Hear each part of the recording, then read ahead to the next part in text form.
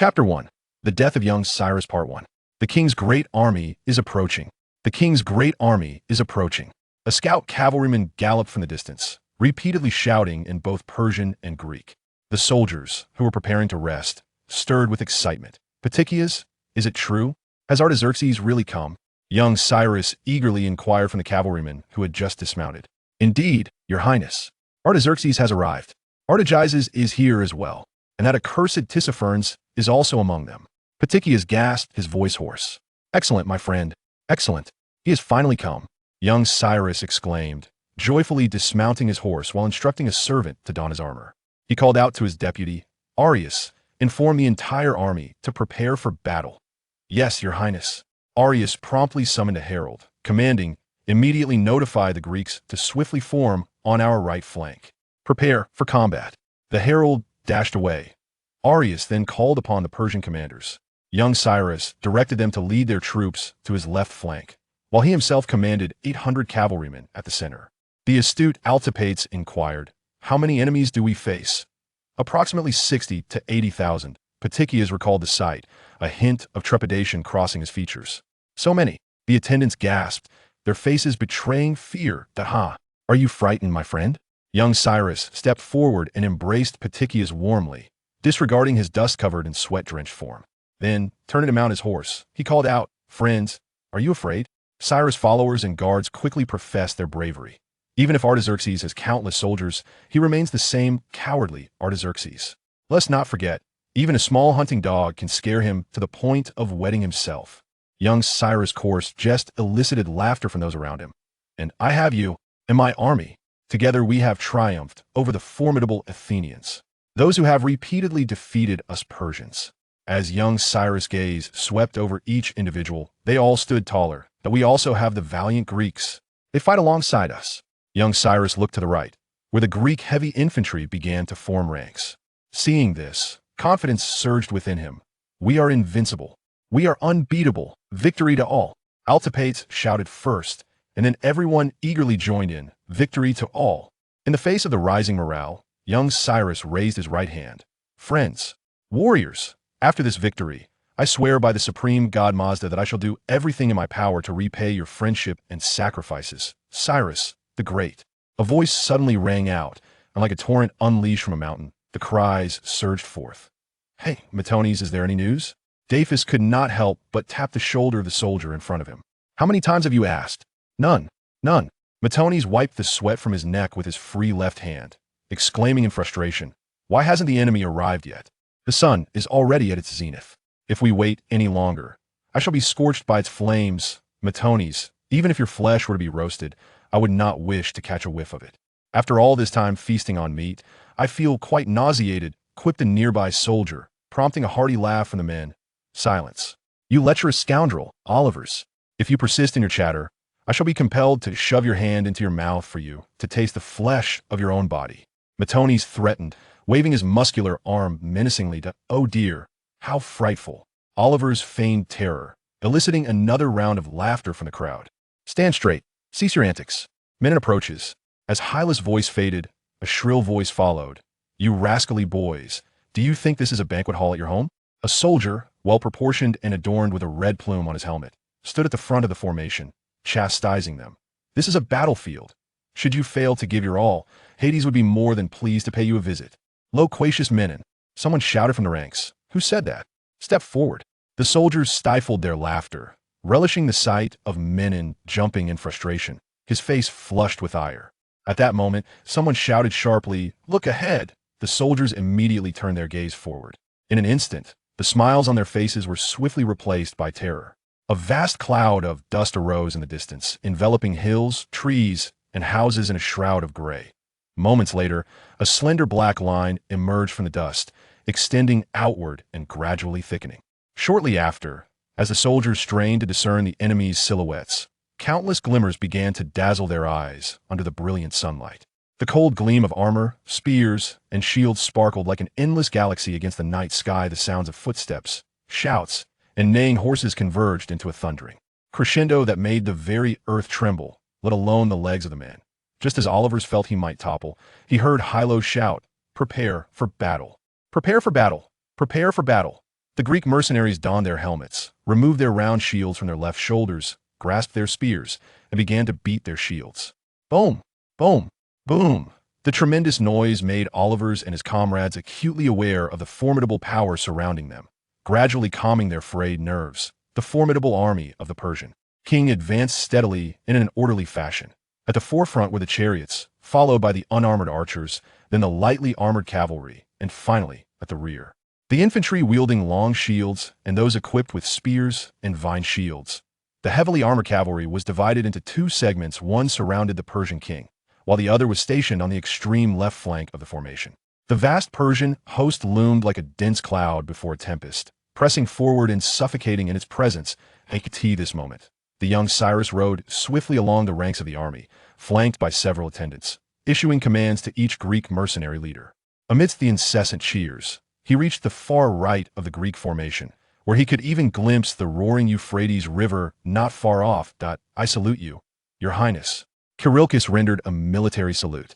Cyrus gazed down at his most trusted Greek ally, gesturing towards the center of the Persian army, and proclaimed, "Once the battle commences, I wish for you to lead your men directly against the enemy's center. If we vanquish Artaxerxes, the victory of this battle shall undoubtedly be ours." Chapter 2. The Death of Cyrus the Younger Part 2. Kirilkis observed the considerably denser formation at the enemy's center and noted that their left flank extended even further than his own. Although he had supported Cyrus wholeheartedly from the beginning, it did not imply blind obedience. He responded directly, "Your Highness, I believe we should first shatter the enemy's left flank and then strike at their center from the side. This would be a more prudent approach. I understand, Artaxerxes. I comprehend the Persian forces, and I am well aware of your Greek phalanxes. Trust me, my friend, your troops will easily overcome the center of Artaxerxes. If Artaxerxes is defeated, his vast army will be of no consequence," Cyrus urged. Kirilkis stubbornly shook his head. "I am afraid not, Your Highness. I will not expose the flank of our formation to the might of the enemy." Cyrus furrowed his brow, glaring at Kirilkis, but time did not permit him to organize a persuasive response. As for issuing a forceful command, he was aware that these were mercenaries, not his subordinates. "Very well. We shall proceed as you suggest." Cyrus turned his horse around, tugging at the reins and hastening back. As the two armies approached within approximately 500 meters, the Greek soldiers began to chant the praises of the war god Ares and advance forward. By the time their hymn concluded, the distance had dwindled to less than 200 meters. "Ares!" The soldiers shouted in unison, commencing a slow jog that gradually intensified into a fervent run. The thunderous footsteps of thousands of heavily armed Greek infantry converged, resonating like a tempest gathering strength to cleave the inky darkness of night with lightning. The Persians across the field seemed utterly daunted by this overwhelming tide of iron. As the Greek forces drew nearer, aside from a few chariots that gallantly charged into the ranks of the Greeks, accompanied by screams and the gruesome spectacle of severed limbs, the rest of the Persian soldiers, paralyzed by fear, forgot to draw their bows and erect their shields. With mere meters separating the two armies, the Persians crumbled, turning to flee. The Greeks were taken aback by the swiftness of their victory. Their pent-up energy propelled them to pursue the enemy with renewed fervor. Initially, a captain like Hyllos repeatedly urged his comrades, "Maintain formation, do not run too fast. Keep the line." However, as the pursuit intensified, the ranks of the Greek forces became disarrayed. Everyone caught up in the exhilaration of the chase. In the center, young Cyrus was momentarily stunned by the unexpected triumph on the right flank. "Long live King Cyrus!" The attendants shouted, brandishing their spears in celebration. "Your Highness, shall we follow the pursuit?" Artaxerxes inquired. Cyrus shook his head, his gaze fixed resolutely ahead.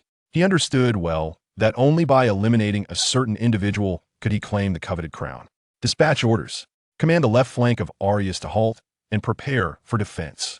Young Cyrus promptly issued his command that he recognized that the most formidable force at his disposal was the Greek mercenaries. With the Greeks having repelled the enemy's left flank, there was no need to hastily engage. His own numerically inferior left against the enemy's right, that a swift collapse on their part could spell disaster for the battle. It would be wiser to bide his time, awaiting the return of the Greek mercenaries chasing the routed foe, thereby securing a near-certain victory. Yet, as he patiently awaited the enemy's advance, he noticed with growing concern that the enemy's center had halted its advance. Soon, his expression changed, for the enemy's center began to fracture into two segments, with the leftward portion pivoting toward the rear.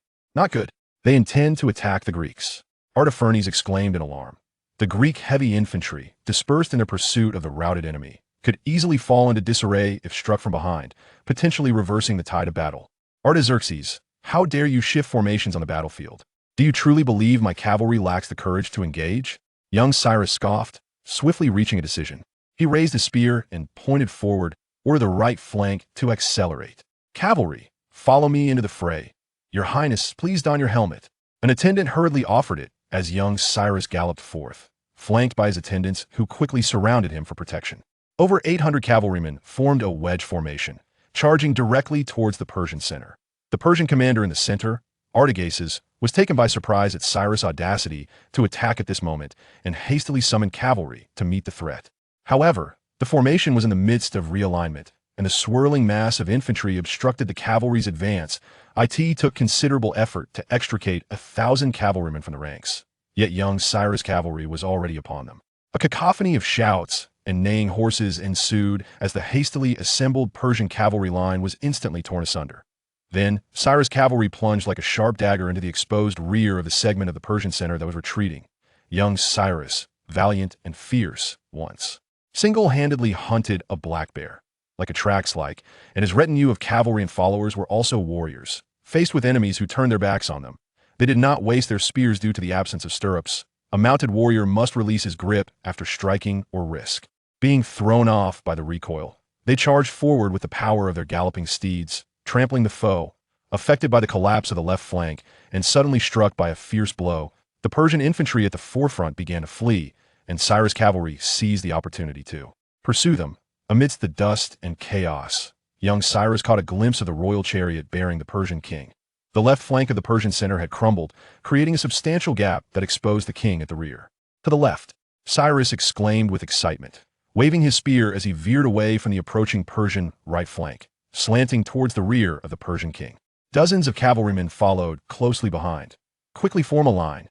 Protect the king," shouted the commander of the king's personal guard, Artaxerxes, as he hurriedly led his contingent of elite cavalry to engage the enemy. Facing the oncoming tide of enemy horsemen, Cyrus displayed no sign of fear. He unsheathed his Greek sword, tightened his legs against the horse's belly, and awaited the opportune moment. With a deft move, he deflected Artaxerxes' vicious thrust with his spear, and as their steeds crossed paths, the momentum of his horse caused the Greek blade to effortlessly slice through Artaxerxes' throat. With exceptional skill and horsemanship, young Cyrus dispatched several foes. Soon, his cavalry arrived to shield him from the remaining enemy riders. Only a circle of royal guards remained between him and King Artaxerxes. He could even distinctly see the terror etched on his brother's face, contemplating the imprisonment he had suffered and the throne that rightfully belonged to him, though in truth, the old Persian king had never intended to pass it to Hymen Inferno. Of rage ignited within him, Artaxerxes, he bellowed, hurling his spear with all his might. Amidst the gasps of the crowd, the spear flew like lightning, piercing the king's chest. The Persian king let out a dreadful scream and collapsed upon his chariot. As the king fell, chaos erupted around him. Cyrus' fury had finally been unleashed, and he laughed boisterously, as if the Persian crown were already within his grasp, oblivious to his cavalry urging him urgently from behind. "Be careful, your highness, be careful." The laughter ceased abruptly. From the tumultuous crowd, a javelin soared through the air, striking him directly in the eye. Before he could utter a sound, he tumbled from his horse. Chapter 3, Rebirth. "Brothers, I have brought you some food," Hylas announced as he entered the low tent. The quiet military encampment suddenly buzzed with activity. Those who had been lying down sprang up, ravenously snatching the food from Hylas' hands like hungry wolves. "Hylas, if you hadn't come, I would have starved to death," Matones exclaimed, chewing on the half-raw horse meat, a type of flesh he usually scorned, but at that moment, it tasted indescribably delicious. "I received him from Antonio's. Menon has assembled a special team, risking the peril of Persian attacks, to retrieve the fallen and injured horses from the battlefield." Hilos sighed, casting a concerned glance at the figure still lying deep within the tent, and inquired, "How is Deiphus? Has he awakened?" "He has awakened, yet remains in a daze. It seems he does not recognize anyone who speaks to him, uttering not a single word. He appears to have fallen asleep once more," Georges replied, his tone tinged with melancholy. "I suspect he may have inadvertently tumbled into the river Lethe while aboard Charon's vessel, resulting in his amnesia," Orpheus remarked. "Silence," Matones exclaimed, reaching to press down on Orpheus' head, only to be forcefully rebuffed. However, If such talent were to be accompanied by a remarkable outside shooting ability, I believe Su Hao could become the new totem of Los Angeles. A new totem? Scott was momentarily taken aback, exclaiming, Kobe, what are you saying? You have always been our totem in Los Angeles. Indeed. Kobe nodded again, yet added, but I am no longer at my peak. The Achilles rupture, coupled with various injuries and the passage of time, has rendered a return impossible for me. The Los Angeles Lakers, who have languished for several seasons, must now seek a new leader and establish a new totem. The monstrous talent exhibited by Su Hao makes him an excellent candidate. That is true. Scott acknowledged this sentiment. Meanwhile, manager Kupchak furrowed his brow and inquired, Kobe, are you implying that you wish to retire after next season? Yes. Kobe gently nodded, stating, though I still yearn to play, my body no longer permits me to continue. Of course, this is merely my current perspective. You all know how deeply I love basketball, truly, passionately. Until the very end, until I can no longer endure. I will remain on the court. Indeed. Kupchak responded affirmatively, offering reassurance. Kobe, I believe your health will improve, and you could play for another decade. Haha. Kobe chuckled. That would be ideal. By the way, he redirected the conversation regarding Su Hao. I urge you, the management, to do everything possible to retain him. Truly. Trust me. As long as he commits to training, in a few years, he will undoubtedly become a superstar in the league, a new totem for Los Angeles. Understood. Scott and Kupchak nodded in agreement. After the two departed, Kobe felt a heaviness in his heart. I do not wish to merely chase after another championship ring. Nor do I wish to join another team to ride on their coattails. Therefore, Su Hao, if you can grow rapidly this season, I am willing to wait 3 seasons for you to become the new totem of Los Angeles, while I am still capable of playing to help me. Who longs to finish my career in Los Angeles, secure one more championship, allowing me to possess as many rings as Michael. Having successfully signed a 10-day contract with the Lakers, Su Hao temporarily returned to his accommodation near the Staples Center. 10 days, a staggering sum of $100,000 US, which translates to approximately 600,000 Chinese yuan. Is this what one would call a charmed life? Truly delightful. In a buoyant mood, Su Hao indulged in a lavish feast at a hotel that evening to celebrate. Upon returning to his lodging, a thought crossed his mind, prompting him to summon his personal attribute panel. Name, Su Hao. Age, 19. Country, Celestial Empire. Physical attributes, height, 191 centimeters. Wingspan, 211 centimeters. Weight, 90 kilograms. Vertical jump, static 97 centimeters. Vertical jump, running 121 centimeters. Bench press, 231 kilograms. Speed, 97. Maximum value, 100. Strength, 98. Jumping ability, 98. Athleticism, 97. Explosiveness, 98. Mentality, 99. Skills, breakthrough, 95. Layup, 84. Ball control, 89. Dunk, 98. Mid-range shot, 73. Point shot, 59. Steal, 80. Block, 90. Rebound, 90. Defense, 90. Free throw, 83. Main quest, assist the retired Kobe Bryant in securing his 6th championship title. Reward, Curry's 3-point shooting ability. As he surveyed his data panel, he reminisced about the personal offensive prowess he had displayed during his one-on-one match against Russell earlier that day. Su Hao has gained a deeper understanding of his abilities. His natural physical gifts are at their zenith, essentially rendering him a maximum-level human. With this enhancement, his dunking prowess approaches perfection. Simultaneously, as a guard, his attributes in blocking, rebounding, and defense each reach a commendable 90 points, which is also attributable to his innate talents. However, his shortcomings are glaringly apparent, with a mediocre mid-range shooting score of 70 and a subpar 3-point shooting rating of 59. These are areas that require improvement. Yet, aside from daily training, how can I elevate my skills? Must I truly wait until I secure a championship to earn the rewards akin to Stephen Curry's 3-point shooting? That seems exceedingly distant. With this thought in mind, Su Hao inquired of the system, aside from the main quest, are there no other tasks? Ding.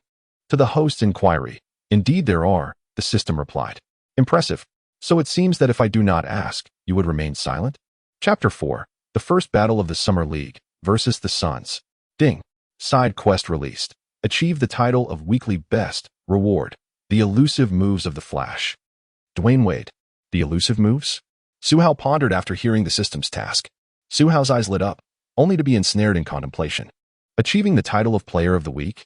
Such an endeavor is far from trivial. Many athletes, even those of notable repute, may traverse their entire careers without ever securing this accolade. Take for instance the esteemed Yao Ming, widely regarded as the pinnacle of Chinese basketball. Throughout his illustrious career, he managed to attain the honor nearly 4 times. The challenges inherent in this pursuit are indeed formidable. While the Flash's signature Eurostep is undeniably potent, mastering it to the extent of making it one's own is no simple feat nevertheless, no matter how arduous the task may be. It remains less daunting than clinching a championship title, with the inaugural week of the new season marking the earliest opportunity to claim the Player of the Week distinction. It is imperative that I, from the very outset, commit myself wholeheartedly to this pursuit. Su Hao, endowed with an extraordinary combination of Marlon's strength, Jordan's leaping ability, and Ford's speed, astonished the Lakers management. He temporarily secured a short-term contract with a salary akin to that of a ceiling. This revelation, however, is known only to the Lakers executives for now, as Su Hao is poised to showcase this astonishment at the Summer League. Time swiftly passes, and 3 days later, on July 11th, the highly anticipated Las Vegas Summer League, a 10-day event, commences amidst the eager expectations of fans. The primary focus of this Summer League is on the performance of the first overall pick, center Karl-Anthony Towns, followed closely by the second pick, guard D'Angelo Russell, and the third pick, center Jahlil Okafor. Additionally, there is great anticipation surrounding the fourth pick, the towering Kristaps Porzingis, who stands at an impressive 221 centimeters and is often referred to as Porzingit. At 8 a.m., the first matchup features Towns Timberwolves against the Spurs. The first overall pick dazzles the audience with a series of powerful dunks and showcases his innate talent, accumulating an impressive stat line of 25 points, 10 rebounds, and 2 blocks, earning resounding applause. Following this, the Knicks faced the Thunder, where Porzingis, with his height and agility, along with a proficient mid-range shooting ability, effortlessly maneuvers to exploit mismatches against his opponents. He finishes the game with an impressive 22 points, 8 rebounds, and 3 blocks, captivating the crowd and drawing the attention of scouts who believe that should Porzingis develop a reliable three-point shot and strengthen his physique, he could evolve into a unique center in the small ball era. As anticipated, both Towns and Porzingis performed exceptionally well. However, the spotlight unexpectedly shifted to the Suns' rookie, Devin Booker, who delivered an astonishing performance with 24 points, 5 rebounds, and 5 assists, igniting widespread discussion. Although he was merely the 13th pick, his performance rivaled that of the top draft selections. Observers noted Booker's diverse scoring arsenal, impressive scoring prowess, and considerable potential, leading to the question of how such talent could be selected so low. Furthermore, some fans drew intriguing parallels between Booker and Kobe Bryant, who also wore the number 13, leading to musings about whether those selected at this position are destined for greatness. The remarkable Booker, with his dazzling debut in the Summer League, has positioned himself among the elite, joining the ranks of Towns and Porzingis as the most illustrious trio on the opening day. The following day, the clash between the Lakers and the Suns is scheduled to commence at 10 a.m. By 9:30, the venue for the Las Vegas Summer League has already attracted a considerable crowd, signaling the high anticipation surrounding this matchup, which is second only to the NBA level. More importantly, this game promises to be captivating.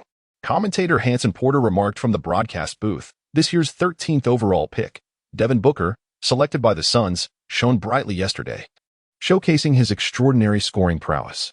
Furthermore, the second overall pick, D'Angelo Russell, is also an exceptional scorer. Thus, the matchup today between the Lakers and the Suns, featuring D'Angelo Russell and Devin Booker, promises to be truly thrilling." Indeed, another commentator, Bruce Gentry, nodded in agreement, stating, "The direct confrontation between these two formidable rookie guards will undoubtedly be a spectacle." Meanwhile, on the Lakers bench, Coach Byron Scott approached Su Hao, saying, "Su Hao, you will not start today. Instead, you will serve as our secret weapon. Await my instructions. I hope that when you enter the game, you will astonish everyone." Su Hao shrugged, acquiescing to the coach's directives. Boom. With the announcer's fervent build-up and the arena's electrifying atmosphere, the Summer League showdown between the Lakers and the Suns commenced. Swish. In the opening possession, Booker swiftly netted a three-pointer, and in the subsequent play, he outmaneuvered Russell to nail a pull-up jumper, tallying 5 consecutive points. Booker's performance today remained exceptionally fiery. Yet, this was merely the beginning. In the following possession, he successfully defended Russell one-on-one. Dominating both ends of the court, and propelling his team to a 7-point lead within the first 5 minutes.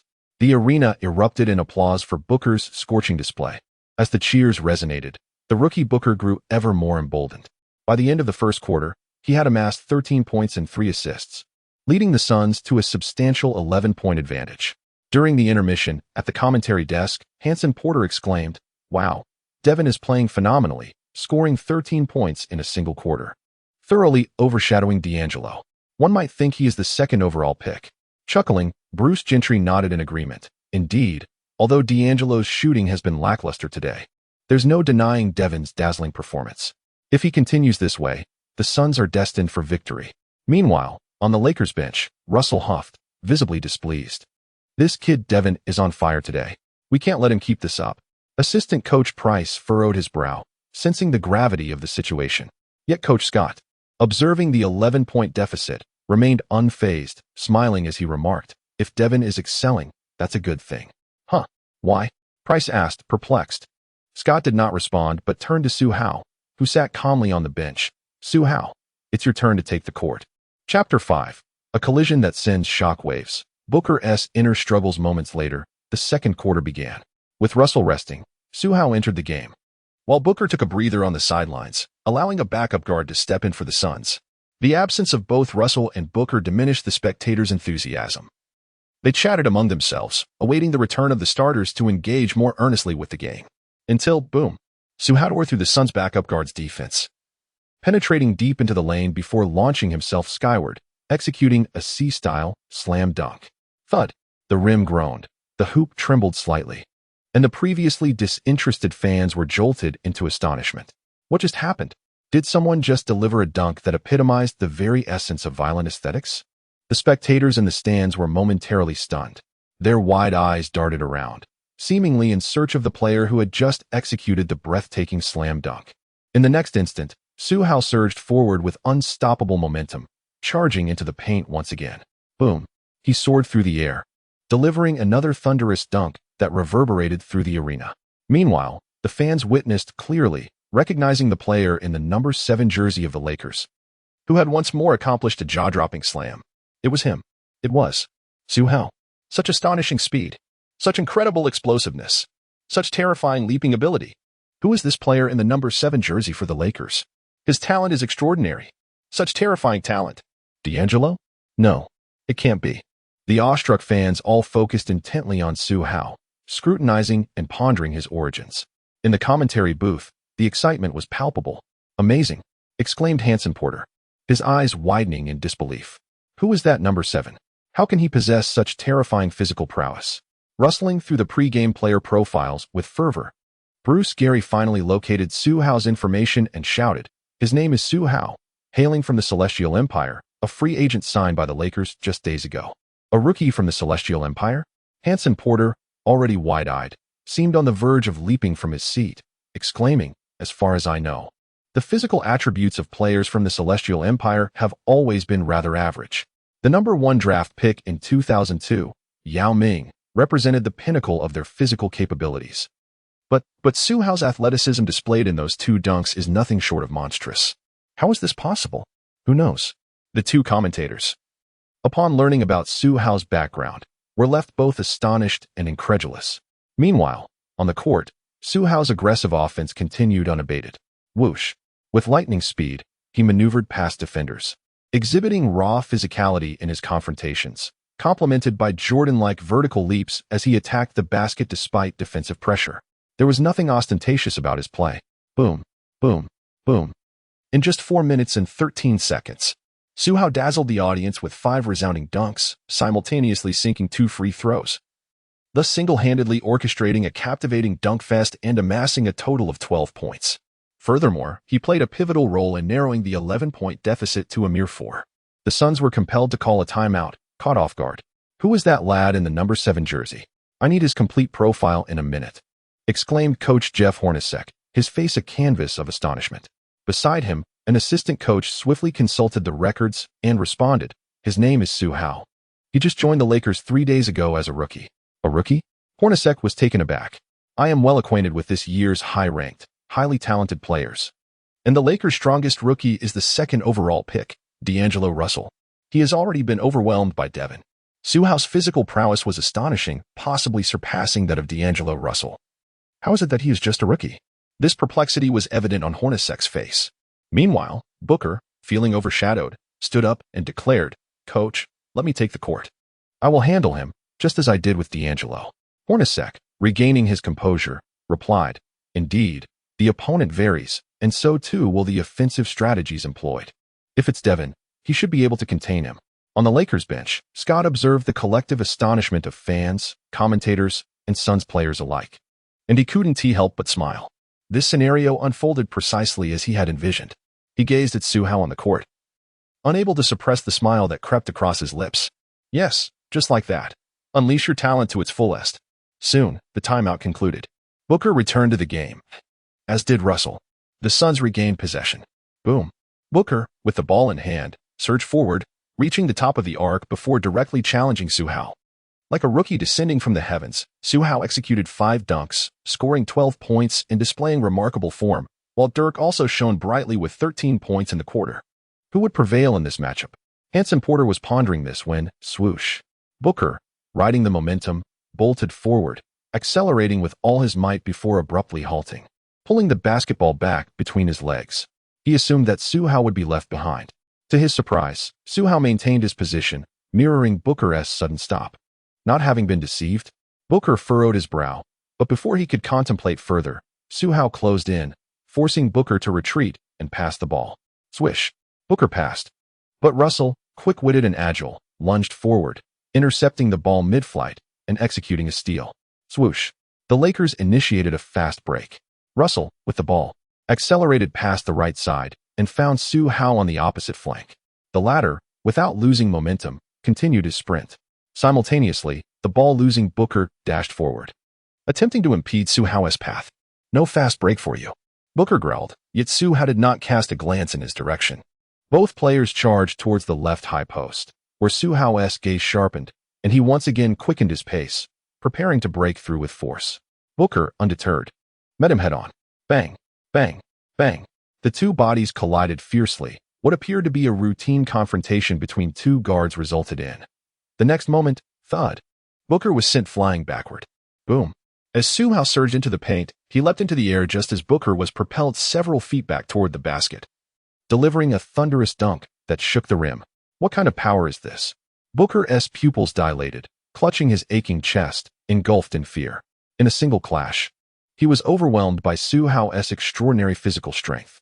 After all, how could one not be astonished when a guard exhibited the explosive power akin to that of a forward like Malone? In the subsequent play, when Booker attempted to breach Su Hao's defenses, he was abruptly struck by the sensation of colliding with an immovable mountain. He could hardly believe that a guard possessed such incredible strength. Bang! Following yet another confrontation, Su Hao stood resolute, while Booker staggered back half a step, shaking his head in resignation, internally exclaiming, "Unbelievable." Chapter 6. 33 points, 10 dunks, a spectacle for all. He felt a tingling sensation at the back of his head. The confrontation yielded no results, and with time running short on the shot clock, he was left with no choice but to retreat and attempt a hurried shot. However, Su Hao stood before him, and under his interference, the ball clanged against the rim, barely grazing it. The rebound was deftly intercepted by Su Hao, who swiftly passed it to Russell in the front court. However, Su Hao's passing prowess was rather mediocre, and his delivery was somewhat hesitant. Suddenly, Booker emerged from the shadows, intercepting the basketball with remarkable agility. This sequence unfolded so swiftly that many Lakers players were caught off guard. After the interception, Booker accelerated towards the basket with fierce determination. In the paint, he took a decisive step. With a powerful leap, Booker seized the ball, preparing to deliver a spectacular one-handed slam dunk. Yet, Su Hao was keenly aware of the unfolding drama. He had nearly instantaneously pursued from the sidelines. Although slightly delayed, he managed to catch up, positioning himself right in front of Booker. With a vigorous leap, Booker soared first, but Su Hao, empowered by a Jordan-like vertical leap, ascended just ahead, claiming dominion over the sky. What? Booker was taken aback, yet there was no time for hesitation. Gritting his teeth, he aimed a dunk over Su Hao, who extended his long arm below. In the next instant, a resounding smack echoed. Su Hao delivered a resounding slap upon the basketball held by Booker, amplifying the formidable strength of Karl Malone. The sheer force of the impact enveloped Booker entirely in an instant. Bang! Thud! The first sound was that of the basketball being knocked away, crashing violently onto the ground, while the second echoed the intense force, as Booker lost his balance and fell heavily onto the floor. Indeed, Su Hao executed a spectacular block against Booker, a moment of breathtaking visual impact that reverberated through the arena with a deafening roar. Every fan in attendance widened their eyes, engulfed in astonishment. In the commentary booth, Hanson Porter was equally taken aback, exclaiming, "Unbelievable." To leap higher than Booker, especially after a delayed jump, required an extraordinary combination of agility and strength. Remarkable. Bruce Gentry was left in awe as well. Not only him, but Coach Hornacek on the Suns bench was also flabbergasted, fully aware of Booker's physical prowess. Thus, witnessing Su Hao's extraordinary talent in blocking Booker left him speechless. Conversely, on the Lakers bench, Coach Scott leaped up in joy, exuberantly shouting, "Nice." Su Hao is playing phenomenally. Assistant Coach Pride shook his head with a smile, reflecting, "What a monster. Our Lakers have truly unearthed a guard with monstrous talent." The arena erupted with excitement, reaching a fever pitch due to Su Hao's emphatic block. Yet, his performance was far from over. Following his block on Booker, in the next play, Su Hao charged past Booker's defense, driving into the paint. With the Suns' power forward and center attempting to assist, he barreled through 3 defenders towards the basket. The whistle blew, signaling a foul. What incredible strength. This guy must be a monster. Booker felt a ringing in his head, as if his bones were about to shatter. Crash. Swish. Su Hao converted one of his 2 free throws. Throughout the entirety of the second quarter, he astonishingly tallied 20 points, delivering a remarkable 6 electrifying dunks that sent shivers down the spine. Simultaneously, on both offensive and defensive fronts, he utterly dominated Booker, crushing the rising star of recent times. In just a single quarter, Su Hao, who had been silent until then, emerged as a sensational force, eclipsing the brilliance of Russell and Booker to become the most radiant player on the court. Furthermore, Su Hao scored 20 points in a single quarter, suppressing Booker and leading the Lakers to erase an 11-point deficit within just 1 quarter during the third period. Su Hao's relentless assaults on the basket remain utterly unstoppable. The players of the Suns on the Summer League court are left without any means of defense. At most, they can only resort to fouls to delay his offensive onslaught. In the second quarter, after merely 7 minutes on the court, Su Hao amassed 10 points. In the final quarter, he played for just 3 minutes, executing a singular play that resulted in a 2-1, adding 3 more points to his tally before he took a seat on the bench. Why, you may wonder. Because, buoyed by Su Hao's outstanding performance, the Lakers had established a formidable 18-point lead. Furthermore, inspired by his offensive prowess, Russell and his teammates also found their rhythm. In stark contrast, Booker, who had scored 13 points in the first quarter, has been rendered almost invisible since Su Hao took to the court. As the game nears its conclusion, he has yet to surpass 20 points. The Suns, lacking a cohesive spirit and motivation, have succumbed to despair. Naturally, there was no necessity for Su Hao to continue playing. The outcome of the match was never in doubt, despite trailing by 11 points in the first quarter. The Lakers ultimately triumphed with a substantial 15-point advantage, thanks to Su Hao's exceptional performance. In the commentary booth, Hanson Porter exclaimed in astonishment, 33 points and 10 dunks. The rookie Su Hao has ignited the entire arena with his spectacular displays.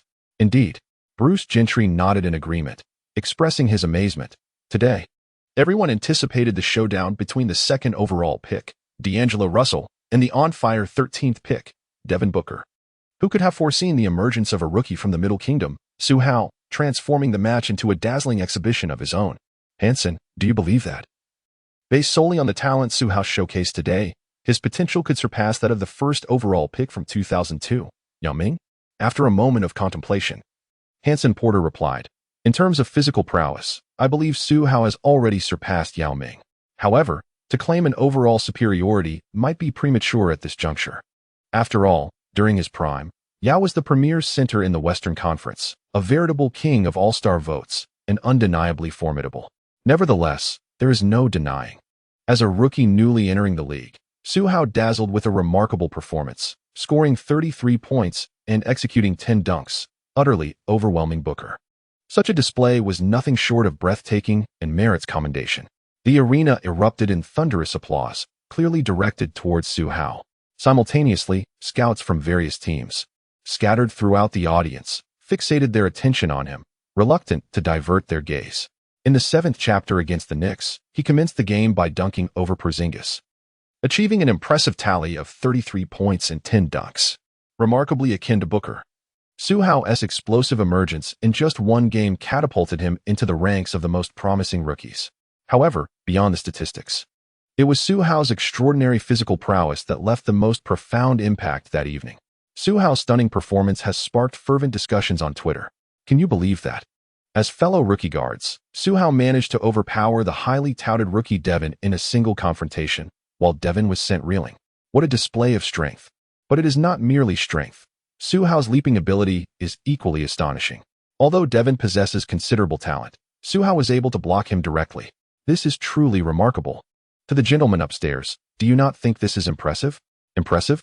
My friend, you must understand that Su Hao's official height is 191 centimeters, while Devin stands at 198 centimeters, creating a noticeable height disparity. Devin even jumped first. In such circumstances, for Su Hao to leap higher and successfully block him is an extraordinary testament to his explosive jumping ability. Is that not terrifying? Indeed, it is fearsome. Beyond strength and leaping ability, Su Hao's speed is also remarkable. Devin cannot shake him off, and he struggles to keep pace with Su Hao's explosive acceleration. On both ends of the court, he is formidable. Su Hao's overwhelming performance against Devin is enough to speak volumes. It is utterly terrifying. A defender achieving 10 explosive dunks in a single game is astonishing, even on the Summer League stage. Su Hao resembles a ferocious beast on the hunt. Each offensive move packed with tremendous impact, remarkable aggression, and captivating spectacle. I have already become an ardent admirer. So have I. I am enamored. Wait, I recognize Devin. This year's 13th pick. But who is Su Hao? I have never heard of him. Is there really such a rookie this year? 1. 2. I suggest you quickly familiarize yourself, or you will surely regret it. A gentle reminder, tomorrow, the Lakers will face the Knicks. And the matchup between Su Hao and Porzingis will undoubtedly be a major highlight. Indeed, Su Hao delivered an astonishing performance, garnering heightened attention, while the Knicks' 4th pick, Porzingis, is already a highly regarded rookie. Consequently, this seemingly ordinary Summer League game experienced an overnight surge in interest. Soon, the following morning, half an hour before the game commenced, the Las Vegas Summer League venue was bustling with fans, many of whom had come specifically to witness Su Hao. Hey, is that the Lakers rookie wearing number 7? The one who brutally dominated Devin Booker? Indeed. He looks quite ordinary, yet it is surprising that he could utterly overpower Devin. Brother, one must not judge a book by its cover. Indeed, I have come to experience the ferocious offensive prowess of Su Hao firsthand. In the commentary booth, Hanson Porter remarked, "Do not underestimate Porzingis. Standing at 221 centimeters, his mobility among tall players is commendable. With his exceptional height and wingspan, he possesses the capability to defend against perimeter guards. So, I am quite eager to witness a direct confrontation between him and Su Hao." So am I. Bruce Gentry nodded in agreement, adding, as both are promising rookies, their direct duel will undoubtedly be the most captivating aspect. As they spoke, the on-court battle commenced. Following a remarkable debut, Su Hao did not enter as a substitute today, but instead started alongside the 2nd overall pick, D'Angelo Russell. However, the fans' attention shifted away from the 2nd pick and focused squarely on Su Hao. Portzias seized the initiative, launching the basketball into the air to secure the Knicks' first offensive possession, passing it to the guard who advanced beyond the halfway line. At the top of the arc, the Knicks guard executed a high lob, delivering the ball into the hands of Portzias stationed at the right high post, confronted by the Lakers' power forward. Whoosh! Portzias accelerated, deftly evading his defender, and executed a successful layup. Though his speed was not exceptionally rapid, it was sufficient for a player of his stature, even among centers, to shake off defensive pressure and conclude the offensive play. The score stood at 0-2, with the Knicks drawing first blood. The Lakers now held possession. Bang, bang, bang.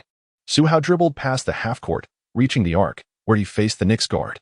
With a fleeting glance at the hoop, he lowered his center of gravity in an instant. Whoosh! With a sudden burst of speed, he surged forward without any resistance. Like a hare, his agility allowed him to swiftly bypass the Knicks defender, heading straight into the paint.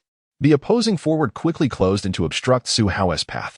He could continue his advance, yet Su Hao noticed Russell wide open in the left corner and passed the ball, granting him a chance for a three-pointer. Swish. Russell launched the three. Clang. It was a miss. As for the rebound, Porzingis tipped it away, but Su Hao, retreating, executed a backward jump and snatched the basketball midair. At that moment, there was surprisingly no one in front of him. Without hesitation, whoosh, Su Hao, with the ball in hand, surged forward, effortlessly reaching the free throw line before charging into the paint. With a single-handed grip on the ball, he leaped off the ground. What is he attempting? Could it be that Su Hao aims to execute a dunk, even with the towering presence of Kristaps Porzingis, standing at 221 centimeters, guarding the rim? Hanson Porter gasped in astonishment. Humph. Porzingis, stationed beneath the basket, let out a disdainful grunt, slightly bending his knees. He prepared to leap at the very moment Su Hao ascended, springing up like a stalk of bamboo. You wish to dunk over me? Prepare for a rejection, he roared, extending his long arms in an effort to block Su Hao's dunk, but, in the next instant, his pupils dilated in shock. 4. Although both players had jumped almost simultaneously, Su Hao's feet seemed to be equipped with springs, propelling him to the apex of the air, dominating the skies. His outstretched arms surpassed Porzingis by a considerable margin. In the following moment, boom. At 191 centimeters, Su Hao, amidst the airborne contest, forcefully slammed the basketball into the hoop, defying the towering 221-centimeter center Porzingis. The rim reverberated with a mournful wail from the sheer force of the dunk. Thunderous. A guard dunking over a center. A diminutive figure overshadowing a giant. The astonishing and visually striking slam dunk executed by Su Hao elicited a thunderous roar from the entire arena, as if the very ground beneath them were shaking. Oh my God, what have I just witnessed? A 221-centimeter center, and Su Hao, a mere guard, managed to dunk over him. It's simply unbelievable. Inconceivable. Is there a spring or a launcher embedded in Su Hao's feet? It is extraordinarily fierce, overwhelmingly powerful. The physical prowess of Su Hao is truly remarkable. Su Hao commenced the game with a spectacular dunk over Porzingis, instantly igniting the crowd. Chapter 8. Ferocity, a posterization, and a concussion. The commentary booth erupted. Hanson Porter clutched his head in disbelief, while Bruce Gare exclaimed in astonishment. That was Porzingis, a colossal figure standing at 221 centimeters. Even some exceptionally gifted forwards struggled to dunk over him, let alone a point guard. Su Hao's leaping ability and explosive power are truly astonishing. On the Lakers bench, Scott, witnessing this brutal dunk, couldn't help but twitch his lips before exclaiming, "This is the extraordinary jumping talent that surpasses Jordan. Quite ferocious." On the court, Russell, utterly mesmerized by Su Hao's audacity, rushed over to exchange high fives, repeatedly expressing his amazement. Meanwhile, Su Hao merely shrugged, perceiving it as no great feat. After all, his leaping prowess rivals that of Jordan. As for Porzingis, his face flushed with anger. His expression darkened. The humiliation of being dunked on had ignited a fierce rage within him. Today, he vowed to reclaim his dignity. Thus, in the subsequent possession, when Su Hao once more held the ball at the top of the arc, the player confronting him was no longer a guard, but rather Porzingis. Wow. Porzingis took the initiative to defend against Su Hao, evidently still irked by the earlier dunk. The highly anticipated showdown between the rising star Su Hao and Porzingis had arrived earlier than expected, promising an increasingly thrilling game, as Hanson Porter excitedly remarked. However, Bruce Gare furrowed his brow and cautioned, Su Hao is remarkably fast. If Porzingis positions himself too far forward, he could easily be surpassed. Indeed, a competent guard possesses the ability to exploit mismatches, akin to players like Paul and Curry. Thus, upon witnessing Su Hao's extraordinary physical talents, they naturally believed he would leverage his speed and agility to outmaneuver Porzingis. However, Su Hao confronted Porzingis with a straightforward approach, eschewing elaborate dribbling for a direct charge, engaging in a forceful clash. Bam! The impact resonated amidst the confrontation. Su Hao exhibited the full extent of his strength, forcefully breaking through Porzingis' defense with sheer determination. Swish! The layup was successful. If a single play does not suffice to convey the situation, then consider that during the remaining time in the first quarter, Su Hao had 3 one-on-one confrontations with Porzingis, each resulting in a powerful drive to the basket. Be it a layup, a dunk, or drawing a foul, he prevailed every time. However, the most astonishing aspect lies in the fact that a guard could physically overpower a center standing at 7 feet 3 inches and still score. This was truly remarkable. Hiss!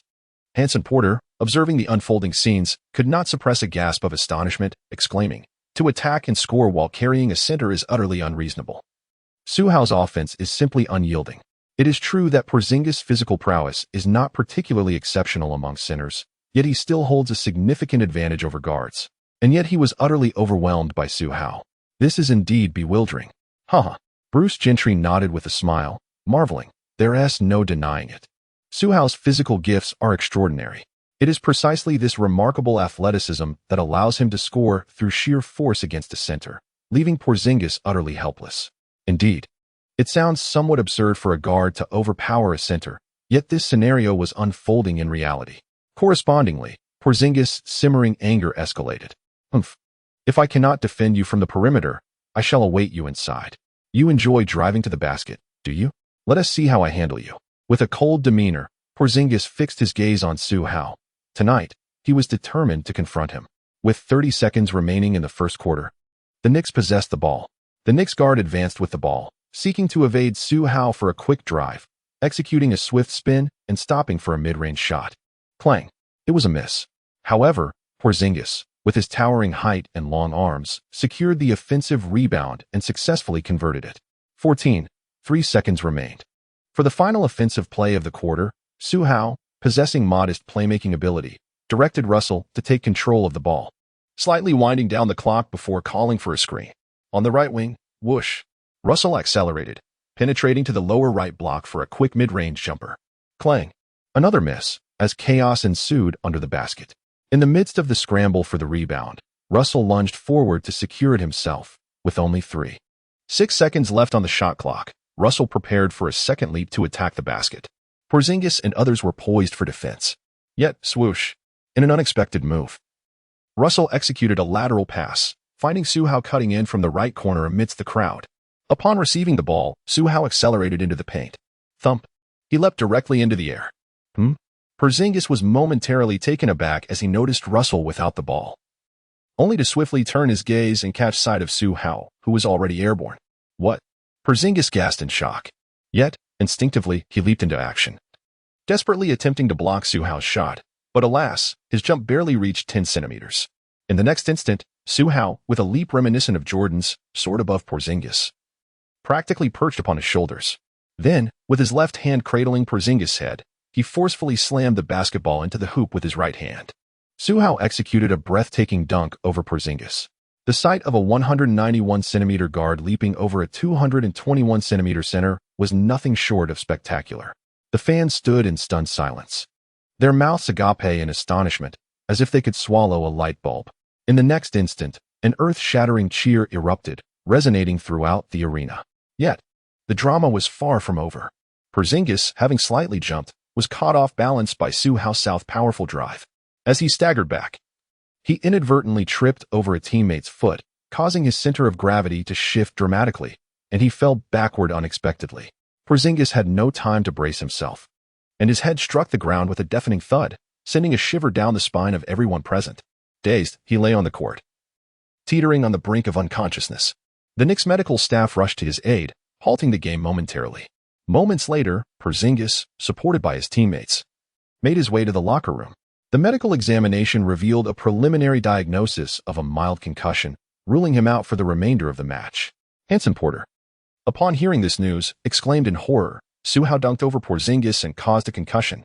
This guard is utterly ruthless. Chapter 9. A record-breaking 44 points in the Summer League at the end of the first quarter, the Lakers held an 8-point lead.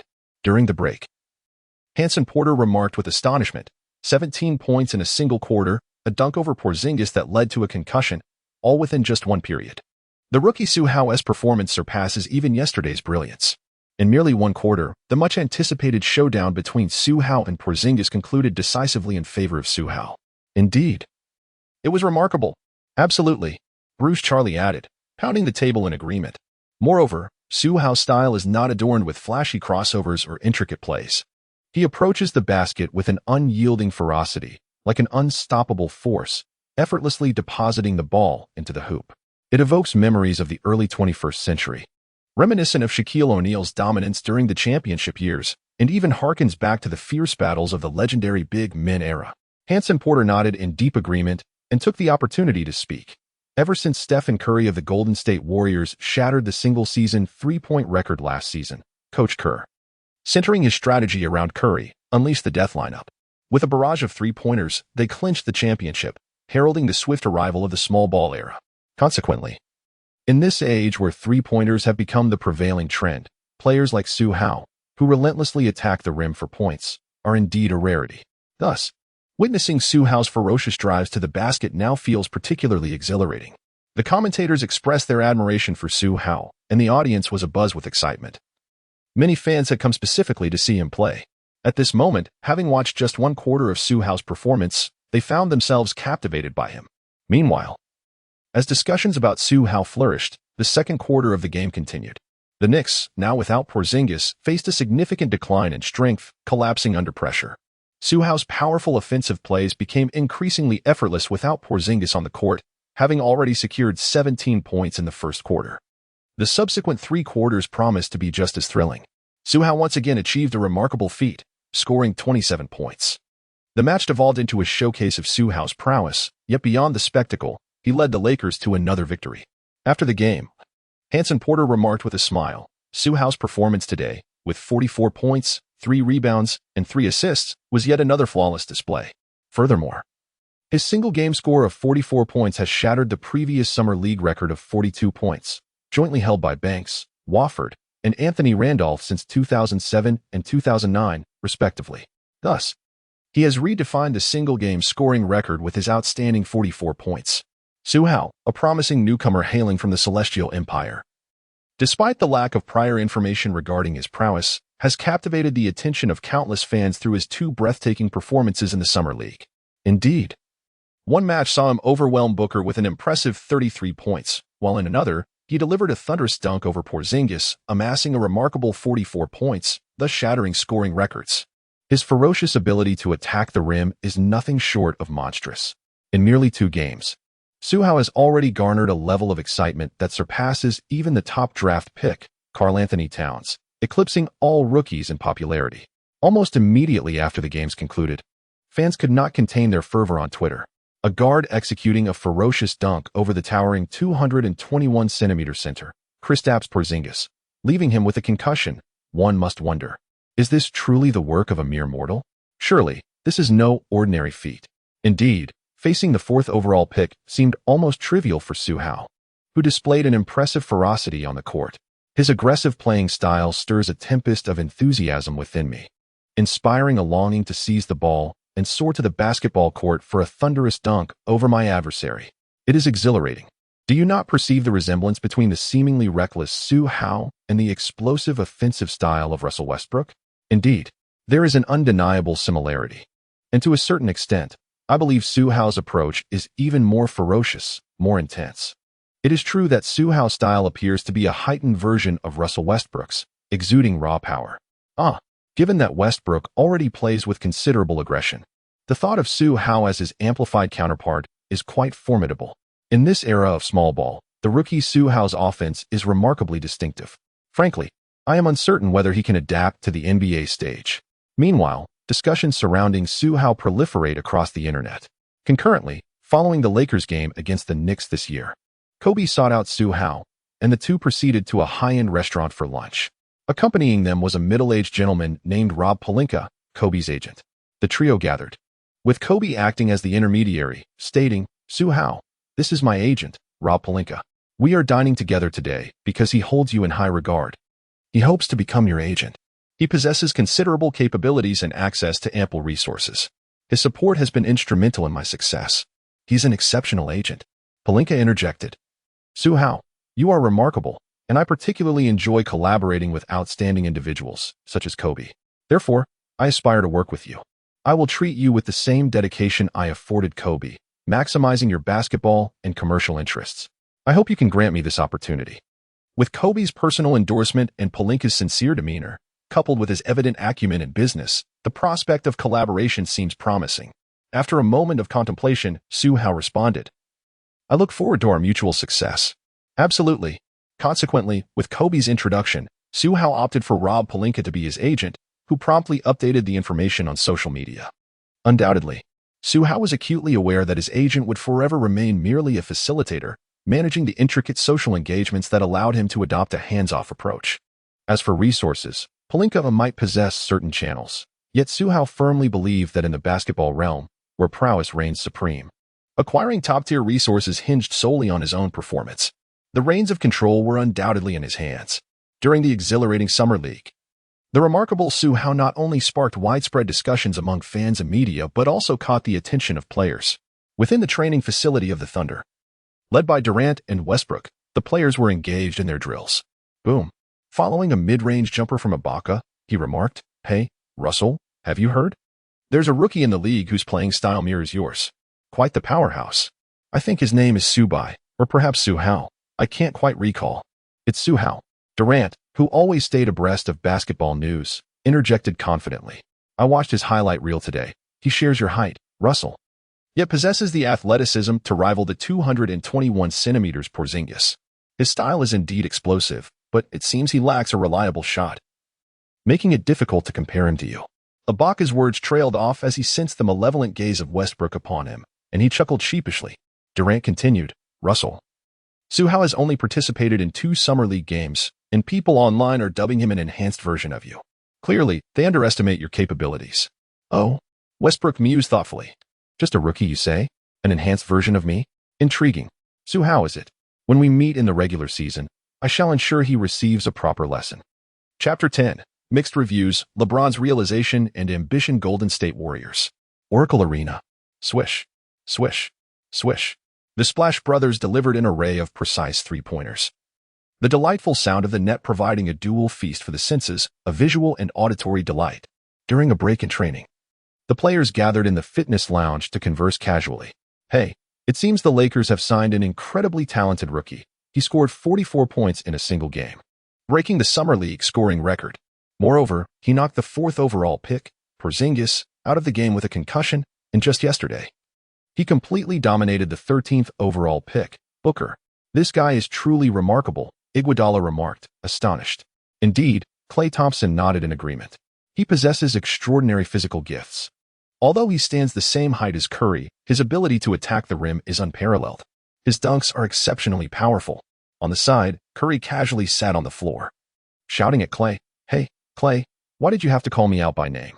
What are you trying to convey?" "Ahem." Klay chuckled lightly, responding with a laugh. "DDDD. TSK.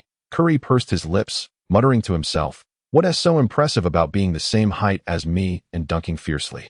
At that moment, Draymond Green approached with a case of energy drinks, shrugging and remarking, "What is the point of being able to dunk a few baskets? In this era, the era of the Splash Brothers, without a solid three-point shot, one simply cannot survive." This was indeed a valid point.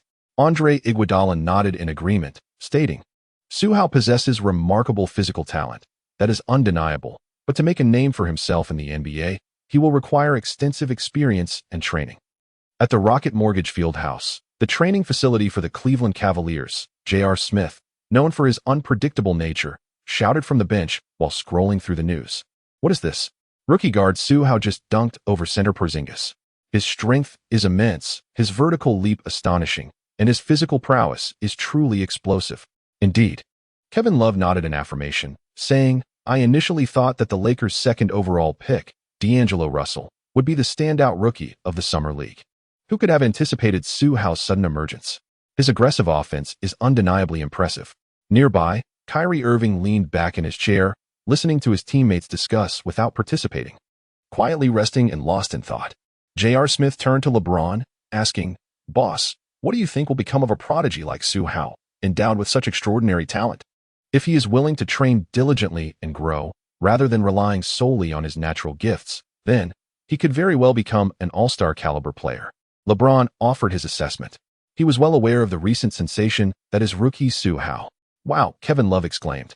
To receive such high praise from LeBron suggests that Su Hao must indeed be remarkably talented. With a faint smile, LeBron shifted the conversation, saying, "Rather than discussing rookies, fellas, I would prefer that we establish a clear goal for the upcoming season.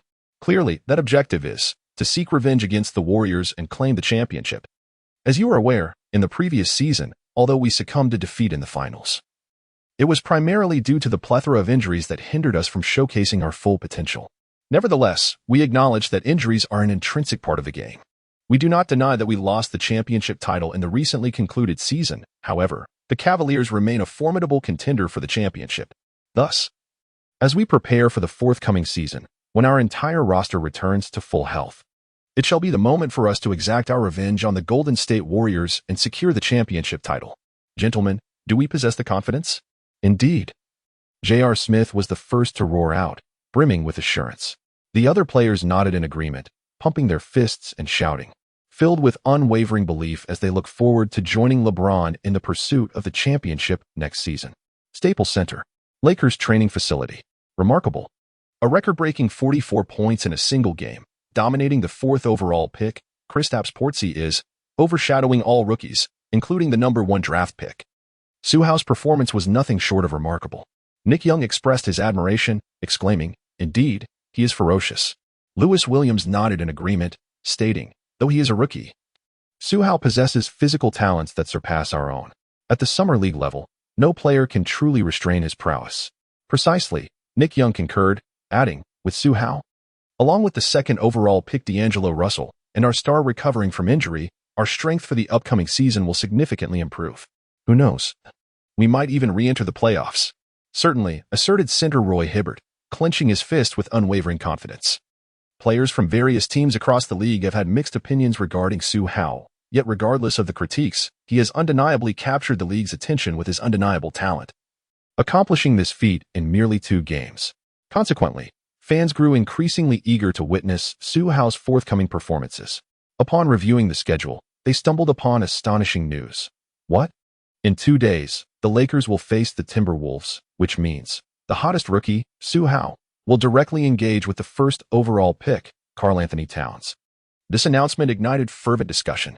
While the 13th pick, Booker, was utterly dominated, the 4th pick, Porzingis, was decisively outmatched. Now, it seems the only rookie capable of challenging Su Hao is the 1st overall pick, Towns. Indeed, I believe if anyone can, it would be Towns.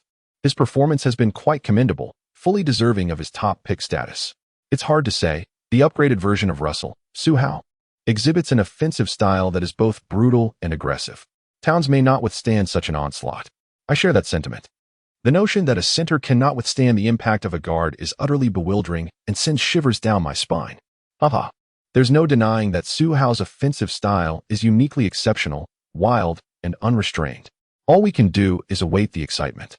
In a fleeting moment, a multitude of fans eagerly anticipated the showdown between the Lakers and the Timberwolves just 2 days hence, particularly the clash between Su Hao and Towns. Meanwhile, vacationing in Las Vegas, the illustrious Carmelo Anthony and Chris Paul engaged in a flurry of phone calls, coordinating with Dwayne Wade and LeBron James. The renowned quartet resolved to witness Su Hao's game together. Chapter 11. The Focal Battle. Stars assemble. Su Hao versus Towns the following day, at 9 a.m. An hour prior to the impending clash between the Lakers and the Timberwolves, the Summer League venue in Las Vegas began to fill with eager spectators. As the match drew near, the famed quartet arrived. In addition to them, notable players such as Kobe Bryant and Nick Young from the Lakers. The Raptors' dynamic duo DeRozan and Lowry, as well as Derrick Rose from the Bulls, made their presence known. In the commentary booth, Hanson Porter surveyed the arena with a smile, proclaiming, "The highly anticipated matchup of Su Hao versus Towns has certainly garnered much attention, attracting numerous star players."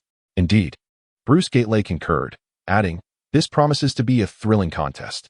However, before the game commences, I must mention that in the recently concluded duel between the Nuggets and the Clippers, the Serbian second-round pick Nikola Jokic amassed an impressive stat line of 17 points, 9 rebounds, and 7 assists.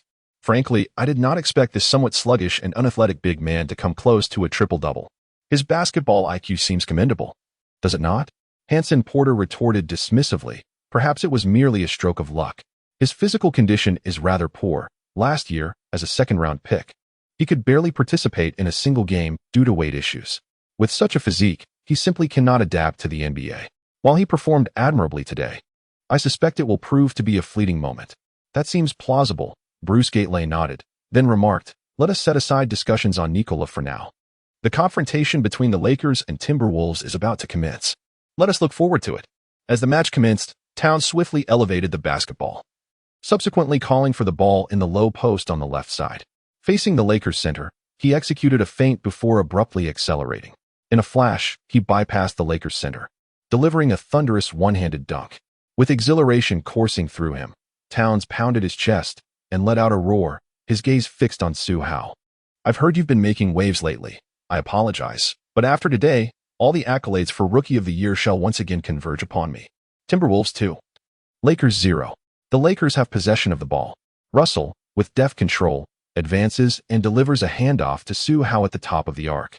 Confronted by a Timberwolves defender, he accelerates with remarkable speed, slipping past with the swiftness of thunder. Whoosh! He penetrates deep into the opponent's territory. Undeterred by the double defense in the Timberwolves' paint, he rises to the challenge, soaring through the air for an elegant layup that finds its mark with unwavering precision. Immediately, the next play unfolds. Whoosh! Su Hao executed a precise cut, akin to the incision of a surgical scalpel. Confronted by the defensive prowess of the power forward, he ascended with commanding authority, delivering a thunderous dunk as effortlessly as one might perform a mundane task. What astonishing leaping ability and explosive power! The Timberwolves' power forward stood frozen in place, utterly bewildered. From the very outset, Su Hao's offensive prowess appeared to be unassailable, as if he were navigating through a realm devoid of opposition. However, one must not underestimate Towns' offensive capabilities. He is equally adept at executing powerful drives in the paint, as well as stepping outside to sink perimeter shots. With remarkable physical attributes and a plethora of offensive techniques at his disposal, Towns, as the first overall pick, has truly embodied the elegance and flair that accompany such a prestigious title. The first quarter, consequently, evolved into a spectacular showdown between Su Hao and Towns. In yet another remarkable display, Su Hao scored 17 points in a single quarter. In contrast, Towns managed only 10 points and 3 rebounds, a respectable statistic. Yet it paled in comparison to Su Hao's performance. This disparity left Towns visibly frustrated, prompting him to resolve that in the second quarter, he would take the initiative to dominate the paint and contain Su Hao's drives. As the second quarter commenced, after 3 minutes of intense back and forth, both Su Hao and Towns took to the court. The Timberwolves had possession, and Towns called for a screen. Positioning himself on the right side to exploit the mismatch against Su Hao's defense, determined to overpower him. With decisive intent, Towns opted for a post-up. Bam! Without hesitation, he engaged Su Hao with force, their bodies colliding fiercely. However, in an instant, Towns was left dumbfounded. He had anticipated that by backing down Su Hao, he could easily maneuver to the basket and, leveraging his superior height and strength, execute a thunderous dunk over him. To his astonishment, after 1 or 2 confrontations, Su Hao remained virtually unmoved. Simply put, Towns' attempts to assert his physical dominance were utterly ineffective against Su Hao. The spectators erupted in astonishment at this spectacle. "Is this the power of Su Hao?" Anthony murmured, incredulous that Towns could not budge him. Indeed, Paul nodded in agreement, marveling, Su Hao is like a compact powerhouse, exhibiting formidable strength and resilience. "Wow," Wade exclaimed, his mouth agape in disbelief. Even though Towns' physique is not the most robust among centers, he is still a center. The fact that he cannot overpower a guard is truly astounding. Chuckling, LeBron remarked, "Su Hao's strength is nothing short of remarkable. I sense that his physical prowess rivals that of my rookie days. It is understandable that Booker, as a fellow guard, struggles against Su Hao, and Porzingis, being slender, barely stands a chance. But Towns is far more physically imposing than both. If he cannot overpower a guard, it only underscores the extraordinary nature of Su Hao's strength." The fans were left in awe. Meanwhile, on the court, Towns was equally astonished. He had never fathomed that he would be unable to back down Su Hao until they faced off directly. "How is this possible?" Towns exclaimed, disbelief etched on his face. Meanwhile, the almost immovable Su Hao calmly stated, "Towns, you are rather soft. A man who is too soft cannot prevail." "What did you say?" Towns could hardly contain his indignation at being ridiculed by a guard, especially one who was stealing his limelight as a rookie. Fueled by rage, he retaliated fiercely. Unbeknownst to him, Russell surged in from the wing. Crack! With a swift motion, he seized the opportunity to intercept Towns, initiating a rapid counterattack that proved successful. In the subsequent play, fueled by a surge of anger, Towns once again sought out Su Hao, channeling all his strength into a powerful post-up, determined to assert his dominance. The outcome was promising. He effectively muscled Su Hao into the paint. However, this maneuver nearly disrupted his original offensive rhythm, resulting in a forced shot that faced interference. The clang of the rim echoed as the ball failed to find its mark. In the ensuing transition on offense, Towns opted to focus on defending Su Hao from the perimeter, hoping to compensate for his missed shot with tenacious defense. The result was swift and decisive.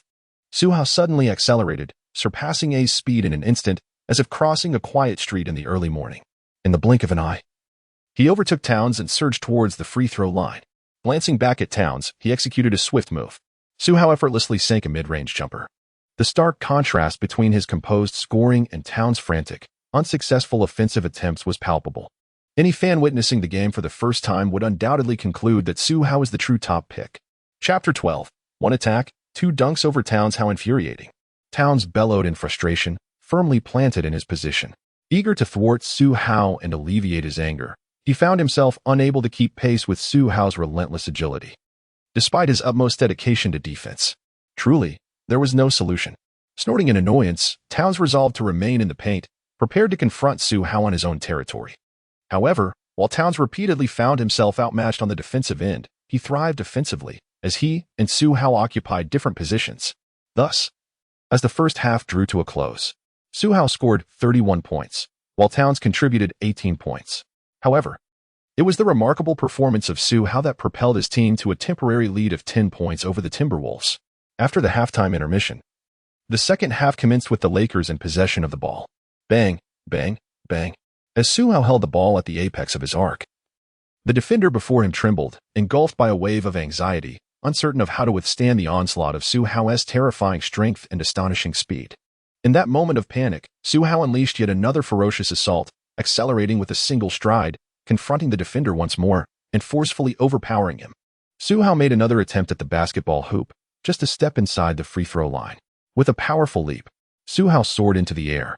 While Towns and the Timberwolves' power forward leaped with all their might beneath the basket, their four hands reaching out to block him. But in the next instant, a thunderous sound erupted. In a breathtaking display of athleticism, Su Hao descended like a divine weapon, overpowering the defense with a powerful slam dunk that pierced the net despite the presence of Towns and the opposing forward. As the second half commenced, the atmosphere in the arena, slightly subdued during halftime, was instantly reignited by this formidable dunk, striking a blow to the confidence of the Timberwolves. Fortunately, during a transition play, Towns managed to stem the bleeding for his team with a three-pointer from beyond the arc. Yet, Russell of the Lakers was not idle. He responded with a deft maneuver, executing a spin and step-back shot that found its mark, keeping the tension palpable between the two teams. As the third quarter progressed, the intensity of the match captivated the fans, although the Timberwolves faced an uphill battle. The deficit remained stubbornly in double digits, fueling Towns' fierce desire to win. When Russell penetrated the defense and drove to the basket, Towns unleashed a thunderous block, sending the ball soaring away with ferocity. In pursuit of the rebound, Su Hao seized the opportunity, accelerating down the left flank to challenge the rim once more. Encountering a double team, he skillfully executed a bounce pass to a teammate. The latter, feigning a shot, delivered a high lob pass that allowed Su Hao to soar again, executing a spectacular alley-oop dunk over Towns' outstretched arms. The arena erupted as he emphatically slammed the ball through the hoop. The referee's whistle pierced the air. Towns had clearly fouled Su Hao, his hand making contact with the latter's arm. However, Su Hao, empowered by Malone's strength, absorbed the foul and completed the dunk, earning a chance for an additional free throw, a classic 2-1 play. The commentator, DeRozan, shook his head in disbelief, exclaiming, "What kind of strength does this kid possess?" Towns couldn't even bring him down with that foul. A ferocious dunk over Towns, and Su Hao's just a guard. How is this even possible? Lowry was equally astonished, witnessing the remarkable feat unfold. Su Hao positioned himself at the free throw line, took a moment to steady his breath, aimed at the hoop, and released the ball. It struck the rim with a resounding clang. No. Beneath the basket, Towns maneuvered past his opponent and leapt into the air, poised to secure the rebound. However, just as he soared, a hand intervened before him, brushing against the ball and deftly slamming it back into the net. Who was it? None other than Su Hao himself. Realizing his shot had gone awry, he charged towards the basket with the ferocity of a thunderbolt the moment the ball left his hands. Seizing the opportunity, he leapt before everyone, before Towns, and from behind, executed another emphatic dunk over Towns' head. Unbelievable! In the commentary booth, Hanson Porter erupted in astonishment, declaring this a remarkable free throw follow-up dunk. In a single offensive play, Su Hao not only scored a 2-2 but also dunked over Towns twice. How utterly ferocious. Bruce Gary, in disbelief, shook his head and exclaimed, in one offensive play, 2 dunks over Towns' Su Hao, this guard, possesses an athleticism that is simply explosive, astonishingly breathtaking. The atmosphere in the already electric arena reached a fever pitch due to Su Hao's audacious free-throw follow-up dunk, igniting the crowd into a frenzy.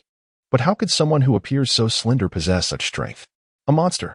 Su Hao is indeed a phenomenon. To dunk over this year's highly touted first overall pick, Towns was as effortless as dunking over a middle school student. This is simply absurd. Incredible, unfathomable, hard to believe. This showcases the upgraded explosive power of Russell, a force that is unyielding, unstoppable, and unparalleled. It has been ages since a dunk felt so exhilarating. Watching Su Hao play is a pure delight. The fans erupted in ecstasy. The 4 Knights of the Wind relished the spectacle, while DeRozan and Lowry shared in the excitement. And even Derrick Rose of the Bulls couldn't help but applaud Su Hao's brilliance. Lakers fans, including Russell, rushed over in a wave of excitement, embracing and jostling Su Hao in celebration of his sensational offensive display. Enjoyment reigned supreme. Thanks to Su Hao, everyone was reveling in the game. Of course, except for Towns, who had become a mere backdrop in this narrative. What is happening here? Time and again, he faced humiliation. Towns felt a deep frustration within. Yet, when confronted by Su Hao, he seemed utterly powerless, embodying the sentiment of a child silently enduring hardship. Simultaneously, his frustration led to a drastic decline in his offensive performance. While Su Hao, conversely, scored another 17 points in that quarter, amassing 48 points by the end of the third quarter. Su Hao has once again shattered his own Summer League scoring record with an astounding 44 points. Wow, Hanson Porter exclaimed, in just 3 quarters. Su Hao has amassed 48 points. Will he manage to reach 50 today? Could he become the first player in Summer League history to achieve such a feat? Chuckling, Bruce Gentry remarked, a mere 2 points difference is hardly a challenge for Su Hao. However, my concern lies with the Lakers holding a substantial 17-point lead. If Coach Scola decides not to field Su Hao in the final quarter, that would be unfortunate. Indeed, Bruce Gentry's assessment was astute.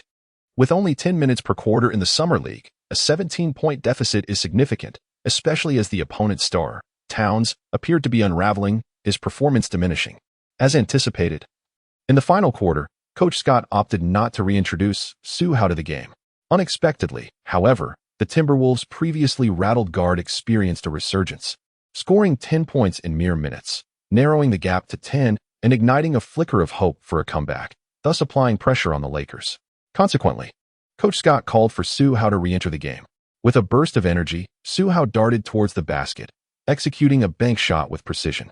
Almost immediately, he dominated defensively against the suddenly invigorated Timberwolves guard while simultaneously orchestrating the offense, contributing 5 consecutive points. In total, he scored 7 points, leading his team on a 12-3 counterattack that expanded the lead to an insurmountable 19 points, effectively extinguishing any remaining suspense in the game. The Timberwolves head coach, Sam Mitchell, called a timeout, substituting his players in surrender as the remaining minutes devolved into garbage time. In the commentary booth, Hanson Porter proclaimed, in the final quarter, Su Hao secured 7 points, finishing the game with an impressive 55 points, setting a new record for single-game scoring in the Summer League. Su Hao has become the first player to score 50 points in the Las Vegas Summer League. Let us extend our congratulations to Su Hao. Bruce Gentry remarked with a chuckle that Su Hao's achievement as the youngest 50-point scorer in the Summer League is also owed to the sudden outburst of a guard from the Timberwolves. Furthermore, we must once again acknowledge Su Hao's remarkable prowess. In an era where three-point shooting has become the predominant offensive strategy, Su Hao has forged his own path with his ferocious drives to the basket, akin to a beast in the wild. In 3 games, he has scored 33, 44, and 55 points, respectively, each performance surpassing the last, continuously reshaping our perception of this emerging talent from the East. I am confident that as the new season approaches, Su Hao will undoubtedly showcase his brilliance, carving out his own niche on the grand stage of the NBA. With the commentators' reflections resonating in the background, the game concluded with the Lakers triumphing over the Timberwolves once more, and Su Hao was once again met with thunderous applause. In the stands, DeRozan expressed his thoughts, stating that seeing is believing. It appears that the new season will indeed introduce a player as fierce as Russell. Indeed, Lowry nodded in agreement, asserting that given Su Hao's physical attributes, even as a rookie with little NBA experience, he must be taken seriously. His offensive style, characterized by a violent and relentless approach, requires neither extensive experience nor refined techniques. Meanwhile, in the audience, the four horsemen were equally astounded by Su Hao's extraordinary physical gifts and his unapologetically aggressive play as they exited the arena. Wade remarked that if a rookie like Su Hao could be acquired, the Cavaliers' strength would undoubtedly receive a significant boost. LeBron nodded in undeniable agreement, but quickly added that while Su Hao's talent is indeed remarkable, our team does not lack players who can attack the rim. Moreover, in this era of small ball basketball, to succeed in the long run, a team must have sharpshooters to provide support. Therefore, rather than pursuing Su Hao, I would prefer the Cavaliers to recruit some role players who can enhance our perimeter threat. Indeed, Paul nodded, stating that the Cavaliers currently require immediate contributors. And while Su Hao possesses incredible talent and is a worthy prospect for development, he may not fit within the Cavaliers system. Meanwhile, in the arena, the once great Derrick Rose of the Bulls, known as the Fallen Rose, did not leave immediately. Instead, he approached the court to seek out Su Hao. "Hey, Su Hao. You played remarkably well," Rose said with a smile. "Really? There are still many areas I need to improve," Su Hao replied modestly. Su Hao responded with a smile. Then, after a moment of contemplation, Ross took a deep breath and earnestly said, "Su Hao, your strength, speed, jumping ability, and explosiveness are all exceptional, at the pinnacle of excellence. It is precisely for this reason that you can effortlessly dominate the court, tearing through defenses and executing breathtaking dunks that embody the essence of violent beauty, garnering thunderous applause. However, you must always remember to safeguard yourself. A healthy body is your most valuable asset, especially at this stage where you heavily rely on your physical gifts to excel in basketball. Do you understand?" Despite it being their first encounter and conversation, Ross spoke with a sincerity akin to that of a best friend's advice. Why? Perhaps it is due to a shared empathy. Su Hao restrained his smile, nodding earnestly as he said, "I will certainly take good care of my health, and you should too, Derrick Rose. I look forward to witnessing the rose blooming once more in Chicago." "Thank you," Rose responded with a faint smile, yet within that smile lingered a hint of bitterness. That night, today, Su Hao faced off against the Timberwolves, delivering a mesmerizing performance that saw him score an astonishing 55 points, overwhelming Karl Anthony Towns and igniting a frenzy across the internet. Is it possible for an obscure rookie like Su Hao to achieve such a feat? It seems implausible. Could it be that the opponent was simply too weak, allowing him to inflate his score? Weak? His adversary was none other than this year's #1 draft pick, Towns. In a single offensive play, Su Hao executed 2 emphatic dunks over Towns, while Towns managed to score 27 points. Su Hao's remarkable tally of 55 points stands in stark contrast, showcasing a difference that is more than double in their matchup. Su Hao triumphed magnificently over the first overall pick, Towns, with performances of 33 points, 44 points, and 55 points. It appears that Su Hao is continuously adapting to the Summer League, with each performance more remarkable than the last. Due to certain circumstances, he was unable to enter the draft. Otherwise, I dare say he could have been the top pick. Remarkable. From Booker to Porzingis and now to Towns, Su Hao has managed to suppress these 3 prominent rookies in just 3 Summer League games. This is the manifestation of a rookie ceiling. Truly formidable. Although Su Hao's shooting ability may be considered average, his capacity to drive towards the basket is undeniably fierce and powerful. Some have likened him to an upgraded version of Russell Westbrook. However, I believe that Su Hao, lacking in intricate techniques and flamboyant offensive skills, bears a closer resemblance to a more explosive, raw version of rookie LeBron James. Indeed, it is quite striking. A player whose style is even more aggressive than that of a young LeBron James, Su Hao is undeniably a remarkable phenomenon. Chapter 14. Su Hao, the Chosen One. While discussions about Su Hao continue to flourish in America, across the ocean, in the Middle Kingdom, the topic is buzzing on social media platforms. Su Hao, 55 points. Su Hao, the Celestial Empire's player. These 2 keywords have finally surged into the trending topics after Su Hao played 3 matches, swiftly climbing into the top 10, an unstoppable rise. At first glance, these keywords may seem vague. However, upon delving into the trending discussions, one begins to comprehend who Su Hao is and the immense talent and prowess he possesses. In his Summer League debut, he scored 33 points, executed 10 dunks, and overwhelmed Booker, making a resounding statement. In his second match, he shattered the Summer League scoring record with an astonishing 44 points. Facing the towering Porzingis, who stands at 221 centimeters, he managed to deliver a dunk that left the latter with a slight concussion, decisively outmatching the 4th overall pick this year. Just recently, In a showdown against the first overall pick, Towns, during his third Summer League game, he scored an extraordinary 55 points, becoming the first player in Summer League history to surpass the 50-point mark. Simultaneously, he exhibited performance that transcended that of the first overall pick. Yes, you read that correctly. These remarkable feats were accomplished by the 191-centimeter-tall rookie, Su Hao, hailing from our celestial empire. Indeed, after the era of Yao Ming, we have witnessed the emergence of another player with unparalleled talent. In the post-Yao era, while Yi Jianlian has not been able to assume the mantle of the mainstay of Chinese basketball, now, with Su Hao's extraordinary arrival, can he lead the Celestial Empire's men's basketball team to new heights of glory? This comment, which received the most likes, has left countless fans astounded and deeply moved. Incredible.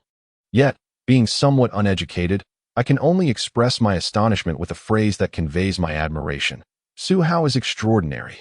I cannot believe that Su Hao's ferocious offense rivals that of greats like the Turtle and Westbrook. Standing at 190 centimeters, I find it challenging to dunk. Yet Su Hao can dunk on the 221-centimeter Porzingis? This is truly outrageous. Is this what it means to be a maximum-level human? I'm enamored, regardless of anything else. Su Hao's extraordinary talent is indeed a cause for celebration in our basketball community, and I eagerly anticipate his NBA career. I look forward to seeing Su Hao and my beloved team collaborate, igniting a tempest in the NBA. Could it be that the purple and gold dynasty is to be rekindled? Anticipation is building. In the Tencent building, the NBA Sports Channel office, Wang Ming, Su Kun, Yang Yi, and Coach Zhang were gathered together, engrossed in the stream of news about Su Hao from the Summer League. The four of them were elated. My heavens! Wang Ming exclaimed joyfully. Is Su Hao truly a player from our celestial empire? Is it possible that such a gifted player exists among us? Unbelievable. Hard to fathom. Su Kun shook her head repeatedly, expressing, to be honest, I too find it hard to believe. Everything seems somewhat surreal. After all, prior to this, we had yet to receive any news regarding Su Hao. Nevertheless, Yang Yi, amidst his astonishment, remarked with a smile, Su Hao is truly a gem of our nation's basketball scene, having scored an astounding 55 points in a Summer League game, showcasing remarkable physical prowess as a rookie. He appears to be a divine gift bestowed upon us, destined to rejuvenate our national basketball. And this time it seems it will surpass even the era of Yao Ming. Ah, Director Zhang joyfully exclaimed. Gesticulating animatedly, the combination of Su Hao and Kobe for the upcoming Lakers season is indeed a spectacle to behold. Wang Ming immediately sought to inform the production team that every game of the Lakers in the new season must be broadcasted. It is absolutely imperative not to miss a single moment. Rest assured, with Kobe on the roster, broadcasts have always been a certainty. And now with the addition of Su Hao, it is bound to be even more splendid. Currently, the dissemination of NBA news within our country is nearly instantaneous.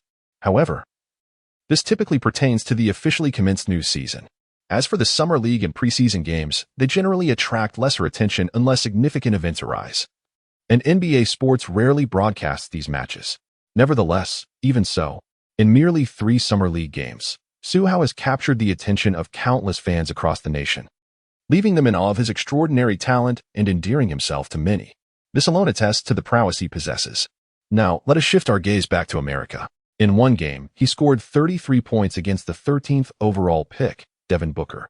In another, he dominated with 44 points against the 4th overall pick, Kristaps Porzingis. And in yet another, he unleashed a staggering 55 points against the 1st overall pick, Karl-Anthony Towns. Su Hao's prowess is truly formidable. The following day, discussions surrounding him intensified. However, today, fans, in addition to expressing their astonishment at Su Hao's astonishing scoring and his overwhelming victory over the highly touted rookie, found themselves captivated by his extraordinary physical attributes. More precisely, some individuals revealed Su Hao's physical test data with the Lakers, standing at 191 centimeters, weighing 90 kilograms, bench pressing 231 kilograms, achieving a vertical leap of 97 centimeters, a running jump of 121 centimeters, and sprinting 100 meters in 10.2 seconds, with an impressive wingspan of 211 centimeters. Initially, fans struggled to fully grasp the significance of these statistics. It wasn't until a particular fan dissected the information that they began to comprehend. Su Hao's bench press strength surpasses that of the legendary Karl Malone. His jumping ability exceeds that of the basketball deity Michael Jordan, and his speed outstrips that of the iconic Allen Iverson, all while boasting a wingspan that exceeds the height difference by a remarkable 20 centimeters. Once this analysis emerged, fans, struck by the revelation, could no longer maintain their composure. Oh my goodness.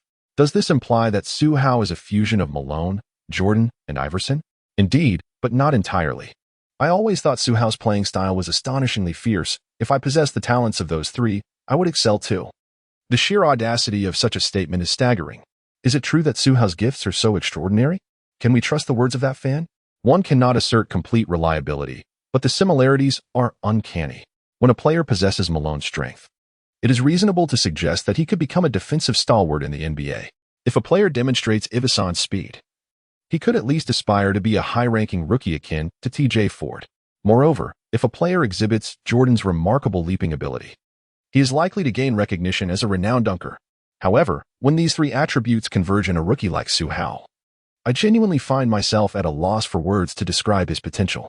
Of course, should you insist on my opinion, I can only conclude that Su Hao, with the combined might of Malone's strength, Jordan's leap, and Iverson's speed, is truly otherworldly. As the crowd marveled at Su Hao's impressive physical assessment data, another comparison emerged juxtaposing Su Hao's metrics with those of LeBron James. LeBron stands at a height of 203 centimeters, weighs 113 kilograms, possesses a wingspan of 214 centimeters, and boasts a vertical leap of 118 centimeters, along with a 100-meter sprint time of 10.6 seconds. It can be asserted that, aside from weight and height, in terms of physical prowess, Su Hao surpasses LeBron in every aspect. In response, a fan couldn't help but exclaim, LeBron James is the chosen one, yet Su Hao, whose talents are even more astonishing, deserves the title of the cosmic chosen one. Chapter 15. No more playing, no more playing, yet the truth can no longer be concealed. Su Hao, the chosen one of the cosmos. This title garnered immediate recognition from numerous fans as prior to this. Su Hao is often likened to an upgraded version of Russell Westbrook and a more ferocious iteration of LeBron James. Now, when comparing Su Hao's physical measurements with those of LeBron, one cannot help but reflect on the sheer ferocity and dominance Su Hao exhibited on the court during the recent 3 Summer League games. When considering solely his status as a rookie, as well as his innate talent and offensive prowess, Su Hao is indeed more exceptional than LeBron. If LeBron is referred to as the chosen one, then Su Hao can be aptly called the cosmic chosen one. This is beyond dispute. The term cosmic chosen one implies selection from the vastness of the universe, suggesting an even greater strength, does it not? How intriguing. My goodness, we are speaking of LeBron, the current foremost player. How dare you compare the newcomer Su Hao to him, let alone rank him beneath LeBron? This is utterly sensational, almost absurd, yet I find it amusing. I have my formidable blade ready, and you dare to tell me it's a friendly match? The title Cosmic Chosen One truly resonates with Su Hao, who embodies the amalgamation of the talents of 3 great superstars. One word, astounding. LeBron has exited the chat in a huff. He scoffs, what nonsense is this? Just because one can charge the basket a few times, score a few dunks, and defeat some rookies, they believe they can be compared to me, LeBron? This is pure comedy. Indeed, LeBron is a versatile hexagonal warrior. His strength encompasses far more than mere physicality, it's everything. What is Su Hao, a mere fledgling, to compare himself to me, to claim superiority? To be worthy of the title Cosmic Chosen One? Oh, the LeBron fans are getting anxious. They are clearly comparing him to the young LeBron. Yet you insist on juxtaposing him with the current LeBron. Isn't this just a recipe for trouble? As a neutral fan, it is undeniable that Su Hao possesses remarkable talent, and bestowing him the title of Cosmic Chosen One is not out of the question. However, to earn universal acclaim, I believe that merely performing in the Summer League is insufficient. He must prove himself in the preseason, the regular season, and even on the playoff stage. Basketball requires maturation. It is advisable not to elevate Su Hao too high at this moment. Otherwise, should he struggle to adapt to the NBA, the fall from grace will be steep and irrevocable. Clearly, the designation of Cosmic Chosen One has its supporters, detractors, and neutral observers. Nonetheless, regardless of the opinions held, Su Hao, having played merely 3 matches in the relatively modest Summer League, can be compared to the current top player, LeBron James. Su Hao has already triumphed. At least among this year's newcomers, he has secured far too many victories. The revelation of Su Hao's physical test data not only earned him the esteemed title of Child of the Universe, but also, albeit inadvertently, garnered him a surge of admirers. However, within the Lakers management office, General Manager Kupchak, Head Coach Scott, and several assistant coaches, including Price and Madsen, found themselves in a state of considerable distress. The exposure of Su Hao's physical assessment data and the fervent discussions circulating online have instilled a profound sense of urgency within them. Presently, Su Hao is merely bound to the Lakers by a 10-day contract, after which he will become a free agent. When other teams in the league become aware of Su Hao's extraordinary physical talents and his dazzling, almost frenetic performances in the Summer League, coupled with his status as a free agent, it is indisputable that they will vie for him with fervor, employing every conceivable means to secure his services. Good heavens! Exclaimed Kupchak, unable to contain his expletive. I have no idea who leaked this information, although I understand that it is impossible to keep such news under wraps. However, we must maintain confidentiality until we officially sign Su Hao. At this moment, preoccupied with the looming crisis, he could not afford to investigate the source of the leak. Indeed, Scott remarked, nodding in agreement. We must promptly inform Su Hao that we will extend him a lucrative offer to ensure his continued presence with the Lakers. Absolutely. Kupchak replied affirmatively. A talent like Su Hao, as Kobe Bryant once said, must not be lost. Let us not hesitate. We must bring Su Hao back immediately. Excuse me? Assistant Coach Price interjected, momentarily taken aback. But, manager, the Lakers have a game tomorrow. And what of it? Kupchak waved dismissively. The Summer League is fundamentally a platform for nurturing newcomers, allowing them to prove themselves. Despite Su Hao having only played 3 games, has his performance not already validated his potential? We cannot afford to let him continue playing. Otherwise, his increasingly remarkable displays will only attract more teams vying for him. This would be decidedly detrimental to our interests. Assistant Coach Madison nodded vigorously in agreement. Indeed, manager. Very well. I shall make arrangements for Su Hao to return to Los Angeles ahead of schedule. The following day, in the morning, following the coach's directives, Su Hao returned to Los Angeles while the Summer League games for the Lakers continued in his absence. Numerous fans had flocked to witness the prodigious talent of Su Hao, who was often compared to a fusion of the skills of Malone, Jordan, and Iverson. However, their hopes were dashed as they were met with disappointment. Damn it. I waited an entire night, and now you tell me he won't play? I've already changed into my game attire, and you drop this on me. What the hell? The official Lakers Twitter account was inundated with frustrated fans demanding an explanation. If you don't provide clarity today, I swear I'll tear down the Staples Center overnight. This discontent resonated deeply among the fans, particularly those eager to see Su Hao in action, leading to a barrage of criticism directed at the Lakers' official account. The Lakers, caught off guard by the overwhelming backlash, scrambled to concoct an explanation after the fact. While their justification was crafted skillfully, it left many feeling as though they had been toyed with, and the absence of Su Hao from the games only intensified their frustration. As for the Lakers, their strategy was clear. They aimed to keep Su Hao from the limelight, thereby reducing competition for his eventual signing. Yet, the revelation of his impressive physical metrics in the 3 dazzling games he had already played in the league made it impossible for the truth to remain concealed. Chapter 16. A frenzy of offers. Dual draft picks in exchange almost simultaneously with Su Hao's withdrawal from the Summer League. The entire league erupted in a frenzied pursuit of his talents. The Chicago Bulls were the first to express their interest, proposing a lucrative 4-year contract worth $20 million or suggesting a trade involving Derrick Rose for the rookie Su Hao. This news sparked widespread discussion. What? A 4-year contract worth $20 million? If memory serves me right, even the top pick, Towns, received merely $25 million over 4 years, didn't he? Su Hao.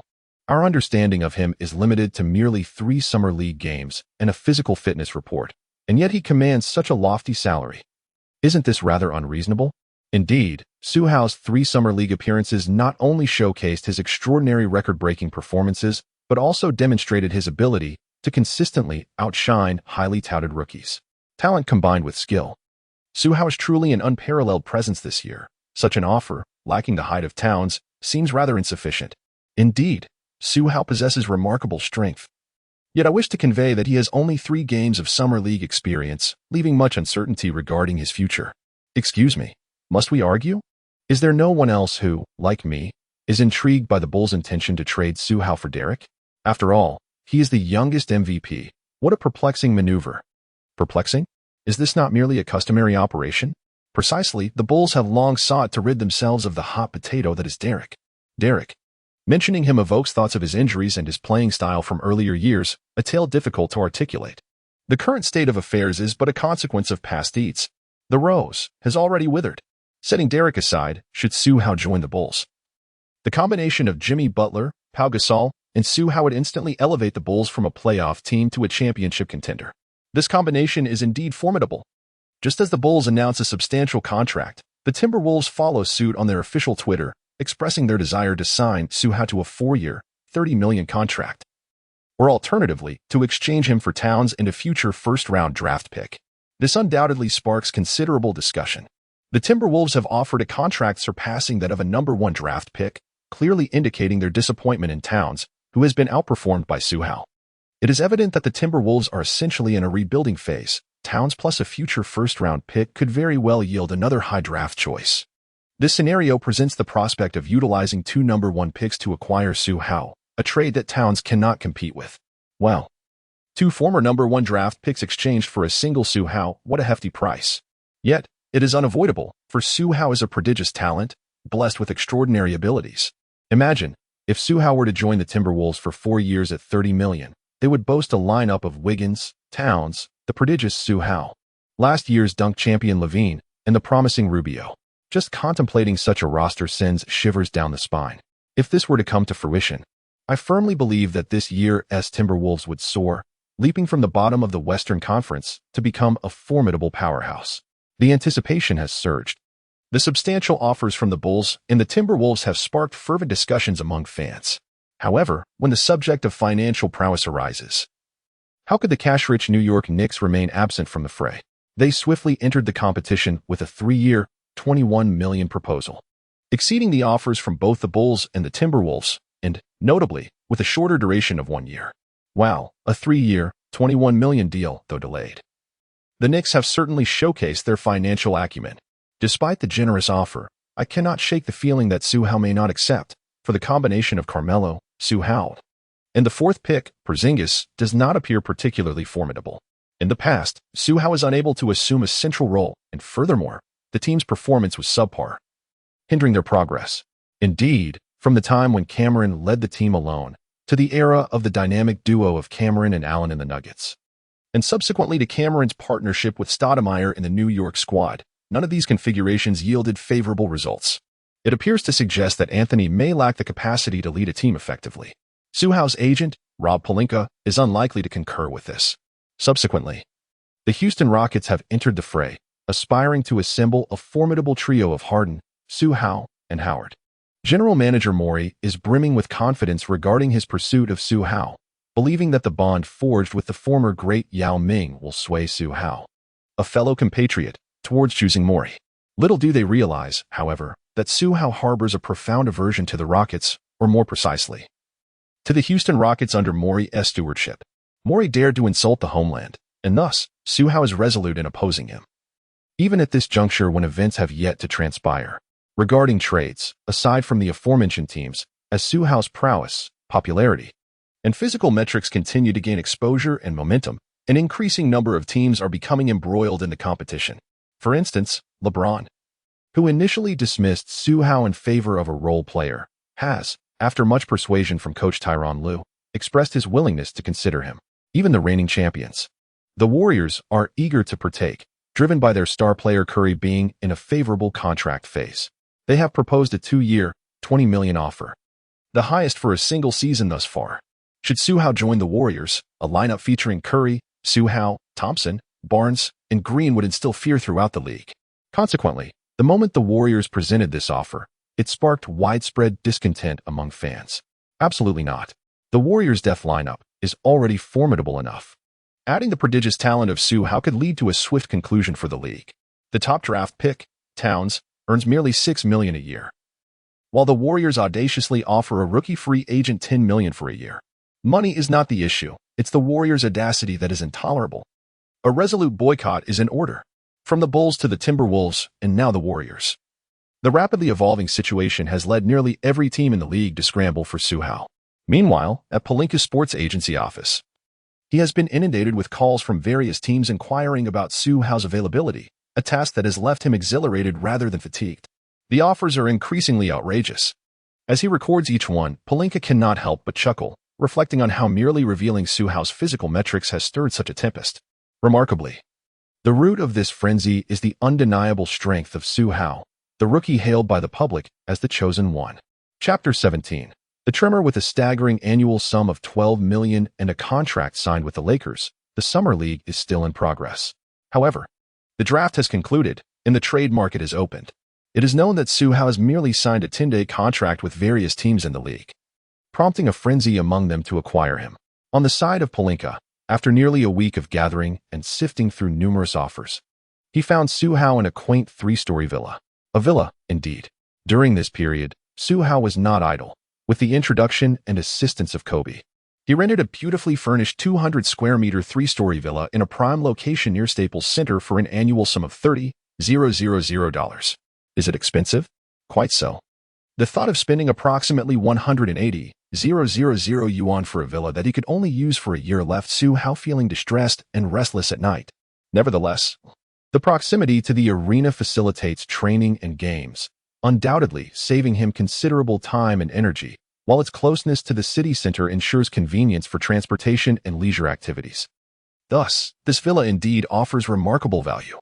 In the living room of the villa, Rob Pelinka presented the meticulously organized offers from various teams to Su Hao, stating, "As of now, I believe there are 3 teams that would suit you well. Firstly, the Warriors, a 2-year contract worth $20 million. The price is substantial, and the duration is short, yet the Warriors are formidable. While you may not become a core player alongside Curry and the Splash Brothers, joining them allows you to earn significant money, pursue a championship, and grow over 2 years before opting out of the contract to secure a more lucrative max deal. I think it's quite appealing. Secondly, consider the Rockets, where you would pair with Harden, forming one of the league's strongest backcourts, alongside the formidable Dwight Howard. The Rockets' overall strength would increase, potentially placing them in contention for the championship. Given Howard's decline from his peak, you and Harden would become the dual cores of the team, ensuring both fame and fortune for you. Lastly, the Cavaliers, should you join them, they would likely defeat the Warriors to claim the championship. However, you would primarily serve as a substitute, and the Cavaliers lack a superstar with a bargain contract like Curry. Consequently, your salary would not be high. Thus, upon comprehensive consideration, the Warriors and the Rockets appear to be the better options. If those do not materialize, we can then contemplate the Cavaliers." Upon hearing this, Su Hao nodded slightly and then remarked, "As for the Rockets, let us dismiss all their offers. I have no interest in that team. Additionally, how about the proposal from the Lakers? Did I not ask you to keep an eye on it?"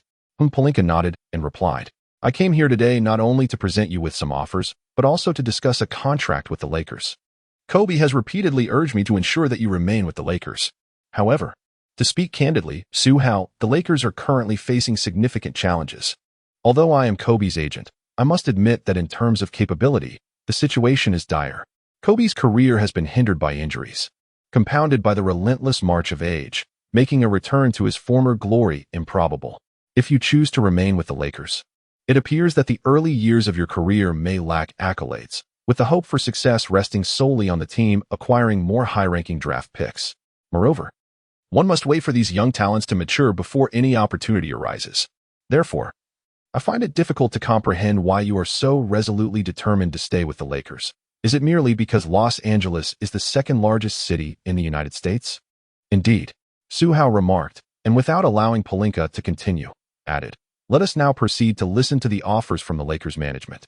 Indeed, in truth, Su Hao would preferentially choose the Lakers not only due to his system task, which involves assisting Kobe in securing his 6th championship title, but also because the reward for this endeavor would enhance Curry's 3-point shooting ability, a truly enticing prospect.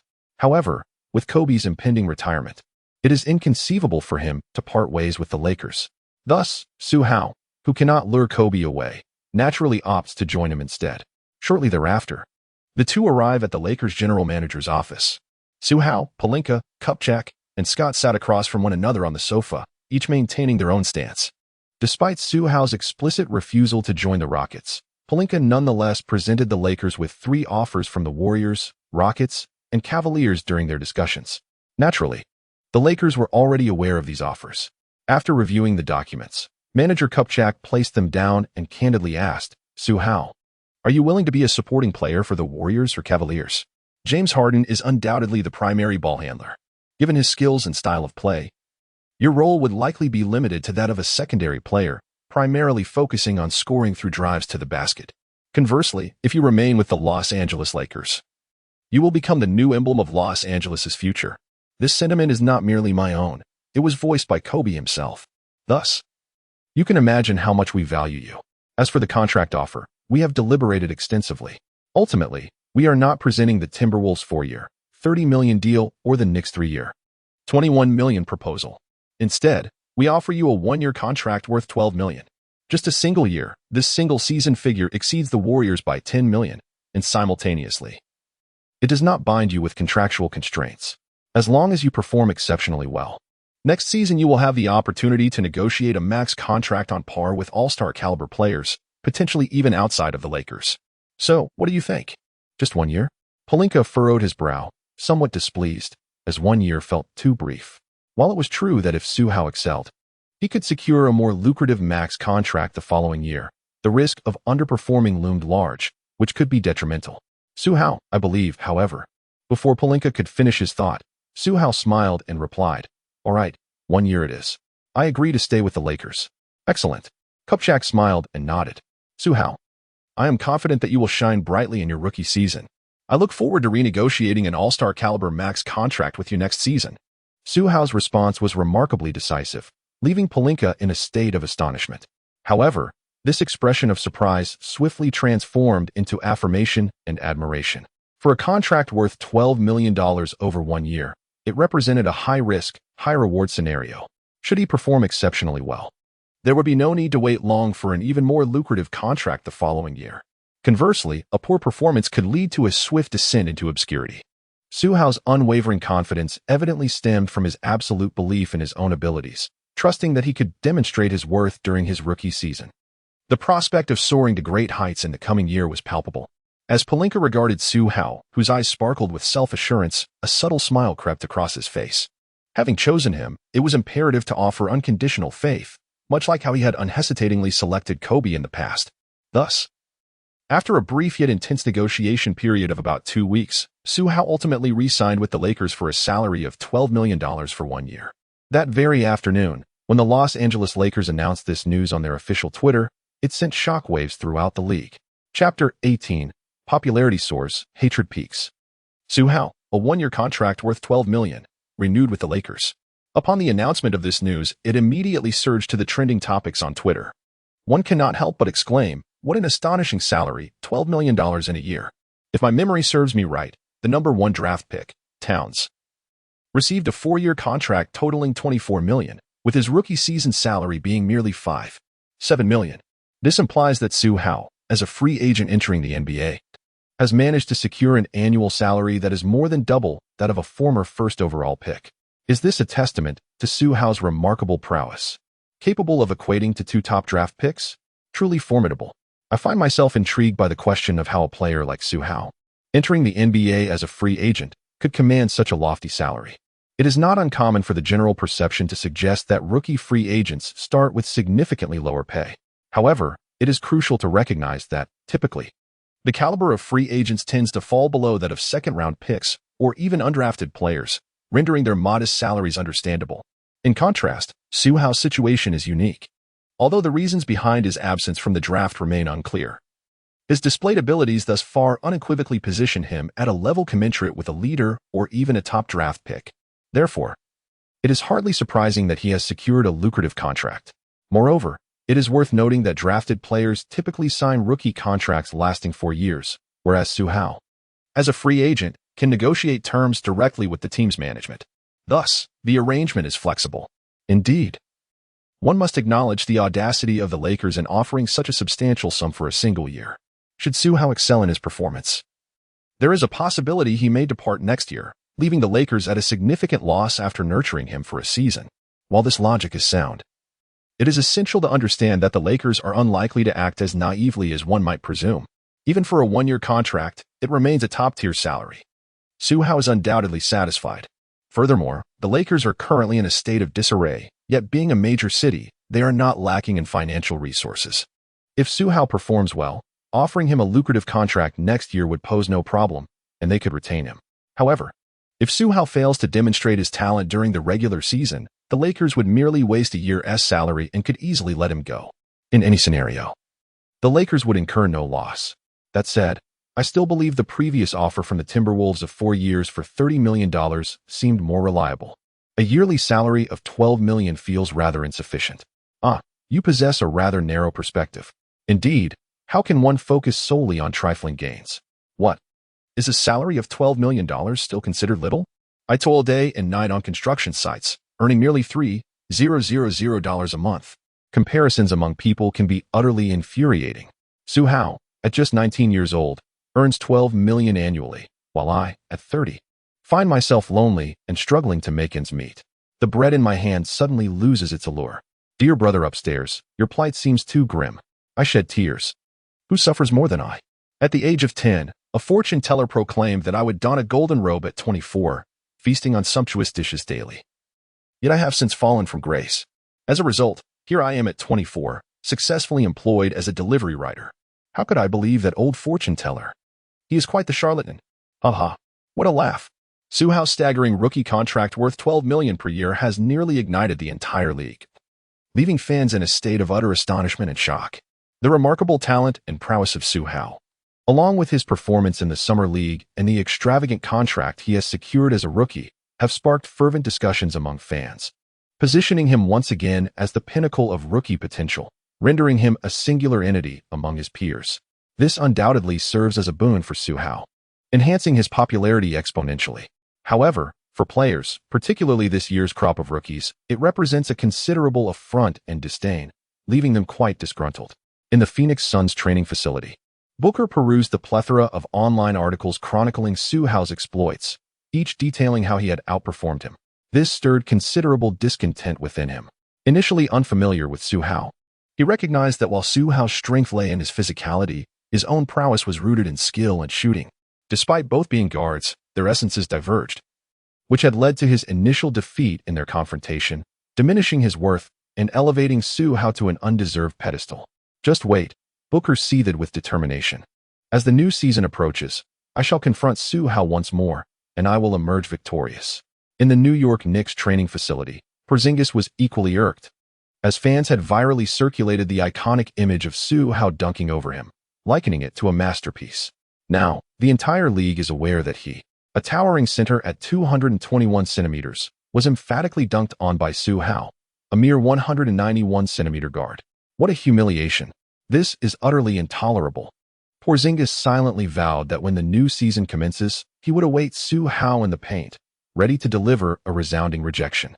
However, the most incensed and irate of all was Karl-Anthony Towns of the Timberwolves, the anticipated first overall pick. In the Timberwolves training facility, Towns gazed at the news reports, shouting in frustration, "What is this nonsense? Su Hao has played merely 3 Summer League games. Why is he deemed the rookie ceiling? Why is he the chosen one? Does anyone regard me, Karl-Anthony Towns, with any respect? 2 first overall picks are said to be worth a single Su Hao. This is sheer absurdity. What remarkable prowess does he possess, being merely a reckless player without a refined game?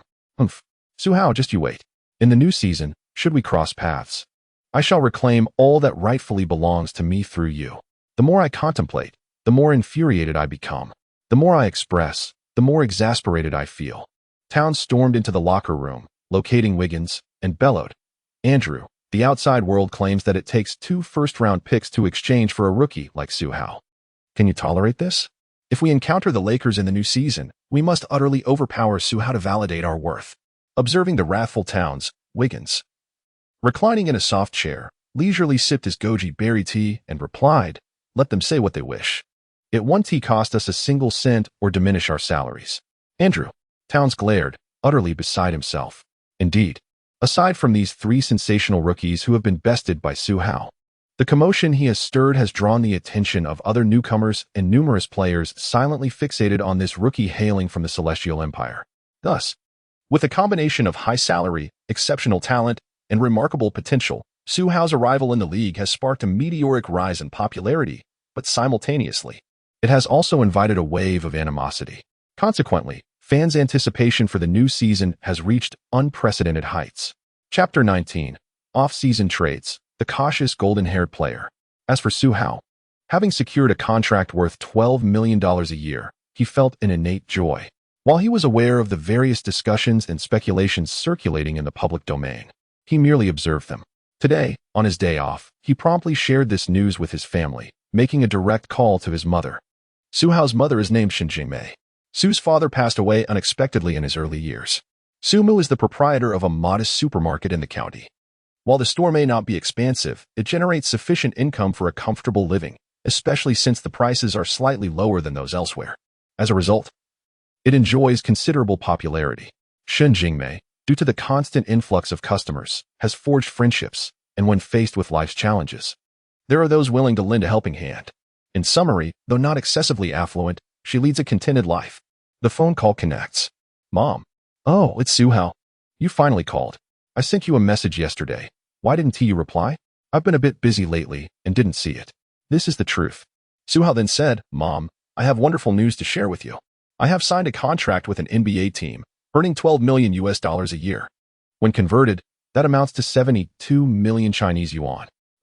Upon hearing this, Su's mother appeared momentarily stunned. After a significant pause, she exclaimed with delight, Oh my, oh my. Just yesterday, I overheard someone in the shop mentioning that you had made a fortune. I thought it was mere gossip. I never imagined it to be true. Su Hao chuckled. Can your son possibly deceive you? Even if your mother were to close the shop now, I could still ensure you live a comfortable life. Well, that's out of the question, came the reply. While it's delightful to be happy, earning money is a different matter entirely. It is utterly impossible to have Shen Jingmei shut down the newly flourishing supermarket. Su Hao chuckled and said, just kidding.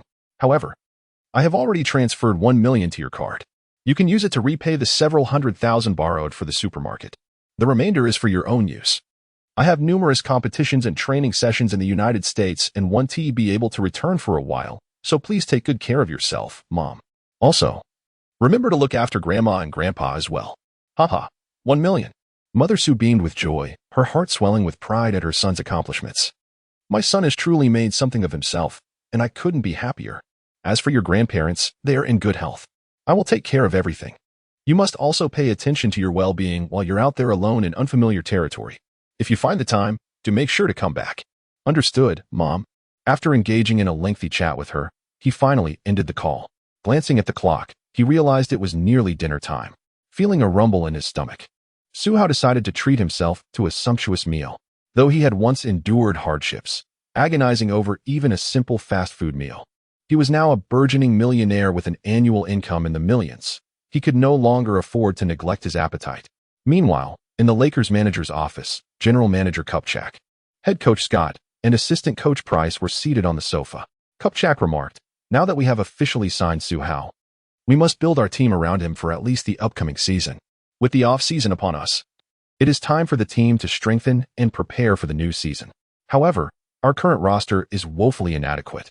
Both rookie Su Hao and D'Angelo Russell are guards. And we also have Jordan Clarkson, Lou Williams, and Kobe, all of whom are guards as well. We have an overabundance of players in that position. Yet we lack a quality point guard. Setting Kobe aside for now, both Clarkson and Lou's playing styles are quite unique. They are not suited for a starting role and would be better utilized as sixth men. This redundancy creates a bottleneck on the bench. As for our forwards, the only promising player is Julius Randle, who is merely a sophomore still in his growth phase, with an uncertain ceiling. In the center position, we have Roy Hibbert, once a key player for the Pacers, who still possesses some dominance in the paint, but has now become just an average blue-collar worker. In summary, the current state of the Lakers is quite dismal. This is, of course, related to our intention to rebuild. With Su Hao's arrival, a new symbol of hope has emerged, and we cannot afford to remain stagnant. So, do any of you have suggestions for potential reinforcements? After some contemplation, assistant coach Price remarked that on the offensive end, the team boasts talents like Su Hao and Kobe, with capable players such as Lou Williams on the bench, thus not appearing weak.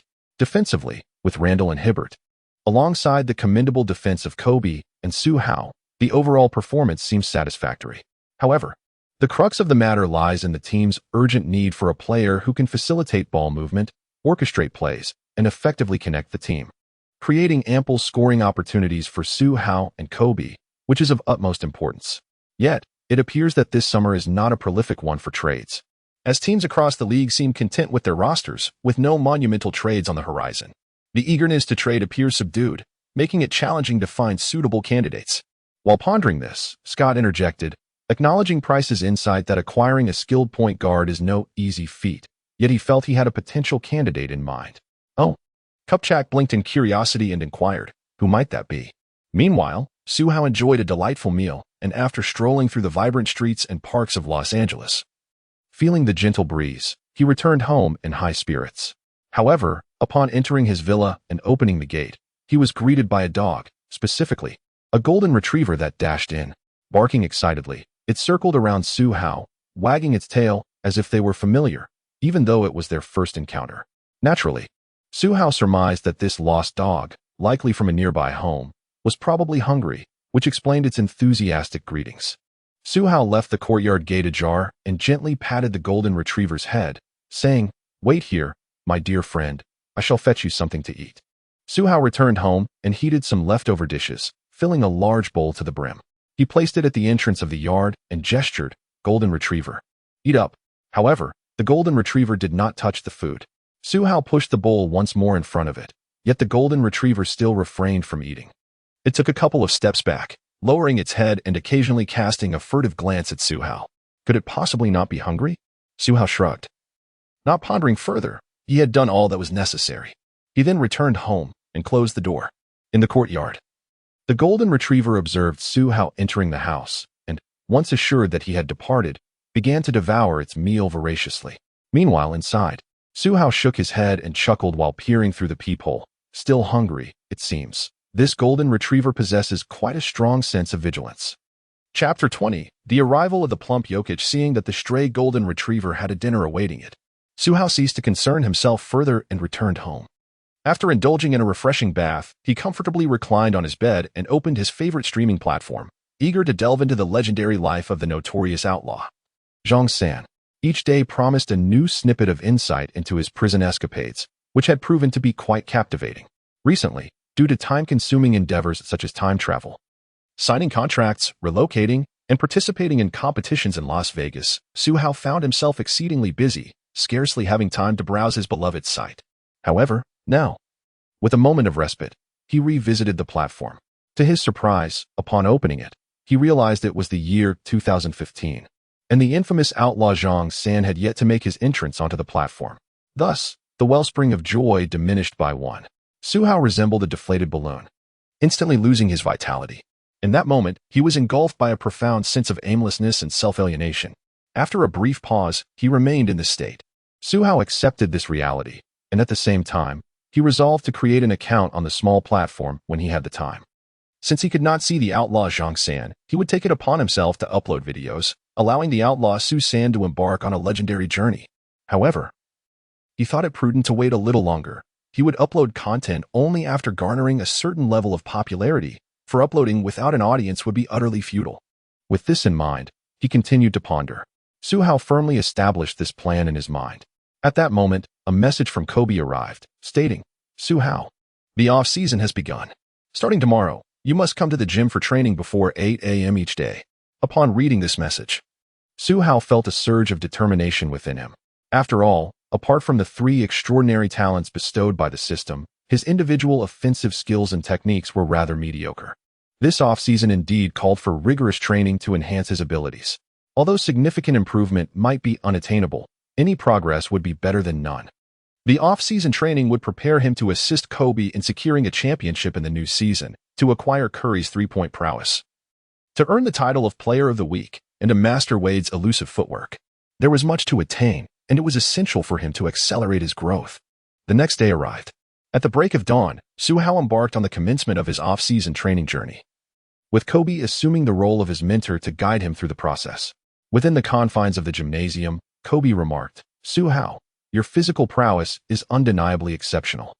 I dare say, even during my prime, I could not surpass your innate talent. However, when it comes to technical skills, you remain rather unrefined. In this era of small ball, a player of all-star caliber cannot hope to thrive without a proficient three-point shot. Yet, you lack even a reliable mid-range jumper. Although your extraordinary athleticism allows you to score and sustain your presence in the NBA, to elevate your game further and achieve greatness, honing your shooting skills and refining your technique is imperative. Do you understand?" Su Hao nodded, fully aware of this point himself. Indeed, Kobe also nodded and continued, "However, it is precisely because of your exceptional physical talents that with diligent training, you will progress more swiftly than others. Let us not waste words. Today marks the commencement of your training.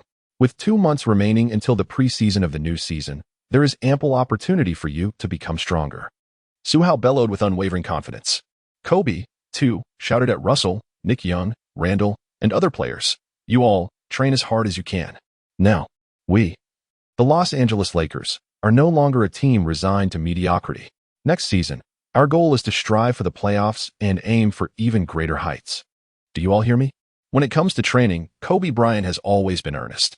Oh, led by Nick Young, the players present in the gym echoed loudly, ready to heed their leader's call. Thus, the training for the offseason commenced in earnest. Meanwhile, the team's management was not idle. They sought to trade this year's second overall pick, Russell, to the Nuggets in hopes of acquiring last year's 41st pick, Nikola Jokic. Jokic had previously caught Scott's attention as a promising talent. Although the rookie center's performance in the summer league was not particularly dazzling, he showcased a degree of playmaking ability, hinting at his potential as an all-around center. Nevertheless, Scott sensed Jokic's basketball intelligence. Russell, too, displayed considerable talent. Yet the Lakers' surplus of guards led them to consider him as a trade asset. Scott believed that a swap involving the second overall pick for a second-round selection was a foregone conclusion. However, the Nuggets management did not acquiesce. More specifically, Nuggets head coach Mike Malone, impressed by Jokic's versatility in the summer league, recognized the center's high basketball IQ and deemed his potential to be on par with Russell's, thus hesitating to proceed with the trade. Furthermore, aside from Jokic, the Nuggets lacked a substantial rim-protecting center. Faced with no alternative, the Lakers had to include center Roy Hibbert in the deal, and with the combination of Russell and Hibbert, they finally secured rookie Jokic. At this point, however, Jokic remained an unheralded peripheral figure, and the exchange with Russell did not incite much upheaval. Some murmurs arose, with many believing that the value of the chubby Jokic could not compare to that of Russell and Hibbert combined. Yet, this mattered little.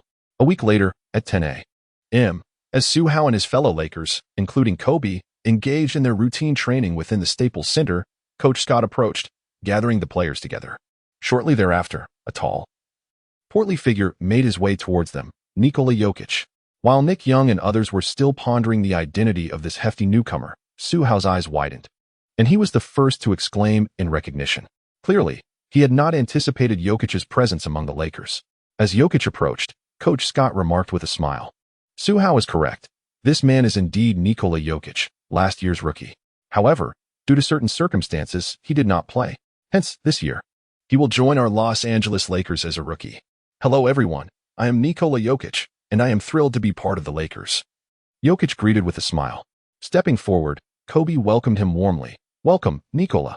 At that moment, Coach Scott suddenly furrowed his brow, pointing at Jokic's hands with a serious demeanor. Nikola, have you been sneaking soda? Do you not understand why you weren't allowed to play last season?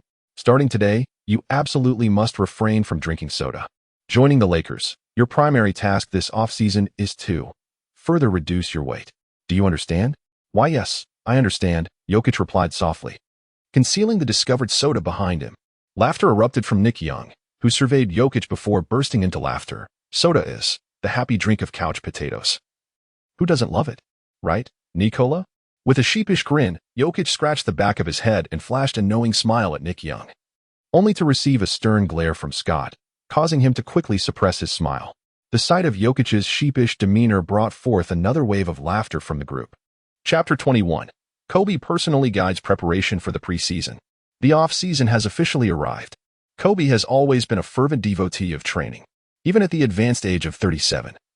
Having endured an Achilles tendon rupture and still not fully recovered from his injuries, he remains steadfast in his commitment to rigorous practice, particularly with the arrival of Su Hao, which has ignited a glimmer of hope for a 6th championship title. He aspires to elevate his performance one last time.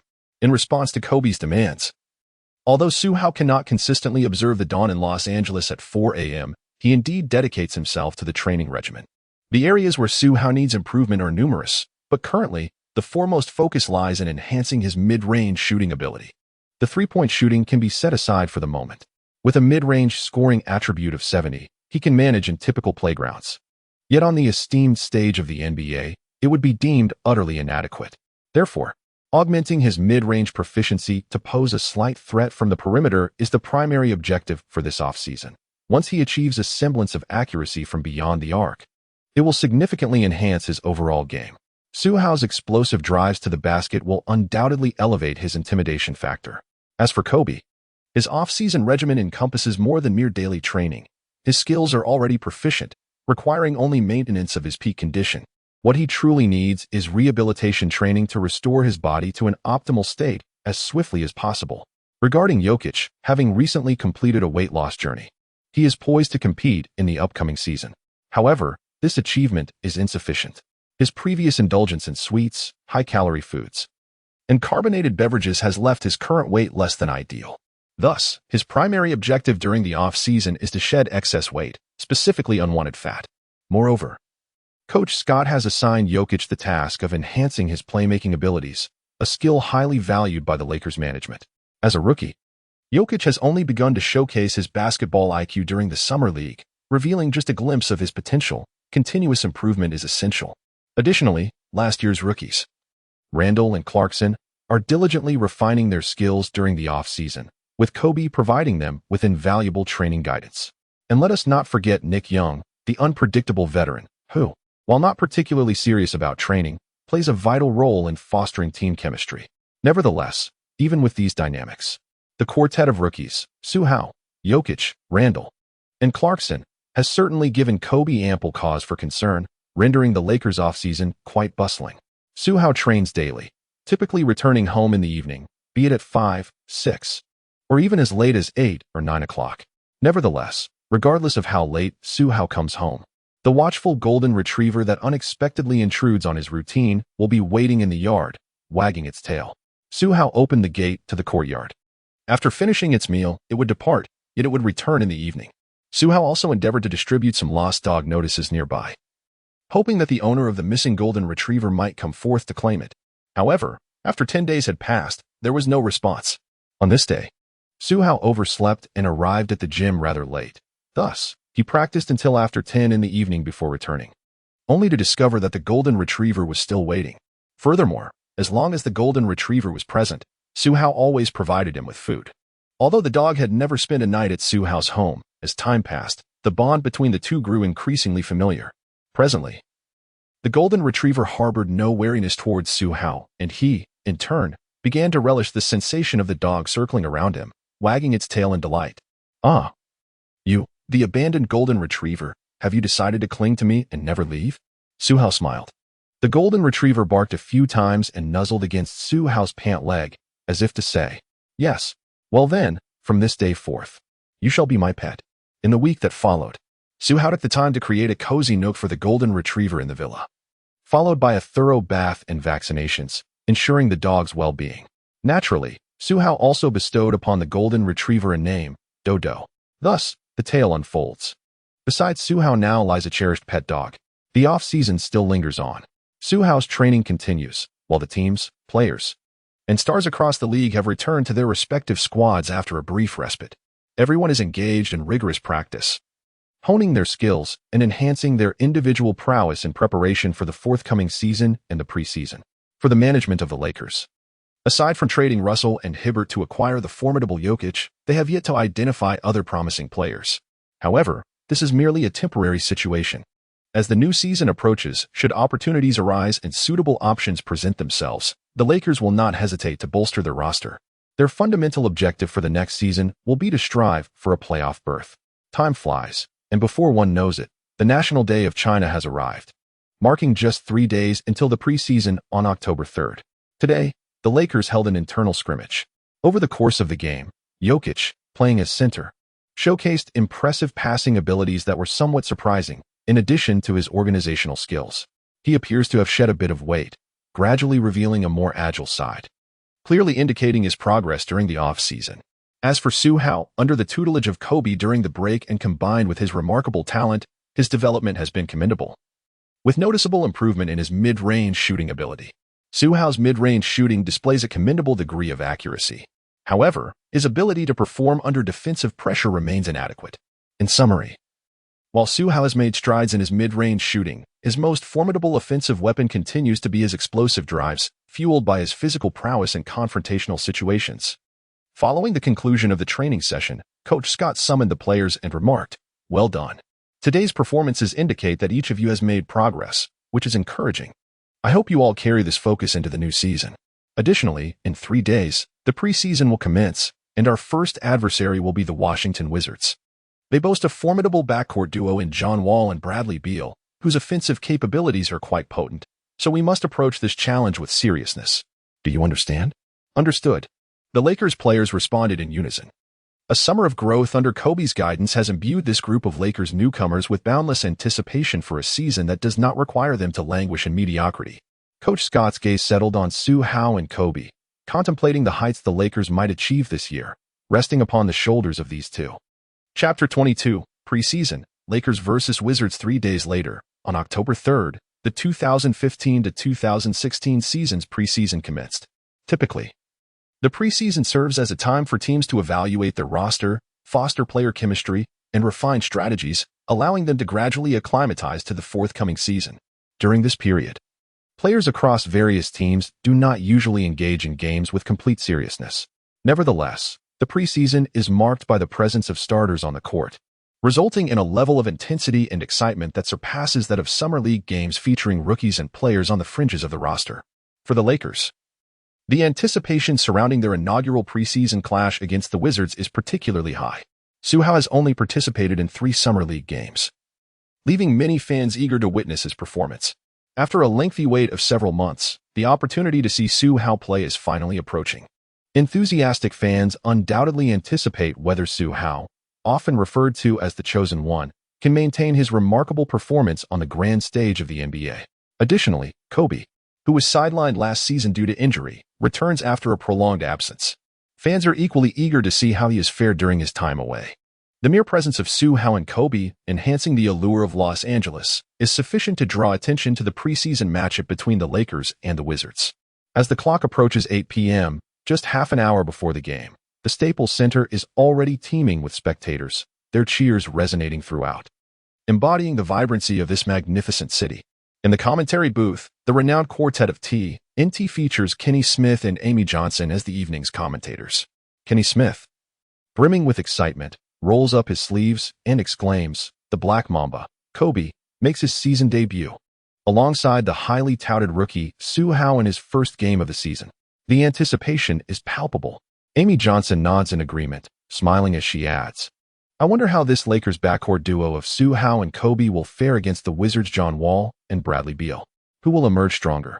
Kenny Smith ponders for a moment before stating, "I believe the Wizards' backcourt holds the advantage, considering Kobe's age of 37 and his return from a significant injury. Su Hao remains merely a novice. In contrast, Wall was a starting player in the Eastern Conference All-Star Game last year, at the peak of his prowess.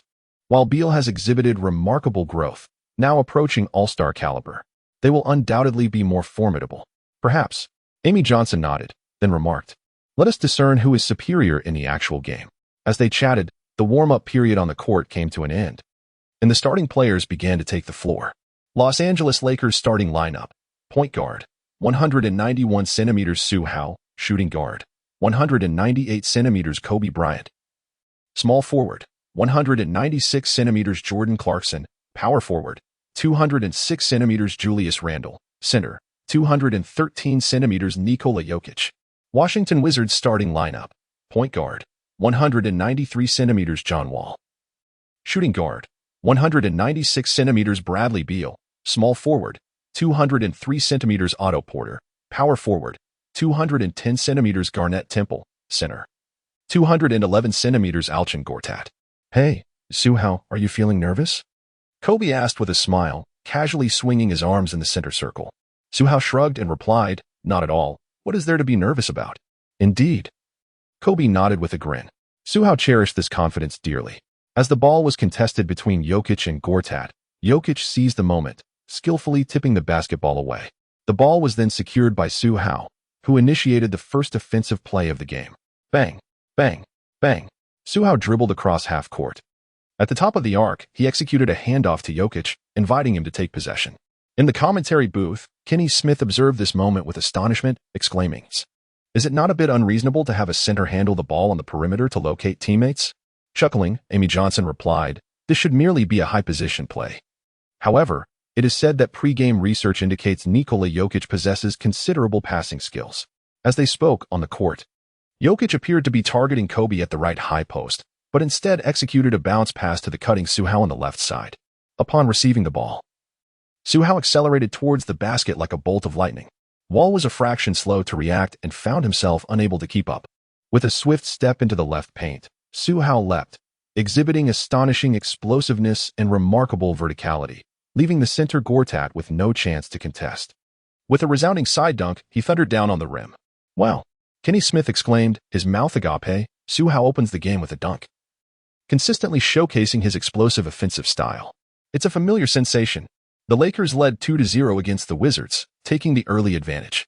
As the Wizards took possession, Wall crossed half court, his heart racing slightly. The speed was astonishing. This young player was indeed as quick as the report suggested, comparable to Iverson. He realized the need to tighten his defense, determined not to allow a rookie to dictate the play over him. At the left arc, Wall faced Su Hao, deftly shifting his body to find rhythm while reading the defense. Noticing Su Hao's weight slightly shifting, Wall suddenly accelerated. In this era, Wall's speed, especially his first step burst, is renowned, with some even claiming he is the fastest in the league. However, Su Hao, unfazed, followed closely behind and, in an instant, exerted a physical resistance that embodied the formidable strength of Malone, pressing down on Wall. Bang! In the clash of their bodies, Wall was abruptly halted. What? The dual pressure of speed and strength left Wall astounded, plunging him into a state of utter bewilderment. He could hardly fathom that, against a rookie, he would encounter such formidable defensive pressure in the very first round of their confrontation. Hey, even in a preseason game, one cannot afford to lose focus. At that moment, Su Hao's voice floated through the air. Just as Wall regained his composure, the basketball in his hands was deftly swiped away by Su Hao. Whoosh! Su Hao dashed forward, seizing the basketball to launch a counterattack. Whoosh! Wall, without a moment to ponder, swiftly turned to pursue. Initially, the two were separated by merely half a body length. However, Wall's slight delay allowed the sprinting Su Hao to widen the gap to several lengths within a mere second, forcing Wall to abandon the chase halfway. As catching up was utterly impossible. Boom! With a dazzling reverse dunk, Su Hao ignited an uproar of deafening cheers from the home crowd right from the onset. Chapter 23, Alternating Combat, Board Blocking Dual Hats. The match had just commenced. With a remarkable display of defense, Su Hao executed a steal from Wall, followed by an impressive reverse dunk that ignited the crowd and sent a clear message to Wall. Logically, one would expect the seasoned veteran Wall to assert his dominance over the rookie Su Hao. However, the roles were unexpectedly reversed. How could John Wall, an Eastern Conference All-Star starting point guard, possibly endure such humiliation? As the possession shifted, Wall approached Su Hao, signaling for a one-on-one confrontation, clearly perturbed by the recent steal and dunk. In this duel, Wall attempted a series of crossovers before suddenly accelerating for a drive. Yet Su Hao matched his pace with remarkable agility, resulting in another clash between them. Wall found himself unable to overpower Su Hao, whose strength was astonishing. Left with no choice, Wall retreated, lowering his center of gravity in an attempt to outpace Su Hao, but the latter's speed proved equally formidable. With the shot clock dwindling, Wall faced a decision: to pass the ball or to continue his offensive pursuit. Ultimately, Wall opted to take a contested shot against Su Hao, seemingly determined to respond. However, his attempt resulted in a complete airball. Kenny Smith's enthusiastic commentary filled the air, while the audience erupted in astonished gasps at Su Hao's impenetrable defense. How was it possible for a guard, who stood 2 centimeters shorter than Wall, to defend with such force that it felt akin to battling against a center? Wall was bewildered. The suffocating pressure of Su Hao's defense made it almost impossible to breathe. Now it was Su Hao's turn. In a transition play, he sought out Wall, contrasting Wall's flashy dribbling with a direct and powerful drive towards the basket, signaling his intent to challenge Wall head-on. Lacking any finesse, he aimed to score against Wall, who scoffed at such audacity. Wall sidestepped the impending confrontation, shadowing Su Hao, poised to deliver a decisive blow. But would Su Hao merely wait for Wall to block him? Certainly not. Like a lion in pursuit of its prey, he surged towards the basket with lightning speed. With a resounding thud, he unleashed a ferocious burst of strength reminiscent of Karl Malone, forcing Wall aside and engaging in a mid-air contest against center Gortat. With a deft maneuver, he banked the shot off the glass to score. Wow! Su Hao, this point guard, exhibited an extraordinarily aggressive offensive style, showcasing immense power and impact. As Emmy Johnson's reflections lingered in the air, Su Hao once again faced Wall in a one-on-one scenario, decisively breaking through Wall's defense and penetrating the paint. Unperturbed by Gortat's presence. Boom. In a sudden burst of energy, a one-handed dunk was executed with a swift lateral movement. The resounding impact of the powerful slam caused the rim to reverberate in protest. In the midst of a transition offense, Wall successfully sank a three-point shot, providing a much-needed respite for his team. Yet, in the subsequent possession, Su Hao surged forward once more. With a thunderous clash, he charged towards the basket, confronting both Wall and the defensive effort of Otto Porter, forcefully attempting a layup. The whistle blew, signaling a foul as he drew contact. Su Hao stood at the free throw line. Inexorably, after several consecutive rounds of fierce competition, Wall found himself at a disadvantage against the rookie Su Hao, who effortlessly scored upon him as if he were merely a plaything. Frustrated, Wall vented his ire into the empty air. Clang. Swish. Su Hao made one of two free throws. In the commentary booth, Emmy Johnson remarked that within a mere 3 minutes of the game, Su Hao had achieved a flawless 3 for 3 from the field and converted one of two free throws, amassing an impressive 7 points. Remarkably, this feat was accomplished against the formidable all-star starting point guard, John Wall.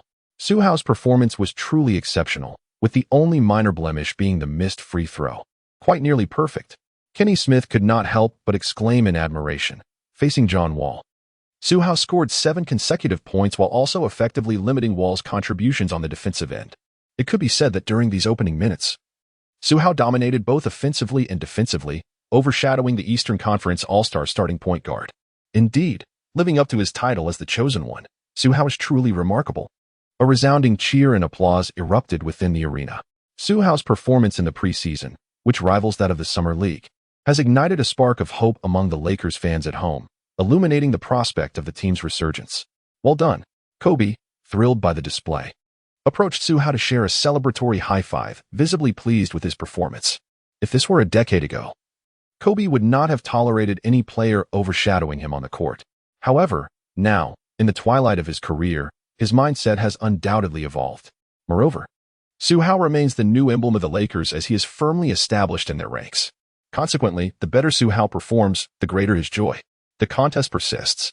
After numerous confrontations, Wall has finally come to a clear realization. Su Hao, as a guard, possesses an astonishing and formidable strength, coupled with a speed that rivals his own.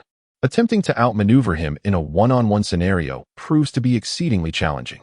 In a bid to avoid further defeat, Wall wisely opts to evade Su Hao, prioritizing scoring to regain confidence and assist his team in establishing a lead.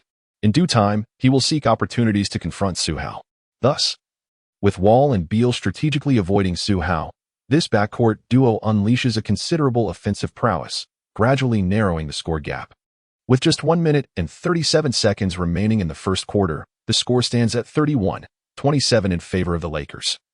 With the Wizards in possession of the ball, bang, bang, bang, Wall, stationed at the arc, faces Su Hao, and after calling for a screen, he dashes to the right side, abruptly halting to take a mid-range shot. But alas, clang, it misses. Nonetheless, Wall manages to snatch the rebound, swiftly accelerating past Clarkson, who has switched onto him, and drives towards the left side of the paint for a layup. Oh no! Underneath the basket, Jokic, who has been partially blocked by Gortat, exclaims in alarm, realizing that he cannot cover this shot. However, as Wall ascends for the layup, Su Hao charges in to intercept. At the moment Wall attempts a bank shot, just as the ball is about to hit the backboard, Su Hao leaps high, delivering a spectacular one-handed rejection, sending the ball soaring away. As for the rebound, Otto Porter on the perimeter seizes it, passing to Beal, who is poised at the 45-degree angle, feigning a three-point attempt.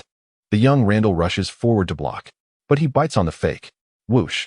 Beal eludes Randall and accelerates towards the basket, replicating Wall's earlier move, penetrating the paint for a layup. It seems, however, that he has forgotten Su Hao, who just delivered that rejection, is still lurking beneath the rim. Buzz. Thud. Su Hao's gaze sharpened as he took a lateral step and leapt once more, showcasing his extraordinary jumping ability reminiscent of Jordan. Bam! Another emphatic block on Beal's layup. Unbelievable. Kenny Smith nearly shrieked, having just witnessed a block on Wall from the left side of the paint, now another on Beal from the right. It was a dazzling display of skill. The rookie Su Hao, the son of the cosmos, achieved a remarkable feat in a single offensive possession, delivering 2 resounding blocks to the Wizards' dynamic duo. Chapter 24, Nonchalantly, scoring 30 points. Additional update, hiss. Amy Johnson couldn't suppress a gasp. Her expression one of shock as she remarked, one on the left, one on the right. Su Hao sent both of the Wizard star players packing. Their offensive efforts were thwarted entirely. However, we must remember, Su Hao is merely a 191-centimeter tall guard, not a center. Yet he managed to block the shots of 2 pivotal players as if he were a center himself. His leaping ability and athleticism are truly formidable. This defensive prowess does not resemble that of a rookie. Rather, it is akin to that of a seasoned veteran with years of NBA experience. The 2 commentators were left in sheer astonishment. Boom. As Su Hao executed his dual blocks on the Wizard star players, the home crowd erupted in a tidal wave of cheers. Meanwhile, in a transition play, Kobe faced Beal and sank a signature fading jump shot, concluding the final possession with Jokic dominating Gortat under the basket, who appeared somewhat befuddled. Following Su Hao's impressive double blocks, the Lakers concluded the first quarter with an 8-point lead. During the break, on the Lakers bench, WTF? Nick Young's eyes widened in disbelief as he stammered, "That was the Wizards' dynamic duo. Su Hao, you managed to execute a block on each of them in a single offensive sequence? OMG. The level of impact and humiliation you delivered is extraordinary. Su Hao, you truly are remarkable." Kobe couldn't help but praise him. Wow. Randall also chimed in, exclaiming, "Su Hao, that's utterly ruthless. If I were one of the Wizard stars, I would be utterly infuriated. Wouldn't you agree?" Su Hao chuckled and remarked, "I am merely striving to defend." Hey. In response, Jokic scratched his head and said, "You 2 have sent my shots back twice, yet I have none. Are you trying to take my job?" Ha. Jokic's words elicited a burst of laughter from the crowd.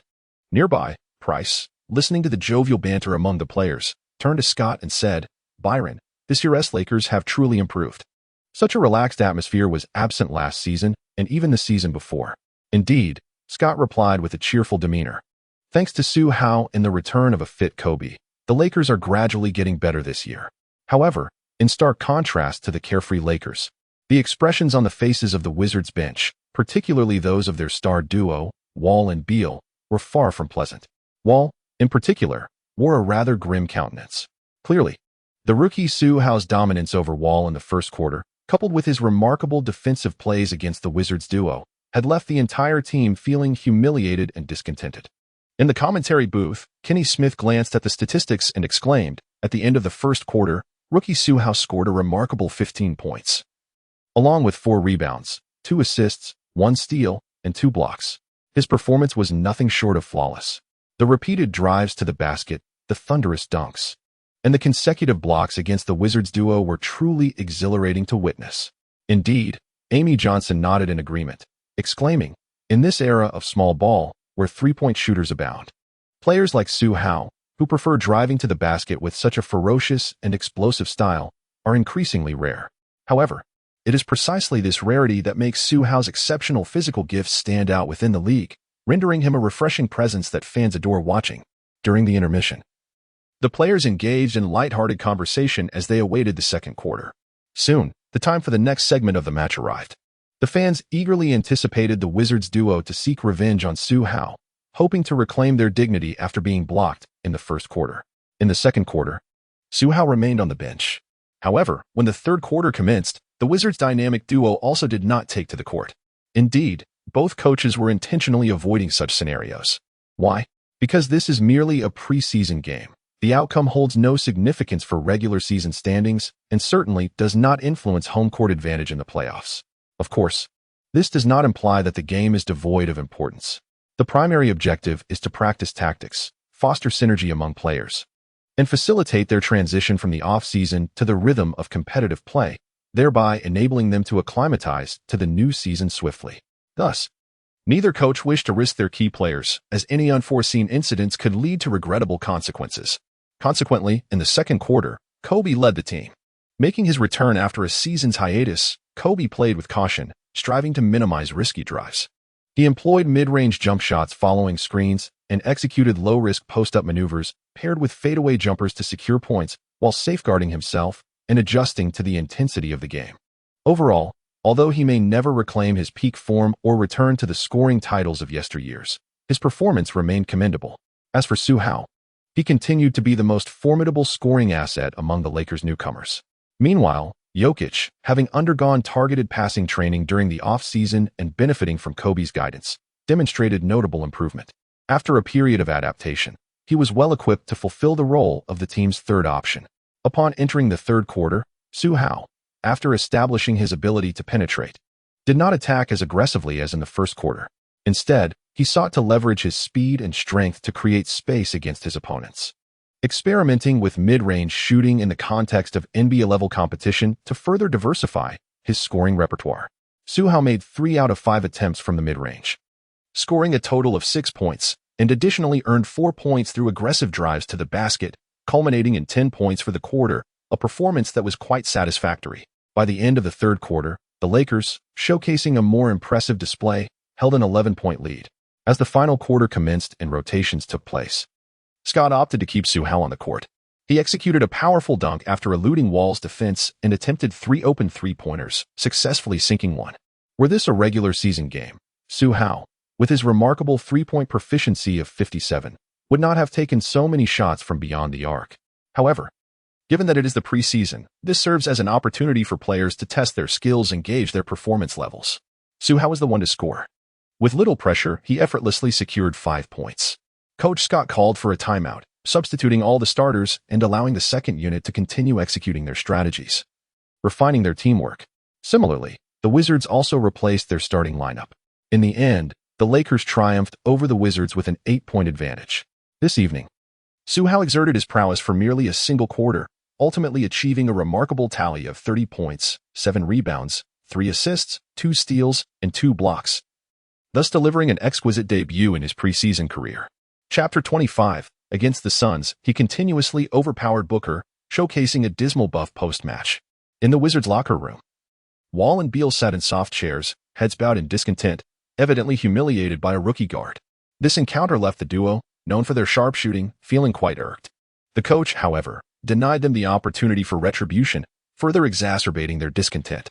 After a brief moment, head coach Randy Whitman approached the pair and remarked, "This is merely the preseason. There is no need to take it too seriously. I am aware that you have not yet unleashed your full potential. If you feel you have been overshadowed by a rookie, then reclaim your dignity on the stage of the regular season. I just reviewed the schedule. Our season opener features the Lakers as our first adversaries, while they will face us first. Therefore, let all grievances be settled in the opening match." Upon hearing this, Wall and Beal gradually lifted their heads and, in unison, responded, "Coach, we will." The following day, in his debut during the preseason, Su Hao dazzled the audience by scoring 30 points, showcasing his remarkable skills as he outmaneuvered opponents and executed impressive blocks against the Wizards' dynamic duo. His performance left fans utterly astonished. Concurrently, social media was abuzz with admiration for the newcomer, heralded as the son of destiny, reflecting on his immense potential. However, aside from Su Hao's outstanding 30 points, the Rockets' James Harden also shone brightly, amassing 33 points, 14 of which were derived from free throws. Despite being merely a preseason game, Harden's propensity to draw fouls and score elicited mixed reactions from some fans, who labeled him as a master of trickery. Meanwhile, the Trailblazers' Damian Lillard contributed 28 points, including 3 consecutive long-range three-pointers in the third quarter, igniting thunderous cheers from the home crowd. In the current league, the art of the three-point shot has become paramount, with Lillard being a formidable force alongside Curry. Additionally, the Suns' rookie Devin Booker made a noteworthy contribution of 18 points in just 3 quarters, demonstrating his burgeoning talent. Drafted at the 13th position, Booker, who shares both a draft ranking and a style reminiscent of Kobe Bryant, is a player that fans hold in high regard. Overall, the inaugural day of the preseason provided fans with a thrilling spectacle, as the exhilarating performances of established stars and promising newcomers heightened their anticipation for the upcoming season. The next day, the preseason schedule continued. The Lakers faced their second opponent, the Phoenix Suns, once again at the Staples Center, in front of their home crowd. At 8 p.m., the highly anticipated match commenced, with both teams ready for action. The starting lineup for the Los Angeles Lakers featured point guard Su Hao, shooting guard Kobe, small forward Brandon Bass, power forward Julius Randle, and center Nikola Jokic. Notably, Lakers' Clarkson was sidelined, with Bass stepping in as the substitute. The Phoenix Suns starting lineup included point guard Brandon Knight, shooting guard Devin Booker, small forward Jay Tucker, power forward John Lure, and center Tyson Chandler. Today, one of the Suns' key players, Eric Bledsoe, was also absent. As the game commenced, the ball was contested between Jokic and Chandler. The hefty center was unable to outmaneuver Chandler, who seized the basketball first. With a swift motion, Booker received the ball and advanced into the front court, initiating the game's first offensive play. Upon reaching the top of the key, Booker glanced at his idol, Kobe, and then proactively sought out Su Hao. Indeed, after being outperformed by Su Hao in the Summer League, Booker was determined to reclaim some pride against him. As he gradually shifted his direction, Booker, aware that his strength was no match for Su Hao, dribbled to find his rhythm, attempting to utilize his change of pace to shake off Su Hao. Now was the moment. The instant he noticed Su Hao's weight slightly shifting to the left, Booker focused intently, halted abruptly, and propelled himself along the right wing with accelerated momentum. With a swift surge, he zipped past Su Hao, a smirk playing on his lips. However, before his triumph could fully manifest, he realized that Su Hao had kept pace, reappearing before him. What? Startled, Booker abruptly stopped, yanking the basketball back between his legs, opting instead to accelerate leftward once more to break through. Whoosh! He sped past Su Hao again. Youthful and agile, he left his opponent disoriented. A grin returned to Booker's face, yet in the next breath, Su Hao was once again in pursuit, blocking his path. What on earth? Booker was taken aback. He could not shake Su Hao off. He simply could not outmaneuver him. As the shot clock dwindled, Booker was left with no choice but to awkwardly lean back and attempt a shot. Clang! The basketball ricocheted off the rim.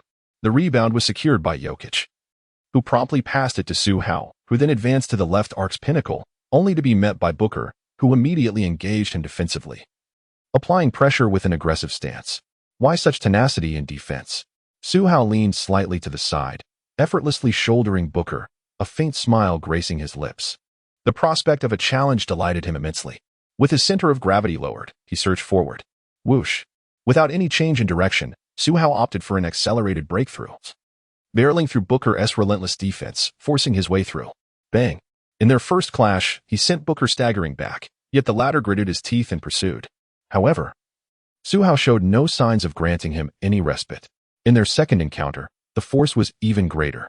Bang! Despite Booker exerting every ounce of his strength to resist, he was akin to a mantish trying to stop a chariot, and was unceremoniously sent flying several meters by Su Hao. Rip! Su Hao abruptly halted, executing a mid-range jumper from the free throw line. Swish! It found its mark. TCH.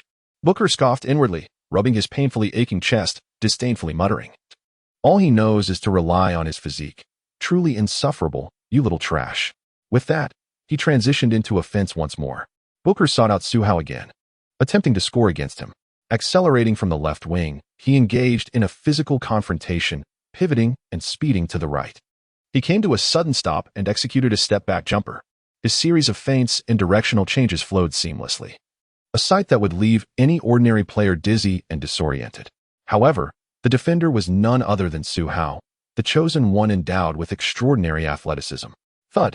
As Booker confidently stepped back for his jumper, a shadow loomed before him, cast by Su Hao's outstretched arm, which then swatted the basketball away with force. But this was not the end. Whoosh! Su Hao seized the moment to accelerate once more, capturing the rebound and initiating a swift counterattack. As he surged towards the basket from the flank, he was pursued by guard Brandon Knight. Whoosh! Whoosh! The two raced towards the hoop, and just a step away from the free throw line, Su Hao propelled himself off the ground, utterly disregarding Knight's defense, soaring into the air. With Knight attempting to block him, he executed a soaring slam dunk. Boom! The basketball thunderously crashed into the net, causing the hoop to tremble slightly from the force of the explosive dunk. Oh my goodness! At the commentary booth, one of the four renowned commentators, the big diesel Shaquille O'Neal, exclaimed in astonishment, a block followed by a thunderous dunk, transitioning from defense to offense. Su Hao single-handedly igniting the sun. And then, several sequences followed. On the defensive end, Su Hao effectively contained the rookie Booker, while on the offensive side, he relentlessly barreled into Booker time and again, whether driving to the basket or shooting. Booker found himself utterly powerless against Su Hao's dominance on both ends of the court, allowing the Lakers to swiftly establish a lead of as much as 8 points. Beep. Suns head coach Jeff Hornacek was compelled to call a timeout to temporarily halt Su Hao's onslaught. In the commentary booth, renowned analyst Charles Barkley remarked, in the last game, Devin scored 18 points and performed admirably. However, tonight, facing Su Hao, he has managed only 2 points after more than half a quarter, shooting 1 for 5. Moreover, during the Summer League, where Devin had not encountered Su Hao, he easily racked up over 20 points. Yet, in the presence of Su Hao, he found himself struggling. Against Su Hao, Booker seemed to be under a dismal spell, lost on both offense and defense. Chapter 26. Hello. 40 points for 3-pointers indeed, Shaquille O'Neal nodded in agreement, stating, in this matchup of rookies, Su Hao versus Devin, the more talented Su Hao finds it exceedingly easy to play against Devin. Despite the latter being the 13th overall pick with considerable skill, Barkley concurred, adding, it's not that Devin lacks strength. Rather, Su Hao's prowess is formidable enough to rival that of legendary power forward Karl Malone. Devin simply cannot keep up, as the commentators noted, in repeated exchanges. Much like the Summer League, Booker was repeatedly overpowered, unable to retaliate against Su Hao's relentless attacks. He truly had no answer for Su Hao. Coach, I am not a match for Su Hao, Devin lamented, lowering his head, filled with a sense of defeat on the Suns bench. Coach Hornacek patted him on the back, offering words of comfort. Do not be so negative. Your playing style differs from Su Hao's, and it's all right to lose in this matchup. Believe in yourself. Trust in the Mamba mentality you admire, and gradually adapt your offensive skills to the NBA stage. Devin, upon hearing this, felt a slight lift in his spirits. He nodded earnestly, I understand, coach. Soon after, the game resumed with the Suns in possession of the ball. Upon receiving the ball once more, Booker wisely refrained from seeking out Su Hao, fully aware that a one-on-one confrontation held no promise of success. Abandoning the notion of challenging Su Hao, Booker found himself matched against his idol, Kobe Bryant. Drawing upon the skills he had honed from studying Kobe, he executed a back-to-the-basket move followed by a fadeaway jumper, successfully sinking the shot. To score against his idol brought a smile to Kobe's face. However, this joy swiftly transformed into frustration, as Kobe retaliated by relentlessly backing down Booker over the next few possessions, scoring repeatedly with his signature fadeaway. The young Booker, even when facing the retired Black Mamba, found himself overwhelmed. Thus, throughout the first quarter, Booker endured a harsh reality, initially dominated by Su Hao and subsequently outmatched by Kobe's relentless scoring. Nevertheless, despite being overwhelmed by Su Hao, Booker preferred to be bested by Kobe, the idol he admired. Despite the setbacks, while Booker struggled under the weight of his performance, his teammate, Brandon Knight, one of the Suns' dual-core guards, played commendably, consistently penetrating the defense to score. Moreover, Tyson Chandler utilized his wealth of experience to outmaneuver the young rookie, Jokic, in the paint. As the first quarter concluded, the Lakers led the Suns 29-27. Even with Su Hao's 13 points and Kobe's 8 points, the margin was a mere 2 points, leaving the outcome of the game shrouded in suspense. In the second quarter, having scarcely played Su Hao in the latter half of the first, he took to the court while Kobe rested, and Booker, in his state of disarray, remained on the bench. Thus, Su Hao has set his sights on Brandon Knight. Last season, Knight averaged 18, 1 points, 4, 3 rebounds, and 5 for assists per game, and he performed admirably as a dual-threat guard tonight. However, when Su Hao approached him, the combination of TJ Ford's speed, surpassing even Allen Iverson, and Karl Malone's strength rendered Knight's offensive capabilities ineffective. He could only evade Su Hao, as the latter, on the offensive end, faced Knight with ease, able to accelerate past defenders for powerful drives to the basket or execute sudden mid-range jump shots with finesse. In the second quarter, after just 8 minutes on the court, Su Hao scored 11 points through a blend of drives and shots, effortlessly accumulating a total of 24 points by halftime. After the intermission, in the second half, Su Hao, already in a fiery state, opened with 2 mid-range jumpers, compelling the Suns to assign their defensive stalwart, Jay Tucker, to guard him. Boom, boom, boom. Confronted by Tucker, Su Hao held the ball at the top of the arc in the middle court. Noticing that his defender had positioned himself to cover only half of his body, it was evident that he was anticipating Su's attempt to break through, ready to follow closely. Buzz. Su Hao narrowed his eyes, his shooting touch ablaze, and suddenly opted for a 3-point shot, catching Tucker off guard. Naturally, 3-point shooting was not Su Hao's forte, and Tucker hadn't anticipated a serious defense. Yet in the next moment, swish, the crisp sound of the ball slicing through the net echoed. A perfect shot. What delightful fortune. Tucker snorted. Wow, he can shoot threes too. Su Hao's shooting prowess was fully unleashed tonight, which boded ill for the Suns. In the commentary booth, O'Neal expressed his astonishment. Following that, on the next play, with Jokic's screen, Su Hao seized another opportunity for a three-pointer, aiming to continue his hot streak. Having just made a three, he decided to replicate his success. However, clang, the shot missed. Tucker scoffed again, remarking, as expected, "You can't shoot threes." Su Hao's open three-pointer had failed. O'Neal expressed a hint of regret. It was expected, Barkley chuckled. If Su Hao attempts a few more of those, I suspect the Suns' mentality might just implode.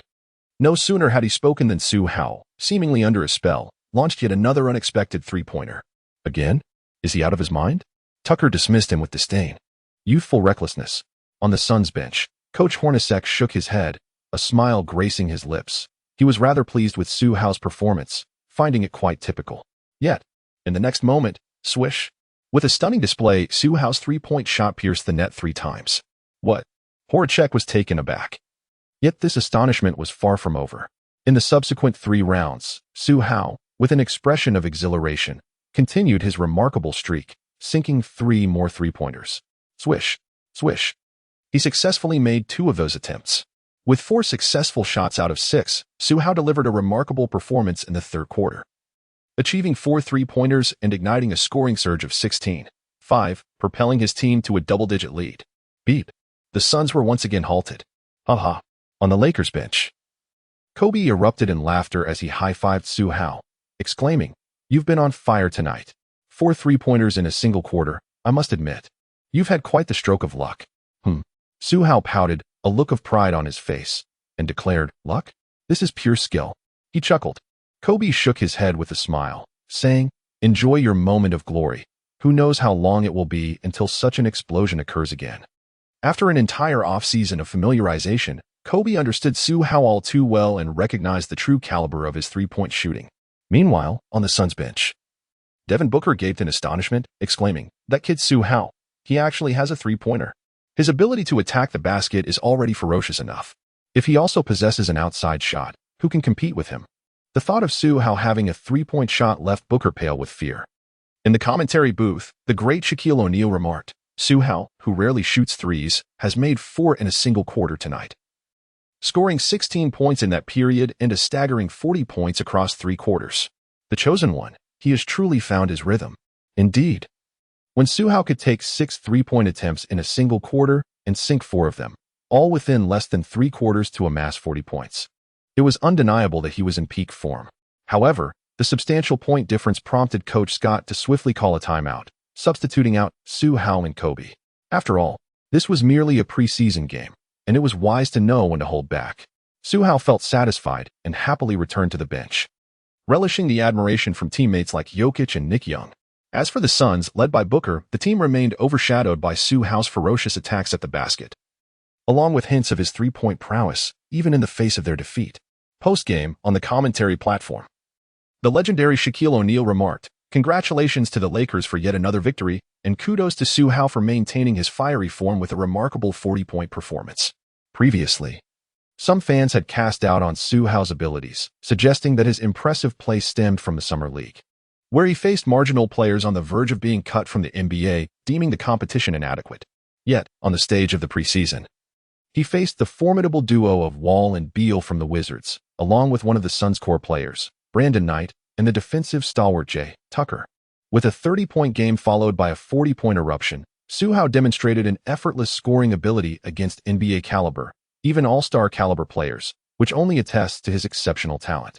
Indeed, the ever-enthusiastic Barkley nodded in agreement, stating, "I believe, with Su Hao's otherworldly physical prowess, he will undoubtedly excel in the upcoming regular season."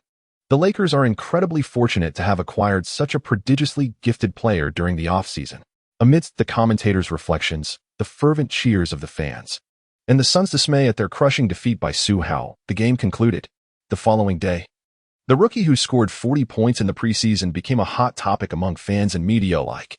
However, rather than focusing solely on Su Hao's lockdown defense against the Suns or his spectacular dunks that exemplified a brutal aesthetic, the spotlight turned to his remarkable achievement of hitting 4 three-pointers in a single quarter. Indeed, For three-pointers in one quarter, this astonishing display of shooting proficiency raised questions about whether Su Hao had intensified his training during the off-season to enhance his three-point shooting skills. "Look at this," they marveled. Su Hao made 4 three-pointers in a single quarter, boasting an impressive shooting percentage of 66.7. This is truly extraordinary. Su Hao possesses a three-point shot? Surely, that cannot be true. Oh my goodness. His ferocious drives to the basket, akin to a wild beast, are already exceptionally formidable and challenging to contend with. If he were to also master the art of the three-pointer, what would become of the league? Would he not surpass even Michael Jordan in prowess? Unbelievable. Who can say for certain? Our understanding of Su Hao is limited to the Summer League several months ago, comprising merely 3 matchups. During the off-season, with his extraordinary talent and the guidance of Kobe and his trainers, it is entirely plausible that he could develop a reliable three-point shot, thus adapting to the era of small ball. Therefore, a Su Hao who can both aggressively attack the rim and shoot from beyond the arc would undoubtedly emerge as the most formidable weapon of the small ball era. Dear brother above, just hearing your words and recalling Su Hao's 4 three-pointers in a single quarter last night ignites a fire within me. Is it more exhilarating than Bo? But wait, the crux of the matter is, Su Hao is merely a 19-year-old rookie. Such talent and capability are almost overwhelming. The title of the chosen one was not bestowed without merit. Su Hao, he may very well be the next Jordan. Moreover, a Jordan with a three-point shot. How astonishing. As the fans incessantly speculate and amplify the narrative, Su Hao's three-point shooting has gradually attained a near-mythical status, making it seem as though he is an exceptional marksman. Similarly, in the remaining 6 games of the Lakers preseason, fans began to focus more on his three-point shooting. However, as the games progressed and Su Hao's three-point attempts clanged off the rim one after another, the fans ultimately regained their composure. They recognized that his three-point shooting was not as accurate as they had hoped, perhaps even average, while his greatest strength remains his aggressive drives to the basket. Thus, fans who admire Su Hao can accept this reality, and those who are wary of him, including opposing coaches, may breathe a sigh of relief. Thankful that Su Hao does not possess a reliable three-point shot, relieved that his explosive performance from beyond the arc was merely a fleeting moment. Yet, even so, despite the undeniable evidence of Su Hao's inconsistency from three-point range, his relentless attacks on the rim and thunderous dunks still resonate powerfully. Consequently, he has garnered a considerable following during the preseason, with his popularity eclipsing that of all other rookies, soaring to unprecedented heights. The remarkable popularity sparked by Su Hao has undoubtedly drawn the attention of the 2 titans in the sneaker industry, Adidas and Nike. Inside the Adidas headquarters, the human resources manager, Edward, was engrossed in news articles detailing Su Hao's journey from the Summer League to the present.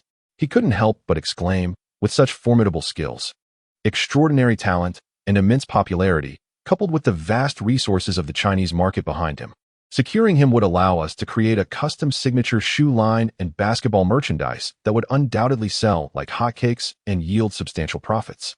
However, with the regular season yet to commence, he realized a bit more patience was required.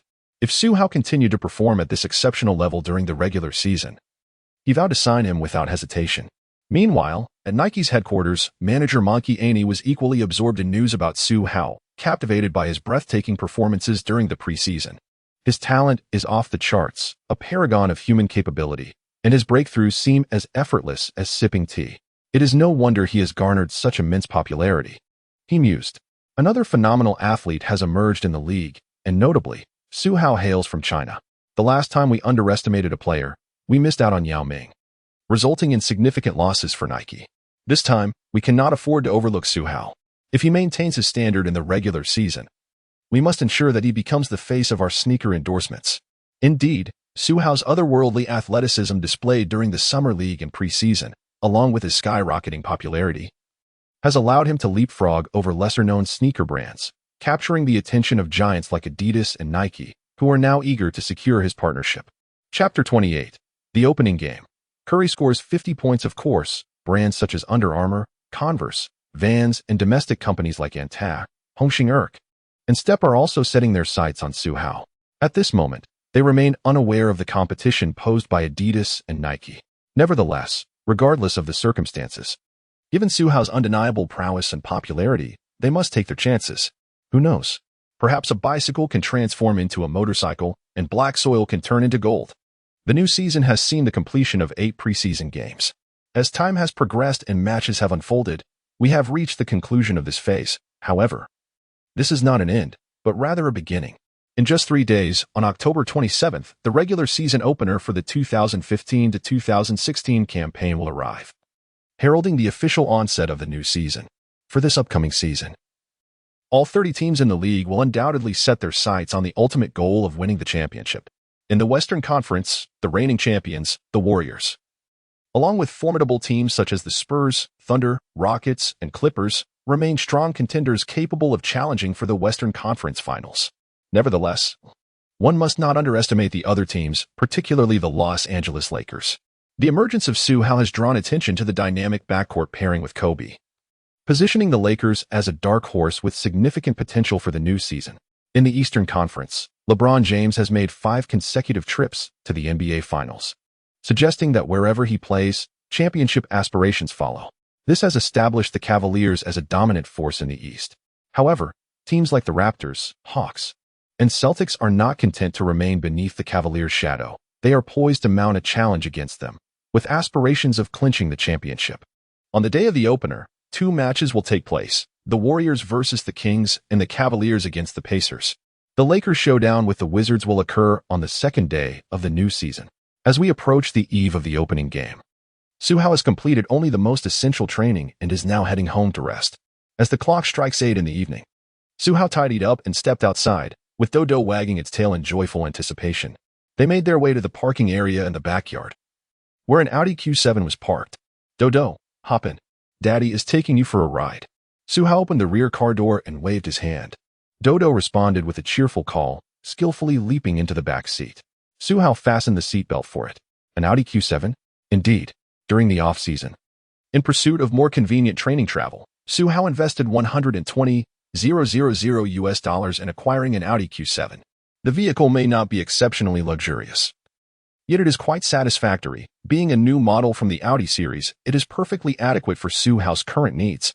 Let us embark. With a swift press of the accelerator, Su Hao and his canine companion navigated the vibrant streets of Los Angeles. As November approached, the weather was neither too hot nor too cold, making evening drives a delightful experience. The new season was on the horizon, and taking some time to relax was indeed beneficial, allowing for a better mindset for each game ahead. For Su Hao, the onset of the new season brought an important goal: to secure the title of Player of the Week. The elusive moves of the Flash, Dwayne Wade, were a remarkable skill set he aspired to acquire, and he was determined to attain it as swiftly as possible. Thus, from the very first game of the season, he needed to maintain complete focus, striving for excellence in every match. The following day, at 7 p.m., the Oracle Arena buzzed with anticipation. The season opener featured the reigning champions, the Golden State Warriors, facing off against the Sacramento Kings in a game broadcast nationwide. Approximately 40 minutes before the match, Warriors owner Joe Lacob personally awarded championship rings to the heroes of last season. The death lineup consisting of Curry, Clay, Barnes, Iguodala, and Green, along with the seasoned veterans Iguodala and Livingston, basked in the glory of their achievements. As all the Warriors donned their championship rings, Curry stood center court, gesturing for the fans to cheer. Suddenly, the arena erupted with a thunderous roar, a cacophony of elation that resonated throughout the building and beyond, echoing across all of Golden State. Tonight belonged to the Warriors' fervent supporters, and even the Kings players clapped in genuine celebration of their rivals' triumph. DeMarcus Cousins, the Kings' star player, applauded while gazing enviously at the jubilant Warriors, longing for a championship ring of his own. As the night unfolded, other NBA players watching from home felt a surge of desire igniting within them, inspired by the sight of the Warriors receiving their championship rings. The moment the Warriors adorned their rings, the fervor for a championship surged exponentially among their peers. Then, amidst the unyielding cheers at Oracle Arena, the 2015 to 2016 season opener between the Warriors and Kings commenced. The pioneer of the small ball era, the baby-faced assassin Stephen Curry, immediately sank 3 consecutive three-pointers, each one farther than the last. A breathtaking offensive surge of 13-3 struck the Kings like a bolt, showcasing the formidable prowess of the reigning champions. As the first quarter concluded, the Warriors held a 7-point lead. Curry exhibited an extraordinary performance, scoring 17 points in that single quarter. In the second quarter, with his scorching touch still intact, Curry continued to dazzle, adding another 10 points in just half a period, totaling 27 points with 5 three-pointers by halftime. Curry was on fire, and the fervent cheers of the home crowd echoed in unison. The Warriors extended their lead to as much as 13 points. While a 13-point deficit might seem manageable, the explosive emergence of the prodigious Curry instilled a palpable sense of urgency within the Kings roster. "Guard Curry closely," commanded the Kings coach, his voice ringing out during halftime. Alas, tonight, Curry was in his zone, having transcended into an unstoppable force. As the second half commenced, an increasingly fervent Curry sank another 5 three-pointers, amassing 23 points in the quarter, and concluded with a staggering total of 50 points, shooting 10 three-pointers through 3 quarters. The Warriors held a commanding 25-point lead over the Kings, effectively sealing the game. "Unbelievable." In the commentary booth, Amy Johnson, cradling her head in disbelief, exclaimed. In the opening game of the season, the prodigious Stephen Curry hits 10 three-pointers and scores 50 points. What a spectacular start to the new season. Chapter 29, Lakers vs. Wizards, Wall's bold proclamations. In the season opener, last season's MVP, the illustrious Curry, known for his unprecedented 286 three-pointers in 2 consecutive seasons as the three-point king, delivered yet again with 10 three-pointers and a remarkable 50-point performance. Meanwhile, in another opening game, the current superstar, LeBron James, achieved a dazzling near triple-double with 28 points, 9 rebounds, 8 assists, 2 steals, and 2 blocks. Yet, in comparison to the prodigious Curry, his performance seemed overshadowed. The first night of the new season was unequivocally Curry's. The following day, after his astounding 50-point showcase, Curry ignited a frenzy on Twitter. "OMG. 10 three-pointers in 3 quarters, scoring 50 points. This is the prodigy. This is Stephen Curry. The embodiment of the newly crowned MVP's prowess. Truly remarkable. Without a doubt, he is the catalyst for the rise of small ball basketball. Stephen's audacious three-pointers are simply formidable and awe-inspiring. Incredible. Curry, the man of the moment, the legend in the making, as the reigning champions. With Stephen's skills and three-point capabilities further enhanced, this year's Warriors are on the verge of an explosive season. I can concede that Su Hao is the most talked about and popular rookie of this year, yet when it comes to the entire league, one must also consider the newly crowned MVP, Stephen Curry. Indeed, wow, Curry has commenced the new season with remarkable fervor. I am utterly eager for the Warriors to clinch the championship once more. Curry for MVP. The fervent discussions among fans regarding Curry are incessant. Throughout the day, major news outlets and media interviews have been dominated by the conversation surrounding Curry's achievement of 10 three-pointers, making him the first player of the season to score 50 points.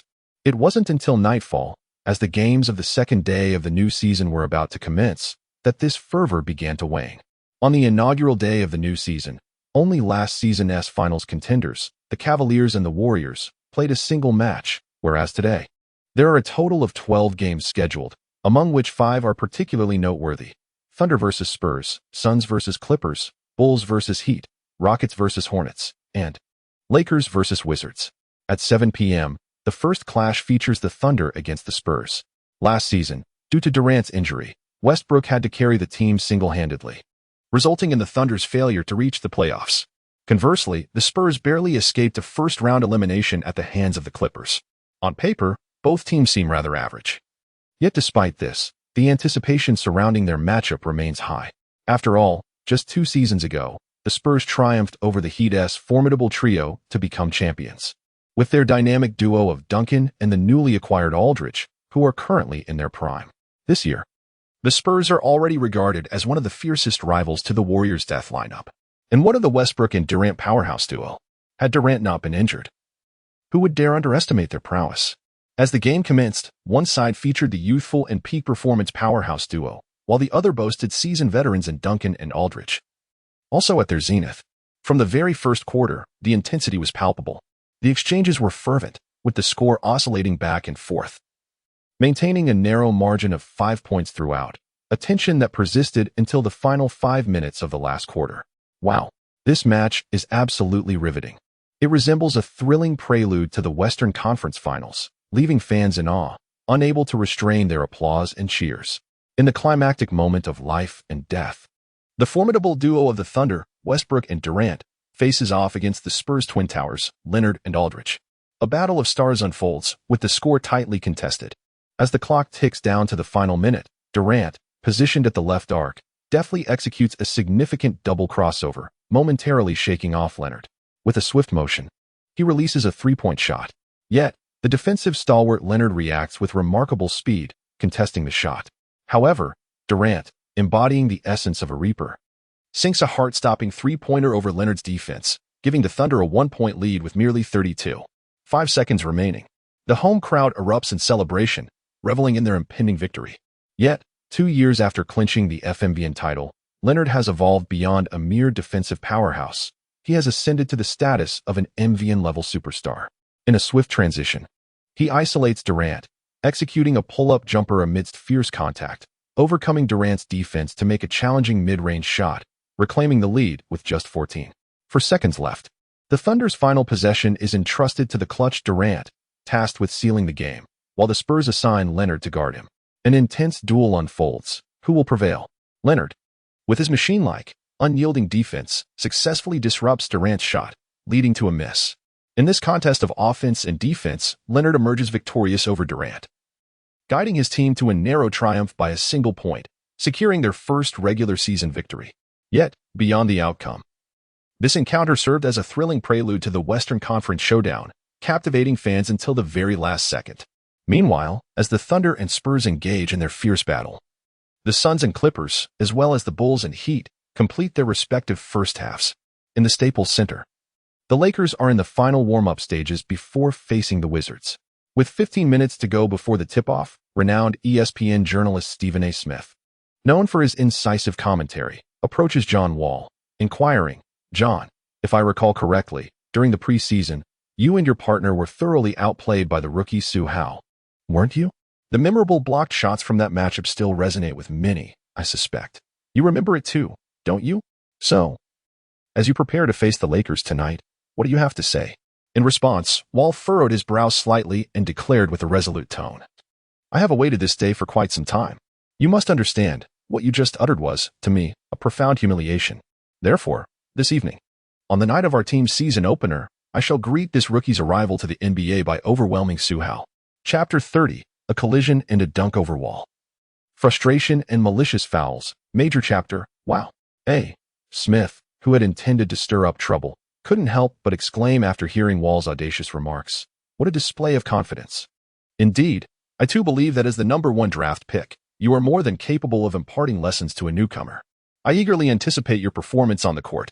Evidently, Wall's brazen comments during the pre-game interview spread rapidly, soon reaching the Lakers and echoing in Su Hao's ears. "Overwhelm me. Welcome me, you say?" Su Hao squinted.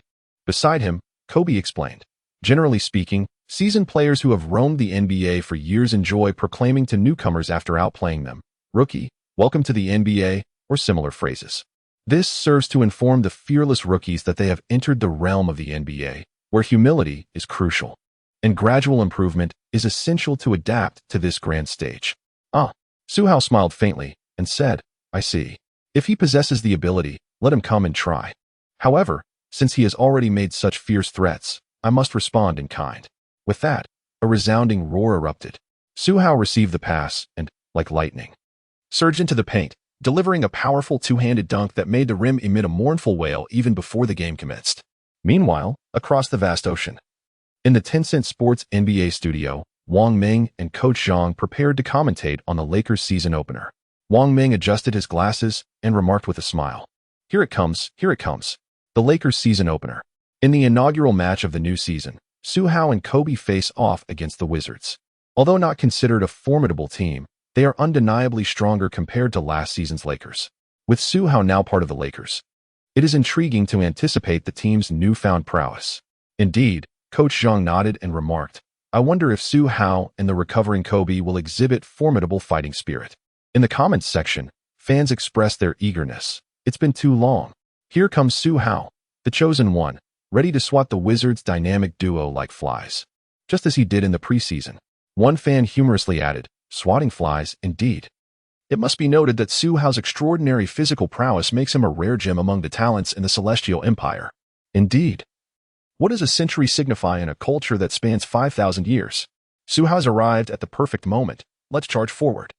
Another expressed anticipation for the elder Kobe's performance upon his return from injury, hoping merely to witness him play more minutes on the court, rather than expecting a return to his peak form. The combination of Su Hao and Kobe promises an exciting new backcourt for the Lakers.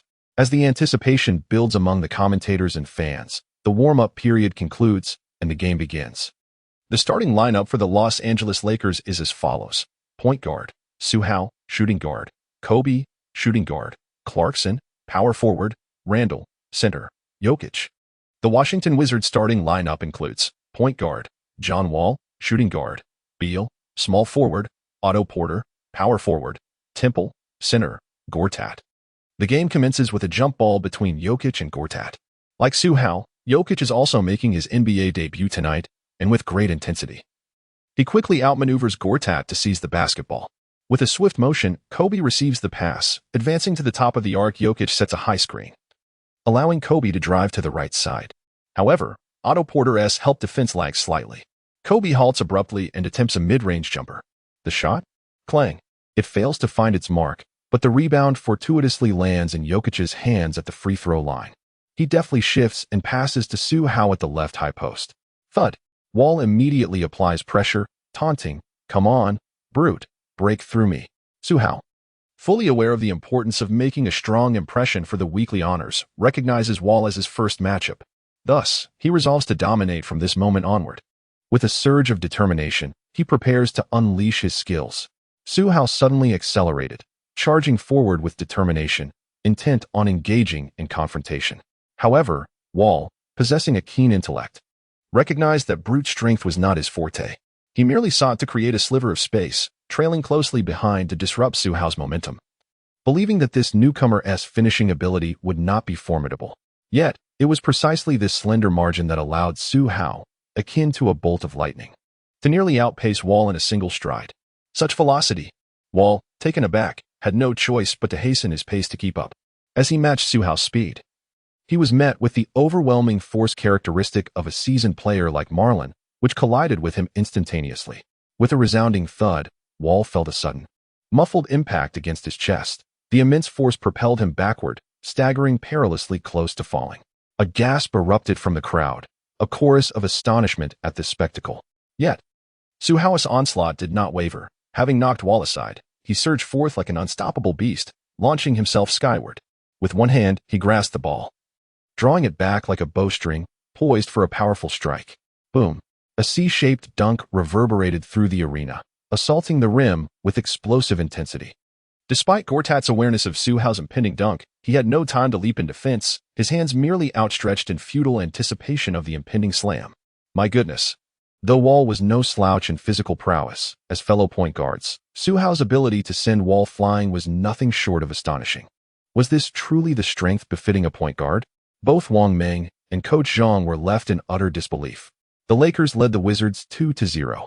Su Hao scored his inaugural point in his NBA career with a powerful dunk, leading the Lakers to a triumphant start. The sheer force displayed was certainly not characteristic of a guard, much to Wall's chagrin. However, during a fast break, Wall, unwilling to concede, collided with Su Hao, who stood his ground like an immovable rock. It appeared as though Wall was the only one behaving like a clown, repeatedly attempting to push through with little success, rendering the scene rather comical. Frustrated, Wall stepped back, launching a contested shot against Su Hao's defense, but the challenge proved insurmountable, resulting in a missed attempt. Su Hao's strength was overwhelming. Wall could not find a way to break through, lacking both speed and the chance to change direction. As for the rebound, Jokic secured it and passed to Kobe, who advanced to the left wing, engaging in a back-to-the-basket duel against Beal. With a swift pivot and shoulder fake, Beal found himself at a disadvantage, being momentarily lost in the maneuver. With a graceful jump shot, Kobe released the ball. Although Beal attempted to contest, his efforts were futile. The ball swished through the net, a testament to Kobe's artistry in mid-range shooting, still as enigmatic as ever. Indeed, while Beal is one of the Wizards' star players, he found himself at a loss against Kobe's signature back-to-the-basket play, followed by a fadeaway jumper. The score stood at 4-0 in favor of the Lakers as the Wizards regained possession. Once more, Wall faced off against Su Hao, this time abandoning brute force for finesse, employing a series of between-the-legs dribbles to read the defense before accelerating toward the right wing. However, he could not shake off his defender. Wall then passed to Beal, stationed in the right corner, who executed a three-point shot with open arms. Swish. The Wizards finally got on the scoreboard. Su Hao advanced with the ball, relentlessly driving towards Wall, yet the Wizards offered no opportunity. Porter promptly positioned himself on the wing, ready to provide assistance and trap at a moment's notice. Whoosh. Su Hao continued his advance, enticing Porter to draw near, then deftly passed the ball to the right side where Kobe awaited, subsequently shifting it to Clarkson, who had positioned himself in the corner. With a swish, he attempted a three-pointer. Alas, the shot missed. The rebound? With a flourish, Gortat managed to bat the ball away. But both Su Hao and small forward Porter leaped simultaneously. Su Hao secured the rebound first. Observing the court, he noticed Jokic effectively blocking Gortat, leaving only Wall unguarded in the paint. Whoosh. Su Hao accelerated directly, penetrating the restricted area and disregarding Wall, launching himself into the air. Wall, undeterred, sprang upwards, intent on blocking Su Hao's shot. Unfortunately, the two athletes' vertical leaps were not on the same tier, despite their simultaneous takeoff. Su Hao soared a full hand's breadth above Wall in an instant. In the next moment, a thunderous sound erupted. Su Hao's extraordinary prowess astounds all as he slams over Wall. Oh my goodness, Su Hao has just posterized Wall, a player of all-star caliber. And he is merely a rookie. How can he be so formidable? It is terrifying. TSK. Wall has been dunked on. And he still fantasizes about outplaying Su Hao? Such delusions. Haha. The audience erupts in a chorus of shock and derision, with some of those jeers directed at Wall. Laden with humiliation. Unable to score on offense and incapable of defending, he finds himself utterly embarrassed, being dunked on and mocked, all at the hands of a rookie. How can an all-star caliber guard possibly endure such indignation? In an instant, Wall, consumed by rage and humiliation, spirals into a frenzy. In the next play, he charges at Su Hao with reckless abandon, determined to thwart him at least once. However, facing Su Hao, who possesses the strength of Malone, the one-on-one confrontation proves to be exceedingly effortless. Bam, bam, bam. Each clash sends a jolt of pain to Wall's chest, further exacerbating his already simmering fury. Yet, he simply cannot withstand Su Hao's relentless assault. Bam. After yet another collision, Wall, reeling from the impact, retreats in pain and anger, his frustration boiling over as he impulsively shoves Su Hao with considerable force. Yet, to Su Hao, it feels almost trivial, merely causing him to stagger back a step. Beep. In that moment, the referee's whistle pierces the air, signaling a technical foul, followed by a decisive gesture directed at Wall, number 2 of the Wizards, for an intentional foul. Without pause, he charges towards Su Hao. Chapter 31. Frenzy. Beal dashes along the baseline, and Su Hao absorbs the foul. How could Su Hao, unjustly pushed, possibly tolerate this? His gaze sharpens, and in the next instant, he rushes toward Wall. Fortunately, the referee on the sidelines and Jokic react swiftly, intercepting him before he can reach his target.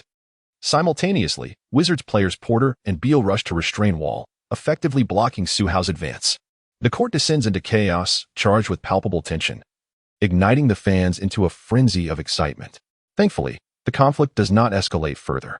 The game is temporarily halted as both teams retreat to their benches to cool off, while the referee heads to the technical table to review the footage and determine the appropriate penalty for Wall's intentional foul. Meanwhile, across the ocean, in the NBA studio of Tencent Sports, Wang Ming shakes his head and chuckles. Is this match truly so explosive? The intensity and offensive play of Su Hao evoke the essence of NBA games from 2 decades ago. Haha. Zhang smiled and remarked, it's not too bad. It's just that Su Hao's physical prowess is astonishing, completely overwhelming Wall in their matchup. Wall was utterly dominated and lost his composure. Wang Ming nodded in agreement. Chuckling, imagine a player of all-star caliber at the point guard position being utterly outclassed by a rookie of the same position on both offense and defense. Moreover, he was dunked over. Who could possibly endure such humiliation? In the comments section, one user exclaimed, wow, is he really this fierce in the first game? Su Hao's attacks are so aggressive, his powerful drives and dunks are, as a rookie, nothing short of a provocation against his opponents. It's bound to infuriate them. I think he should slightly temper his offensive approach. Another user retorted, what nonsense are you spouting? Clearly, you've never witnessed how brutal O'Neal was upon entering the league. Nor do you understand how Michael Jordan soared during his rookie season. The bottom line is, Wall simply lacks the skill. It's not that Su Hao's style of play is unreasonable. Rather, Wall, the inferior player, cannot handle the pressure.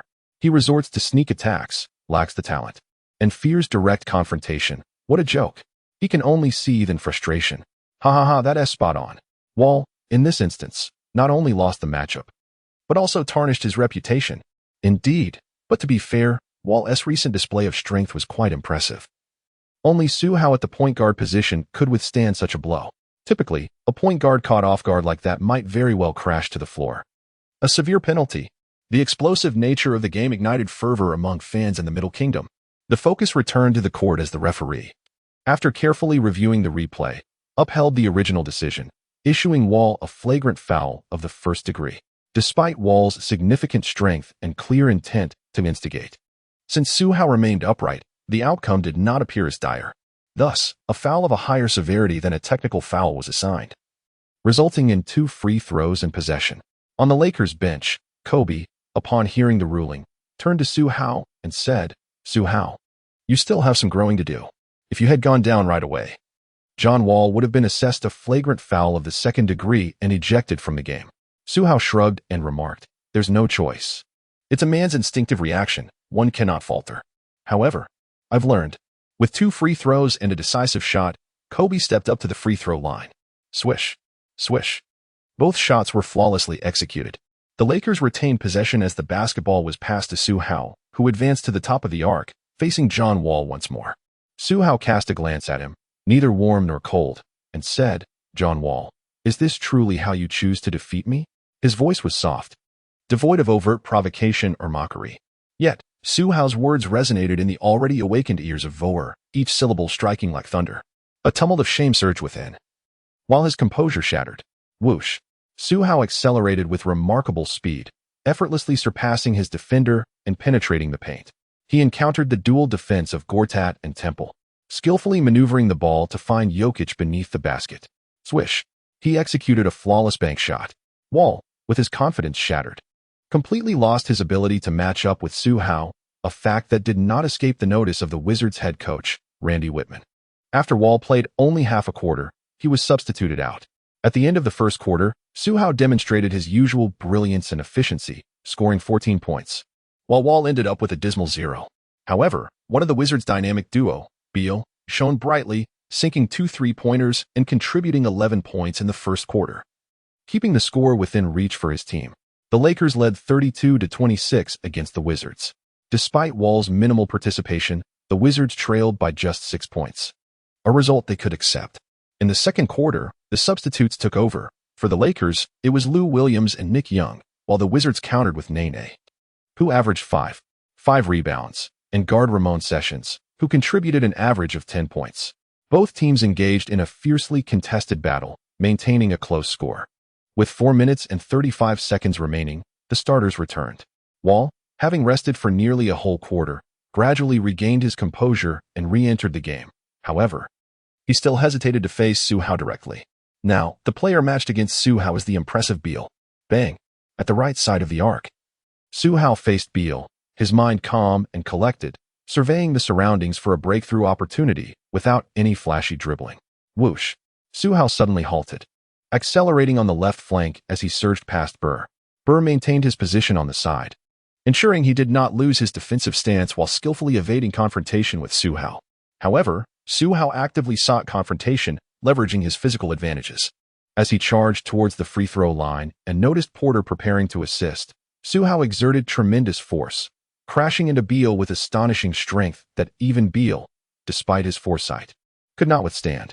With a swift motion, propelled by both inertia and impact, he accelerated diagonally towards the baseline, his feet entangled, tumbling into the corner. In a sudden stop amidst the confrontation, Su Hao pivoted with his back to the basket, switching hands to shoot from the open mid-range at the free throw line. Swish! The ball found its mark, leaving Beal bewildered, and the arena erupted once more in a chorus of jubilant cheers. Swish! Transitioning to offense, Wall evaded Su Hao, driving past Clarkson for a layup. As the play switched back, Su Hao faced Beal once again, prompting Wall to instantly double-team. Su Hao deftly passed to Kobe, who was unguarded on the opposite side. Whoosh! Kobe made a sharp cut, accelerating for a layup, but faced with Gortat's block. He opted for a reverse layup off the backboard. Did it go in? Clang. No. Gortat tipped the rebound out, and although Wall failed to collect it, Su Hao Positioned further outside, sees the rebound, his hands never ceasing their motion. Whoosh! He charged forward with determination. In a single stride, he bypassed the recovering Temple. Driving into the paint, Beal rushed to cover, but Su Hao disregarded him entirely, his speed only increasing. Bang! The two collided fiercely once more. The result? Clearly evident. Beal was once again sent sprawling across the floor, flung out of bounds, while Su Hao soared, suspended in midair, evading Gortat's block. Swish! A reverse layup found its mark. Beep! The whistle blew. A potential 2-1? No. The referee pointed, calling offensive foul on Su Hao, number 7 for the Lakers. What? Wasn't he that a 2-1? Instead, they whistled an offensive foul against Su Hao. How outrageous. The home crowd was visibly displeased. And upon reviewing the slow-motion replay, it was evident that while Beal had positioned himself early, he had not fully stabilized. It was a normal confrontation. Beal simply could not withstand the force, resulting in yet another instance of him being knocked out of bounds. This was clearly a legitimate opportunity for a 2-1. However, that was merely a slow-motion review. The on-court officials only witnessed Su Hao sending Beal flying out of bounds, which indeed seemed exaggerated, leading them to immediately conclude that Su Hao had exerted excessive force, thus deeming it an offensive foul. Sigh. Is my strength to blame? Su Hao shrugged his shoulders, feeling somewhat disheartened. The ruling had been made and was irrevocable. Not only was his recent 2-1 deemed invalid, but the possession was awarded to the Washington Wizards. Kobe approached and gently patted Su Hao on the back, offering words of consolation. Take it easy. The referees simply need time to adjust to the extraordinary prowess you possess at the point guard position, which rivals that of a center. They instinctively perceive your aggressive play as excessive. It is akin to the early days of Allen Iverson's career, when his exaggerated crossover dribble was frequently ruled as a violation. Su Hao nodded in understanding. The match proceeded. Despite a minor incident involving an offensive foul, it did not diminish Su Hao's dominance on the court, nor his ability to restrain Beal, who was performing exceptionally well today. In this quarter, Su Hao scored another 12 points, bringing his first half total to 26, while effectively limiting the Wizards' dynamic duo, helping the Lakers establish a 14-point lead. At halftime, within the confines of the NBA studio at Tingshuan Sports, Wang Ming could not help but exclaim upon reviewing Su Hao's statistics. Facing two opponents alone, this rookie has managed to suppress the Wizards' formidable pair. With a remarkable 26 points in the first half, he has not only showcased his undeniable dominance on the court, but has also significantly contributed to his team's substantial 14-point advantage. Truly impressive. Su Hao Qiang does not resemble a typical rookie. Indeed, Coach Zhang could not help but commend, stating that had it been last season's Lakers, the team trailing by 14 points at halftime tonight might very well have been the Lakers. It is undeniable. The arrival of Su Hao, this chosen son of the cosmos, has undeniably elevated the Los Angeles Lakers' prowess for the upcoming season. It appears that, as the outside world has suggested, this year's Lakers may emerge as an unpredictable dark horse with limitless potential. Indeed, Wang Ming nodded in agreement, promptly stating that the Lakers' season opener was splendid, leaving their ardent supporters in awe. However, with 2 quarters still remaining and a 14-point deficit, the game is far from over. At this moment, during halftime, allow me to update you on the outcomes of 2 other matches. First, in the clash between the Suns and the Clippers, the trio of Paul, Griffin, and DeAndre Jordan demonstrated their dominance, leaving the visiting Suns with no chance to retaliate. Ultimately, the Clippers secured a comfortable victory by 11 points, marking their first win of the season. After a grueling 7-game series that ended in the second round last season, Chris Paul is determined to lead the Clippers once again toward the Western Conference Finals. In another match, the Bulls triumphed over the Heat. Although the Heat have lost LeBron James and Dwayne Wade's performance has dwindled due to injury, the combination of Wade and Bosh remains formidable enough to challenge any opponent. Last season, the Bulls, with the addition of Pau Gasol alongside Jimmy Butler and Derrick Rose, achieved a commendable third-place finish in the Eastern Conference. They advanced to the second round of the playoffs, battling fiercely against the Cavaliers for 6 games before succumbing. Such a record attests to the success of their assembly.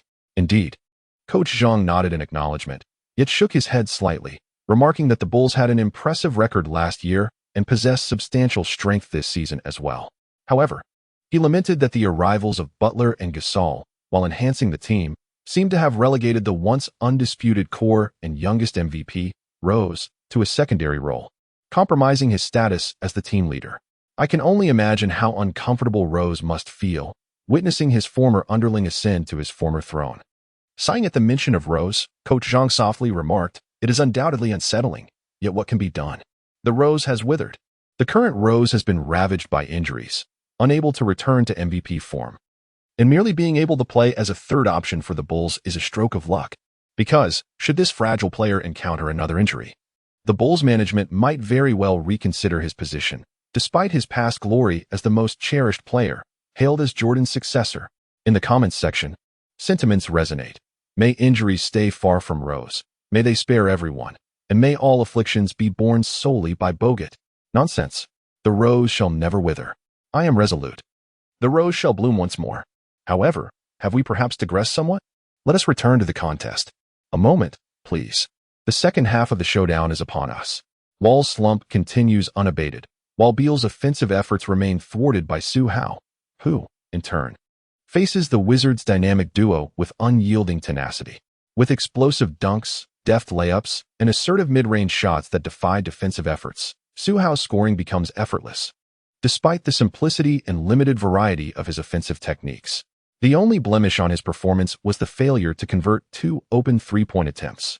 Su Hao's performance in the third quarter was nothing short of exemplary.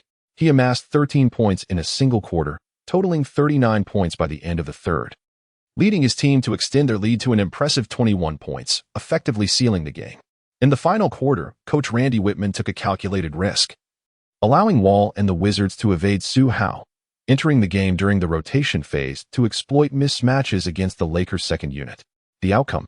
It proved to be relatively effective. Within a few minutes, the deficit was narrowed to 7 points. However, as the Lakers starters returned and the Wizards' starting lineup struggled to maintain their stamina, the gap swiftly widened once more.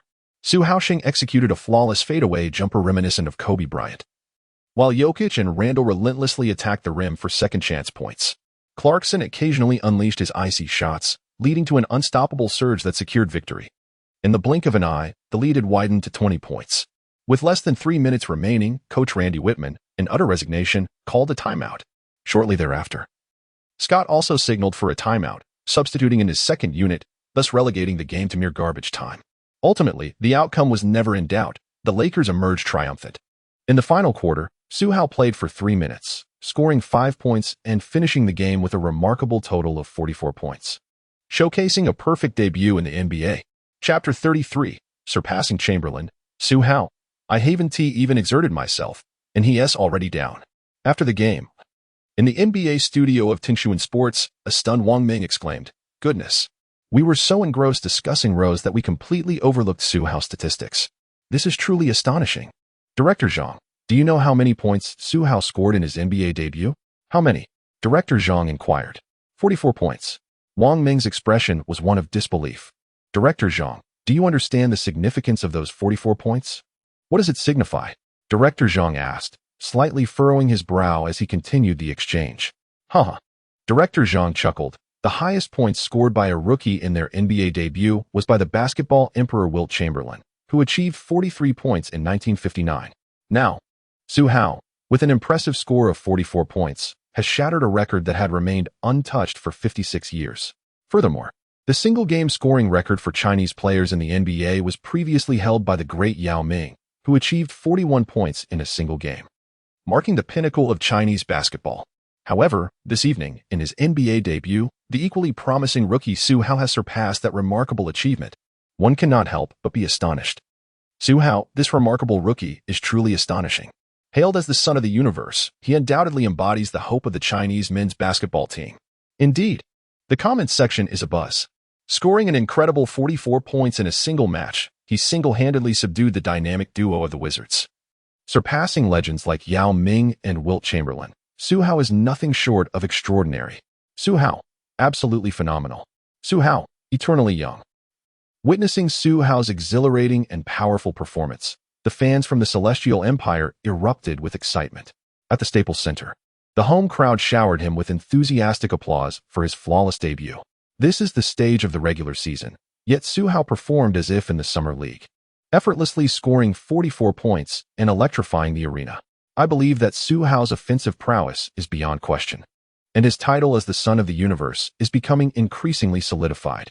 Indeed, go Su Hao. I am fully convinced that with the epic talent of Su Hao joining the Lakers, we will witness a formidable resurgence this season. Regarding Su Hao, who delivered a transcendent performance in his career debut, fans are filled with confidence and have undoubtedly fallen in love with this rookie. On the court, after the game, John Wall approached Su Hao, apologizing. "I'm sorry, I got a bit carried away in the first quarter. I sincerely apologize." "It's all right." Su Hao waved his hand, chuckling. On the competition field, one must always be in opposition, even among brothers. Leniency is not an option. Therefore, I paid no heed to it. "That's good." Wall replied with a laugh, then remarked, "Speaking of which, your strength is truly remarkable. Compared to the preseason, tonight I have exerted myself fully in both defense and offense.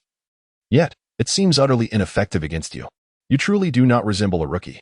Is that so?" Su Hao smiled awkwardly, choosing not to continue the conversation. "Indeed." Wall responded with a solemn nod, then continued, "In terms of strength, I fear I cannot confront you in the short term. However, during our next encounter, I shall present a more robust demeanor and will undoubtedly seek my vengeance. Furthermore, Su Hao, welcome to the NBA." Upon uttering these words, Wall departed without awaiting Su Hao's response. After hearing the final remark, Su Hao pondered over Kobe's previous words and shrugged, a hint of curiosity flickering within him. Was that last statement truly a jest at my expense? However, before he could delve deeper into his thoughts, the renowned ESPN journalist Stephen A. Smith approached, bringing with him the essence of the conversation. With a smile, he exclaimed, "Congratulations, Su Hao. Scoring 44 points in a single game, you have surpassed the legendary Wilt Chamberlain, delivering a flawless debut. This evening, you shine as the brightest star at the Staples Center. You are simply remarkable." "Thank you." Su Hao responded with a smile. He chuckled lightly, and A.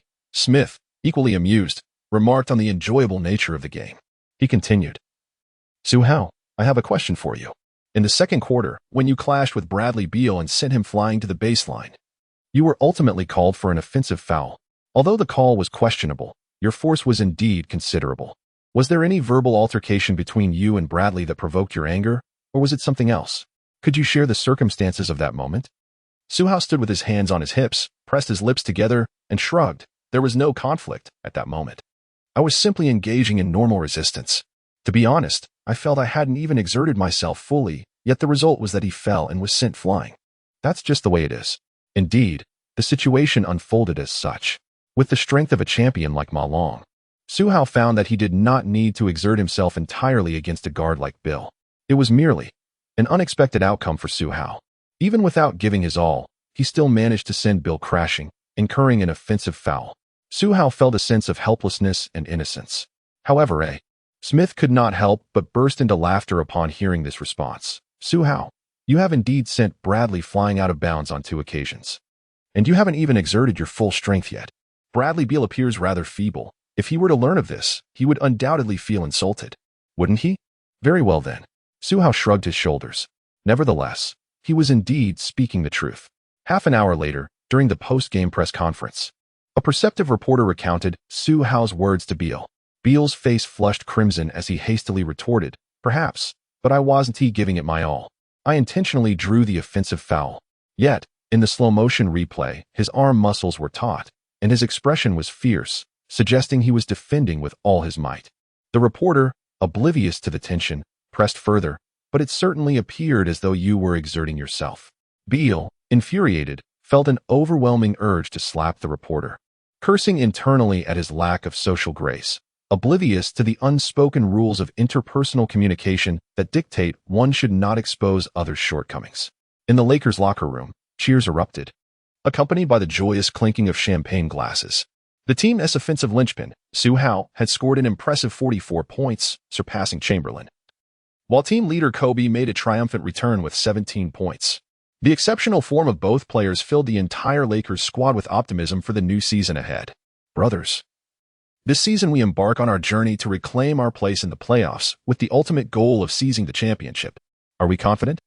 Nick Young raised a champagne bottle high, shouting in place of Kobe to rally the team. The crowd erupted in exhilaration. Nearby, Coach Scott clinked glasses with assistant coach Price and remarked with a smile, "Given Su Hao's debut performance, my investment in him was undoubtedly worthwhile."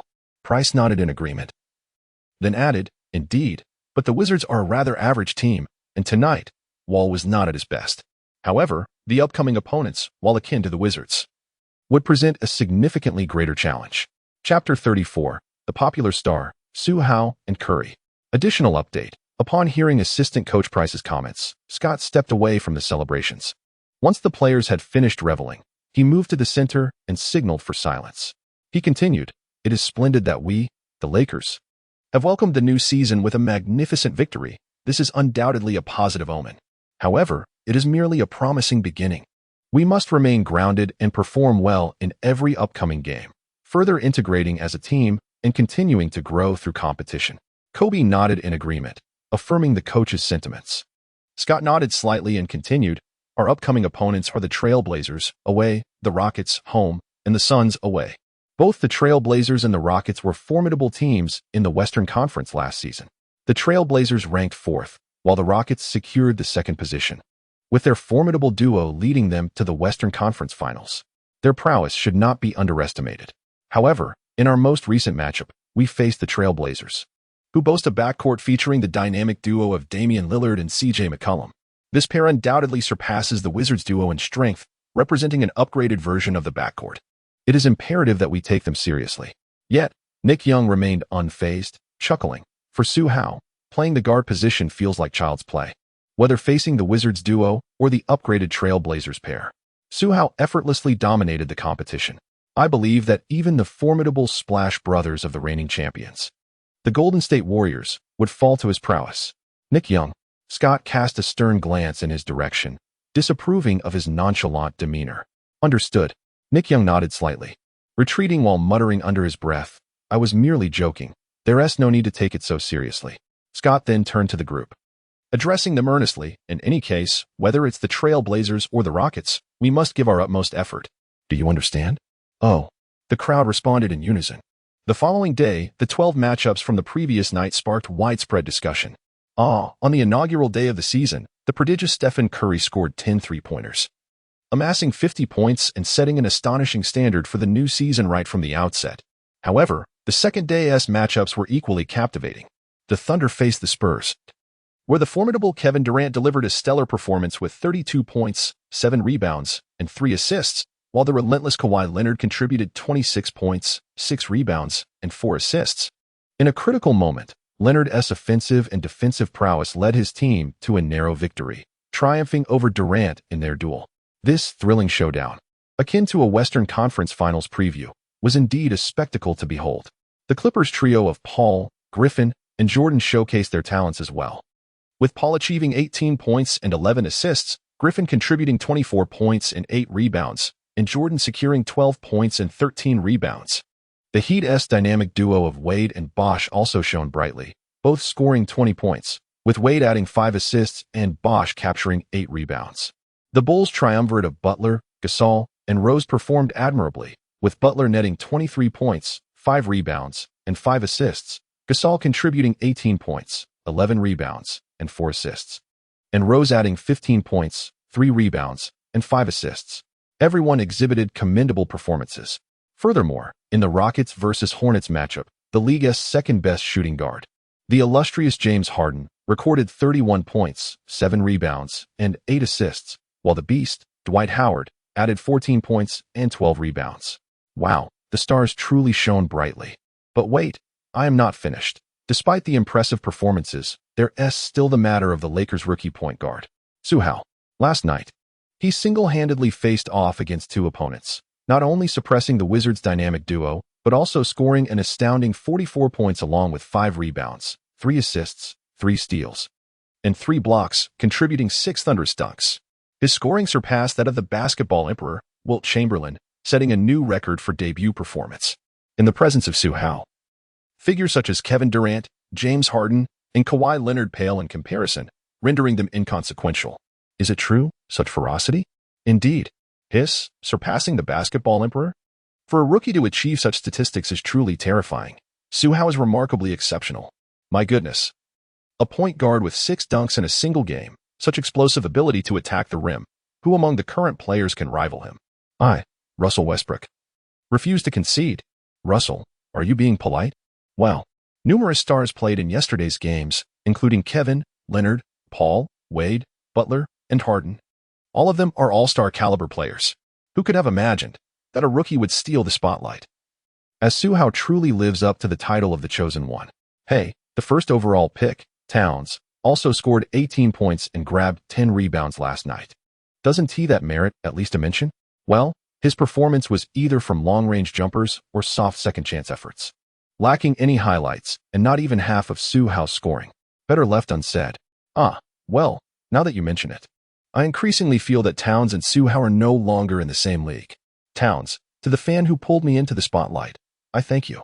Hey, does that mean Su Hao is at the peak of his career right from the start, becoming the most popular player in the league? No, not quite. Indeed. In the season opener, the newly crowned MVP, the young god, delivered a spectacular performance with 10 three-pointers and 50 points, undeniably claiming the highest popularity in the league. This year, he will contend with LeBron James and Kobe Bryant for the title of the most popular player.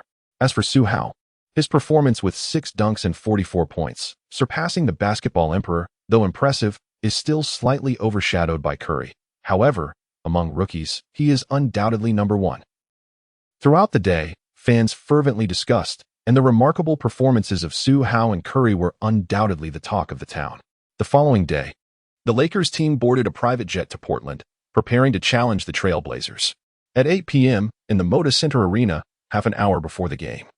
Both teams were actively warming up on the court, striving to find and maintain their optimal state before the match.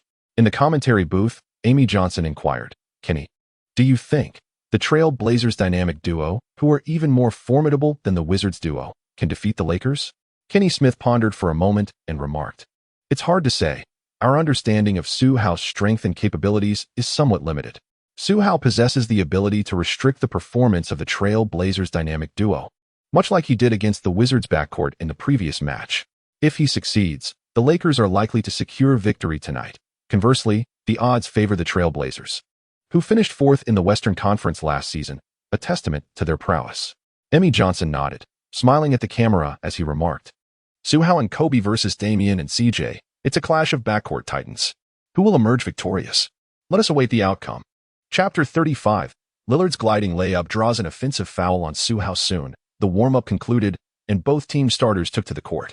The Portland Trail Blazers starting lineup included point guard, 191 centimeters Damian Lillard, shooting guard, 193 centimeters CJ McCollum, small forward, 206 centimeters Al-Farouq Aminu, power forward, 208 centimeters Noah Vonleh, center, 211 centimeters Mason Plumlee.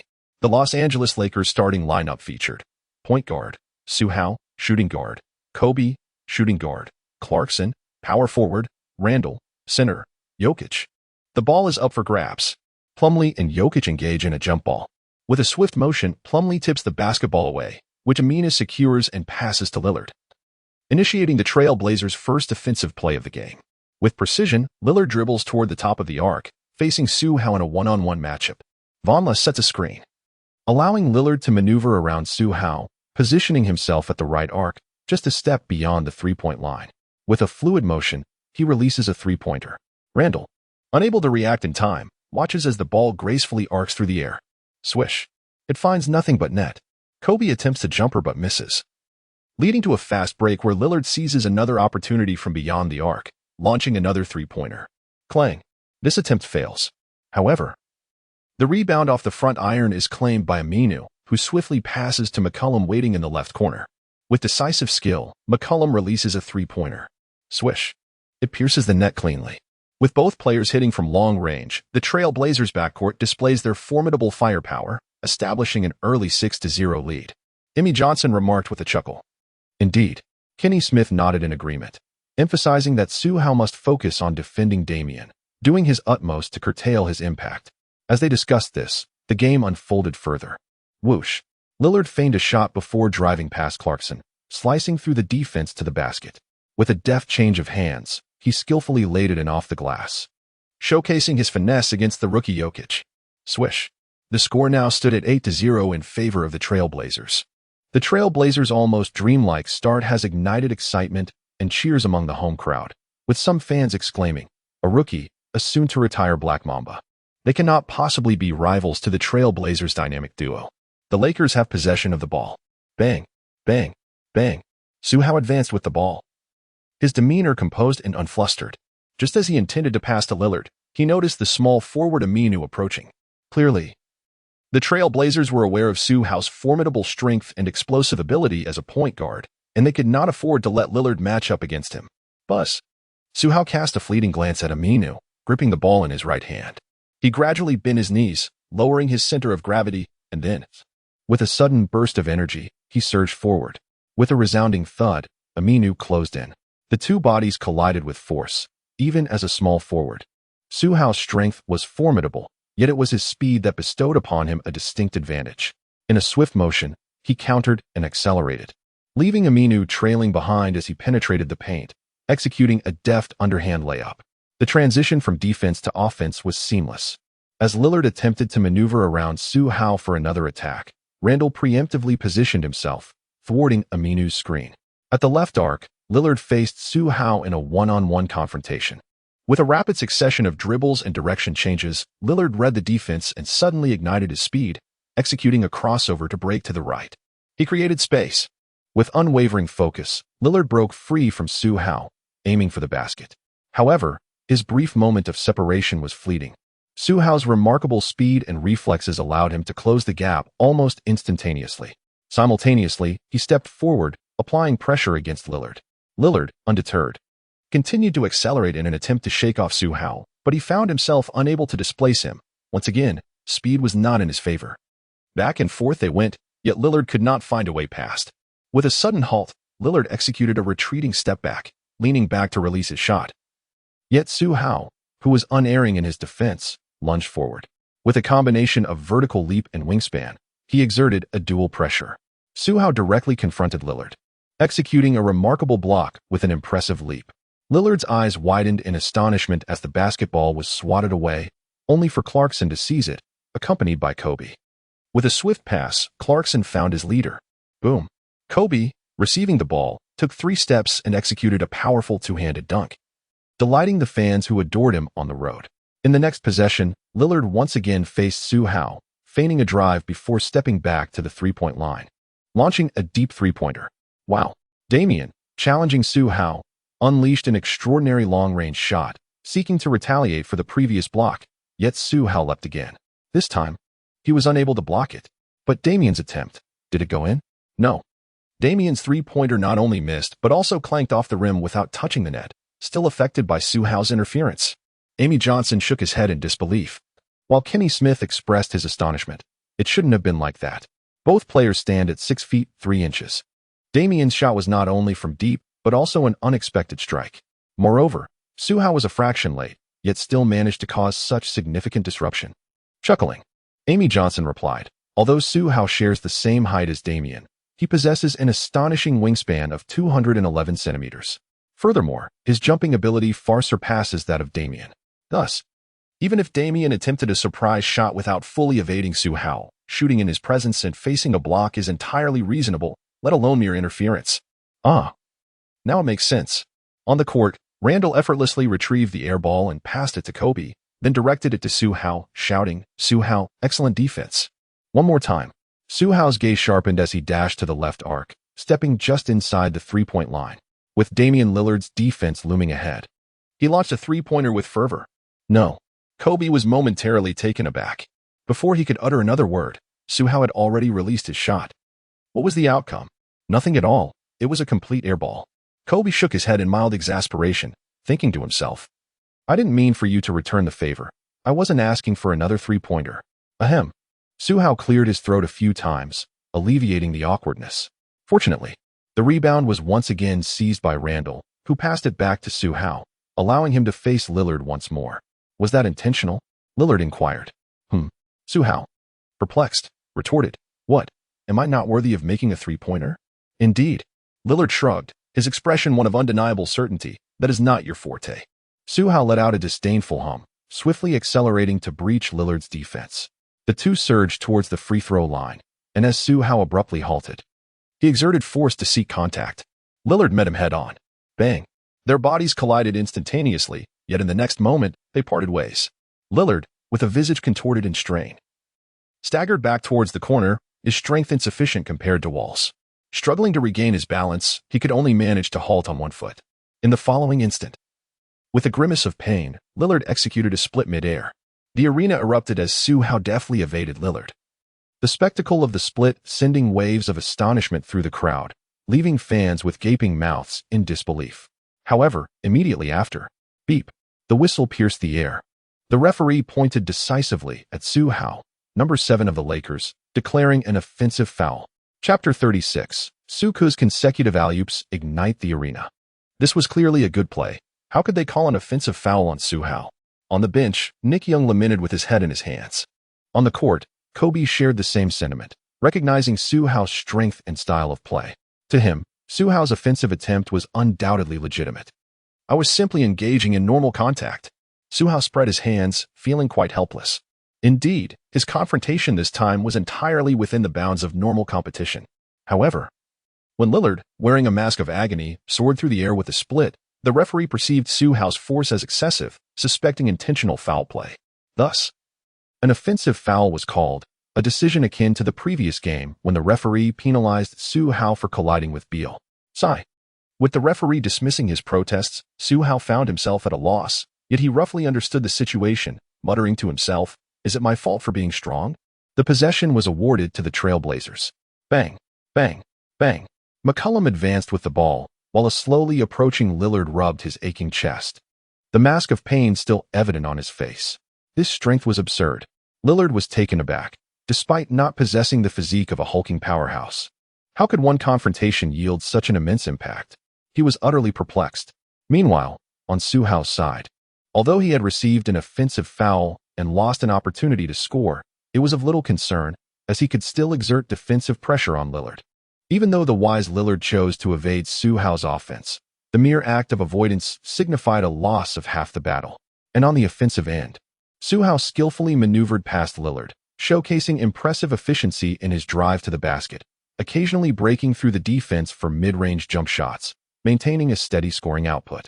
However, the Trailblazers possess a formidable backcourt duo, and Lillard was somewhat subdued, while McCollum continued to contribute offensively.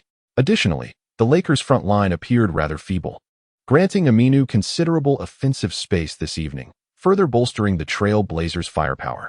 The score stood at 28-29 in favor of the Lakers at the end of the first quarter. Despite Lillard's limited impact, the Trailblazers trailed by merely 1 point. In the second quarter, the battle shifted to the benches. Lou Williams and Nick Young spearheaded the offensive efforts, with Williams being a formidable contender for the Sixth Man Award, representing the most potent force on the Lakers bench. While the Lakers' reserves were generally average, the presence of Williams typically mitigated any disadvantage, and against opponents with weaker benches, they could even gain an edge. However, this did not apply to the Trailblazers, whose Allen Crabbe and Gerald Henderson, averaging 10 points each, collectively surpassed Williams' capabilities. With 4 minutes and 16 seconds left, the Trailblazers' reserves led the team to a 3-point advantage. Beep. Scott called a timeout, signaling the return of both starting lineups. Whoosh. Su Hao's initial attack with the ball was a bold drive towards Lillard. However, he was immediately met with Aminu's defensive support, while the vigilant presence of Vonleh loomed on the sidelines. A solitary advance against 3 defenders? Su Hao is capable of charging forward, yet it is unnecessary for him to do so with every offensive play. With a swift motion, he passed the ball to the perimeter, seeking out Kobe, who received it and, with a graceful flick of his wrist, released a 3-point shot. The basketball arced beautifully through the air before a swish. It pierced the net. In the subsequent play, Su Hao, moving without the ball, received a pass from Jokic, who was positioned at the high post, and exploited a mismatch against the power forward. Fongley. In a flash, he accelerated like lightning, swiftly bypassing Fongley. He soared towards the basket, executing an elegant maneuver in midair to evade the dual block from Plumlee and Aminu, ultimately finishing with a layup. 1 pass, 1 score. Su Hao led his team to a remarkable 5-point surge, swiftly turning the tide of the game. Meanwhile, on the defensive end, they continued to apply pressure on Lillard, who, recognizing the lack of a viable offensive opportunity, passed the ball to McCollum for a one-on-one showdown reminiscent of the retired Kobe Bryant. Swish. A mid-range jumper found its mark. In the ensuing transition, Kobe, with his back to the basket, initiated a sequence against McCollum. seeking to retaliate with a series of deceptive spin moves followed by a jump shot, executed in one fluid motion. McCollum, left with no choice, attempted to contest the shot. But such a meager distraction proved inconsequential. A moment of clarity struck. Randall was poised to re-enter the fray. However, clank. Kobe's shot ricocheted off the front of the rim. Yet Su Hao's quick reflexes came into play as he surged into the paint, leaping with fervor to secure the offensive rebound ahead of the towering Plumlee and Jokic. With a swift motion, he dished the ball out to Kobe. Once more, Su Hao let out a low roar as Kobe received the ball, facing McCollum's defense.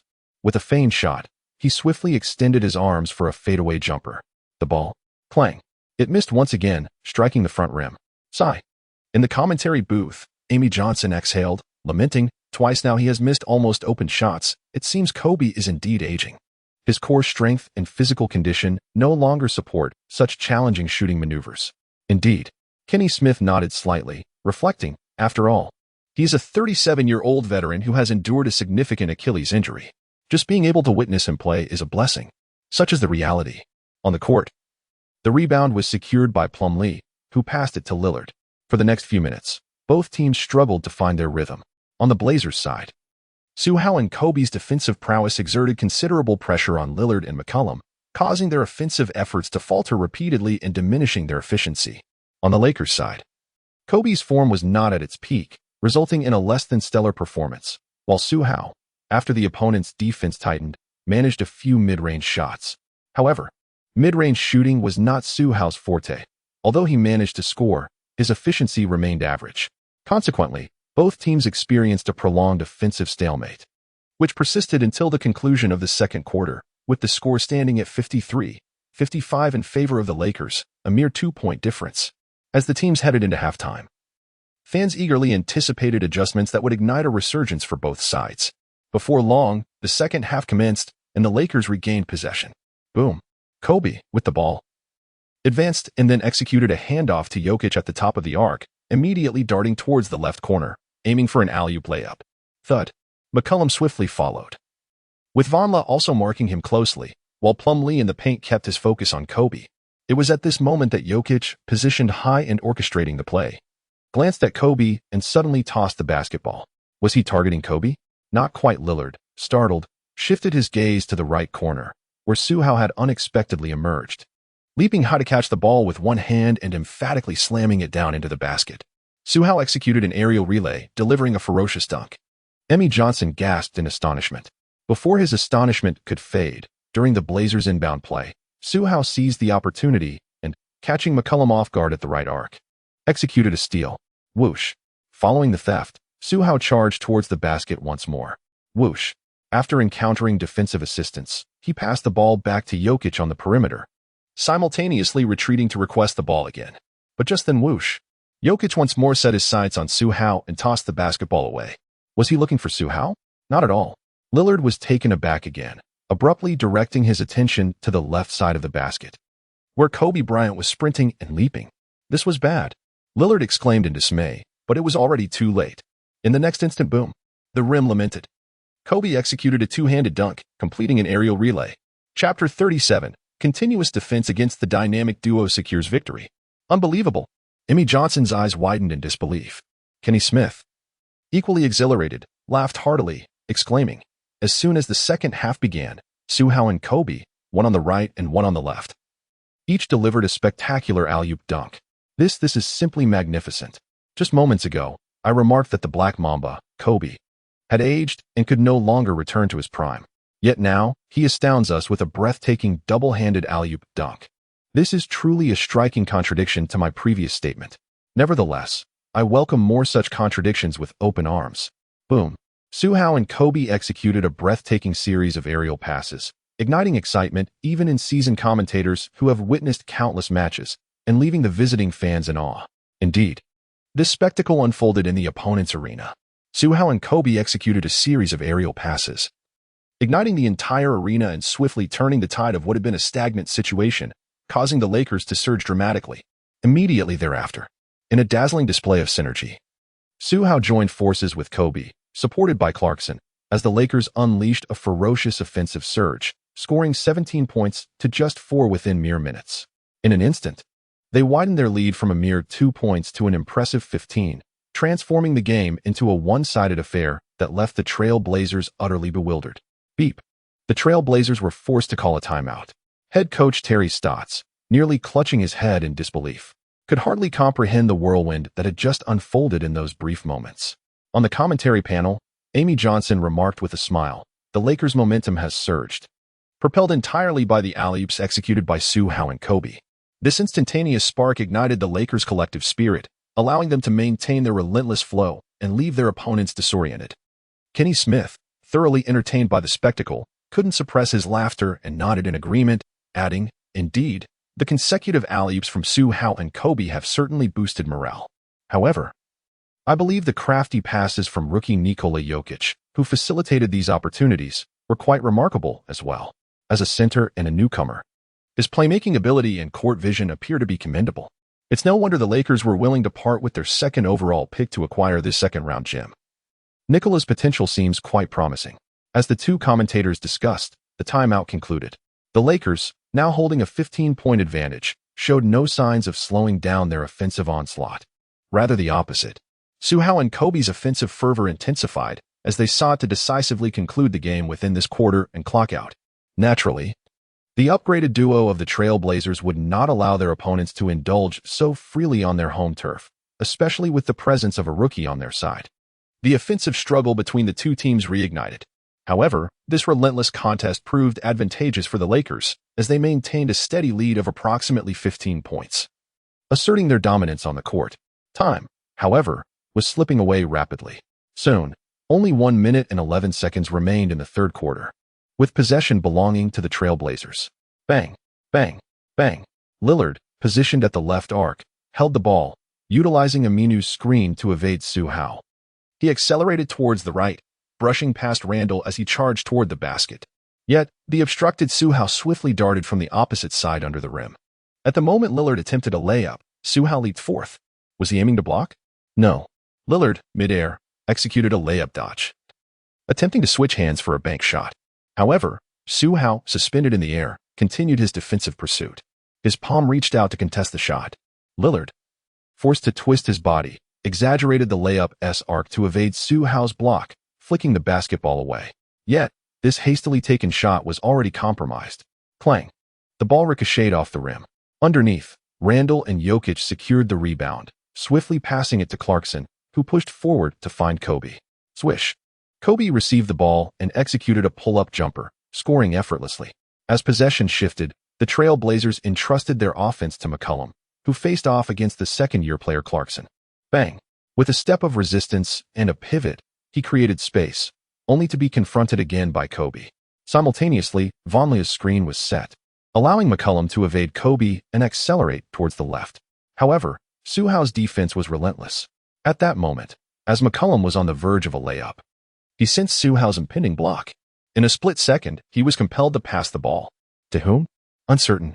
Yet, the basketball was intercepted by the agile Jokic, who had seemingly appeared out of nowhere, maintaining ball control. He first passed to Clarkson at the arc, then directed it towards the front court. To Su Hao. Su Hao? Did he not just defend against McCollum? Indeed, it is Su Hao. Upon witnessing Jokic's successful steal, he wasted no time, accelerating forward with forward speed. With a resounding thud, he received a pass from Clarkson, leaped just inside the free throw line, and unleashed a soaring, thunderous dunk. The arena erupted in jubilant cheers once more in response to his commanding slam dunk. Meanwhile, with only a final possession remaining in the offensive time, the ball was entrusted to Lillard, who, from the left arc, found the less defensively adept Clarkson, waiting until the last moment. With a swift motion, he retreated and attempted a long three-pointer. Clarkson was aware but dared not pressure too intensely, for a foul would be a grievous setback. Fortunately, Lillard's buzzer-beater three-pointer failed to find its mark. After all, the difficulty was indeed considerable, even for Lillard, who shares a proficiency for long-range shots akin to Curry. His shooting percentage could not be exceedingly high. Thus, in the final minute of the third quarter, Su Hao successfully isolated both of the Trail Blazers' dynamic duo, Lillard and McCollum, and orchestrated a counterattack, allowing the Lakers to extend their lead to an impressive 19 points, securing their victory. Although a full quarter remained, it was evident that the Lakers had seized control of the game. During the intermission, in the commentary booth, Amy Johnson remarked. Su Hao continues to impress. He subdued the Wizards' dynamic duo in the previous match. Tonight, he has significantly restricted the formidable Trail Blazers duo, especially with his successful one-on-one defenses just now, transforming the Lakers' initial advantage into a decisive lead. Indeed, Kenny Smith could not help but express his admiration, stating, Su Hao has excelled not only defensively tonight, but he has also amassed 28 points, 6 rebounds, 3 assists, 2 steals, and 3 blocks.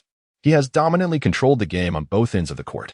However, we must remember that Su Hao is merely a rookie, having just entered the league for his second game. His level of dominance is truly astonishing. Chapter 38, 33 points. Scott, you must learn to control your strength. In the final quarter, with a substantial 19-point lead, Kobe did not take the court. After rotating the lineup, Su Hao and the other starters entered the game, maintaining the advantage for a few minutes. The Trail Blazers would soon concede. However, during the brief time on the court, Su Hao scored 5 points, but in one offensive play, he exerted too much force. Beep. He was called for an offensive foul once more. Although this wasted an opportunity, the significant lead rendered it of little consequence to the outcome of the game. Beep. As the clock dwindled to 4 minutes and 14 seconds, Terry Stotts called for a timeout, opting for a 5-on-5 strategy that ultimately conceded the game, relegating the remaining time to mere garbage time. In the end, devoid of suspense or dramatic twists, the Lakers triumphed over the revamped duo of the Trail Blazers with a commanding 15-point lead, securing their second consecutive victory of the season. After the game, Amy Johnson remarked, this rookie, Su Hao, possesses an astonishing physical prowess, combining Malone's strength, A's speed, and Jordan's vertical leap. The synergy of these attributes renders his playing style utterly ferocious, whether facing the dynamic duo of the Wizards or the Trail Blazers. Even if they are all all-star caliber players, they faltered against a rookie like Su Hao. It is indeed hard to fathom, truly astonishing. Kenny Smith nodded in agreement, chuckling. On the strength front, Su Hao undoubtedly holds a significant advantage over most point guards. I believe that within the entire league, only the likes of the Turtle Russell Westbrook exhibit a similarly aggressive playing style. Frankly, I am quite eager to witness the spectacle when Su Hao faces off against Russell. The laughter continued as Amy Johnson raised an eyebrow, saying, I share your anticipation. In the Lakers' locker room, led by Nick Young and Nikola Jokic, the players celebrated yet another victory. Last season, without Kobe, the Lakers managed only 21 wins, with victories being a rare occurrence, let alone achieving back-to-back wins. Coach Scott then pulled Su Hao aside, stating, Su Hao, with 44 points in one game and 33 in another, your performance has been remarkable. However, these 2 games have also revealed an area for improvement, your ability to engage in reasonable contact. It is not that your confrontations are unreasonable, but rather that your strength in the point guard position is excessively pronounced, and the league officials have yet to acclimate to your prowess. You have not yet familiarized yourself with your own playing style, were you to assume the role of a center. Leveraging such force against a guard would undoubtedly result in easily overpowering players like Lillard. However, you are not.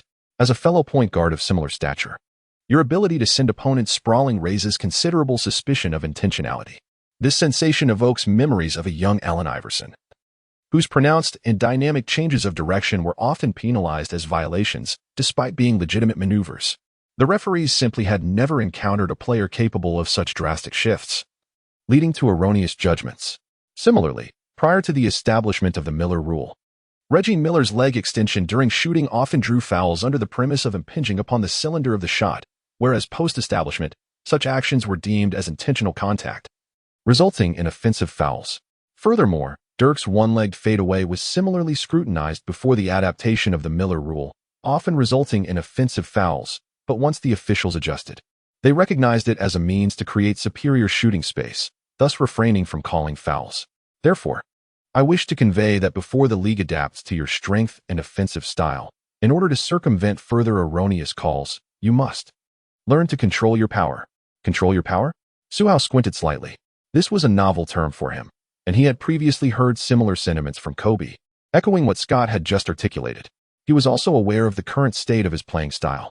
Thus, Su Hao nodded subtly, acquiescing to the coach's arrangements, and understood how he should approach the forthcoming matches. Upon returning to the villa, Su Hao lay on his bed after a refreshing shower, the clock striking midnight.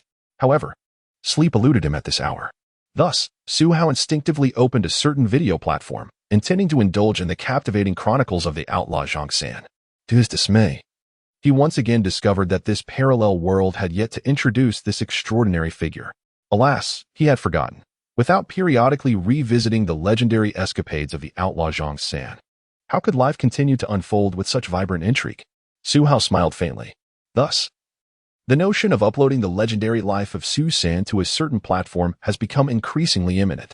The following day, news media and major basketball websites were once again engrossed in discussions surrounding Su Hao, fervently seeking topics of conversation. A remarkable performance of 44 points in one game, followed by 33 points in another, accompanied by an astounding total of 11 dunks. He executed a spectacular dunk over John Wall, breaching their defense and overwhelming the Wizards' dynamic duo, while also dazzlingly outmaneuvering Damian Lillard in a 1-versus-2 scenario, dominating the Trailblazers star pair. This is the impressive debut that rookie Su Hao has delivered upon entering the league. How is it? Absolutely explosive. Indeed, apart from Su Hao, the most outstanding rookie this year is Karl-Anthony Towns, the first overall pick, who merely managed 18 points and 10 rebounds, still a considerable distance from Su Hao's accomplishments. Although he entered the league as a free agent, the title of the Chosen One is increasingly being solidified for Su Hao. 2 all-star caliber players from opposing teams were overshadowed by this rookie, whose physical prowess is undeniably extraordinary, based solely on his performance thus far this season. I must assert that Su Hao is at his peak right from the outset. There can be no dissent on this matter. Indeed, it is still early, having only played 2 games. However, the next contest for the Lakers pits them against the Rockets, last season's Western Conference runners-up, who boast the formidable modern duo. Furthermore, the current second-best shooting guard, James Harden, recently posted an all-around stat line of 31 points, 7 rebounds, and 8 assists. His form remains resolute. Thus, the anticipation continues. The clash between Su Hao and Harden promises to be nothing short of spectacular. One might ponder why the confrontation is set between Su Hao and Harden rather than the current premier shooting guard, Kobe and Harden. Well, those who understand, understand. Indeed, it is clear that the present-day Kobe, now in the twilight of his career, lacks the formidable prowess he once possessed. He is no longer a match for Harden. While it may appear to be a duel between shooting guards, Kobe versus Harden, the true essence that dictates the outcome of the game lies in the rivalry between the point guard and shooting guard, specifically, the confrontation between the Chosen One, Su Hao, and the bearded maestro, Harden. Chapter 39, A Ruthless Beating of the Mad Dog. Beverly, forgive me, I have learned to control my strength. A day later, 9 p.m. The Staples Center awaits the imminent showdown between the Lakers and the Rockets, set to commence in just half an hour. Su Hao, Kobe, Jokic, and other Lakers players are diligently warming up, while Harden, Howard, and other Rockets players are also actively preparing. Swish. Su Hao executed a precise mid-range shot, and a sense of gravity enveloped his heart. With one match yielding 44 points and another 33, the team celebrated a consecutive victory. My performance in both games has been commendable. If I can sustain this momentum, I may very well secure the title of Player of the Week in the inaugural week of the new season. This achievement would enable me to fulfill the side quest issued by the system, thus granting me the elusive Eurostep of the Flash, Dwayne Wade. However, tonight's adversary is the formidable Rockets, and I must approach the game with utmost seriousness, striving for an even more stellar performance to lead my team to victory. With this thought in mind, a fierce determination ignited within our eyes, and we eagerly immersed ourselves in warm-ups, aiming to enter the competitive spirit as early as possible. Suddenly, at that moment, Su Hao's gaze swept over the Rockets bench, landing on a face reminiscent of a pig, which suddenly ignited a glint of cold light in his eyes. Who could it be? Indeed, it was the general manager of the Rockets. Maury, that dog of Maury. In Su Hao's eyes, a cold glint flashed. Go, you have come to witness the match today. I truly wish you could take to the court. At the commentary booth, the formidable Shaquille O'Neal proclaimed, the reigning first shooting guard, Kobe Bryant, faces off against the second, James Harden. This promises to be a captivating highlight. Not so fast, interjected the agile Charles Barkley, shaking his head. In comparison to the showdown between Kobe and Harden, I am far more eager to witness the clash between Su Hao and Harden. You see, Kobe is no longer at his peak, while Harden has remarkably risen since departing from the Thunder, evolving into a powerhouse that has eclipsed the Flash, Dwayne Wade, securing his position as the second-best shooting guard in the league. Moreover, although he is labeled as the second shooting guard, in my view. Harden's prowess is merely slightly less popular than Kobe's. In terms of individual capability, the bearded wonder Harden is indeed the current best shooting guard, thus rendering him a pseudo-first shooting guard. That perspective holds merit, O'Neal agreed with a nod, smiling. Let us all anticipate the thrilling confrontation between the rising star Su Hao and the pseudo-first shooting guard Harden. As the pre-game discussions continued, the commentators further heated the atmosphere. Soon, the warm-up concluded, and the starting lineups took to the court. For the Los Angeles Lakers, the starters were point guard, Su Hao; shooting guard, Kobe; shooting guard, Clarkson; power forward, Randall; center, Jokic. For the Houston Rockets, the starters were point guard, 185 centimeters Patrick Beverley; shooting guard, 196 centimeters James Harden; small forward, 203 centimeters Trevor Ariza; power forward, 213 centimeters Donatas Modiajunas; center, 211 centimeters Dwight Howard. The ball was up. A tip-off between Jokic and Howard commenced. Having transitioned from the Magic to the Lakers, and now to the Rockets, Howard's once mighty talent, the Beast, had diminished significantly, rendering his offensive capabilities far less formidable than before. Nevertheless, he was still Howard, the man who once traded for LeBron, and had not yet fully descended into the realm of an ordinary blue-collar player. He remained the Rockets' second-in-command. With a decisive leap, he soared, snatching the ball before Jokic could react. Beverley received it, advancing it to Harden to initiate the Rockets' first attack of the game. Boom. At the right arc, Harden confronted Clarkson, rhythmically dribbling beneath his legs. Spotting the basket, he feigned a drive, only to see Clarkson lower his center of gravity, prompting Harden to suddenly retreat. Swish. The signature step-back three-pointer, one of Harden's hallmark maneuvers, was executed flawlessly. The ball soared through the air, finding the net effortlessly. Wow. The first step-back three-pointer hit its mark, demonstrating that Harden had mastered this technique with remarkable finesse. The Lakers find themselves trailing the Rockets 0-3, with possession in hand. Kobe Bryant advances the ball, facing not Harden in defense, but rather Ariza. Positioned at the left high post, Kobe backs down against Ariza. With a powerful thrust, he executes a half-turn, feigning with his shoulder while simultaneously gauging the defender's position from the corner of his eye. In a swift motion, he pivots and releases a fading jump shot. Clang. It misses. As for the rebound, Jokic and Howard vie for it, but it is Randall who secures the offensive board, swiftly dishing it out to Su Hao at the right arc. Just as Su Hao receives the ball, a figure darts into the frame, none other than Patrick Beverley. Su Hao merely held the ball when Beverley closed in, incessantly reaching out to disrupt and apply relentless defensive pressure, akin to a rabid dog tenaciously clinging to Su Hao. Indeed, Beverley's nickname is the Rabid Dog, a testament to his tenacious defense. With a sudden movement, Beverley managed to knock the basketball from Su Hao's grasp, sending it flying out of bounds. Although possession still belonged to the Lakers, Beverley's fierce defense and his proactive approach left coach Kevin McHale thoroughly impressed. Su Hao cast a fleeting glance, and even in the moment of receiving the ball, he remained steadfastly attached to his adversary, Beverley, narrowing his eyes, for indeed, he resembled a relentless mad dog. The Lakers gained possession. Randall initiated the inbound pass from the center circle, directing the ball to the left arc's apex, where it landed in Su Hao's hands. Without a doubt, Beverley lunged forward once again. It was clear that tonight, Beverley's sole mission was to entangle Su Hao. With a sharp crack, Su Hao seized the ball and focused intently, surveying the fierce Beverley charging towards him. He pivoted, accelerating past his opponent. The impact resonated as their bodies collided. In that fleeting moment of contact, Beverley's pupils dilated dramatically, overwhelmed by the terrifying force reminiscent of Malone, which instantly contorted his expression into one of agony. At that instant, the once howling mad dog seemed to be struck into silence. With a resounding thud, Su Hao once more engaged in the confrontation, shoving Beverley aside before surging ahead, penetrating the paint, and soaring for a layup. Swish. The ball found its mark. In the ensuing possession, despite Beverley feeling as if his bones might shatter, his instinct for defense compelled him to persist in his pursuit. However, Su Hao was not one to indulge, nor did he pay heed to the extravagant displays of his opponent. Time and again, he forcefully broke through, charging into the paint with relentless determination. With a powerful leap, he deftly evaded Modiajunas' attempt to block, executing a resounding dunk.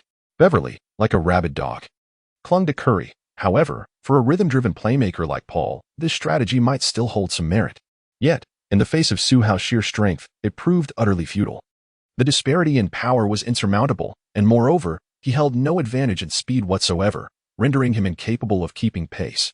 After merely 2 possessions, Beverly recognized the futility of his efforts to thwart Su Hao's offensive maneuvers, realizing his attempts at disruption had no effect. Since Su Hao relished confrontation, Beverly resolved to draw an offensive foul against him. With this thought in mind, during the next possession, as Su Hao surged forward once more, Beverly exaggeratedly fell backward, crashing onto the hardwood floor. An offensive foul? No, the referee remained silent. With a thunderous slam, Su Hao delivered yet another emphatic dunk, striking the court with undeniable force. As he returned to the defensive end, he cast a fleeting glance at the frenetic Beverly, who still sought to elicit an offensive foul. Sorry, but I have mastered the art of controlling my strength. Chapter 40. An elbow to the dog, with dazed eyes and a spinning head. Additional update, just after that play. Upon hearing the coach's words, Su Hao exercised restraint, refraining from unleashing his full strength against the formidable Malone, thereby tempering the intensity of his impact. Consequently, although Beverly was propelled into the air, his clumsy performance rendered his fall somewhat unnatural, prompting the referee to withhold a foul call. In contrast, both Beal and Lillard, when sent flying, genuinely bore the weight of their struggles, their expressions of pain unmistakably authentic, which led the officials to penalize them for unsportsmanlike conduct. Furthermore, the tenacious Beverly was known for his crafty defensive tactics, and the referees were well aware. Thus, they were not easily deceived. With a resounding impact, Su Hao scored 6 consecutive points against the fiercely aggressive Beverly, eliciting wild cheers from the home crowd. In the commentary booth, Shaquille O'Neal remarked, "In the land of the Middle Kingdom, it is said that in the realm of martial arts, speed is paramount. Yet tonight, it seems that strength reigns supreme." Beverly's relentless defensive style may give even all-star caliber guards a significant headache, but in the face of Su Hao's power, he was utterly defenseless. Indeed, Charles Barkley chimed in the domain of basketball, possessing immense strength appears to neutralize all manner of flashy defenses. Throughout the first quarter, the Rockets' defensive strategy revolved around having Beverly shadow Su Hao, only to witness Su Hao dominate the relentless Beverly with physical confrontations that left the latter lamenting. Nevertheless, for Beverly, defense was his vocation, one of the cornerstones of his standing in the league. Despite the pain, he persevered with gritted teeth. Thus, as the first quarter concluded, Su Hao faced Beverly's tenacious defense with unwavering confidence, amassing a commendable 13 points. Simultaneously, Kobe, in the wake of an elbow strike from Artest, managed to secure a respectable 8 points against the defenseless James Harden. Su Hao and Kobe combined to score 21 points. However, the so-called premier shooting guard, Harden, excelled offensively, executing step-backs and drawing fouls to accumulate 11 points. Meanwhile, the formidable Dwight Howard deftly maneuvered against the still-developing and less agile rookie, Jokic, effortlessly securing 9 points in a single quarter. Consequently, at the conclusion of the first quarter, the Lakers and Rockets were tied at 31 apiece. As the second quarter unfolded, with 4 minutes and 13 seconds elapsed, the teams remained deadlocked. The Rockets head coach called a timeout, and upon the return of both starting lineups, the intensity of the contest reignited. With possession now in the hands of the Rockets, the action intensified. Boom. Harden, with the ball, approached Kobe for a one-on-one face-off. Swiftly shifting his weight, he executed a quick crossover to find his rhythm, momentarily holding the ball in his left hand. In a flash, he feigned a drive to the left, then pivoted back, accelerating to the right with the ball in hand. Kobe, demonstrating remarkable agility, moved to keep pace. However, in a sudden twist, Harden abruptly halted, employing his signature step-back maneuver, creating space between himself and Kobe, before launching a three-pointer that swished through the net. Harden's step-back is truly an art form. Even Kobe could not contain it, resulting in what could only be described as an indiscriminate offensive display. Indeed, while Harden may not quite match Kobe in popularity, his technical prowess is undoubtedly formidable. The title of second-best shooting guard is not merely a fade. Shaquille O'Neal and Charles Barkley expressed their admiration from the sidelines. On the court, the Lakers regained possession. Kobe, seizing the opportunity, aimed to back down Harden, seeking to retaliate.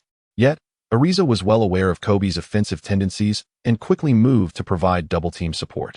In that moment, Kobe opted to distribute the ball, passing it to Su Hao at the arc, prompting Ariza to hastily retreat to defend.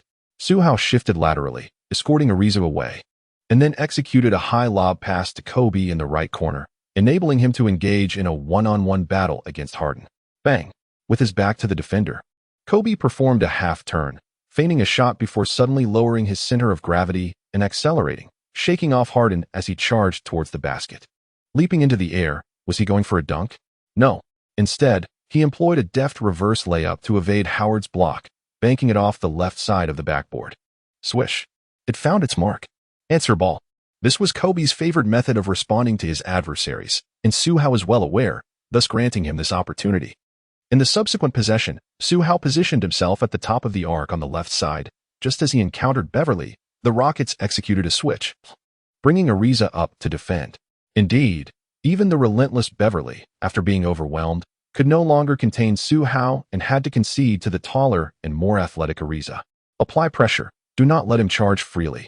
On the sidelines, beside Su Hao, Coach Mikhail bellowed at Ariza, and Su Hao heard every word clearly, his peripheral vision catching a glimpse of Mori. "Mo dog." Su Hao's gaze grew increasingly frigid. In the next moment, whoosh, Su Hao suddenly charged forward, taking a resolute step to confront his opponent, and then accelerated with all his might, leveraging his speed to leave Ariza behind. With a swift motion, he halted abruptly to attempt a jump shot. Alas, it missed. A rebound? Beneath the basket, Howard soared like a soaring crane, securing the rebound, yet he failed to maintain his grasp, and Jokic swiftly snatched the ball away. Was it about to roll out of bounds? Randall lunged forward, making a desperate attempt to save the ball, but as he crossed the line, he forcefully hurled the basketball toward the arc's pinnacle. However, the angle was not quite right while in midair. Whoosh!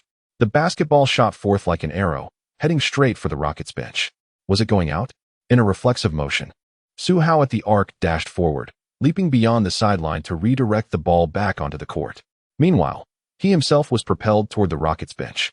After making the save, Su Hao was preoccupied with thoughts of how to protect himself during the fall, while also striving to minimize any potential harm to the fans in the audience. However, suddenly, a pig's face flashed before his eyes, revealing the visage of Mori. Mori! A glint of cold light flashed in Su Hao's eyes as he lunged directly at Mole. The latter had no time to evade, colliding forcefully with Su Hao. In the midst of this chaos, as Su Hao crashed into Mole, he slid backward toward the audience, and with a swift movement, he struck Mole's nape with his elbow. Was it deliberate? Indeed, it was intentional. Mole let out a piercing scream, while Su Hao tumbled into the second row of spectators. This entire sequence unfolded in the blink of an eye, and that powerful elbow strike went unnoticed by the crowd. Naturally, to prevent any post-game slow-motion replays that might reveal the premeditated nature of his actions, Su Hao refrained from exerting his full strength, instead mimicking an instinctive motion resulting from a loss of balance. Nevertheless, even with this restraint, the force behind Su Hao's elbow, imbued with the might of a champion, was more than sufficient to incapacitate the weakened Mole. Following the agonizing cry, Mole's pupils dilated slightly, and he was left dizzy and feeble, collapsing onto a nearby player and unable to rise for an extended period. Chapter 41. Su Hao vs. Harden, the battle against the deceptive first guard. As previously mentioned, this transpired in mere seconds, while the match continued unabated.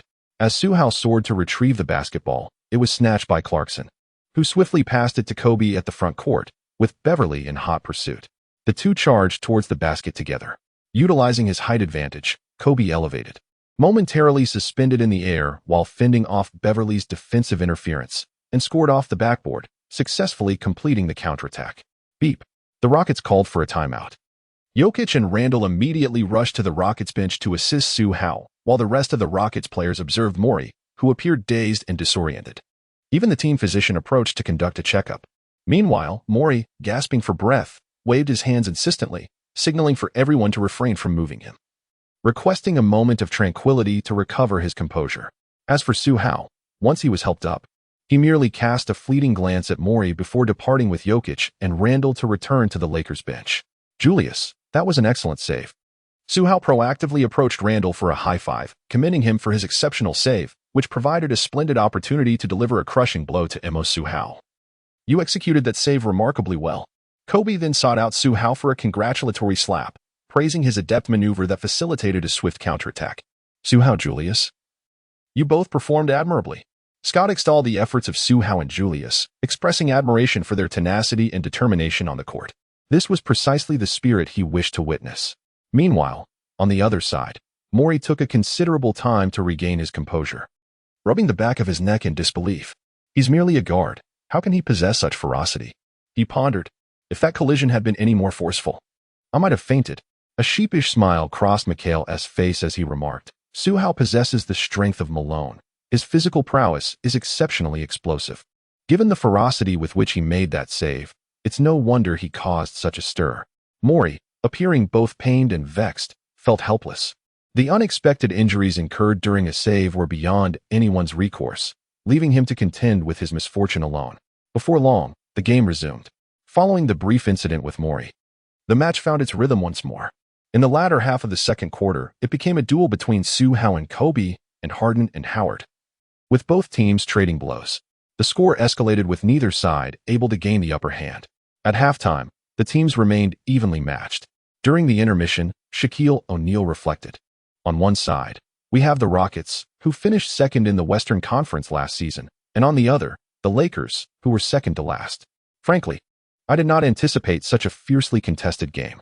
This year's Lakers have undergone a remarkable transformation, rising unexpectedly to become formidable opponents.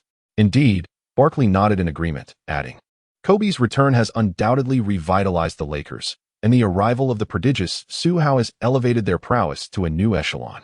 Absolutely, he continued. With 22 points in the first half, Su Hao's performance tonight has been consistently impressive, maintaining a steady scoring streak over the last 3 games. He truly does not resemble a rookie. As halftime progressed, the exchange between the two commentators continued, time slipping away swiftly. The second half was about to commence, with both teams poised for battle once more. As Su Hao faced off against Ariza, he lowered his center of gravity, initiated his acceleration, and, through sheer determination, broke free from his opponent, surging into the paint with the intent to assault the basket. Swish. A successful conversion. The fast break ensued. Bang, bang, bang. Harden confronted Clarkson, executing a series of rapid crossovers beneath his legs. Holding the ball on the right wing, he abruptly unleashed a powerful dribble, stepping back with his right foot. The ball hovered in his right hand as he drew back his left foot. Swoosh. In a seamless motion, his right foot retreated another step, while simultaneously his left foot converged once more. There it was, the signature double step back of Harden. O'Neal exclaimed in astonishment. Remarkably, this was all accomplished in the blink of an eye. Harden's double step back allowed him to create a separation of more than a body's length from Clarkson in an instant. Well, Harden launched a three-pointer. Swish. It splashed through the net. What is this? In a fleeting moment, the inexplicable gap created left Clarkson momentarily stunned, grappling with disbelief. Even though he had heard of Harden's double step back, encountering it in actual play caught him entirely off guard. What a shot! Beverly cheered with excitement. Harden's double step back leading to a three-pointer was indeed spectacular. However, amid the transition, Su Hao once again made an audacious drive at Ariza. Bang! He barreled into both Ariza and Howard, fiercely attacking the basket. Beep beep. A foul was called. Su Hao stepped up to the free throw line. Swish. Swish. He made both shots, responding with confidence. Meanwhile, Harden was equally determined. In the Rockets' offensive possession, he found himself mismatched against the second-year player, Randall, with a deft crossover. He accelerated sharply from the left wing, creating half a body's distance from Randall. Holding the basketball, Harden charged towards the basket as Jokic moved in for the defense. Beep. The whistle blew. Jokic, bewildered, raised his hands in confusion and protested to the referee. I didn't do anything. How is it a foul on me? The referee remained indifferent. Thud. Harden approached the free throw line once more. Swish. Swish. He too made both shots flawlessly. In the subsequent possession, Harden again exploited his rhythm to change direction, penetrating the lane and drawing another foul from Jokic. Moreover, it was a 2-1 situation. TSK. Harden's ability to draw fouls while breaking through, in addition to his signature step-back jumper, is indeed unparalleled in the league, Shaquille O'Neal remarked in admiration. Indeed, Barkley nodded, chuckling. After all, besides his title as the Bearded One, his reputation as the king of flopping echoes throughout the league. Swish. As he spoke, Harden sank another free throw, scoring 5 consecutive points from 2 fouls. In 3 possessions, he racked up 8 points, as the so-called pseudo-first shooting guard was dominating the game. However, on the Lakers side, Su Hao is not to be underestimated. After successfully confronting Ariza twice, he once more sought out Ariza for a clash in the subsequent round, driving towards the free throw line and gaining half a body advantage. With a swift motion, he released a mid-range jumper. Swish. It found its mark. Furthermore, in the ensuing offense and defense, he first collaborated to thwart Harden's aggressive drive to the basket. In the midst of a chaotic counterattack, he soared over several defenders, delivering a thunderous dunk that obliterated everything in its path. Boom. Another score added to his tally. Su Hao also scored 8 points. In the commentary booth, the formidable Shaquille O'Neal appeared astounded, exclaiming, "Did you see that?" The rookie Su Hao is engaging in a fierce duel with the so-called top shooting guard, James Harden. How is he achieving this? Truly impressive. The illustrious Charles Barkley, known for his acerbic insights, could not help but express his astonishment. As a fellow guard, Harden is undoubtedly the best active shooting guard based solely on skill. Yet here we have Su Hao, merely a rookie, managing to hold his own against Harden. Such prowess truly justifies his title as the chosen one. Chapter 42. An aerial switch, dunking over the beast, executing a near-perfect slam. The entirety of the third quarter evolved into a battleground for Su Hao and Harden, each showcasing their offensive might, one with a relentless assault towards the rim, the other with an unanswerable step back and ability to draw fouls. Their dazzling exchange stirred the fans, who erupted in applause, relishing the spectacle and deeming their tickets well worth the price. Despite their explosive rivalry, the score remained tightly contested, with neither side able to pull ahead. The outcome of the match still hung in the balance. The score was tied at 89 between the Lakers and the Rockets. During the break, O'Neal, having reviewed the statistics, remarked in disbelief, 15 points in a single quarter. Su Hao has amassed 37 points across 3 quarters. Truly remarkable. It's hard to fathom that this is the performance of a rookie. Meanwhile, on the Rockets side, the bearded James Harden also contributed 14 points in the quarter, totaling 33 points for the match, not falling short of Su Hao's achievements. This game is incredibly captivating. Indeed, given the current pace of the game, the decisive final quarter promises to be even more exhilarating. The anticipation was palpable, not only among the commentators, but also among the eager home crowd. For the Lakers, facing off against the formidable Rockets from last season, a victory would further solidify their rising prowess this year. Soon, the final quarter commenced. After a rotation of 4 minutes and 17 seconds, the whistle blew. As Coach Scott called for a timeout and both team starters returned to the court, the ultimate battle unfolded. Su Hao dribbled the ball, his footsteps echoing on the court. Beverly and Ariza simultaneously applied pressure, while Howard lurked menacingly beneath the basket. Harden also held the ball, under the intense scrutiny of Kobe, who was determined to contain him, with Randall poised on the wing, ready to assist and deny Harden any opportunity. Indeed, due to the exceptional performance of both Su Hao and Harden in the first 3 quarters, the final quarter, the true crucible of fate, saw them subjected to relentless double-teaming, as the opposing team vowed to stifle their offensive prowess. Consequently, both players faced significant challenges. However, Su Hao adeptly utilized his aggressive drives to draw attention, subsequently setting up Kobe or Jokic for scoring opportunities. Similarly, Harden exploited his deceptive prowess as a pseudo-primary shooting guard, attracting defensive focus to create chances for his teammates. Thus, in the early moments of the decisive fourth quarter, the two teams were led offensively by Howard and Kobe, a dynamic that persisted until the final 1 minute and 30 seconds. During this period, faced with stringent defensive pressure, Su Hao experienced 2 unsuccessful drives but managed to secure 2 points with a mid-range jump shot, while Harden missed 3 consecutive attempts but earned 2 points from a foul on a 3-point shot. At present, the Lakers held a slender lead of 1 point, and the Rockets regained possession. In the critical moments, the ball was once again entrusted to Harden. Kobe advanced, and Randall surged forward, compelling Harden to pass. With a swift motion, Harden distributed the ball to Beverly on one side, simultaneously retreating to create space from Kobe. Beverly seized the opportunity to return the ball to Harden.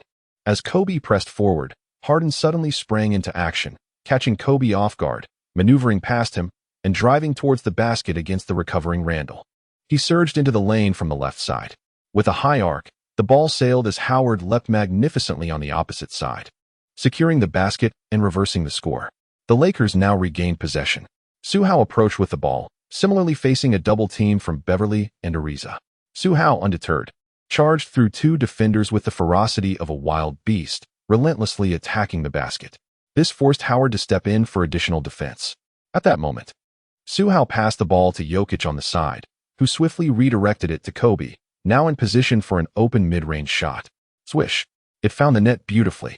Although it was Kobe who finished the play, the opportunity was meticulously crafted by Su Hao's sheer force in driving to the hoop. The Lakers regained the lead by a single point. There were just 3 seconds remaining, and the Rockets held possession.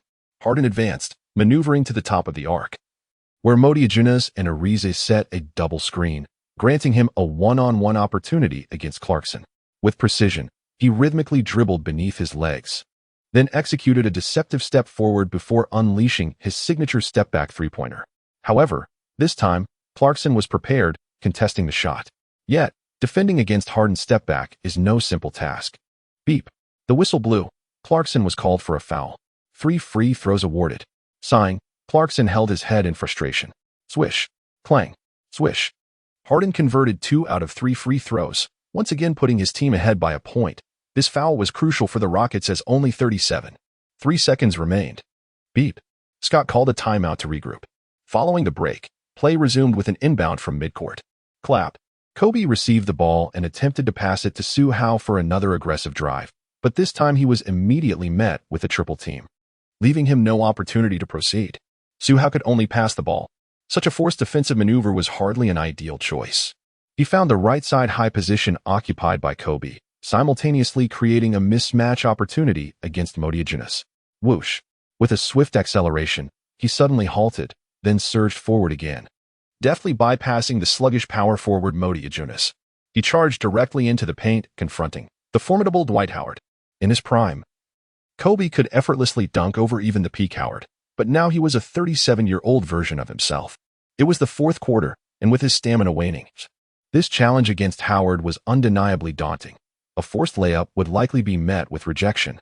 Alas, with no other options, Kobe passed the ball to Jokic, stationed beneath the left basket. Clap. As Jokic received the ball, he prepared to leap towards the rim, but Ariza was right in front of him, prompting Jokic to lean in for some initial contact before attempting to score again. Yet, just when everyone anticipated Jokic to exploit the mismatch against Ariza, he unexpectedly distributed the ball forward. A pass? Ariza was taken aback. Following his gaze, he spotted Su Hao darting into the fray, seizing the ball and springing off the ground. This was destined for a dunk. Not a chance. Beneath the basket, the towering Dwight Howard leaped with astonishing agility, arm extended, ready to block Su Hao's attempt. However, possessing the finesse of Jordan's jump shot and remarkable wingspan, Su Hao, though standing at merely 191 centimeters, exhibited a vertical leap far more explosive than Howard had anticipated. Push. He propelled himself upward, grasping the ball in his right hand, dominating the airspace. At the moment when Howard's hand was about to intercept him, Su Hao deftly switched hands mid-air to avoid the block. In the next heartbeat, clang. With his left hand securing the ball, he forcefully slammed it through the hoop, soaring over Howard. The thunderous sound of the rim reverberated, and the arena erupted with the jubilant cheers and roars of the home crowd, surging like a tidal wave. Chapter 43, 41 points. Su Hao, I apologize, but I shall dare again next time. Oh ho ho ho, what have I just witnessed? Su Hao has dunked over the mighty Dwight Howard. Unbelievable. Su Hao, a mere rookie standing at 6 feet 3 inches, astonishingly executed a dunk over the formidable Dwight Howard. This feat is simply unbelievable. The commentary booth erupted with laughter as Barkley expressed his shock. Meanwhile, O'Neal, overwhelmed with excitement, nearly overturned the commentary desk while exclaiming, "Holy shit." The sheer athleticism and explosive power displayed by Su Hao in this one-handed dunk over a center was nothing short of brutal. It is utterly inconceivable. Moreover, with this remarkable dunk, Su Hao not only secured 2 points, but also delivered a near game-winning shot, propelling the Lakers ahead by 1 point. With only 3 seconds remaining on the clock, the pressure suddenly mounted on the Rockets. It is noteworthy that this is a team that finished second in the Western Conference last season, now finding themselves in such a precarious position against the Lakers, who were positioned second to last in the previous season. The emergence of Su Hao, the chosen one of the universe, heralds a renaissance for the Lakers. Indeed, Barkley nodded emphatically, but quickly added, however, there is still time for one last offensive play. The Rockets still have a chance for a counterattack. Yes, the Rockets indeed possess an opportunity. The Lakers must remain vigilant. Beep. Mikhail called a timeout to devise a strategy for the final offensive play. It is hardly a secret that the last possession would inevitably fall to the bearded maestro, Harden. As expected, when the timeout concluded and play resumed, Harden received the ball at the top of the arc, ready to execute the decisive play. Defending him for the Lakers was none other than Su Hao. Thump, thump, thump. Harden meticulously controlled the ball, deliberately taking his time, seemingly intent on delivering a death blow, preventing the Lakers from mounting a comeback. Of course, this was contingent upon his success in this attempt. With 9 seconds remaining, Harden began his signature dribble, intensifying his offensive prowess, and then, suddenly, he retreated for a three-point shot. Indeed, it was the same familiar maneuver. Almost everyone knew Harden would approach the play this way, yet defending against it proved to be exceedingly challenging. A first encounter. Su Hao is no exception. However, he possesses a physical talent that surpasses that of ordinary individuals. Even if he is slightly delayed, he still manages to exert pressure on the opponent. This shot. Is it in? The spinning basketball in midair captivates the hearts of everyone on the court, until the sharp sound of the ball hitting the rim resonates. At last, Jokic secures the rebound, and the game concludes. The Lakers, who were second to last in the Western Conference last season, clinched victory with a stunning midair reverse dunk by rookie Su Hao, triumphing over the previous season's second-place team, the Rockets, by a narrow margin of 1 point. They have won the game and achieved a remarkable 3-game winning streak. The fans in the arena, who had their hands raised high, envisioning a missed shot by Harden, erupted in jubilant cheers at the moment the ball struck the iron, reveling in the sweetness of victory. In the commentary booth, Shaquille O'Neal, tapping the table with amusement, remarked, "Congratulations to the Lakers for their 3-game winning streak. It was exceedingly challenging for last season's struggling Lakers to achieve such a feat this year. They have commenced with a 3-game winning streak, which undoubtedly bodes well. Furthermore, tonight, we must commend Su Hao, who amassed 41 points, 8 rebounds, 5 assists, 2 steals, and 3 blocks throughout the game. Such statistics are truly magnificent. In the final quarter, despite only scoring 4 points, he delivered a pivotal mid-air reverse dunk over the formidable Dwight Howard, showcasing an almost lethal blow. Simultaneously, in the final possession, he successfully defended against Harden, sealing the victory. On both ends of the court, Su Hao once again demonstrated his formidable dominance, even though Harden contributed 35 points, 6 rebounds, and 7 assists. Yet it is Su Hao who smiles in triumph tonight, destined to be the most valuable player. Indeed, Charles Barkley nodded in agreement, stating, "The clash between the chosen one, Su Hao, and the so-called first shooting guard, Harden, has commenced." Su Hao emerges as the ultimate victor. Furthermore, despite the fact that Su Hao and Harden scarcely faced each other directly tonight, this did not detract from the brilliance of the match. The game concluded amidst the jubilant cheers of the crowd and the commentators' enthusiastic reflections. After the game, during the Lakers press conference, a reporter praised 41 points. Alongside a near-perfect dunk, Su Hao, your performance tonight was nothing short of exceptional. You are truly remarkable. However, in the second quarter, during a moment of saving the ball, you collided with Rockets general manager Daryl Morey, leaving him quite dazed, seemingly with considerable severity. What do you have to say about this? Su Hao pondered for a moment and earnestly stated, "You know, at that moment, my sole focus was on how to save the ball. It was certainly unintentional. Regarding the accidental injury to General Manager Morey, I wish to express my sincerest apologies. I will be more cautious in the future." The following day, on a basketball website, the headlines proclaimed the Lakers' triumphant 3-game winning streak. The prodigy, Su Hao, executed an impressive reverse dunk over the formidable Dwight Howard.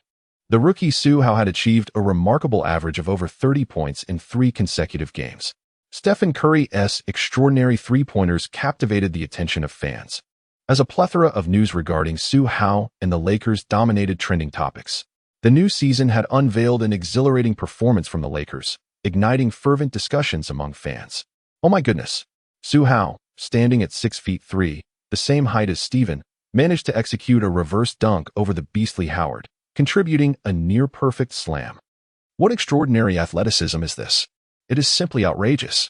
To be honest, this must be the kind of physical prowess that the baby-faced assassin Stephen Curry has always dreamed of." Golden State Zach LaVine, are you being polite? Ha ha ha, that made me laugh. In addition to that near-perfect dunk, Su Hao averaged over 30 points in 3 games this new season, showcasing an exceptional performance for a rookie. His prowess extended beyond the realm of rookies. One could argue that, throughout the entire league this season, no one has performed better than he has. Indeed, aside from Su Hao, there is also Stephen Curry, who dazzled in the season opener with a staggering 50 points. His Warriors also enjoyed a 3-game winning streak, and he too is averaging over 30 points per game. His unfathomable three-pointers have left opponents in a state of bewilderment. The newly crowned MVP, the baby-faced assassin Stephen Curry, is undoubtedly having an extraordinary season. In the early hours of the morning, fans fervently debated the remarkable performances of the prodigious Su Hao and the phenomenal Stephen Curry.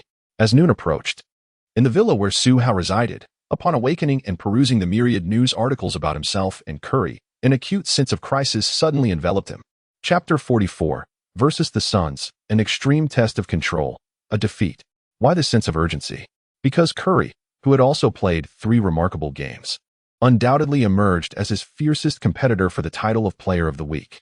Although the system's side quest did not stipulate that one must secure the accolade in the first week, it was undeniable that the sooner it was accomplished, the sooner he could master the elusive moves of the Flash, Dwayne Wade. This was a season where the baby-faced assassin received unanimous MVP honors. And the Warriors began the season with an astonishing 24 wins, ultimately setting the record with 73 victories. He was truly formidable. This week, I have another match to play, and the Warriors are also scheduled for another game. It is highly probable that Curry will perform admirably, and I, too, must maintain my momentum. I must focus on my own performance. Ultimately, who will seize the award is a matter of fate. Indeed, this week, the Lakers have a game against the Suns, while the Warriors will face the Philadelphia 76ers at home. The following day, at 8 o'clock in the evening, in a venue located in the western United States, the clash between the Suns and the Lakers would commence. Half an hour before the match, during warm-ups, Su Hao was notably enthusiastic, though a slight heaviness lingered in his heart. Presently, the Suns were bereft of Stoudemire, and the legendary Nash was no longer with them. The future king of the Bees, Paul, was absent, and Booker remained merely a rookie. One could assert that the current Suns were quite feeble. This presented an opportunity for him, as the defensive pressure would be diminished, allowing for greater scoring potential. As for the unanimous MVP season of Curry, to expedite the completion of the system task, even against you, I must engage in a contest of prowess. This week, I shall strive to outshine you. Securing the title of Player of the Week is paramount. With this thought in mind, in Su Hao's eyes, a fierce battle spirit surged once more. This intensity was palpable even to Kobe, who was standing beside him. He patted Su Hao on the shoulder and said, "Hey, Su Hao, what's going on? Why the overwhelming fighting spirit? Tonight, the opponent is not formidable. Take it easy. We can effortlessly overcome them."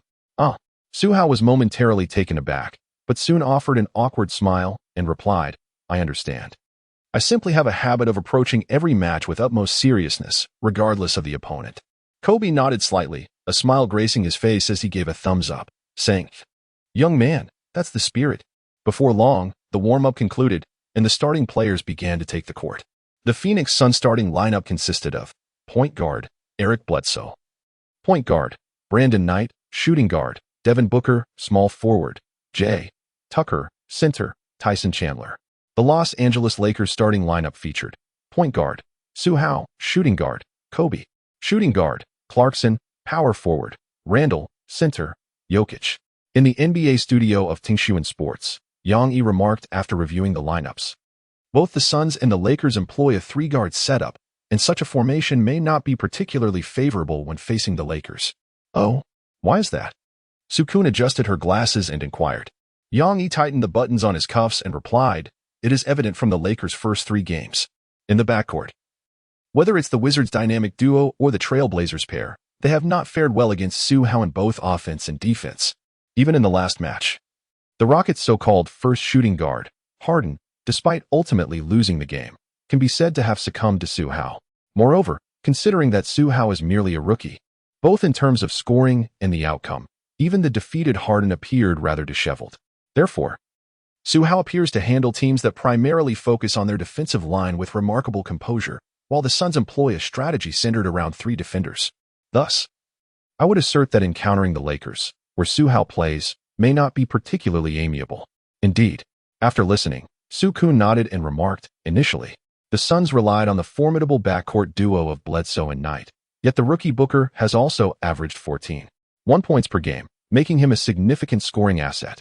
Despite the Suns' current record of 3 defeats, the outcome of the game largely hinges on the performance of these 3 guards. Tonight, they face Su Hao, who appears to be a nemesis for guards. One wonders if they can withstand the challenge. But evidently, the answer is no. Boom, boom, boom.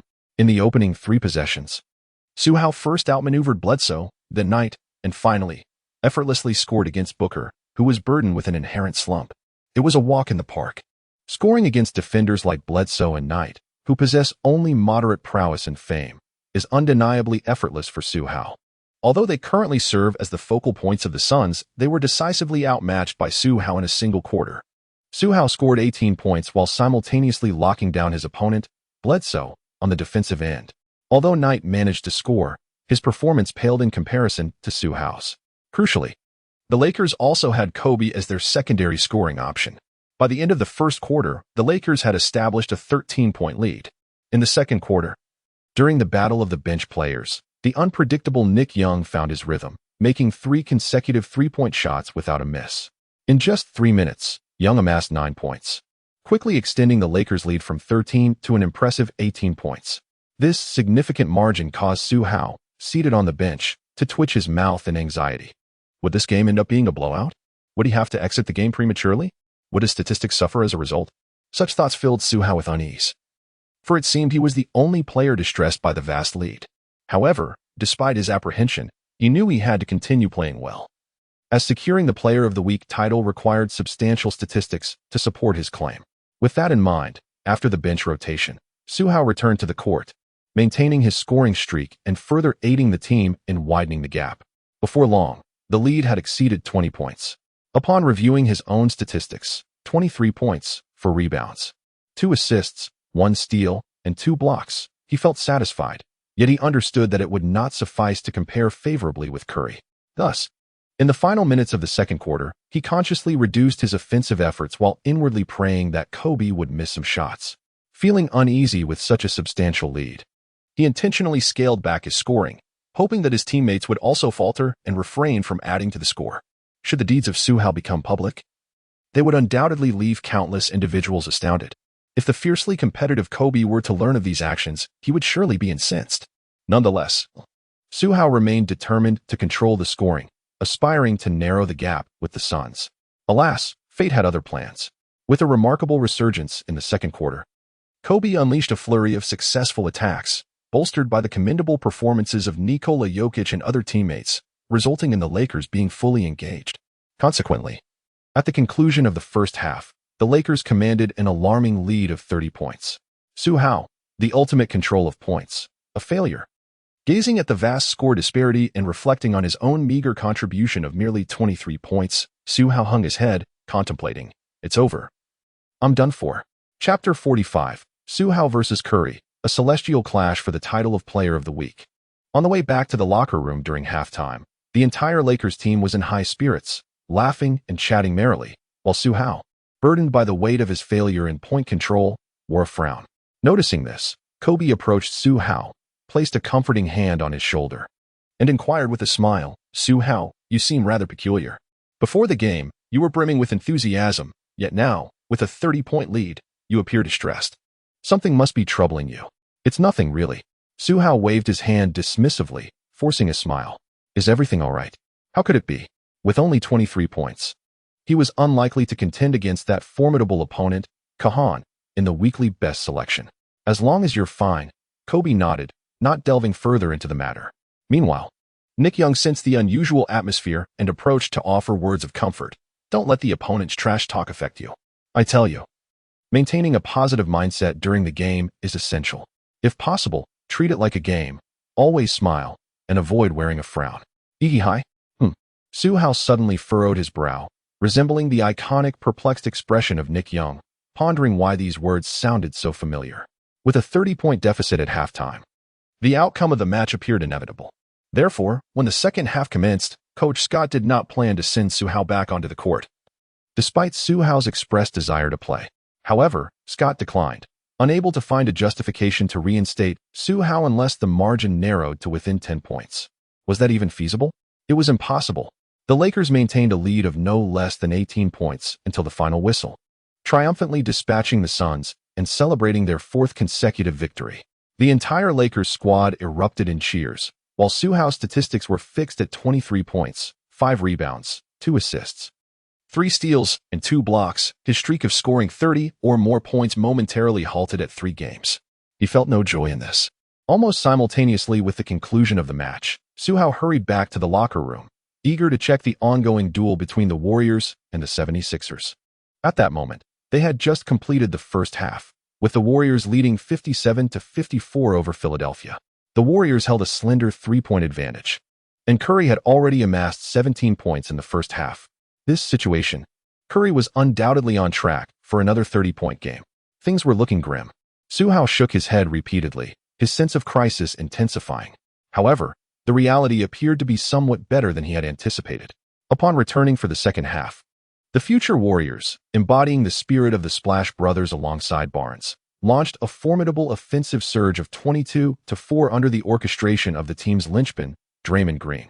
In an instant, the lead expanded to a staggering 21 points.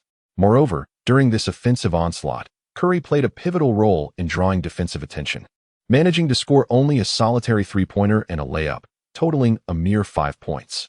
As the game progressed, Curry's score reached 22 points, which was still within the realm of acceptability. Nonetheless, given Coach Kerr's usual approach to utilizing Curry, it was expected that he would play the entirety of the third quarter before concluding his participation. Consequently, by the end of the third quarter, the Warriors held a commanding lead of 25 points over the Philadelphia 76ers, and Curry's tally had risen to 27 points. Ultimately, his scoring settled at 27 points. Phew. Su Hao let out a sigh. 27 points, although more than my 23, still pales in comparison to the 30-plus points. The team's record stands at a perfect 4 victories. I have yet to scrutinize the statistics in detail, but I suspect they won't differ significantly. So, who will ultimately secure the Western Conference Player of the Week title? It's truly hard to say. Su Hao stated that no conclusions could be drawn until the official NBA announcement was made the following day. The next morning, at 9 a.m., the NBA officially recognized the best rookies of the week from both the Eastern and Western conferences. In the East, the accolade was awarded to Kristaps Porzingis of the Knicks, this year's 4th overall pick, who averaged 15, 5 points, 7, 5 rebounds, 1, 4 assists, and 2, 1 blocks per game last week.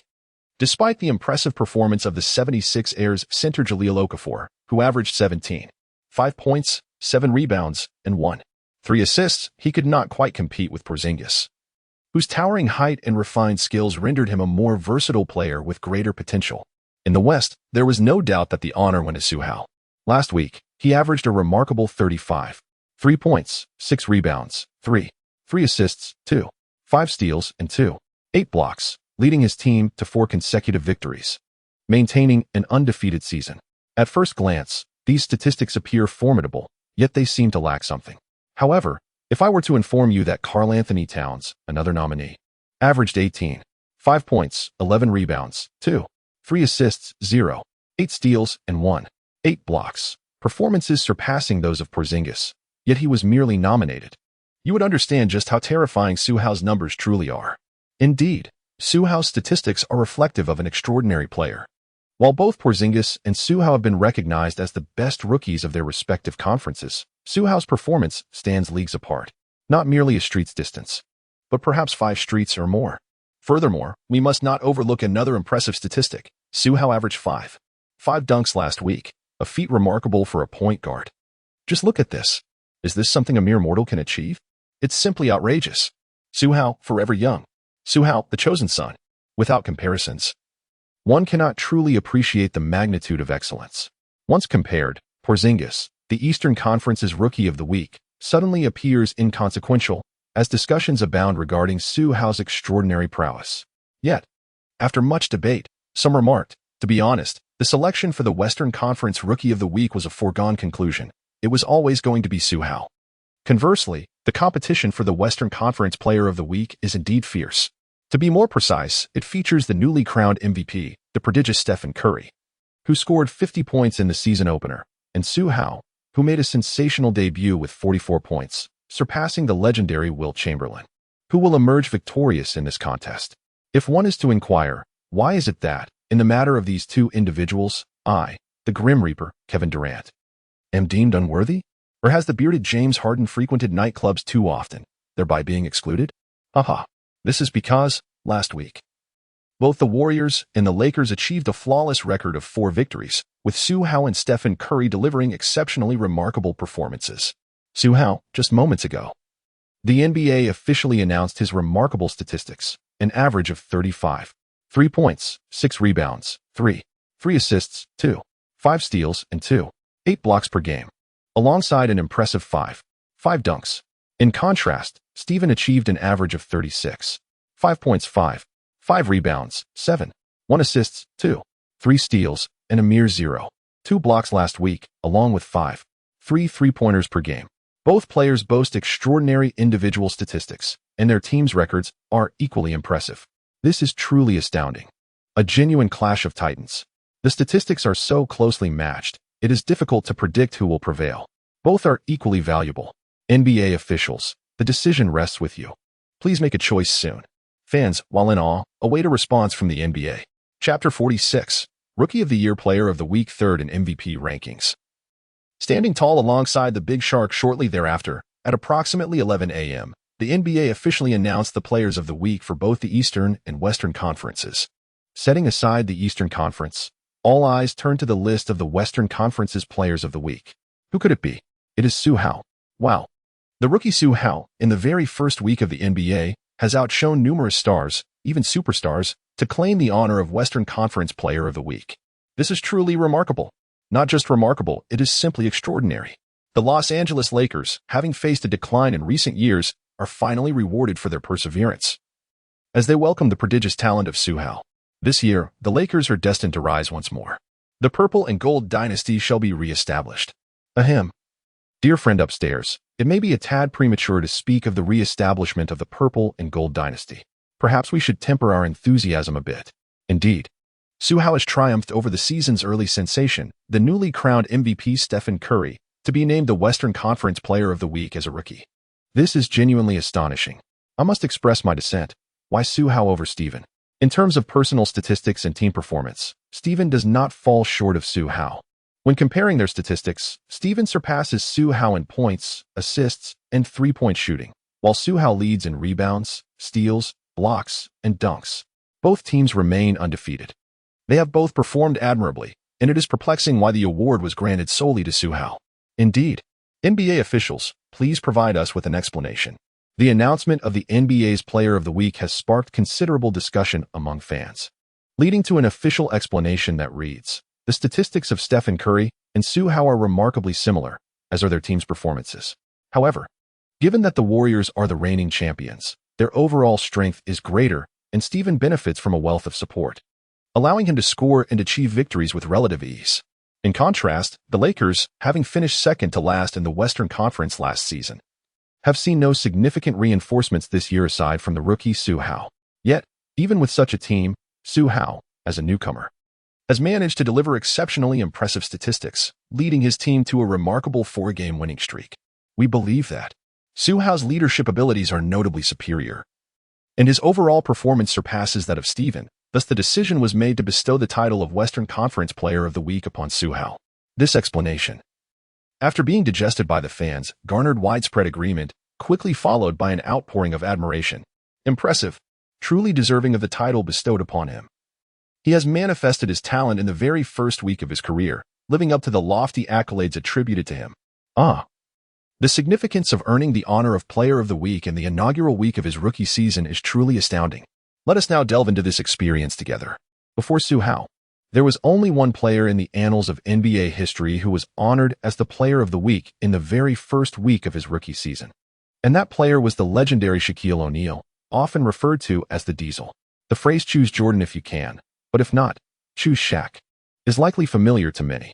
This statement alone underscores the immense prowess of the legendary center, O'Neal, and highlights the magnitude of his strength and skill. Indeed, it is only a player of such remarkable caliber who could achieve the prestigious title of Player of the Week within the inaugural week of their rookie season. Now, Su Hao has also received such an honor, and I must say, This child of the universe, Su Hao, has limitless potential for the future. Indeed. That is absolutely correct. During the inaugural week of the rookie season, Su Hao simultaneously clinched both the Rookie of the Week and the Player of the Week accolades, which is truly remarkable. It is indeed astonishing for a player to achieve such a feat in the very first week of their rookie season. Moreover, throughout the annals of NBA history, only Su Hao and Shaquille O'Neal have accomplished such an incredible achievement. Yet, as one wave subsides, another rises. As Su Hao has just simultaneously claimed the titles of Best Rookie and Player of the Week, leaving fans astounded, the NBA officials promptly released the latest MVP rankings. Among these, Su Hao has surprisingly secured the third position on the weekly MVN rankings, marking a remarkable entry for a rookie into the top echelon. His name stands out conspicuously among the titans of the league. In the rankings, fifth place goes to Kevin Durant, fourth to Kawhi Leonard, third to Su Hao, second to LeBron James, and first to Stephen Curry. Indeed, amid this assembly of league superstars, the seemingly insignificant Su Hao has managed to carve out his place, which is truly striking. It is undeniably remarkable. However, one might imagine that every NBA player aspires to attain such prominence. Honestly, I feel a twinge of sympathy for the first overall pick, Karl Anthony Towns, whose statistics undoubtedly align with those of the best rookie. Unfortunately for him, he finds himself overshadowed by the meteoric rise of Su Hao. Towns remarks, "To the gentleman above, I genuinely appreciate your kind words.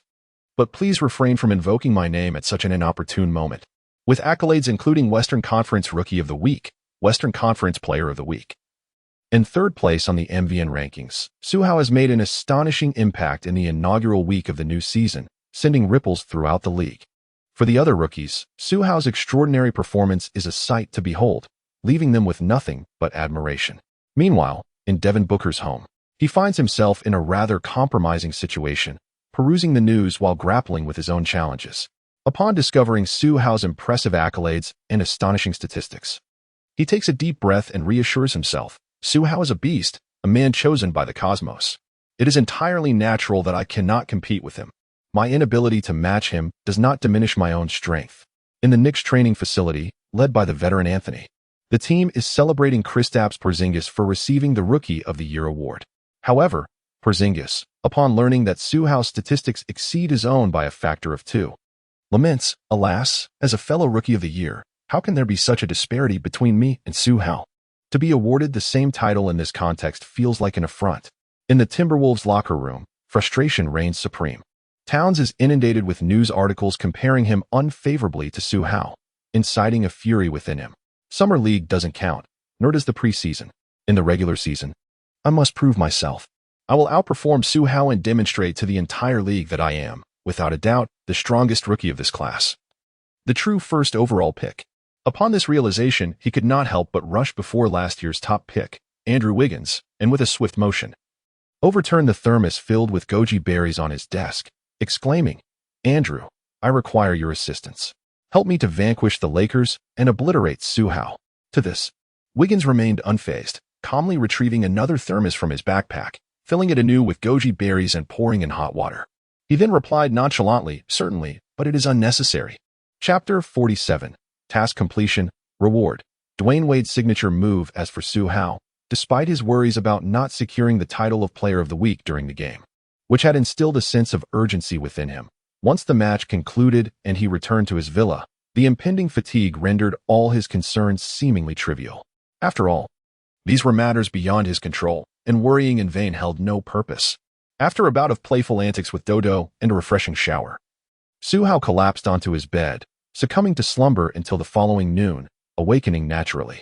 Upon regaining consciousness, the first thing Su Hao did was to check the NBA's official site for the previous week's Western Conference Player of the Week. Simultaneously, the system's notification chimed in, "Ding. Congratulations to the host for securing the Western Conference Player of the Week, completing a side quest, and earning the reward, Dwayne Wade's signature move." A new side quest was issued: score 50 points in a single game and lead the team to victory. Reward: Tony Parker's signature spin move. Splendid. A glimmer of excitement illuminated Su Hao's eyes, his spirits soaring.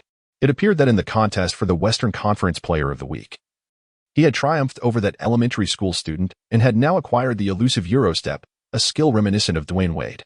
Previously, His approach to breaking through defenses had been akin to Russell Westbrook's reckless charges, devoid of any intricate techniques, relying solely on sheer talent to overpower opponents and score.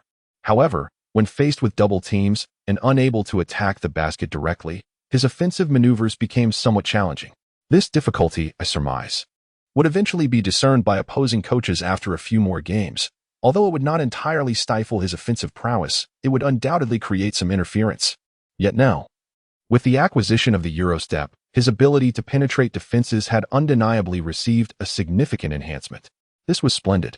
After yearning for this skill throughout the offseason, it had finally been bestowed upon Su Hao. Elated, he redirected his focus toward the next phase of his side quest. The upcoming task was to score 50 points in a single game. Do not be deceived by the seemingly effortless 50-point performance of the phenomenal Stephen Curry in the opening game of the season. It is evident that achieving such a feat is no trifling endeavor. Thus far, he remains the sole player to have reached the 50-point milestone this season. Consequently, this was clearly no simple task. Fortunately, his offensive capabilities were not to be underestimated, as he had previously scored as many as 44 points. The target of 50 points was not beyond reach. Additionally, acquiring Tony Parker's trademark spin move would further bolster his already formidable breaking ability.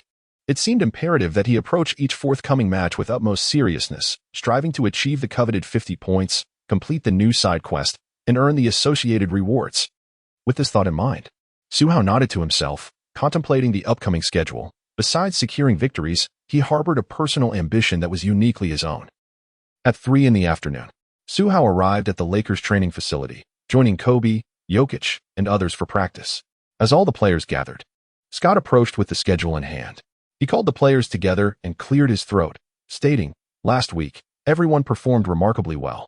Kobe, returning from injury, is in a better condition than anticipated, which is splendid news.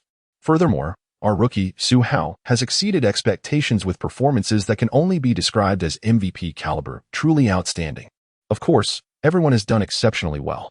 In our first week, our collective performance was commendable, and I hope we can maintain this momentum.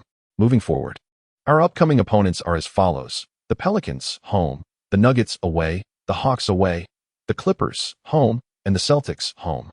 The Pelicans boast Anthony Davis, while the Nuggets featured Danilo Gallinari.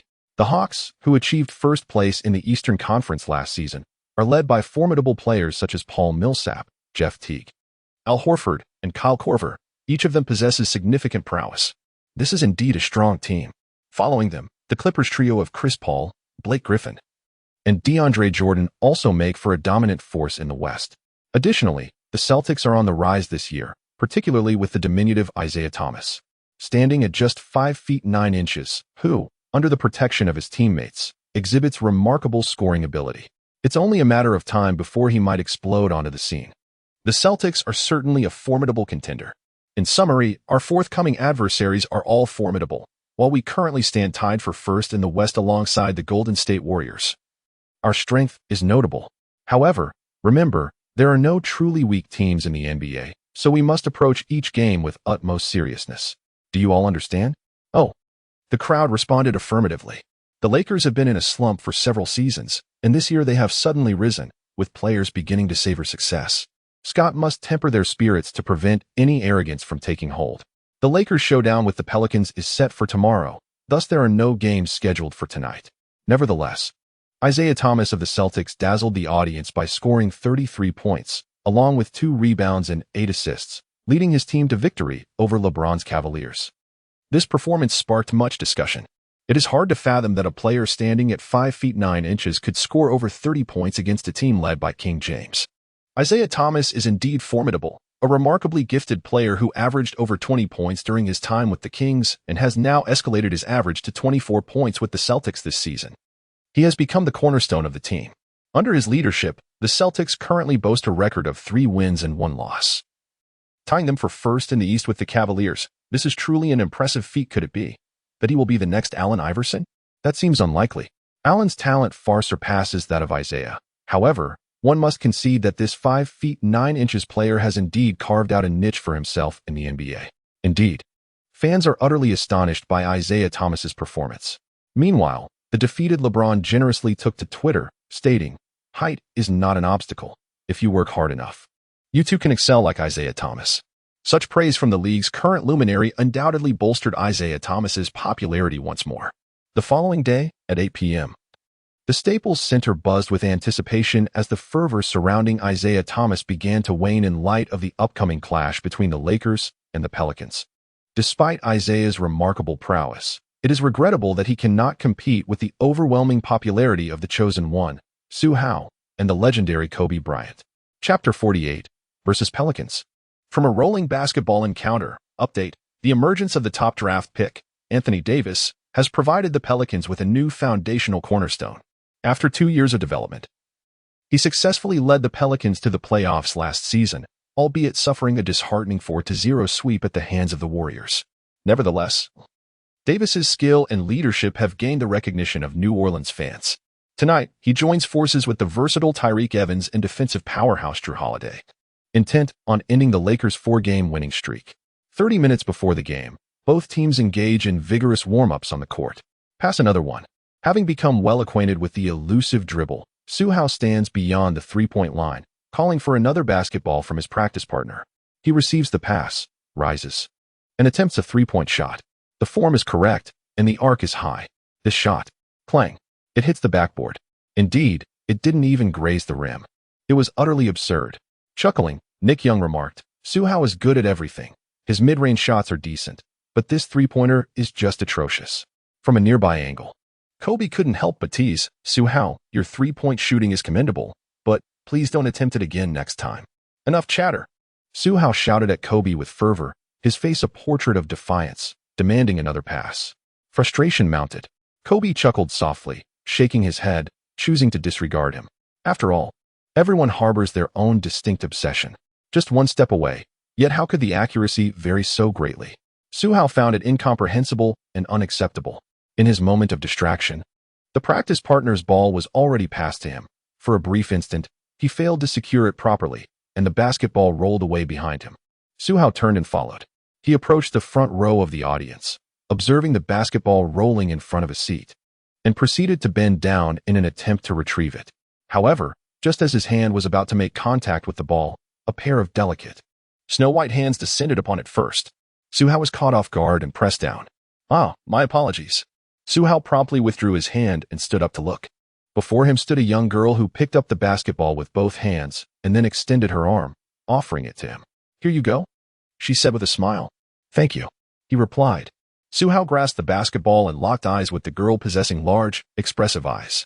In the next moment, his pupils slightly dilated as he exclaimed, Yenny? Who is Yenny?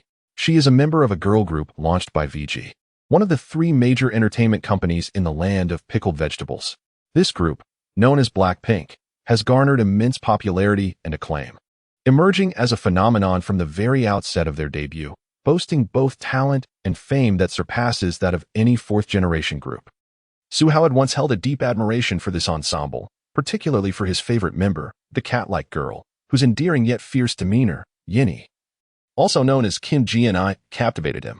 The girl, taken aback by Su Hao's recognition and the accurate calling of her name, pointed delicately at herself, her astonishment evident as she questioned, You know me? How could I not? Su Hao smiled. Wait. Almost simultaneously as Su Hao finished speaking, he sensed something amiss and fell into a deep contemplation. No, the current year is 2015, while Blackpink's debut date is August 8, 2016. This means that at present, Yenny has not yet debuted. As a mere trainee with relatively low popularity, it is entirely reasonable for her to harbor such doubts. Su Hao paused for a moment and said, I have heard your duet with GD, Black, which is how I came to know you. That song is truly delightful. I assent it. Upon realizing that someone was familiar with her music, Jenny couldn't help but beam with joy, her smile radiant as a flower. Thank you. I feel a bit flattered, she replied. Su Hao smiled faintly, waved at her, and then returned to his training, never anticipating that he would witness a member of the group he once admired. He found it somewhat magical and slightly surreal. Yenny, who had come to the United States to shoot a magazine spread, happened to have a day off today. Being an avid basketball enthusiast, she decided to attend the game. A fan of LeBron James, she was unfamiliar with the rookie Su Hao. However, due to a rolling basketball and a brief exchange, she formed a fleeting impression of him. At this moment, Yenny was not yet well known. and her brief encounter with Su Hao went unnoticed by anyone. Soon, the warm-up concluded, and the starters took to the court. Los Angeles Lakers starters: point guard, Su Hao; shooting guard, Kobe; shooting guard, Clarkson; power forward, Randall; center, Jokic. New Orleans Pelicans starters: point guard, 193 centimeters Drew Holiday; shooting guard, 198 centimeters Tyreke Evans; small forward, 203 centimeters Dante Cunningham; power forward, 208 centimeters Anthony Davis; center, 213 centimeters Omer Asik. The game commenced with a jump ball. Jokic and Asik contested for possession. With a swift motion, Jokic tipped the ball away, which Randall caught, advancing it to Kobe for the Lakers' first offensive play. Dribbling to the left arc, Kobe faced off against Evans, seemingly preparing for an attack, but instead passed to Holiday at the right arc. Su Hao received the ball and, noticing the absence of any defenders at his side, decisively opted to accelerate and penetrate the defense, aiming to overpower Holiday and drive toward the basket with fervor. The shot. Clang. It missed. However, the rebound was secured by Jokic, who swiftly redirected it back to Su Hao, who was positioned outside. Holiday once again closed in, a subtle smile playing on his lips, his eyes brimming with confidence. Su Hao furrowed his brow slightly but did not dwell on it. He chose to accelerate once more, driving towards the free throw line, engaging in physical confrontation, and pushing aside Holiday. With a swish, he released a mid-range shot. Clang. It was yet another miss. Su Hao shook his head slightly. His shooting touch at the start of the night was not particularly impressive. Could it be because of Ginny? Indeed. It seems that women only serve to affect the precision of my shots. He chuckled to himself. Su Hao re-entered the match. Meanwhile, on the Pelicans bench, Coach Alvin Gentry observed the scene and couldn't help but chuckle, saying, "Yes, that's how to defend. Just follow my instructions, and tonight we can surely contain Su Hao." Thus ending the Lakers' 4-game winning streak. On the court, another round commenced. Su Hao once again faced off against Twaletti, whose lips curled into an ever more confident smirk, exuding an air of arrogance reminiscent of a crooked-mouthed warrior. Unable to contain himself, Su Hao remarked, "Your expression is truly distasteful. You are the one who is distasteful." Twaletti bellowed in response, his voice booming as he continued, "Su Hao, can you not see? I have already discerned your Achilles heel. And tonight, I shall bring you to your knees." Chapter 49. Is it defense against an offensive surge? Can you withstand the onslaught? Discern Achilles heel? Su Hao was taken aback and inquired, "What is my Achilles heel? Do you take me for a fool? Why would I divulge that to you?" Twaletti let out a scoff and disregarded him, simultaneously retreating slightly to create some distance between them. This scene unfolded. Su Hao astutely perceived the situation and immediately responded with a smile. "So, you intend to focus on defensive strategies, do you? However, my lack of three-point shooting is common knowledge, is it not? You've seen through my plan," he continued. Twaletti scoffed. "Regardless, under my defense tonight, you shall not succeed in placing the basketball through the hoop again. Is that so?" Su Hao smiled faintly and said, "Well, here it comes." Buzz. As the words fell, swoosh. Su Hao suddenly accelerated, bursting forth with incredible speed, akin to a bolt of lightning, seemingly poised to overtake Holiday in a single stride. However, with some space conceded, Holiday was still able to keep pace. "You may break through, but you will never penetrate my defense. Tonight, I have you in my sights," Holiday scoffed. Yet, Su Hao disregarded him entirely, driving towards the basket, effortlessly ignoring his defense as he leaped to seize the ball. In defiance of Holiday's block, he scored with a resounding swish off the backboard. In the subsequent play, Su Hao employed the exact same offensive technique, confronting Holiday's defensive efforts once more. After a mid-air tussle, he scored again with a smooth layup. Despite Holiday's relentless pursuit and his ability to anticipate Su Hao's maneuvers, he exerted every effort to block him, yet the insurmountable gap in innate talent rendered him powerless. He could only watch helplessly. "My word," exclaimed the commentator. Amy Johnson, as a guard, Drew Holiday is known for his formidable defensive skills. Yet, facing Su Hao, even with perfect positioning and a maximum leap to block, he finds himself utterly unable to contend with Su Hao's prowess. Su Hao's ability to attack the basket is truly formidable. Indeed, Kenny Smith nodded in agreement, chuckling. His relentless and aggressive approach to the basket has always been a hallmark of Su Hao's offensive style. However, to confront Drew Holiday's defense with such tenacity speaks volumes about his extraordinary physical prowess. The crowd erupted in astonishment as Su Hao executed 2 consecutive drives past Holiday. In the front row, A fan named Jenny, who recognized Su Hao from a previous basketball that had rolled her way, gazed at him with wide eyes, slightly blinking in disbelief. Earlier, during warm-ups, he seemed rather ordinary with his three-point shooting. But now, he appears quite impressive, she mused. On the court, Holiday roared in frustration, his eyes bulging. He had maintained perfect positioning while defending Su Hao, timing his blocks impeccably, yet he was utterly incapable of preventing Su Hao from scoring. This sensation of being relentlessly overpowered left him infuriated. In the next round, I will not allow him to score again, Holiday vowed, his eyes ablaze with determination. However, this resolve was merely a figment of his imagination, as Su Hao, unfazed by Holiday's fierce expression, prepared for the next play. With a thunderous crash, Su Hao once again barreled through Holiday, his entry as precise as a surgeon's scalpel, culminating in a crushing dunk that seemed as effortless as a daily routine. How is this even possible? Holiday was left dumbfounded. Despite being aware of Su Hao's recent accolades, including Rookie of the Month and Player of the Week, he had believed he had identified Su Hao's weaknesses. Yet, he could not have anticipated such a brutal display. After his third consecutive dunk over Holiday, Su Hao returned to the court, casually remarking, "Are you defending against my drive or my shot? Indeed, that is a fine strategy. However, with your defense alone, can you truly withstand my onslaught?" As Su Hao articulated each word, it struck Hodel like a series of lightning bolts, causing him to tremble in response. Defeating this individual was beyond his capacity. He was an enigma, a true demon, an adversary far beyond my reach. The combination of aggression and taunts was overwhelming. The defensive stalwart, Drew Holiday, found himself utterly rattled by Su Hao within just half a quarter. Subsequently, the responsibility shifted to the dual-threat guard, Tyreke Evans, to contain Su Hao. However, Evans, who had burst onto the scene at his zenith, had not managed to sustain that level in the subsequent seasons, relegating him to merely a competent shooting guard. Such a standard was insufficient to restrain Su Hao. The first quarter concluded.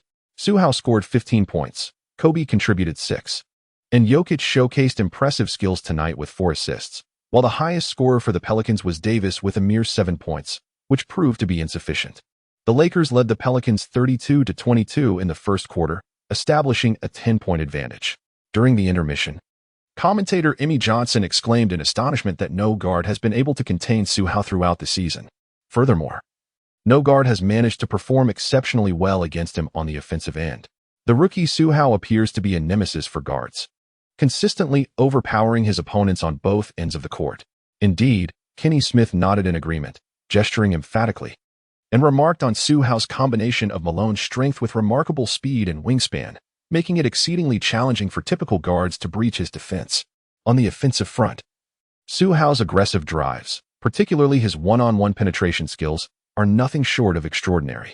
It evokes the sensation reminiscent of Kobe's prime, where one simply cannot impede his prowess. Emmy Johnson, taken aback by this observation, blinked in surprise and reflected on the former glory of the Lakers under the Black Mamba, suggesting that the emergence of rookie Su Hao might herald a new era for the franchise. Kenny Smith chuckled lightly, countering, "Emmy, your assertion is rather extreme and exaggerated. The re-establishment of a dynasty may be premature. However, I believe Su Hao's current display of dominance on both ends of the court positions him as a potential new icon for Los Angeles." Indeed, during the intermission, the commentators unabashedly lauded Su Hao. Meanwhile, on the Pelicans bench, Coach Alvin Gentry was left in shock, pondering how even when identifying his weaknesses, they remained unable to counter him. Is this truly the capability of a rookie? Ah, how envious I am of the Lakers. If only I could discover such a talent. I would awaken from dreams with a smile. Chapter 50, Mystifying Steps. The team found themselves trailing by 10 points in a single quarter, which was disheartening for the Pelicans, particularly with the Lakers possessing the formidable Su Hao. The pressure on the Pelicans intensified. However, the game had merely progressed through one quarter.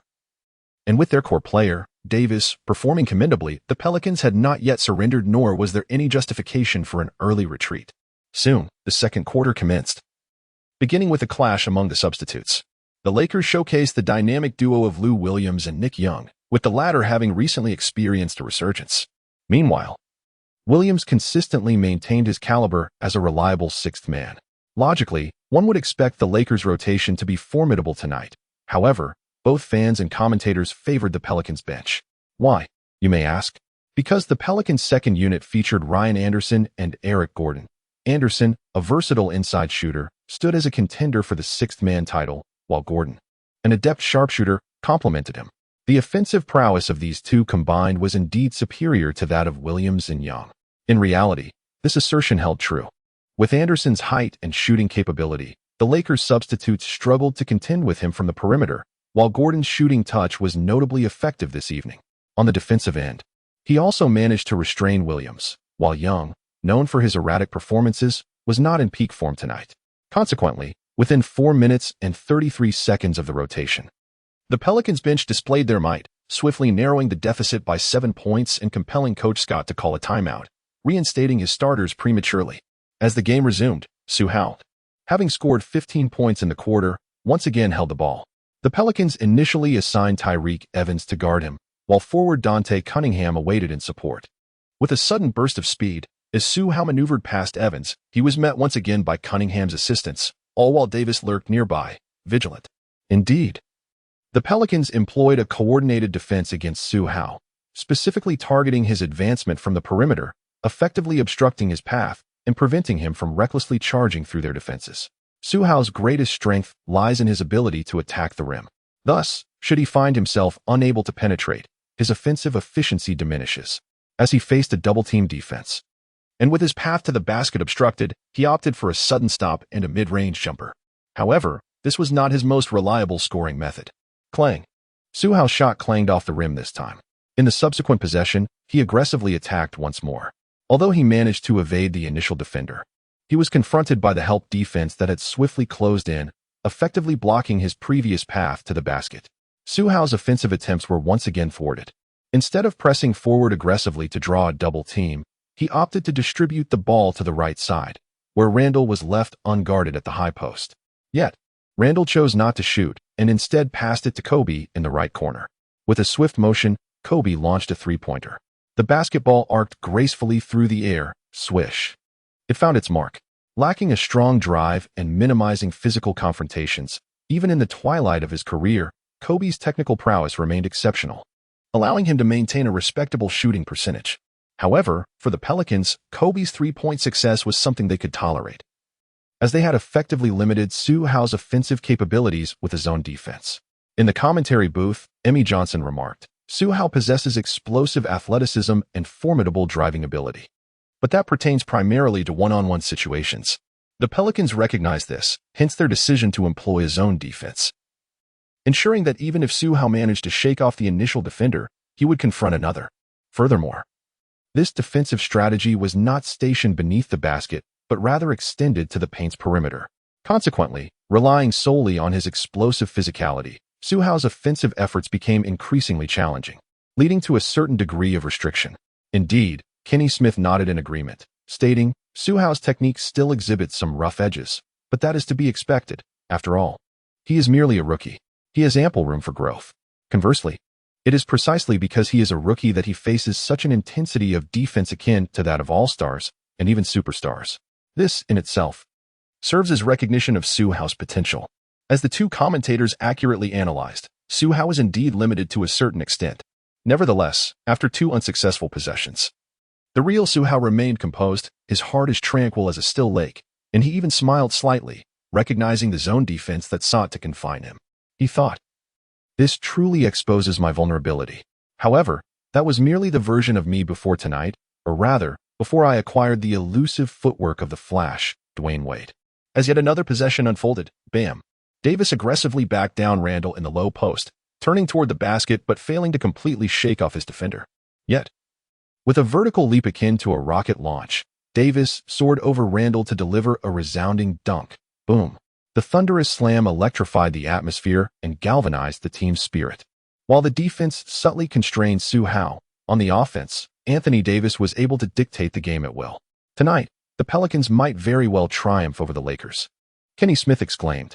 Transitioning into offense, the rhythm quickened. Bang, bang, bang.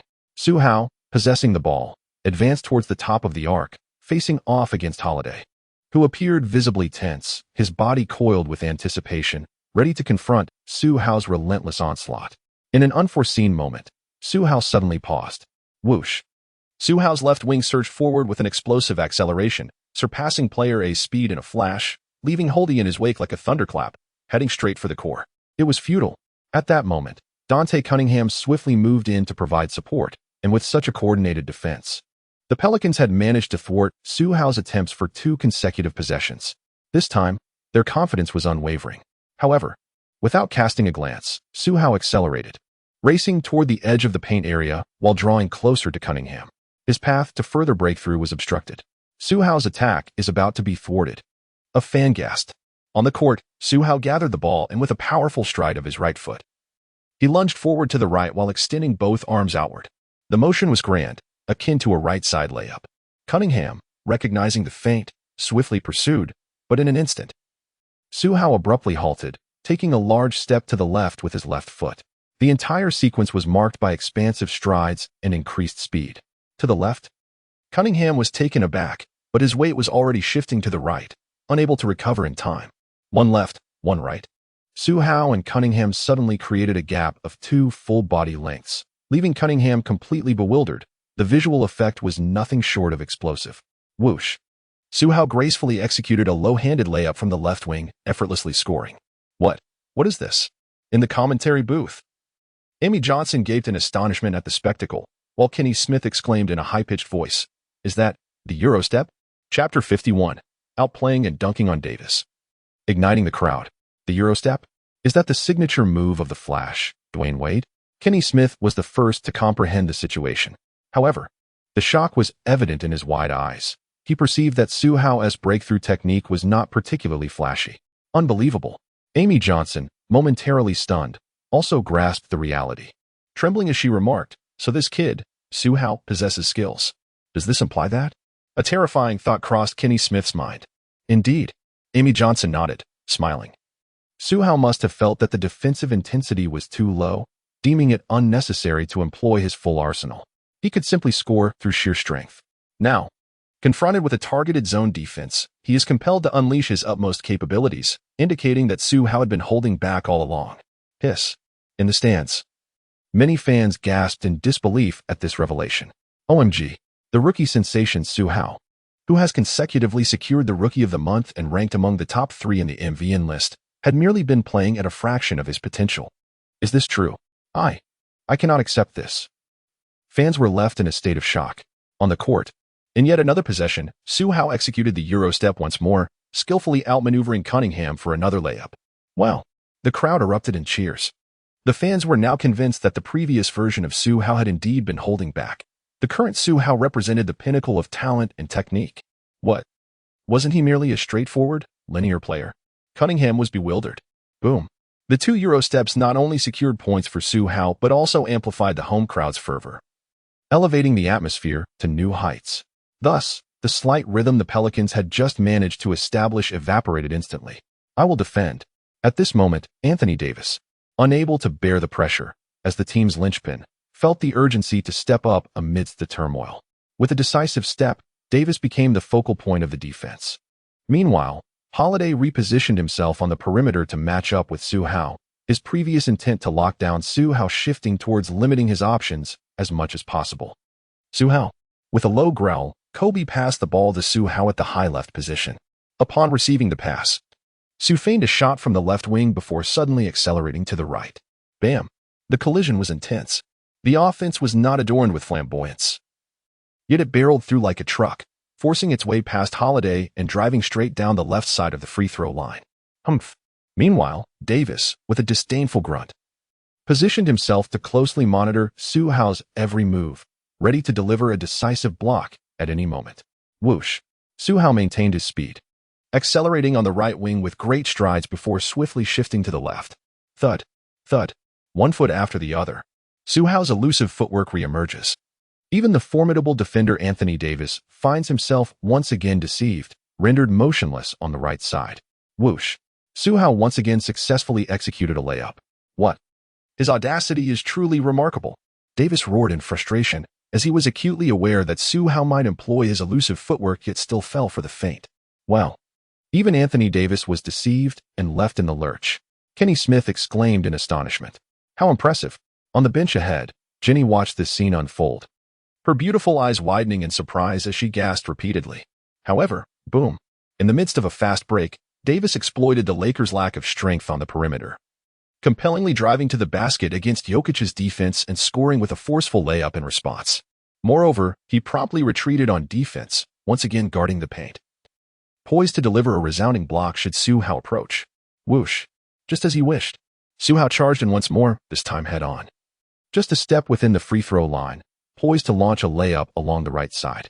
Humph! He still dares to employ his elusive footwork, thinking I would fall for it again. Davis narrowed his eyes, having discerned Su Hao's offensive intent, and was fully prepared to execute a block.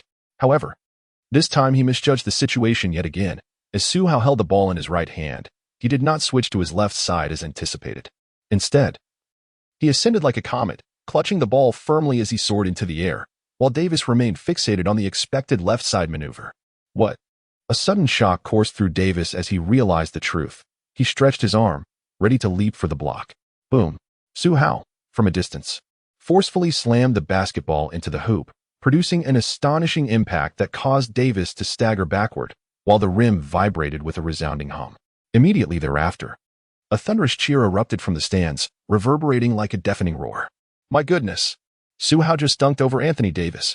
How ferocious! This is simply magnificent! The fans were utterly exhilarated. Amazing!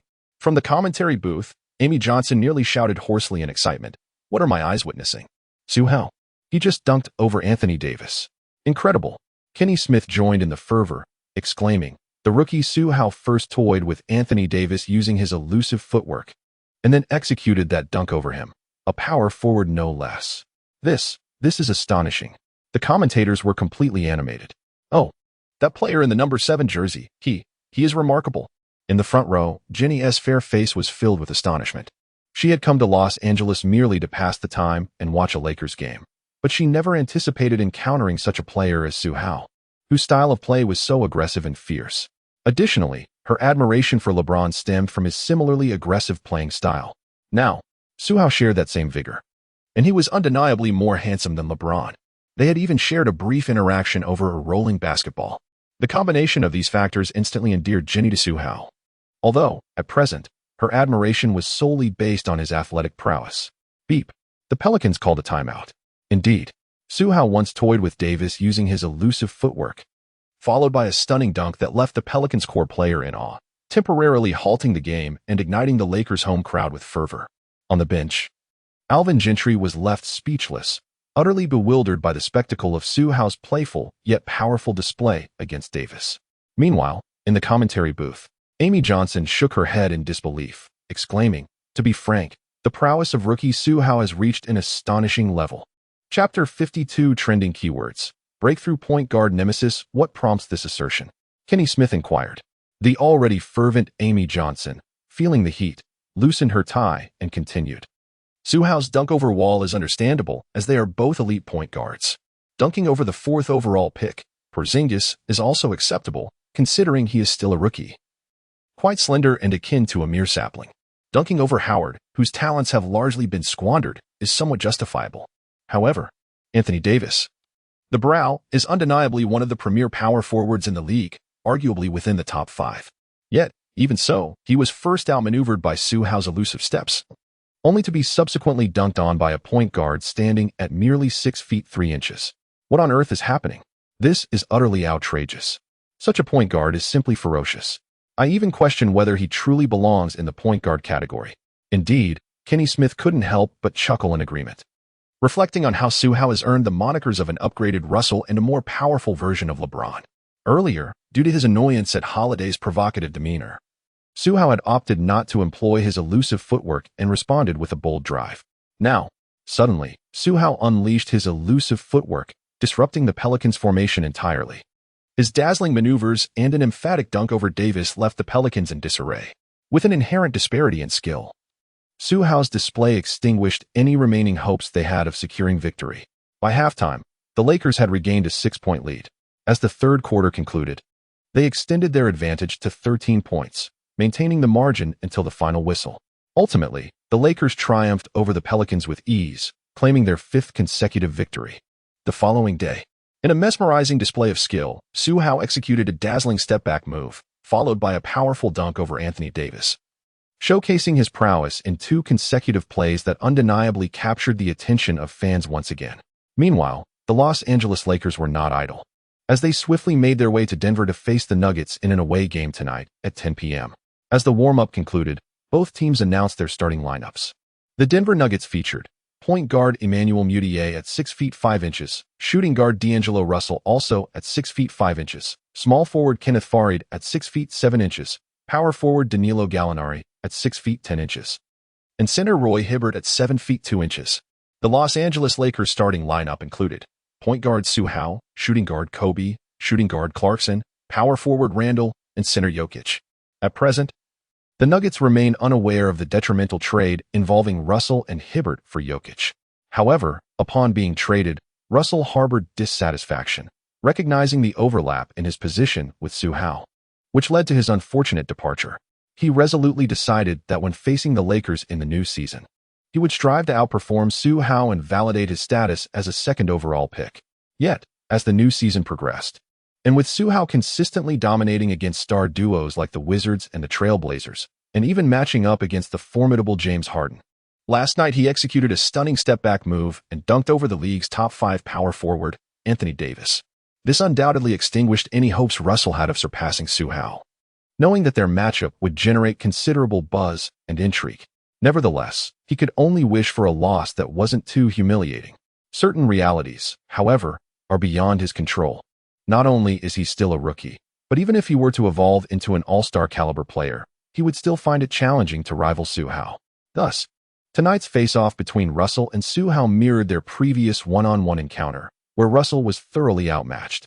Su Hao's performance was exceptional, yielding 37 points, 5 rebounds, 3 assists, 2 steals, and 4 blocks, while Russell, who typically averages 3 points, managed a mere 6 points, falling woefully short of Su Hao's score.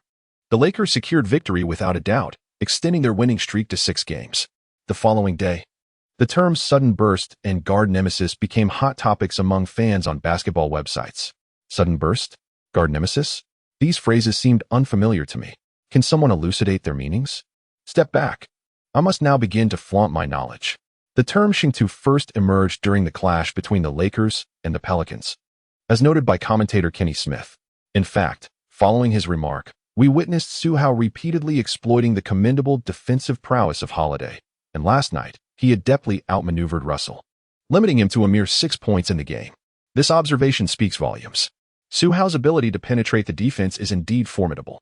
When discussing penetration, one must first mention the legendary Kobe Bryant, whose ability to execute a jump shot over defenders was an even more aggressive form of offense than a simple pull-up. At his peak, Kobe possessed this remarkable skill. Now, as Su Hao emerges as a potential new icon for Los Angeles, he too embodies this penetrating capability. This evokes a sense of legacy, a lineage connecting Kobe and Su Hao. Although it may be premature to draw such comparisons, it certainly ignites hope among Lakers fans regarding Su Hao's future. Moreover, the title of guard nemesis aptly describes Su Hao's prowess and is quite understandable. Regardless of whether it is the recent second overall pick Russell, defensive stalwart Drew Holiday, dual threat Tyreke Evans, or even the earlier trio of Suns guards, the twin guns of the Trailblazers and the duo from the Wizards, they have all found themselves overwhelmed in matchups against Su Hao. Not only are they unable to defend against him, but their own offensive efforts are significantly stifled, with their statistics plummeting compared to their averages. It can be said that Su Hao has dominated both ends of the court against them. However, while one instance could be attributed to luck and two to coincidence, the fact that every guard who faces Su Hao seems to struggle points to a larger issue. It suggests that Su Hao is indeed a bane for guards, hence his moniker as the guard nemesis. Ah, how enlightening. It makes perfect sense. Indeed, in terms of strength, speed, vertical leap, and wingspan, Su Hao holds substantial advantages at the point guard position. Against peers and guards alike, he seems to possess an innate ability to exploit mismatches, truly a guard's worst nightmare. Upon reflection, it is astonishing how dominant Su Hao appears, especially considering he is merely a rookie. How can one be so powerful? The answer lies in the combination of Malone's strength and extraordinary speed surpassing that of his peers, and Jordan's leaping ability. This culminates in an overwhelming presence on the court. Indeed, this is a manifestation of sheer talent.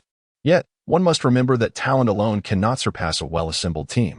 The Lakers' next opponent, the Hawks, finished as the top seed in the Eastern Conference last season and possess a formidable roster.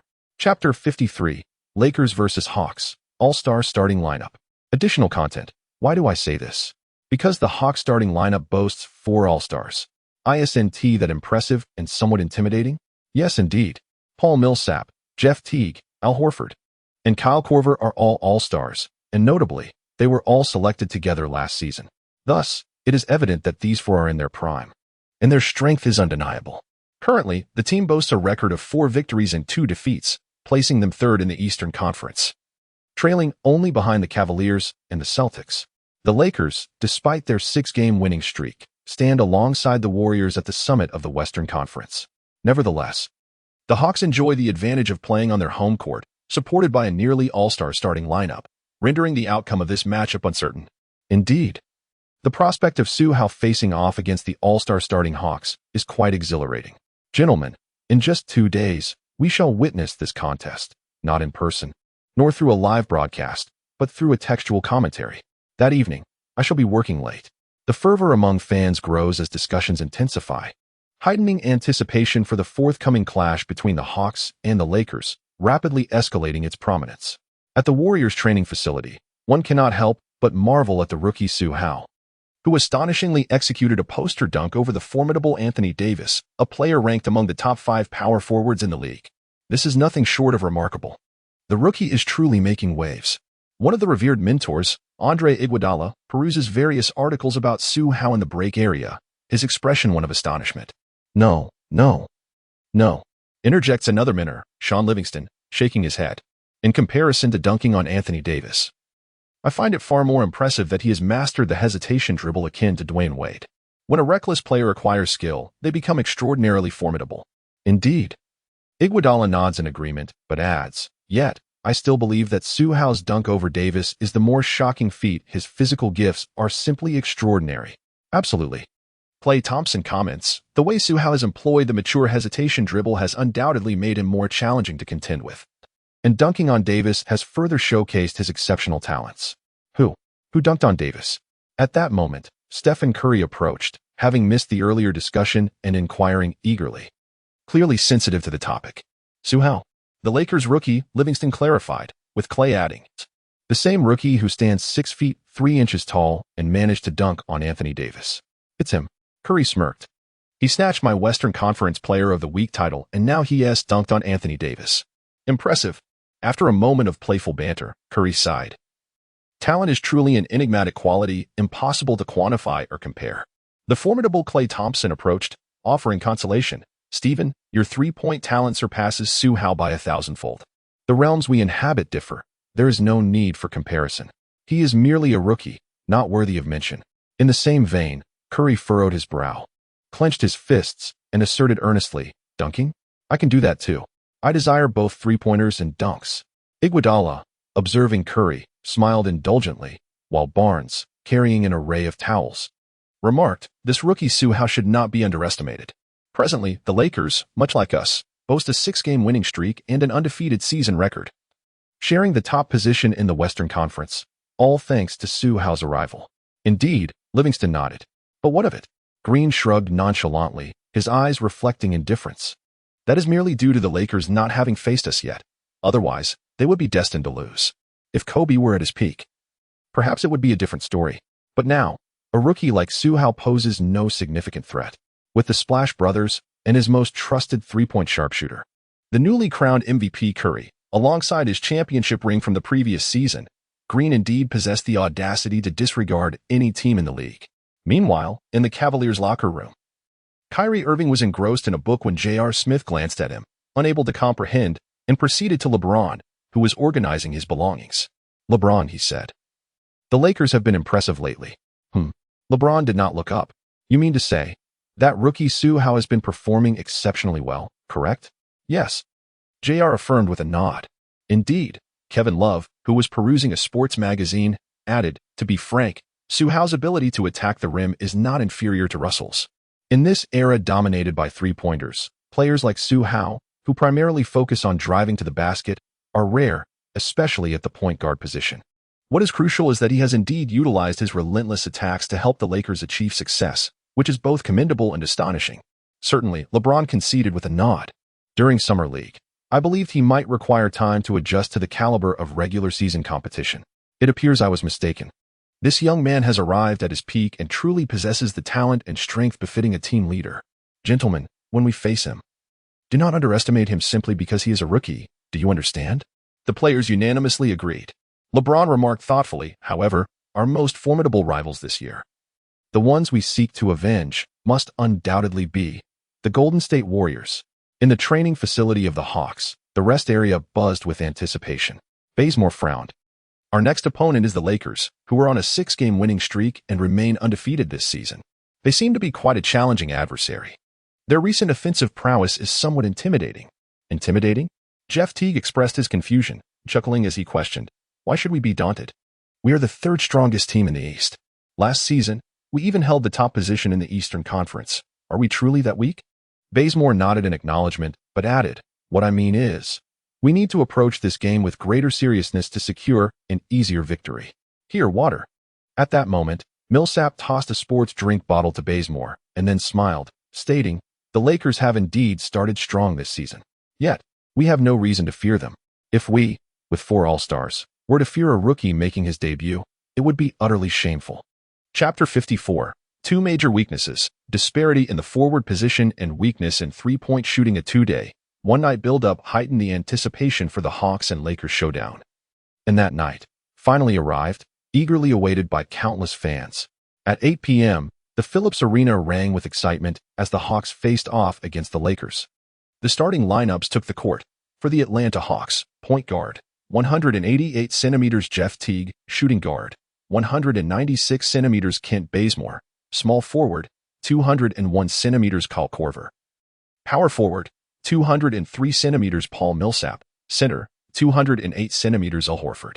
For the Los Angeles Lakers, point guard, Su Hao, shooting guard, Kobe, shooting guard, Clarkson, power forward, Randall, center, Jokic. The ball is up. In the jump ball between Horford and Jokic, the taller Jokic seized the opportunity, leaping ahead of Horford to tip the basketball into the air. Su Hao received the ball. Bang, bang, bang. He initiated the first full-court offense for the Lakers against Jeff Teague, accelerating with an unyielding determination. Bang, swish.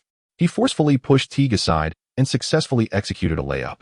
In the following possession, Su Hao, utilizing a screen, faced off against Bazemore, once again leveraging his speed and strength. Accelerate and confront. He overpowered Bazemore, executing a pull-up jumper from the free throw line. Swish. Another successful shot. TSK. Once again, he deftly scored against 2 guards. Su Hao truly lives up to his reputation as a nemesis for guards, finding scoring against them remarkably effortless. Hawks 0, Lakers 4. Su Hao scored consecutively, propelling the Lakers to a promising start. However, the Hawks, featuring all-star starters, were on their home turf, brimming with confidence, and would not passively allow Su Hao to run rampant. With a swift motion, the stocky all-star power forward, Millsap, decisively overpowered Randall in the low post. After several confrontations, he maneuvered laterally to the basket and executed a delicate floater. Swish. It found the net. In the subsequent play, Teague appeared to be targeting Millsap cutting from the left wing, but instead passed to the right corner where the poised shooter Korver awaited. Whoosh. He launched a three-pointer. With precision, swish. It hit nothing but net. A breakthrough followed by a three-pointer saw Millsap and Korver collaboratively secure 5 points, directly challenging the Lakers and keeping the score tight. In the NBA studio of Tingshuan Sports, Wang Ming remarked with a smile, had the Lakers faced the Hawks last season, there would have been no suspense. The Hawks would have surely triumphed. However, with Su Hao on board, everything has changed. The two teams exchanged leads in a riveting contest. Indeed, director Zhang chuckled before adding, Su Hao continues to perform exceptionally, yet we must not underestimate Kobe. Recently, he has been regaining his form. Even if he does not return to his peak, should he ignite, he will undoubtedly pose a significant challenge to his opponents. In the comments section, the matchup between rookie Su Hao and the All-Star Hawks sounded somewhat exaggerated, yet it was unfolding in reality. Impressive. After all, even if Teague is an All-Star, facing Su Hao means only enduring relentless pressure. Kobe had yet to score. Director Zhang's praise was quite bold. Given his well-known admiration for Kobe Bryant. It is understandable. The opening duel between the Hawks and the Lakers indeed played out as analysts had predicted, with both sides fiercely contending. And Su Hao living up to his reputation as a guard's nemesis, overpowering both Teague and Bazemore. As the first quarter concluded, the battle remained fiercely contested. Su Hao, with an unstoppable momentum akin to autumn winds sweeping away fallen leaves, astonishingly scored 17 points once again. The Hawks, however, were undeterred, leading the Lakers 35-30. Despite Su Hao's impressive single-quarter performance, the Hawks maintained a 5-point advantage. As the first half concluded, Su Hao had amassed 28 points, showcasing an impeccable offensive display. Yet, the Hawks extended their lead to an astonishing 70-59, widening the initial 5-point gap to 11. This remarkable turn of events raises the question, how is this possible? What does it matter if he scored 28 points in the first half? After all, he is but a rookie. And how could one individual triumph over our all-star starters? Indeed, with a 6-game winning streak and no defeats thus far, tonight, let us offer you a taste of defeat on the Hawks' home court. The home crowd erupted with excitement. Meanwhile, in the NBA studio of teammates Sports, Coach Zhang furrowed his brow and inquired, Su Hao is performing admirably, and Kobe has contributed 10 points as well.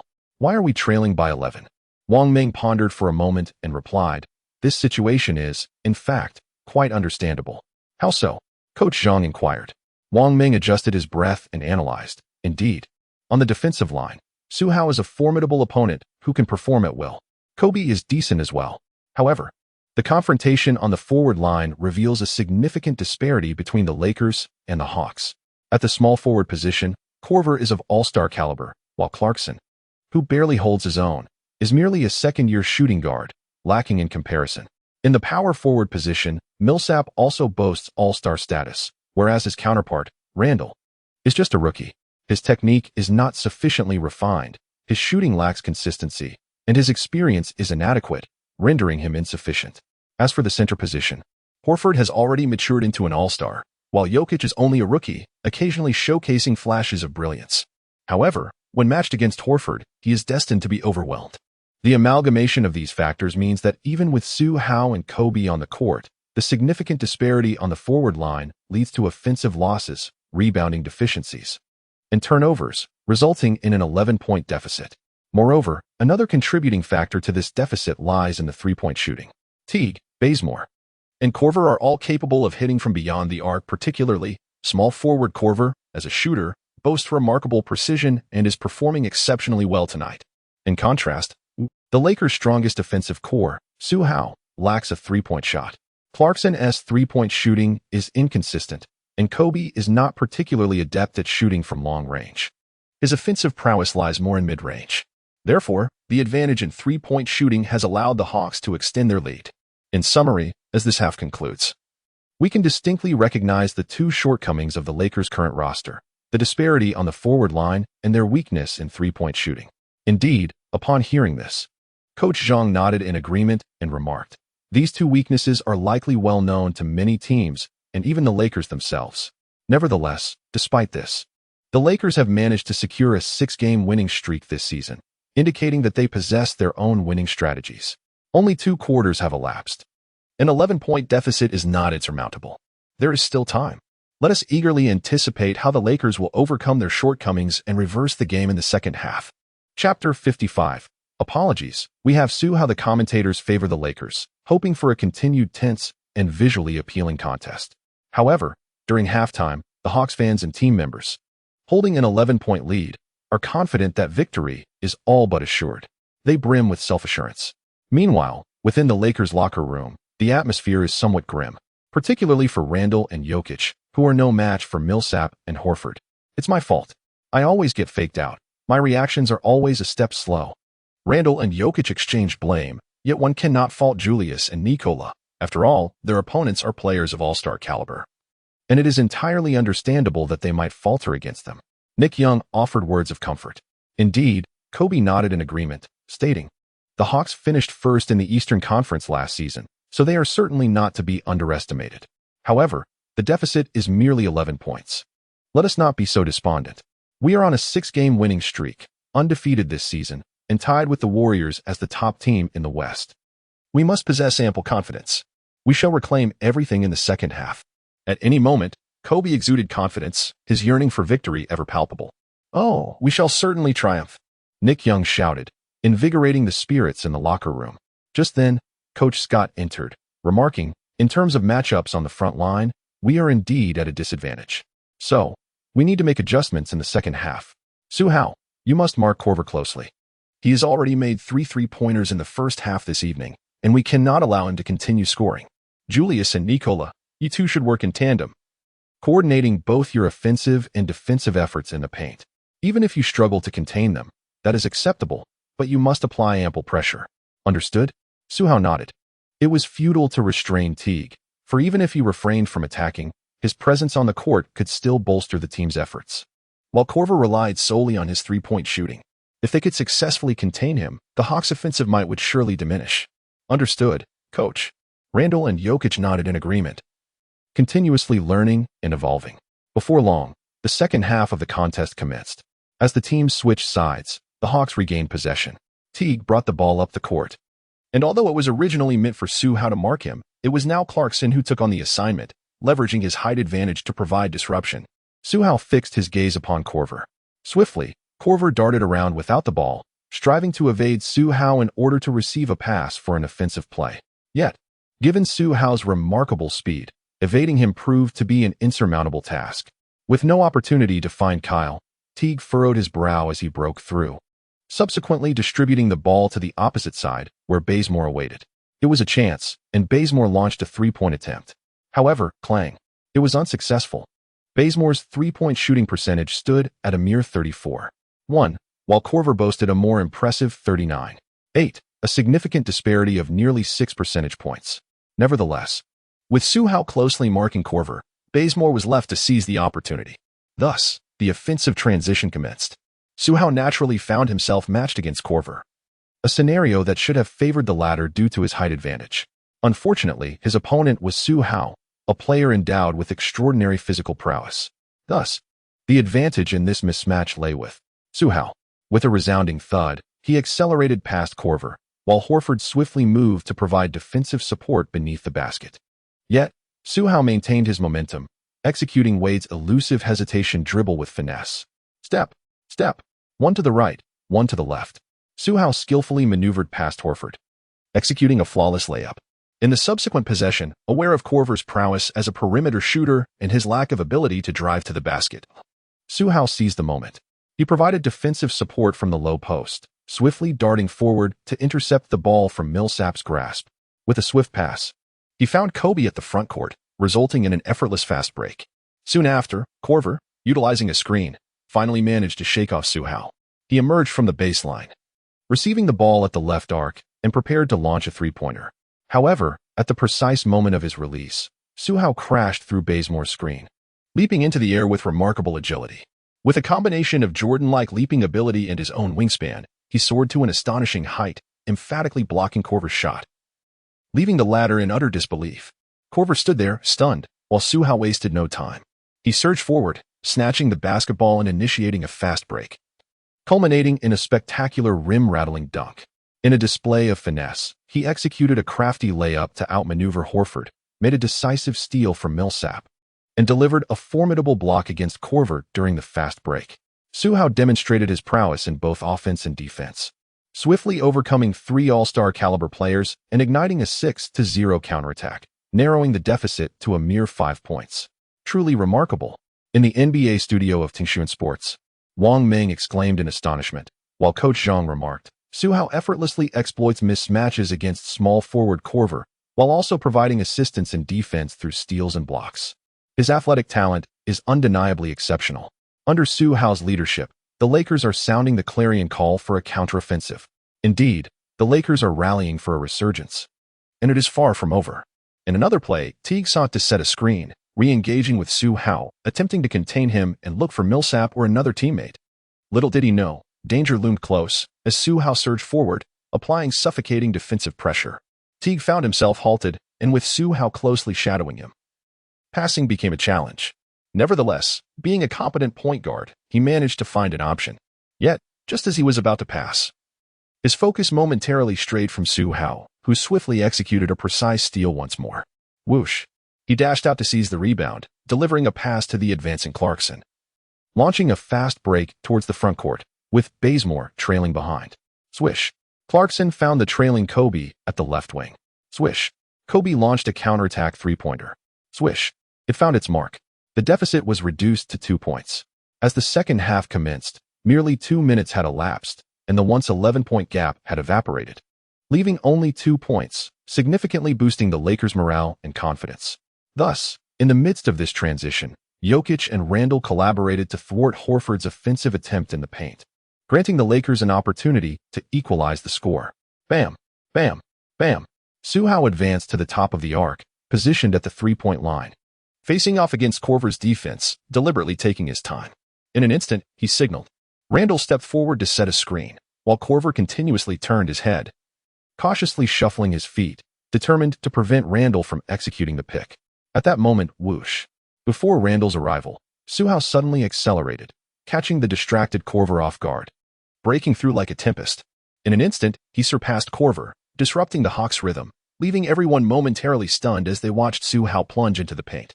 With a powerful leap, he drew back like a bow, delivering a majestic C-shaped dunk that reverberated through the arena, bringing the score level. Have they equalized? What is happening? An 11-point lead vanished in less than 3 minutes. In the front row, several Hawks fans stared wide-eyed, their expressions reflecting disbelief. Meanwhile, on the Lakers bench, Scott crossed his arms and smiled slightly, apologetically noting, "We have Su Hao." Chapter 56. Offense and defense combined. 40 points, 5 steals, 5 blocks as the second half commenced. Su Hao, adept at both offense and defense, spearheaded a relentless 11-0 counterattack within a mere 3 minutes. In the blink of an eye, he had leveled the score, tallying 4 points, 1 block, and 2 steals, leaving the Hawks all-star starters in utter disarray. Beep. Hawks head coach Mike Budenholzer quickly called a timeout, attempting to quell Su Hao's frenzied offensive onslaught. Alas, it was too late. Su Hao's prowess not only equalized the score, but also ignited a surge of momentum and confidence among the Lakers players. Kobe's post-up plays, Clarkson's three-pointers, Jokic's occasional brilliant passes, and the relentless rim attacks combined with Randle's increasingly diligent rim protection formed a formidable offensive front. Throughout the entire third quarter, the Lakers' starting lineup was firing on all cylinders, bolstered by Su Hao's dual-threat capabilities. Even though the Hawks boasted 4 All-Stars, they were unable to withstand the Lakers' assault. By the end of the third quarter, the Lakers had not only erased an 11-point deficit, but had also gained a 5-point lead, signifying a staggering 16-point swing in a single quarter. Remarkable. The Hawks were left reeling, flapping their wings in disarray, struggling to maintain their composure. During the intermission, in the NBA broadcasting studio of Tingshuan Sports, Wang Ming expressed his astonishment. Wow.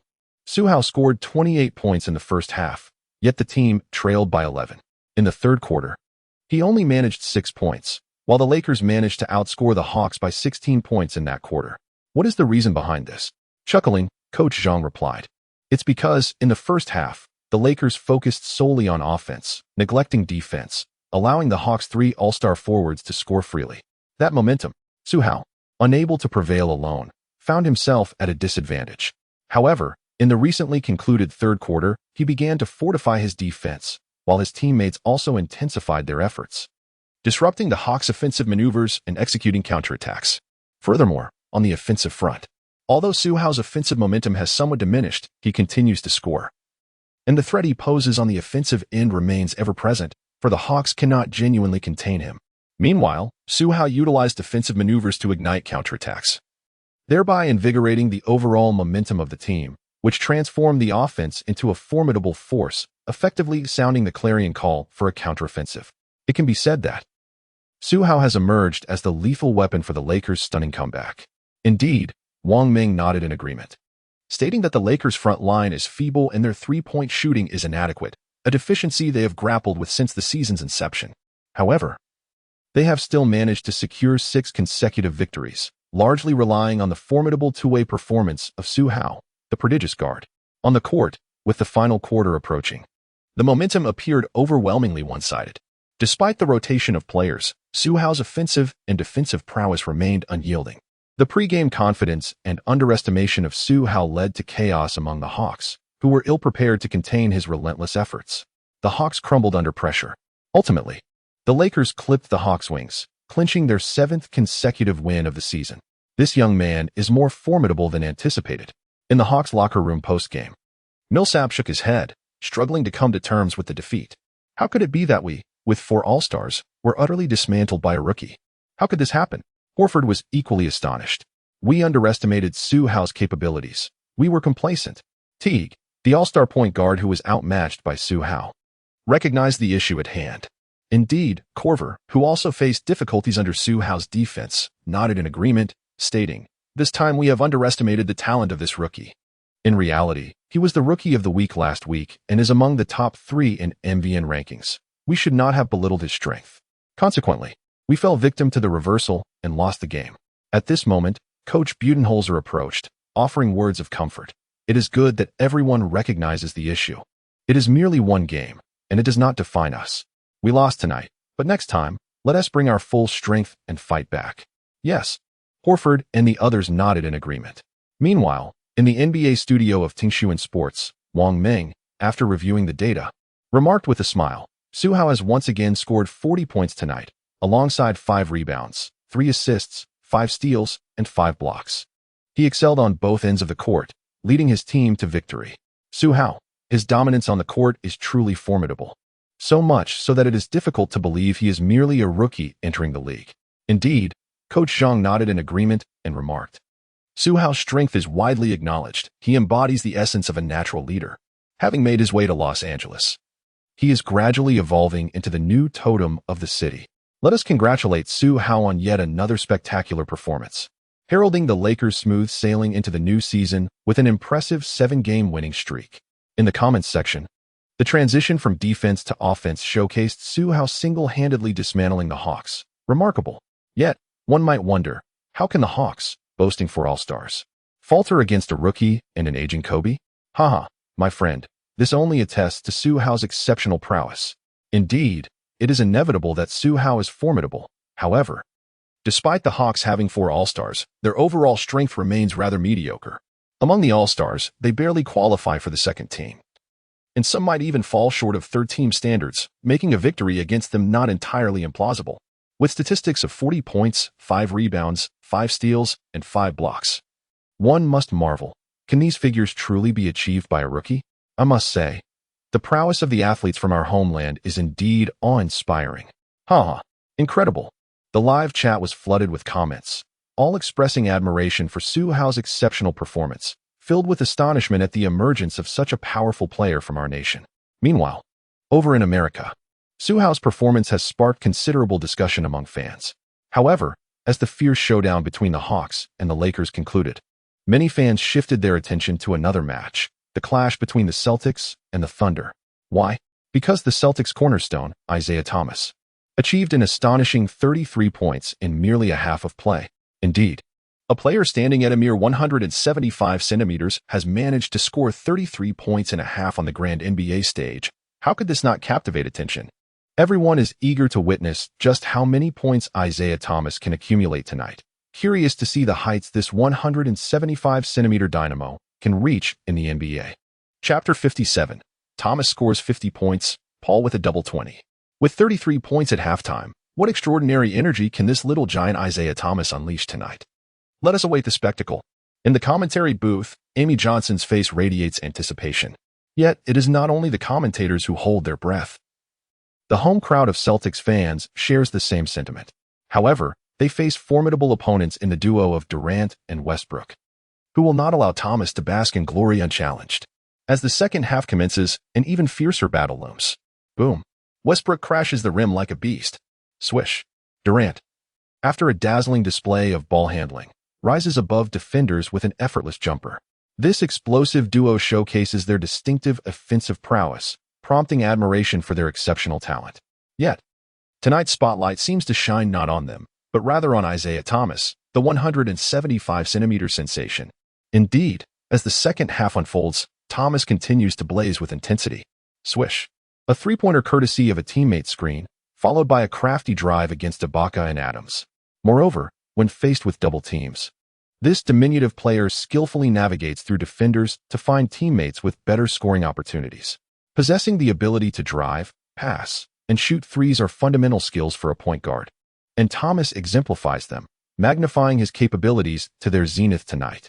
The result is akin to a missile detonating in the depths of the ocean, unleashing tumultuous waves. 38 points. Thomas scores 43 points. Thomas has reached 48 points. As he attacks the rim against Adams' defense, he crafts a shot from an impossible angle. And it finds the net. 50 points. Unbelievable. Kenny Smith exhibited an electrifying demeanor, passionately narrating the unfolding drama. Amy Johnson, equally animated, exclaimed, "Since Allen Iverson, I have not witnessed a player under 1.8 meters deliver such an extraordinary performance."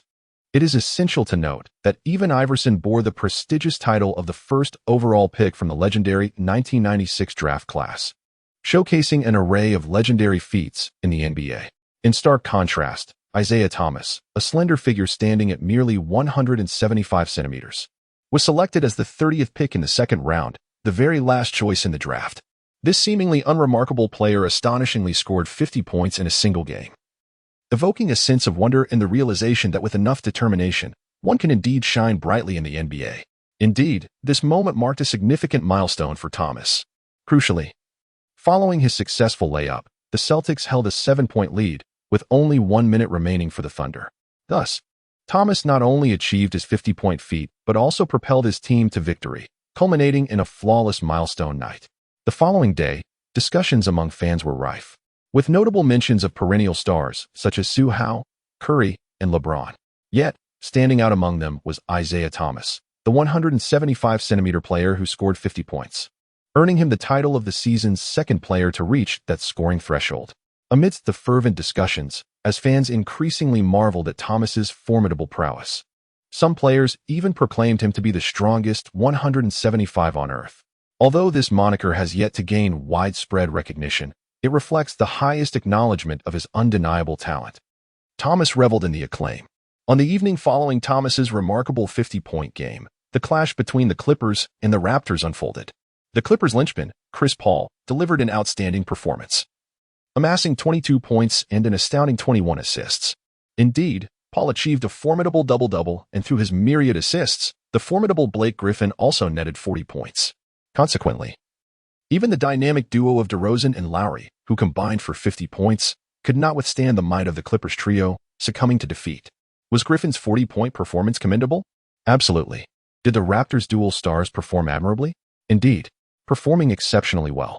However, tonight, the undeniable master of the game is none other than Chris Paul, who commanded the court with an impressive double-double of over 20 points and 20 assists. After the match, Raptors head coach Dwayne Casey lauded him, proclaiming, "The 30-year-old Chris, once the king of the Hornets, now reigns supreme as the maestro of his team. He remains one of the top 5-point guards in the league." Similarly, Clippers head coach Doc Rivers openly praised him, stating, "Thanks to Chris, I can delegate half of my responsibilities during a game. He is the brain of the team, orchestrating every play.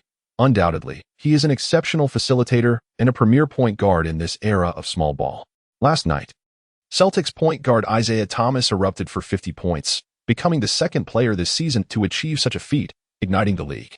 Tonight, Clippers point guard Chris Paul also delivered an extraordinary performance with a double-double of over 20 points and 20 assists, solidifying his popularity at the pinnacle of the league. Before this, Su Hao had garnered accolades such as Best Rookie, Player of the Week, and a spot among the top 3 in the MVP rankings, earning him the moniker of the nemesis of guards. His performance has been nothing short of extraordinary. Meanwhile, the prodigious Stephen Curry has also demonstrated exceptional prowess, embarking on a celestial journey from the outset of the season, determined to reclaim the MVP title. However, it is noteworthy that all 4 players are point guards, all occupying the coveted position 1. From Curry to Su Hao, from Isaiah to Chris, the point guard position is experiencing a collective eruption of talent. Indeed, their recent performances have been remarkable. Setting Curry aside for the moment, I believe it is essential to delve into the other 3 players. Why have I disregarded my Golden State Levine? Is he unworthy? Of course not. The upcoming opponents for the Lakers are none other than the Celtics and the Clippers, pitting them against Isaiah Thomas and Chris Paul. This sets the stage for epic confrontations. Su Hao versus Isaiah, and Su Hao versus Chris Paul battles reminiscent of celestial collisions. Indeed, Isaiah and Chris are both phenomenal. One recently scored 50 points, earning the title of the strongest 175 on the planet, while the other has just achieved a staggering double-double with 20 points, solidifying his status as one of the top 5 super point guards in the league. Both are simply extraordinary. As Su Hao prepares to face them, he has secured the title of the nemesis of guards through even more astonishing performances. Thus, the stage is set. Can Su Hao utilize his prowess as a defender to similarly contain Isaiah and Chris? This truly ignites anticipation. Chapter 58 versus Clippers. Reaching for the moon, blocking Paul. On one side stands Isaiah Thomas, the season's second 50-point maestro, acclaimed as the mightiest 175, while on the other side is Chris Paul, who recently achieved a staggering 2020 double-double, ranking among the league's elite point guards. These two athletes are set to face off against the league's highly regarded rookie, Su Hao, known as the defender's nemesis. The excitement surrounding this matchup is palpable. However, it is precisely due to the explosive performances of Thomas and Paul that many have begun to question whether Su Hao truly embodies the title of defender's nemesis, leading some to doubt his capability against such formidable opponents. The ensuing debates among fans, while failing to yield a definitive conclusion, have nonetheless elevated the stakes of the Lakers versus Clippers and the Lakers versus Celtics rivalries to new heights. The following day, the much-anticipated city derby between the Lakers and Clippers, featuring Su Hao against Paul, arrives amidst fervent expectations. Just 15 minutes before the game, in the commentary booth, the exuberant Shaquille O'Neal declares, Su Hao versus Chris Paul, rookie versus all-star, offense versus synergy. Which aspect will prove pivotal for victory? Charles, who do you favor tonight? After some contemplation, the insightful Charles Barkley replies, I lean slightly towards the Clippers, as their roster composition is exceptionally balanced. Coupled with the playmaking prowess of Chris, the Clippers have consistently excelled in the regular season. However, the Lakers have recently demonstrated an unstoppable momentum, boasting a 7-game winning streak without a single defeat.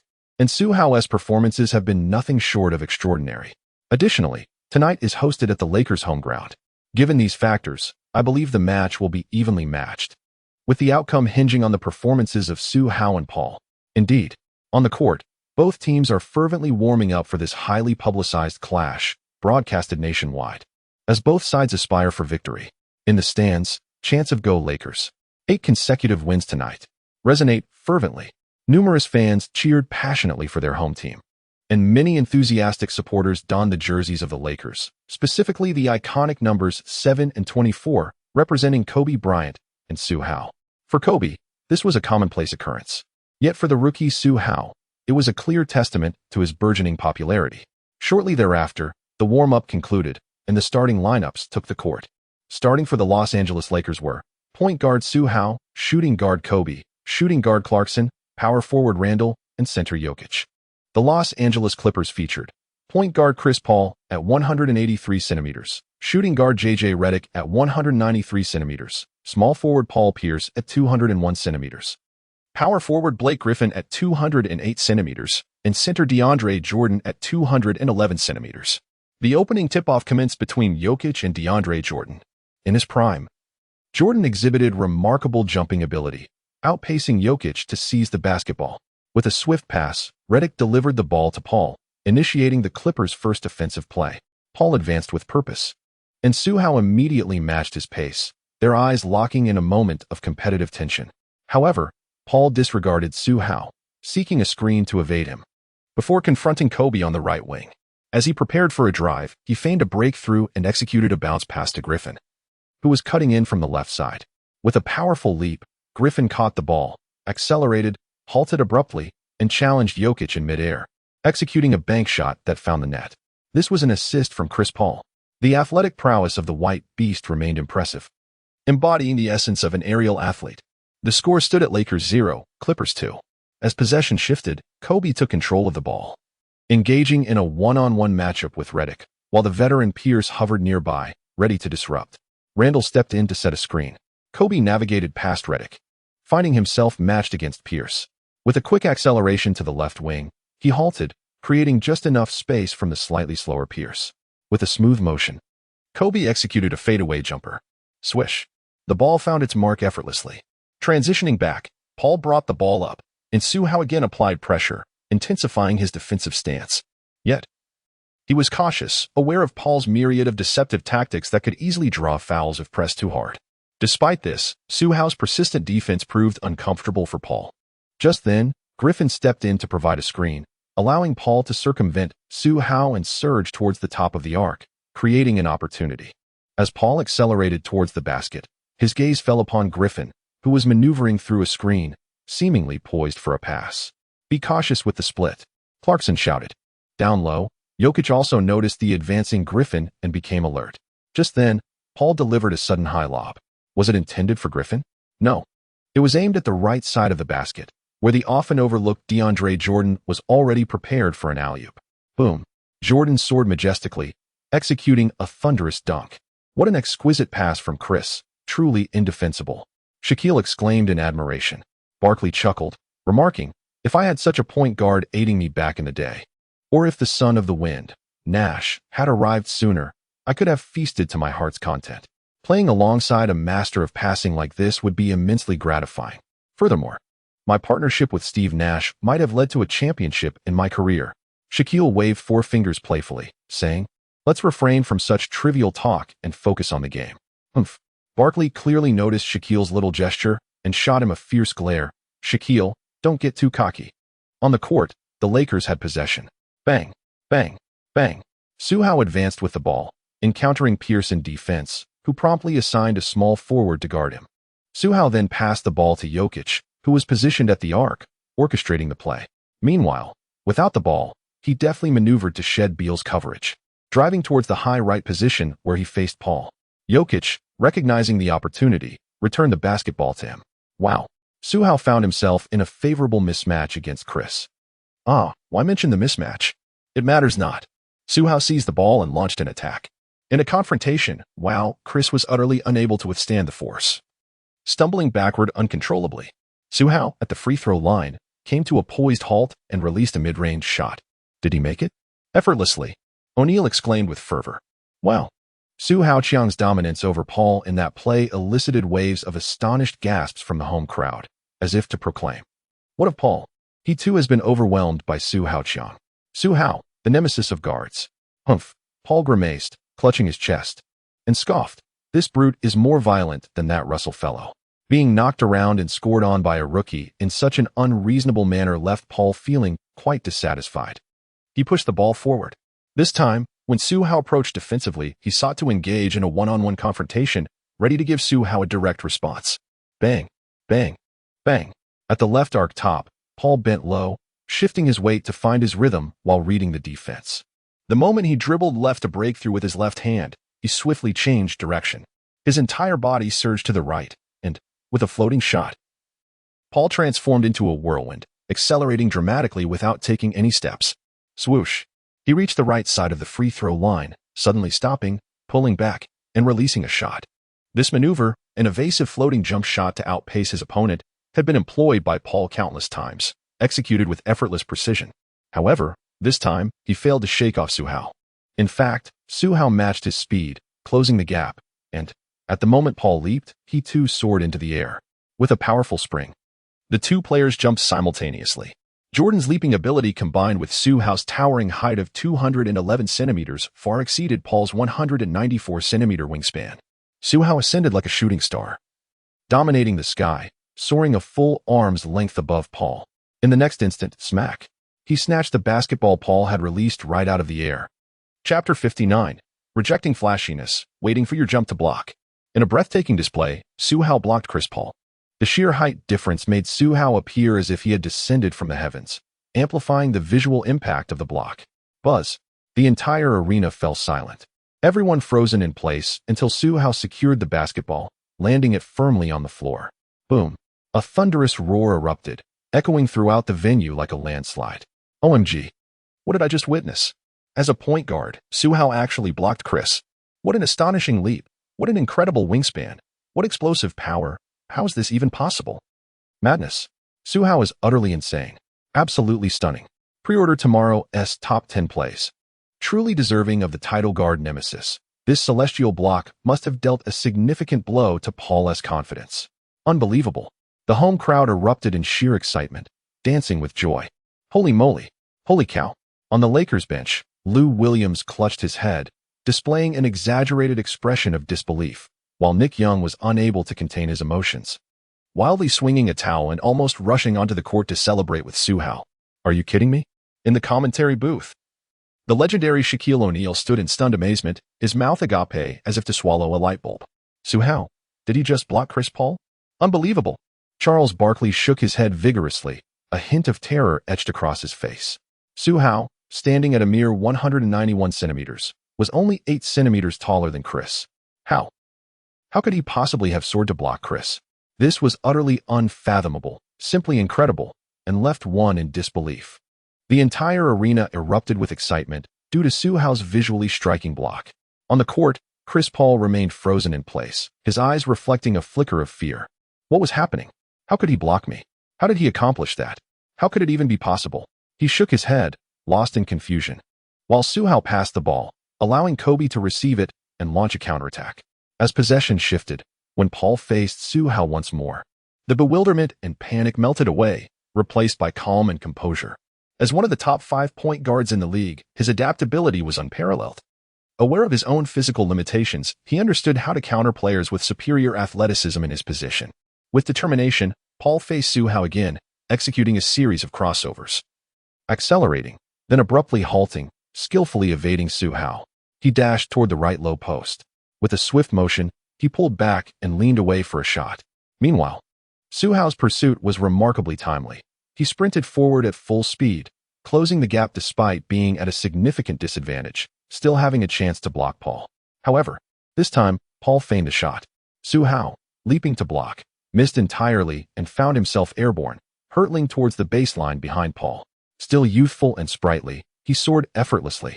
Paul smirked, waiting until Su Hao was behind him before releasing a mid-range jumper, just as the ball slipped from his fingertips.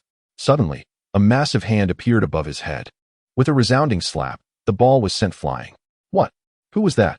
Paul exclaimed in astonishment, turning to see Su Hao descending behind him. Indeed, it was Su Hao once again blocking Paul. "I clearly outmaneuvered him. How could this be possible?" Paul displayed an expression of disbelief. In the commentary booth, O'Neal's pupils dilated as he exclaimed, "Oh my goodness." Su Hao, after a deceptive feint, leaped again, astonishingly swatting the ball from behind Paul. The elevation of his jump, the velocity of that second leap, was truly unparalleled. Ha ha ha. Barkley couldn't contain his astonishment either, bursting into laughter after being thoroughly faked out. To still leap again for a block seemed as if his shoes were equipped with springs. Fans in the arena shared similar sentiments, their mouths agape, continually gasping in awe. Meanwhile, the game pressed on. Once again, Su Hao thwarted Paul with a remarkable block, sending the basketball soaring into the hands of Reddick. The possession remained with Paul. Yet only 8 seconds remained on the shot clock.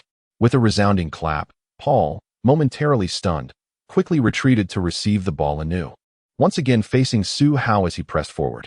However, he refrained from taking a shot, still searching for a teammate. Unfortunately, no favorable opportunity presented itself. As time dwindled, Paul focused intently, suddenly executing a rightward step back at the free throw line, followed by a lean-back jumper. Naturally, this was yet another feigned attempt, utilizing the same maneuver. "He should not expect to deceive me twice." Su Hao squinted slightly, standing before Paul with unwavering composure, utterly unperturbed. Paul, however, remained unresponsive after feigning a shot once. He did so again and again on numerous occasions. As the offensive time was about to expire, and seeing that Su Hao remained unmoved, Paul suddenly, following yet another feigned attempt, leapt back with a genuine shot. This time he truly released the ball, catching Su Hao off guard. Did Paul manage to deceive Su Hao once more? Yet Su Hao smiled faintly. Upon witnessing and confirming Paul's leap, he bent his knees and suddenly sprang upwards, maximizing his vertical jump. In the next moment, a resounding clap echoed through the air. In a remarkable display of athleticism, Su Hao once again seized the aerial advantage while leaping backward, his long arm extending with precision as he swatted away the basketball launched by Paul. With yet another backward leap, he thwarted Chris Paul's attempt, showcasing an extraordinary combination of vertical leap and wingspan that rendered his blocking ability astonishingly formidable. Shaquille O'Neal gasped in disbelief, while Charles Barkley, momentarily taken aback, felt a twinge of confusion. However, before he could fully comprehend the situation, just a minute later, As Paul penetrated the paint, he was abruptly halted by Su Hao's defensive presence, engaging in a series of feints to shoot and pass. Paul ultimately attempted a stealthy bank shot, but to his dismay, the outcome was a resounding slap. Su Hao once again executed a remarkable block. Hiss! O'Neal couldn't help but gasp, exclaiming, "Another late jump," and in just a few minutes, Su Hao has already blocked Chris Paul 4 times. He truly is the nemesis of guards. No. At that moment, Barkley shouted even louder, asserting that Su Hao was not merely late to jump, but rather, he was waiting for Paul to leap first before ascending to block. What? O'Neal's face was filled with astonishment, but upon reflection, he realized the truth in Barkley's words and could not help but exclaim, "No wonder Su Hao isn't fazed by Chris Paul's myriad of fakes." It turned out that with his extraordinary leaping ability and wingspan, he dismissed all the theatrics, waiting for Paul to jump before executing the block. Moreover, within mere minutes, he managed to achieve 4 blocks. Chapter 60, The White Beast and Little Jordan Unleashed, the City of Aerial Connections. Crack. Su Hao once again blocked Paul. The basketball soaring away was seized by Randall, who swiftly passed it to the perimeter where Kobe awaited, followed by a quick transition to Clarkson. With a flick of the wrist, he executed a layup against Redick's defense. The Clippers regained possession. Beep. Coach Doc Rivers immediately called for a timeout. In the commentary booth, the astonished Barkley exclaimed, "Oh my goodness." Within just a few minutes, Su Hao has successfully blocked Chris 4 times. A feat against one of the top 5 point guards in the league, all while maintaining the role of a point guard himself. Moreover, he awaited Chris to leap first. Only then did he jump to execute the block. To be frank, such an overwhelming display of innate talent is not only tremendously damaging, but also highly humiliating. Indeed, O'Neal added with a tremor, to wait for you to jump before blocking. Against a player standing only 183 centimeters tall, this kind of defense would be understandable if it were a center. However, Su Hao is merely a point guard, standing at 191 centimeters, which is utterly inconceivable and truly absurd. I must express, is Su Hao indeed a legitimate point guard? Haha, Barkley chuckles. While I cannot ascertain his seriousness, however, I am aware that among the top 5 point guards in the league, the venerable Chris Paul was thoroughly outmatched by a rookie tonight. Boom. Su Hao executed an astonishing 4 consecutive blocks against Paul, showcasing an aerial grasp akin to reaching for the moon, a remarkable rejection after a double jump, and 2 instances of timing his blocks after Paul had leaped. Each of these instances was nothing short of breathtaking, eliciting gasps of awe from the spectators. The home crowd erupted in fervor, with fans exuberantly celebrating, marveling once again at Su Hao's extraordinary physical prowess. On the Clippers bench, amidst the resounding cheers, Paul found himself grappling with the recent barrage of rejections. His mind buzzed, and a tingling sensation coursed through his scalp. This was untenable. The young man possessed an exceptional athleticism that rendered Paul unable to contend with him in a one-on-one scenario. Impulsiveness was not an option. If he wished to secure victory, to triumph over Su Hao, he needed to maintain composure and lead his team in the manner he knew best. Despite the tingling discomfort of humiliation, Paul, with his seasoned experience in the NBA, was no stranger to pressure. He harbored a fierce desire to win, which swiftly grounded him after enduring the indignity of being blocked by a rookie. This resilience exemplified the psychological fortitude expected of a superstar. Coach Doc Rivers approached him to offer words of encouragement, further easing Paul's mindset. The game was far from over. Upon resuming play, the Clippers regained possession. During the period in which Su Hao had thwarted Paul 4 times, the Lakers had amassed a 7-point lead. Bam! Once again, Paul controlled the ball at the arc, facing Su Hao with an unflinching gaze, devoid of the anticipated panic. However, instead of attempting to overpower Su Hao, he astutely read the court dynamics, consistently seeking screens and moving to disrupt the Lakers' defensive rhythm. Seizing an opportunity, he executed a no-look pass, assisting DeAndre Jordan for an emphatic alley-oop. In the subsequent play, Paul, while advancing, drew the defense and deftly delivered a behind-the-back pass to a cutting Blake Griffin. With a powerful leap, Griffin soared, his wingspan impressive yet overshadowed by his explosive vertical, leaving Nikola Jokic with no chance to contest. Boom. Griffin unleashed a thunderous dunk. By facilitating scores for both Jordan and Griffin, Paul demonstrated his basketball intelligence. However, his capabilities extended beyond mere organization. Whoosh. In another sequence, Paul evaded Su Hao, mismatched against Julius Randle, altering his pace and executing a floating jump shot that found its mark. Previously, against Su Hao, this shot had proven ineffective, but in his prime, Paul's mid-range jumper was indeed a formidable weapon. As the first quarter concluded, the Lakers held a slender lead over the Clippers, 32-28, with a mere 4-point advantage. This was achieved despite Paul being unable to contend with Su Hao, who effortlessly scored. In the commentary booth, Shaquille O'Neal, after reviewing the statistics, praised the situations, noting that although they were being outmaneuvered, they still managed to close the gap. Chris's ability to adjust and orchestrate the team was indeed remarkable, earning him the title of passing maestro and the cerebral force of the squad. Charles Barkley nodded in agreement, acknowledging that Chris remained unflustered, showcasing his unique talents. And despite Su Hao's prowess as a defensive nemesis for guards, it was improbable that he could completely stifle Chris. The outcome of the match remained uncertain, as the commentators deliberated. As the second quarter commenced, the bench players took the stage. The Lakers had Lou Williams, while the Clippers countered with Jamal Crawford, both formidable contenders for the Sixth Man of the Year award, turning the game into a duel of their offensive capabilities. The score remained unchanged, yet the spectacle of the game reached new heights, providing ample rest for both team starters. 5 minutes later, with Doc Rivers calling a timeout, the starters returned to the court, and the game resumed. A composed Paul continued his previous offensive strategy, consistently feeding the ball to Griffin and the center, DeAndre Jordan. Conversely, the Lakers' forward line appeared vulnerable, resulting in Griffin and Jordan erupting in a display of scoring prowess, executing numerous alley-oops in conjunction with Paul. The youthful Nikola Jokic and Julius Randle were left powerless against such an onslaught. Despite it being a home game for the Lakers, the Clippers, sharing the arena, could be considered to be playing on familiar turf. The series of alley-oops transformed the Lakers' home into a veritable city of dunks for the Clippers. However, the Lakers' backcourt was not to be underestimated. Kobe Bryant, whether matched up against Paul or Redick, capitalized on the defensive attention Su Hao drew, demonstrating his capacity to dominate one-on-one.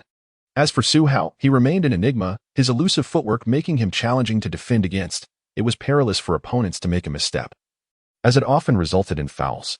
Thus, with the Clippers boasting the explosive duo of Griffin and Jordan, alongside Paul's court management, and the Lakers countering with Su Hao and Kobe's offensive flair, plus Clarkson occasionally disrupting with three-pointers, the match unfolded with an intensity that rendered both teams evenly matched throughout the second and third quarters. By the end of the third quarter, the Lakers still clung to a narrow 3-point lead, with the contest remaining suspenseful as a single offensive possession could easily shift the tide. During the intermission, O'Neal remarked with a grin that the Clippers' trio of stars was formidable, and with Paul in fine form, the current Clippers ensemble was indeed impressive. Nonetheless, the Lakers were no slouches either. Su Hao showcased an impressive all-around performance with 30 points, 5 rebounds, 2 assists, 2 steals, and 5 blocks, aiding his team in maintaining a slender lead. The chosen one, Su Hao, continues to exhibit astonishing dominance. Indeed, Barkley affirmed, in this fierce clash of titans, determining a victor might extend to the very last moment. Chapter 61, snatching from the tiger's mouth, seizing Paul before long, the final quarter arrived. Initially featuring a contest of substitutes, which once again evolved into a showdown between Lou Williams and Jamal Crawford. Williams possesses remarkable individual scoring ability, while Crawford, endowed with the essence of human misfortune, is no slouch in one-on-one scenarios either. On the Clippers' side, the spotlight was on Crawford, whose dazzling and intricate moves, though sometimes failing to find the net, captivated the audience. Conversely, on the Lakers' front, Williams displayed a versatile offensive prowess, capable of both driving to the basket and shooting from distance, making his play both sharp and visually appealing. However, after 4 minutes and 33 seconds of rotation, the Clippers managed to erase the 3-point deficit and even took a 2-point lead. Why? Because on the Lakers' side, Nick Young, who had come off the bench, was underperforming yet seemed indifferent, aggressively seeking his own shots. This led to fewer offensive opportunities for Williams, resulting in his scoring being eclipsed by Crawford's numbers, rendering the lead change rather natural. Nevertheless, Coach Scott chose not to intervene. He was acutely aware of Young's offensive tendencies, recognizing this as his usual style, albeit with an off night in terms of shooting. Beep. The Lakers called for a timeout. With both starters back on the court, the game entered its critical final phase. Bang, bang, bang. Su Hao dribbled the ball forward and then passed it to Jokic, positioned above the free throw line, allowing him to orchestrate the play and seek opportunities for a pass and cut. Su Hao made a decisive cut from the left wing, seeking the ball, while Kobe positioned himself on the right wing, also demanding possession. Suddenly, Jokic delivered a pass, targeting the unguarded Clarkson at the left corner. Clarkson received the ball and effortlessly launched a three-pointer. Did it go in? Clang. No. The rebound was contested between Griffin and Randall, and Su Hao, who had cut in, also joined the fray. He leaped off the ground, seizing the opportunity. In the next moment, he sprang up again, executing a bank shot with precision. What? Jordan, who awaited the block beneath the basket, was left dumbfounded. Su Hao's second jump was astonishingly swift, leaving him no time to react. In transition, Paul pushed the ball forward as usual, maneuvering around Su Hao. However, Su Hao swiftly circumvented the defense, pressing on once more. In this critical moment, it was imperative to stifle the Clippers' mastermind, Paul. Paul, compelled to release the ball early, passed it to Griffin on the opposite side. Griffin, with his back to Randall, engaged in several confrontations as he entered the paint, attempting a turnaround jump hook. Clang. No. While Griffin's post-up skills were slightly superior to his face-up game, his true strength lay in his explosive drives toward the basket, particularly when receiving a clever assist from Paul, often culminating in ferocious dunks over defenders. In the subsequent possession, Paul adeptly utilized screens from Redick and Pierce to carve out a lane for a left-side drive. He penetrated into the paint, drawing defenders in. With an astute behind-the-back pass, he found Griffin at the top right. Griffin, perfectly positioned, accelerated and launched himself into the air.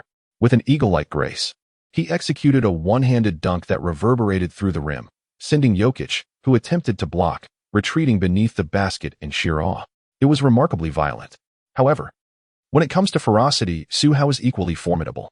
In a swift transition, he surged forward with unrestrained vigor, soaring towards the heavens, disregarding Redick who trailed behind. Boom. He responded with a thunderous gliding dunk. Double-team Su Hao. Don't let him gain momentum. Lock down Chris. Prevent him from orchestrating the offense. Rivers and Scott shouted from the sidelines, striving to contain the team's absolute core and disrupt the opponent's attack.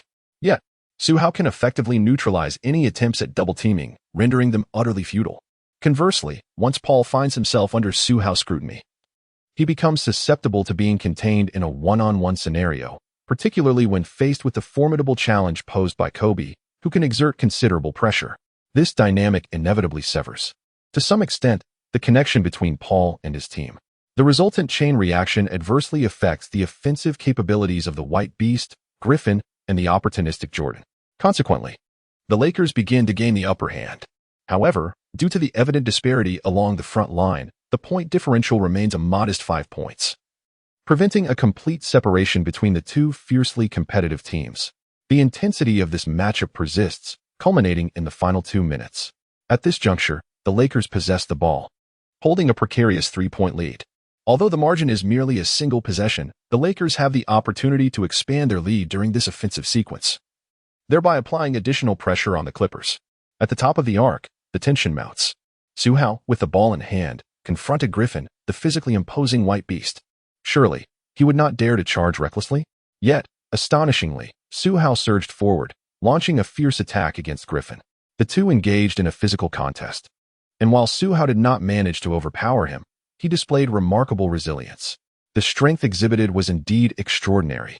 Once more, in their struggle, Su Hao accelerated past Griffin, driving towards the basket, where DeAndre Jordan was thwarted by Jokic. Paul Pierce attempted to provide support from the side, but he was too slow. Su Hao was already airborne. Boom. Another emphatic two-handed dunk was delivered, showcasing Su Hao's formidable prowess, extending the Lakers' lead to 5 points and intensifying the pressure on the Clippers. Shaquille O'Neal passionately commented, his enthusiasm palpable. Charles Barkley, visibly astonished, exclaimed, "OMG, Su Hao is merely a point guard," yet he boldly matched Griffin, a power forward, without losing ground. This athleticism is truly monstrous. It's audacious, it's resilient, it's outrageous, but that's quintessentially Su Hao. The fans erupted in fervor, waving their arms in jubilation. On the court, with just over a minute remaining and the Clippers trailing by 5, the pressure escalated dramatically. Redick initiated the play, with Paul receiving the ball at the baseline on the left side. Su Hao lurked on the flank, his gaze sharp and predatory. With a sudden clap, Paul received the ball, cradling it with his left hand while his right hand gestured vigorously, orchestrating his teammates to execute their strategy. Meanwhile, Su Hao, who had been closely guarding Paul on his right, noticed Paul's distraction. With a focused intensity, he seized the moment to act swiftly and decisively. With a resounding crash, He thrust both hands onto the basketball nestled in Paul's embrace. What? Paul, taken aback, instinctively raised his hands to protect the ball. However, Su Hao also plunged his hands in, exerting an almost overwhelming force that nearly toppled Paul as he wrested the ball from his chest. With a powerful leap, Su Hao, having snatched the ball, sprang off the ground like a spring chute breaking through the earth. Fuck! Paul's eyes widened in disbelief, his face turning a shade of green with fury as he lunged forward, attempting to swat the ball from Su Hao's grasp. A resounding smack echoed, yet it struck Su Hao's arm instead. The first sound was the thunderous noise of Su Hao's explosive dunk following his audacious steal from Paul, while the second was the referee's whistle. Chapter 62. 8 consecutive victories, 2 consecutive games with 40 points. What is Rose thinking? Bonus content. The rapidity of the preceding events left the spectators momentarily stunned, unable to comprehend that Su Hao could so audaciously wrest the ball from Paul's possession. When they regained their senses, the referee's whistle signaled Su Hao's successful 2-1 play. OMG. Holy smokes. Su Hao audaciously snatched the ball from Chris Paul? My heavens. What a terrifying spectacle to behold. This is sheer robbery. Chris, I'm in shock. Paul, being outplayed by a rookie in my position. I have no pride left. One might wonder, given Su Hao's remarkable strength in that theft, could he truly be a point guard? The fans were left agape, their eyes wide with astonishment and awe. In the commentary booth, Barkley stared in disbelief at the extraordinary scene unfolding before him. This kid, Su Hao, is incredibly dominant, utterly lacking in sportsmanship. Shaquille O'Neal chuckled, reflecting, I can't shake the feeling that Su Hao's play style as a point guard is even more ferocious than yours during your three-peat era. With a smile, O'Neal added, regardless of his seemingly harmless appearance, Su Hao's strength and playing style are indeed more formidable than one could ever imagine. The audacity of such brazen theft, akin to an outright robbery, is profoundly insulting. Coupled with the status of a newcomer, the proud Chris finds it utterly humiliating. In a fit of desperation, he attempts to thwart Su Hao's offensive maneuvers, yet instead of succeeding, he inadvertently commits a foul. Truly, it is a case of losing both the lady and the troops. Indeed, having his offensive possession snatched away and subsequently conceding a 2-1 during defense, Paul is left infuriated to the point of near explosion. However, it is not merely the anger that consumes him. Rather, the deep-seated humiliation of being so ruthlessly outmaneuvered by Su Hao stirs within him the greatest indignation. That wretched brat. Watching Su Hao stand at the free throw line, amidst the cacophony of laughter and mockery from the audience, Paul's expression darkens ominously. Swish. Su Hao's free throw hit the mark. Beep. Doc Rivers hastily called for a timeout. In the commentary booth, O'Neal shook his head and remarked that with just 2 minutes remaining in the game and a mere 3-point deficit, the difference hinged on a single offensive possession. Both teams still had a chance to secure victory. However, with less than a minute elapsed, Su Hao first executed a powerful attack against the white beast, Griffin, scoring effectively. Followed by a remarkable 2-1 against Chris Paul. He amassed 5 consecutive points, widening the gap to a staggering 8 points, effectively sealing the game. Even calling a timeout now would prove futile. Indeed, as O'Neal had analyzed, upon resuming play, Paul, despite suppressing his inner shame, earnestly attempted to orchestrate an offensive play. Yet the immense pressure of the growing deficit thwarted his efforts. It was futile. On the bench, Crawford sighed, prematurely predicting the Clippers' fate. A minute later, the Lakers, without doubt, secured a solid victory over the Clippers by a 7-point margin, triumphing in this highly anticipated city derby. After the game, Barkley reviewed the statistics of both teams and remarked, 43 points, 7 rebounds, 3 assists, 4 steals, and 6 blocks. This is the remarkable performance Su Hao delivered tonight. Can you fathom these numbers belong to a rookie? Can you envision a rookie point guard achieving 6 blocks in a single game? To be candid, the Clippers' overall performance tonight was not subpar. Griffin, DeAndre Jordan, Redick, and Crawford all played commendably. The fact that the game remained tightly contested until the end speaks volumes. It can only be said that Su Hao, with his integrated offensive and defensive prowess, is extraordinarily formidable. Not only did he excel once more, but he also effectively contained Chris. Indeed, O'Neal concurred, stating, in the previous game, Chris delivered an astonishing double-double with impressive numbers, solidifying his status as one of the league's top 5 point guards. Therefore, it was anticipated that Chris would impart a lesson to the recently surging rookie point guard, Su Hao. Instead, tonight he could only muster a paltry 13 points and 7 assists, accompanied by 5 turnovers. Moreover, He endured 4 excruciating blocks and was humiliated by being stripped of the ball in a manner reminiscent of a desperate struggle, rendering him little more than a mere backdrop this evening. It can be said, in the riveting clash between Su Hao and Chris, the rising star and the seasoned elite point guard, it was yet another victory for Su Hao this evening. Indeed, O'Neal nodded repeatedly, adding that Su Hao had scored over 40 points in consecutive games, continuing to dominate Chris Paul, reaffirming his status as a formidable adversary for guards. Simultaneously, we extend our congratulations to the Lakers, who continue their triumphant march with an impressive 8-game winning streak, remaining undefeated this season and sharing the top spot in the Western Conference with the Golden State Warriors, who also boast an 8-game winning streak. The commentators lavishly praised Su Hao without reservation. Meanwhile, on the Clippers' side, as players made their way to the locker room, Paul gritted his teeth and declared fiercely, "Su Hao, just wait until we return to our home court. I will make sure to reclaim this humiliation tenfold." This evening, following the intense city rivalry between the Lakers and the Clippers, another fierce battle was underway at the North Shore Garden, where the Celtics faced the Bulls. Entering the final moments of the game, the Celtics possessed the ball, with Thomas at the top of the arc, engaging in a one-on-one duel with Rose. With 1 minute remaining and a 4-point lead, if he could convert this attack, it would essentially seal the game. Calmly controlling the ball, he meticulously drained the clock, aiming to leave the Bulls with minimal time. With 8 seconds left on the shot clock, Thomas made his move, swiftly accelerating to the right before abruptly stopping, pivoting, and bursting towards the left wing. This deceptive maneuver created half a step of separation from Rose. With another surge, Thomas launched a high-arcing floater that evaded the outstretched arms of Gasol's defense. Swish. The net rippled as the score extended to a 6-point gap, leaving the Bulls in a dire situation with only 43 seconds remaining. In their offensive transition, Butler rushed in, attempting a challenging three-pointer that clearly lacked composure. The shot clanged off the rim, signaling the end of the game. Post-match, in the commentary booth, Amy Johnson marveled. In the previous game, Thomas scored 50 points. And tonight he added another 38, hitting crucial shots to lead his team to victory. Isaiah Thomas played exceptionally well. This 5 feet 9 inches dynamo has showcased countless magical performances this season. Kenny Smith, equally delighted by Thomas's display, chuckled, "No kidding. The outside world is now dubbing Isaiah as the strongest 5 feet 9 inches player on the court." Such performances truly live up to his title. On the court, Thomas scored an impressive 38 points, leading his team to victory against the Bulls. He stood at the center of the arena, arms outstretched, eliciting a thunderous cheer from the crowd. The resounding applause echoed throughout the stadium. Meanwhile, Derrick Rose of the Bulls stood at the sidelines, absorbing the ovation meant for Thomas, hands on his hips, staring blankly at the audience, his eyes devoid of life. It seemed as though he was lost in thought. In the second row of the opposing stands, 3 fans who admired Rose observed this scene with clarity, 1 stout, 1 slender, and 1 bald.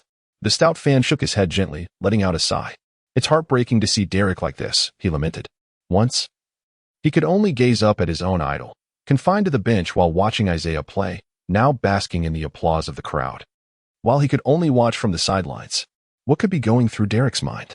It must be a bitter pill to swallow. The slender fan also sighed, reflecting that Derrick might be thinking, "I once had it all. I was once the center of the world's attention."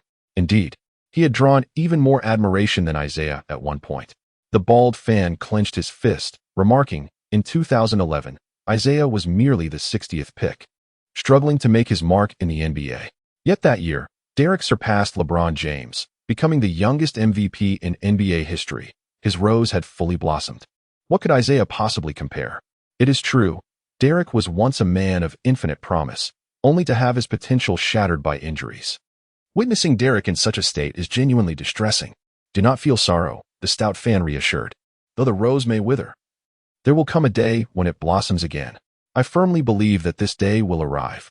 Indeed, it shall come."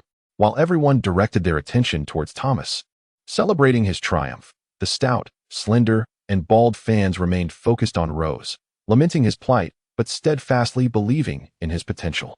After the game, during a Celtics press conference, a reporter addressed Thomas, "Mr. Isaiah Thomas, your recent performances on the court have been nothing short of extraordinary. It is difficult for the public to fathom how such immense energy can emanate from your petite frame on the grand stage of the NBA. Surely, this must be a testament to your relentless dedication." Thomas responded, stating, "In the realm of basketball, there are no absolute geniuses. To establish oneself in the NBA, one requires not only talent but also relentless effort. While one may lack innate ability, one must be unwaveringly diligent. I am indeed a player of the latter kind." The reporter, smiling in admiration, continued, "Indeed, you are truly inspiring. Recently, your performance has been exceptional. However, I believe you are also aware of the rookie Su Hao. He plays the same position as you, and his performance since the beginning of the season has been remarkably impressive. The upcoming match between the 8-game winning Lakers and the Celtics is highly anticipated, particularly the showdown between you and Su Hao, who is regarded as the nemesis of guards.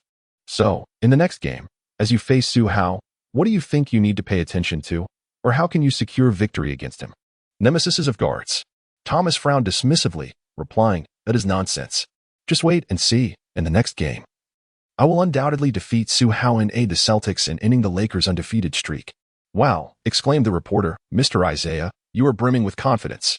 We look forward to your continued brilliance in the matchup against the Lakers." The following day, in the morning, Thomas scored 38 points, hitting crucial shots against the Bulls, while Su Hao delivered an astounding 43 points with 4 blocks against Paul, with a breathtaking leap to grasp the ball midair and another impressive double jump to block Paul. He also seized the ball from Paul in a moment of sheer determination. These spectacular scenes became a topic of lively discussion among fans. Moreover, this led to Paul being humorously recognized as the strongest backdrop of the week. In addition to these events, Thomas's confident declaration at the press conference last night undeniably sparked considerable controversy. What of the guard nemesis? "I will defeat Su Hao."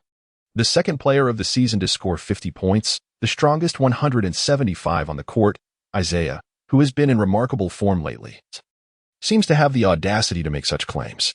One might ponder, what grants him this audacity? Is it the support of Liang Jingru? With that physique, Su Hao could easily send him flying. What could he possibly contend with Su Hao? Although offensively capable, he relies heavily on his teammates for support. I can concede that he might perform admirably, but to defeat Su Hao? That is utterly impossible. It is laughable. Basketball is not a solitary endeavor, and teamwork is paramount. Ultimately, it is the one who prevails in the game who emerges victorious. I firmly believe that the strongest 175 can achieve this. Moreover, given his recent exceptional performance, he has even outshone LeBron James, earning the title of Eastern Conference Player of the Week. What? That kid outperformed LeBron and was named Player of the Week. What issues arise when last week Isaiah Thomas averaged 34, 3 points, 3 rebounds, 6 for assists, and 5 steals, leading his team to a remarkable record of 3 wins and 1 loss? In comparison, LeBron James averaged 26 for points, 8, 2 rebounds, 7, 5 assists, 5 steals, and 2 blocks, steering the Cavaliers to an identical 3-1 record. While his performance was commendable, I believe it is unquestionable that the Player of the Week accolade should rightfully belong to Isaiah. Indeed, it is quite remarkable that a 175 centimeters player has achieved this honor. Perhaps the last to accomplish such a feat was the legendary Allen Iverson. Isaiah's bold statements during the press conference, though audacious, are backed by considerable merit, undoubtedly with official recognition. The formidable 175 centimeters sensation Isaiah Thomas may well be poised to succeed Chris Paul. Additionally, the emerging rookie Su Hao, known for his prowess against guards, has been making waves. Last night, the highly anticipated Chris was utterly dominated by Su Hao, a sight that was almost too painful to behold. Currently, all hopes seem to rest solely upon Isaiah, the Eastern Conference Player of the Week. However, to think that merely claiming the Eastern accolade entitles one to greatness or victory over Su Hao is rather fanciful. Aren't we all guilty of such thoughts? Su Hao was also named the Western Conference Player of the Week 2 weeks ago, as well as the Rookie of the Week, and he impressively secured the 3rd position on the weekly MVN rankings. More importantly, Isaiah Thomas was awarded Player of the Week last week, but do not be mistaken. Su Hao is indeed recognized as the Western Conference Player of the Week and Rookie of the Week. Yes, you read that correctly. Su Hao has consecutively claimed the titles of Western Conference Rookie of the Week and Player of the Week for 2 weeks in a row. In Chapter 64, against the Celtics, it was a showdown of the week's best, starting with a nightmarish beginning. Last week, Su Hao averaged 38, 5 points, 6 rebounds, 8 assists, 5 steals, and 5 blocks, in addition to an average of 7 dunks per game.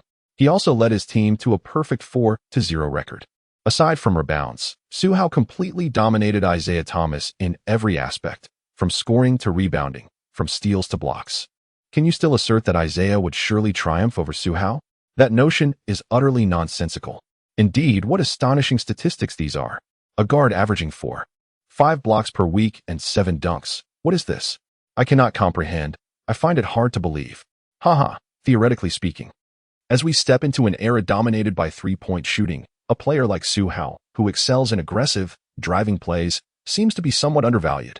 However, Su Hao, occupying the primary position, exhibits an extreme style that starkly deviates from the conventional role of a point guard, seemingly attempting to forcibly integrate into the era of small ball basketball, a truly alarming phenomenon. Upon further contemplation, it becomes increasingly difficult to predict the outcome should the two engage in a confrontation. Indeed, given this context, the forthcoming clash between the Lakers and the Celtics transforms into a duel between the week's finest players, a spectacle that promises to be extraordinarily riveting. Anticipation is palpable. I am curious, however, about the performance of the week's darling, Stephen Curry. Despite the Warriors achieving an impressive 8-game winning streak this season, Curry's statistics last week were not particularly stellar. He averaged 27, 5 points, 5 rebounds, 7, 2 assists, and 2.0 steals, while successfully netting an average of 4.5 three-pointers, leading his team to a flawless record in 4 games. Nevertheless, while his performance remains commendable, it pales in comparison to his astonishing average of 36.5 points during the first week, whereas Su Hao's weekly scoring has risen. The contrast is stark, and thus, it is only fitting that Su Hao be awarded the title of the week's best player. It is noteworthy that Kevin Durant of the Thunder averaged a remarkable 31.5 points, 8 for rebounds, 5.0 assists, 1.0 steal, and 1 for blocks last week, guiding his team to 2 victories and earning a nomination for his dazzling individual statistics. Additionally, in the latest MVN rankings, Su Hao maintains a commendable 3rd position, with Leonard in 5th, Durant in 4th, LeBron in 2nd, and Curry reigning at the top. One might inquire why Su Hao has been named the week's best player for 2 consecutive weeks and is part of an 8-game winning streak, yet still occupies 3rd place in the MVN rankings. The answer lies in the comprehensive evaluation of individual statistics alongside team performance. Both the Cavaliers and the Warriors are reigning champions from the previous season, with minimal roster changes, ensuring their strength. Conversely, while the Lakers have achieved an 8-game winning streak, their meteoric rise is almost suffocatingly rapid, leading to a sense of disbelief and a looming expectation of fluctuations in performance. Thus, Su Hao finds himself in 3rd place. I believe if the Lakers can sustain their dominance for a while longer and Su Hao can maintain his impressive statistics, ascending to the top of the MVN rankings would be an inevitable outcome. Indeed, it must be emphasized that Su Hao is still merely a rookie, while the other 4 are established superstars of the league. Su Hao's ability to secure a place among the elite is indeed remarkable. Indeed, with his extraordinary performances, clinching the title of Best Player of the Week consecutively, as well as being named Best Rookie and securing the 3rd position on the MVN leaderboard, he has further solidified his reputation as the chosen one. Recently, the formidable Celtics are set to face off against the equally formidable Lakers, and the notable Isaiah Thomas is gearing up for a showdown with Su Hao. Both players, being point guards and recipients of the weekly best accolades from their respective conferences, have amplified the anticipation surrounding this encounter, further fueled by the fervor of fans, media, and even the NBA's official promotions, resulting in an unprecedented surge in excitement for this match. Time flies. A day later, at 8 in the evening, the Staples Center is filled to capacity with fans, whose exuberant cheers resonate throughout, vividly showcasing the vibrancy and hustle of the grand city of Los Angeles. Amidst this cacophony of applause, the battle ignites. The starting lineups take the court. For the Los Angeles Lakers, point guard, Su Hao, shooting guard, Kobe, shooting guard, Clarkson, power forward, Randall, center, Jokic. For the Boston Celtics, point guard, 175 centimeters, Isaiah Thomas, shooting guard, 188 centimeters, Avery Bradley, small forward, 198 centimeters, Jay Crowder, power forward, 206 centimeters, Amir Johnson, center, 206 centimeters, Jared Sullinger. The ball is up. In the jump ball between Jokic and Sullinger, the latter is at a significant height disadvantage, lacking any notable edge. With a swift motion, Jokic easily tips the ball, which Clarkson retrieves and passes to Kobe, initiating the Lakers' first offensive play of the game. As Kobe advances to the left wing, he finds himself in a one-on-one against Bradley. During Kobe's prime, he would have undoubtedly faced double coverage, yet now, it is a singular defense. With his back to Bradley, Kobe engages in a physical battle, pushing toward the basket.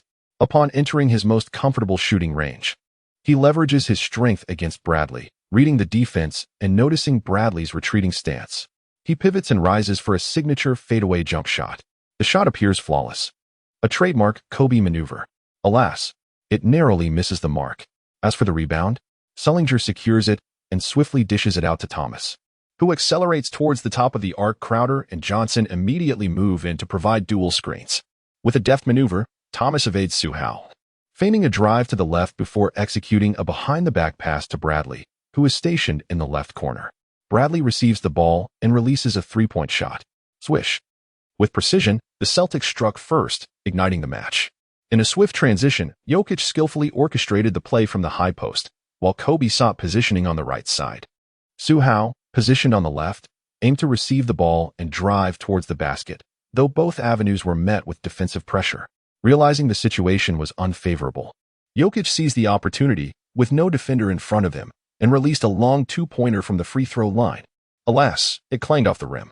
In the midst of the transition, Thomas, utilizing Clyde's screen, surged towards the basket.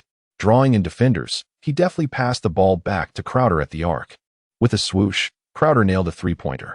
The Celtics were on fire as the game commenced. Now, the Lakers had possession. Su Hao brought the ball up the court.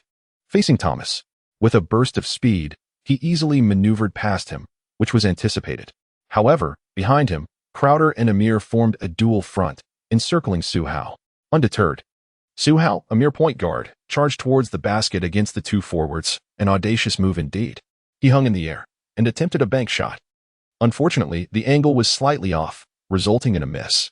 As the ball changed hands once more, Bradley dribbled it up, executing a handoff to Thomas at the top of the key. Matching up against Su Hao, he lowered his center of gravity, seemingly poised to drive. Suddenly, he pivoted laterally and released a fading three-pointer. The ball struck the rim and echoed through the arena. Su Hao's gaze sharpened as he made his move. However, underestimating little Thomas's audacity, he hesitated in his defense, allowing Thomas an opportunity to shoot. Moreover, a whistle pierced the air as Su Hao struck. The basketball pierced through the net, and with a resounding swish, Thomas made a three-pointer, completing a remarkable 3-1 play. The follow-up free throw was also successful. What is happening? In the NBA studio of Tingshu Sports, Wang Meng exclaimed. Thomas initiated the game with 2 assists and executed another 3-1 against Su Hao. The Celtics surged to a 10-0 offensive run, delivering a nightmare start for the Lakers. This. Coach Zhang also displayed an expression of disbelief.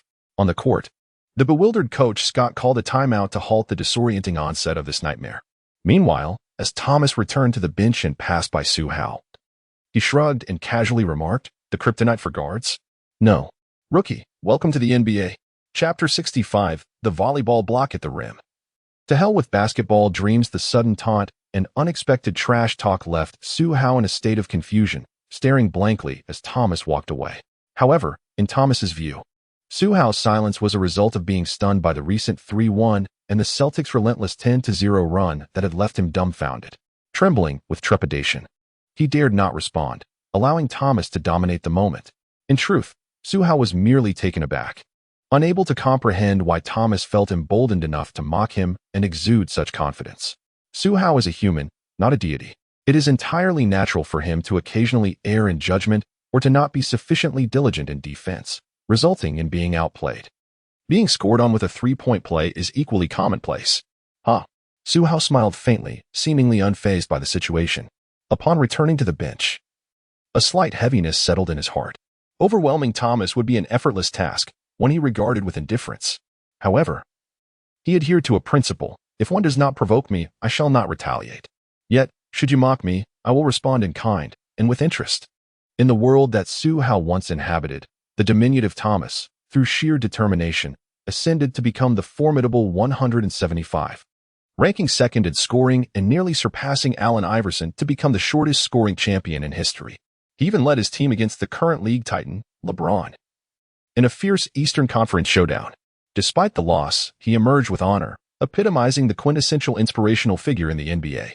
Nevertheless, as a system player, one who specializes in both offense and defense, his unchecked arrogance and inflated self-assessment led him to reject a lucrative 4-year, $75 million contract from the Celtics, demanding an even higher maximum salary. This ultimately resulted in him forfeiting that substantial contract and being left without a team, a fitting consequence for his hubris. Recently, he scored 50 points in one game and 38 in another, garnering immense praise and earning the title of Player of the Week. Now, he had just achieved a 3-1 against me, propelling his team to a dreamlike start, reviving his overconfidence. This, perhaps, elucidates the reason behind his taunts directed at me. Contemplating Thomas's future and his recent performances, Su Hao found clarity. Nonetheless, regardless of the circumstances, Thomas's arrogance is his own burden to bear. However, if he dares to provoke Su Hao, he shall learn that there are consequences to pay. Beep. The timeout concluded. The players returned to the court. And as Su Hao faced off against Thomas once more, a glimmer flickered in his eyes, accompanied by a sudden flash of coldness. Thomas, in a state of overconfidence, did not shy away from Su Hao, seemingly oblivious to his reputation as a nemesis to guards, forgetting the dismal fates of Beal, Lillard, Paul, and others. Or perhaps he aimed to claim the title of Su Hao's nemesis. With a surge of determination, Su Hao seized the ball and charged forward, accelerating towards Thomas. With a gentle exertion of force, he initiated contact. Bang! In that fleeting moment of confrontation, Thomas's pupils widened, and he felt as though he had been struck by a sledgehammer in his chest, a mask of pain instantly appearing on his face. The entire figure could not help but retreat. Indeed, with just a gentle exertion of force, and under the influence of additional controlling strength, little Thomas soared into the air. Had this occurred in the past, the referee would likely have called an offensive foul on Su Hao. However, the opponent in question was little Thomas, and the referee was fully aware of his formidable ability to withstand contact. Hence, even as little Thomas appeared to wear a mask of agony, no foul was called. With a swift maneuver, Su Hao pushed past little Thomas and accelerated towards the basket. Salinger attempted to block, but Su Hao leaped high, with an impressive wingspan. He momentarily suspended in the air to evade the defense, executing a high-arcing bank shot. Swish! He scored against the defensive effort, a splendid play. The timeout taken by the Lakers proved effective, as Su Hao's layup broke the scoring drought, bringing the score to 2-10 in favor of the Celtics. Possession returned to the Celtics. Thud, thud, thud. Thomas dribbled forward, and with just one exchange of contact, the excruciating pain radiating through his bones quickly brought him to a stark realization of his situation. He could not defend. Isaiah had never relied on his physicality. Instead, he utilized his skills and basketball intelligence to aid his team in victory. With this thought in mind, Thomas reached the arc, and as Su Hao approached defensively, he frantically gestured for a screen, evading Su Hao to match up against Clarkson. Positioned at the right arc facing Clarkson, Thomas executed a series of crossovers to find his rhythm, lowering his center of gravity. In an instant, as he held the ball in his left hand, his right hand moved closer, simultaneously raising his gaze towards the basket, preparing to shoot. Clarkson's eyes narrowed, and he lunged to block. However, Thomas's motion was merely a realistic feint. In the next moment, he accelerated past Clarkson. He surged towards the basket, but with Jokic guarding the rim. The diminutive Thomas faced a significant challenge in attempting a drive. Yet, little Thomas had been in exceptional form lately, his prowess undeniable, earning him the title of the strongest 175. If he lacked skill, how could he succeed? With determination, little Thomas entered the paint, unperturbed by Jokic's presence. In 3 swift steps, he executed a layup, launching the basketball with a high arc splash. The somewhat cumbersome Jokic missed the block as the ball soared past his fingertips. Confidence surged through little Thomas. However, at that moment, as Jokic extended his arm for a block, Su Hao also charged down. With a powerful leap, he propelled himself, maximizing his vertical leap and wingspan, all within the blink of an eye. Su Hao, with a head barely above the rim and arms outstretched, seemed almost capable of grazing the very edge of the hoop. In the next instant, with a resounding slap, he leaped as if a deity had descended, swatting away Thomas's high-arching bank shot that even Jokic could not contest. The ball soared away, propelled by a force reminiscent of a volleyball spike, landing far beyond the 5th tier of the stands. The scene was so brutal it left all the spectators in utter disbelief. The collective gasp echoed throughout the arena. Eyes widened in astonishment, mouths agape as if they could accommodate 3 eggs each, completely engulfed in shock. Goodness gracious! In the NBA studio of Teammates Sports, Wang Ming held his head in disbelief, exclaiming, Su Hao just executed a volleyball-style block that denied Thomas a guaranteed basket. What an astonishing leap. What an incredible wingspan. Is there any room left for competition? If I were Isaiah Thomas at this moment, I would scream to the heavens. To hell with my basketball dreams. Chapter 66. Dimensional Assault. Hanging on Thomas's layup, oh my. Coach Zhang was equally enthralled. Su Hao, a mere point guard, had executed a volleyball-style block, denying a shot that even center Jokic could not contest. It was unfathomable for any typical point guard, leaving everyone speechless. Only because it was Su Hao did it seem plausible.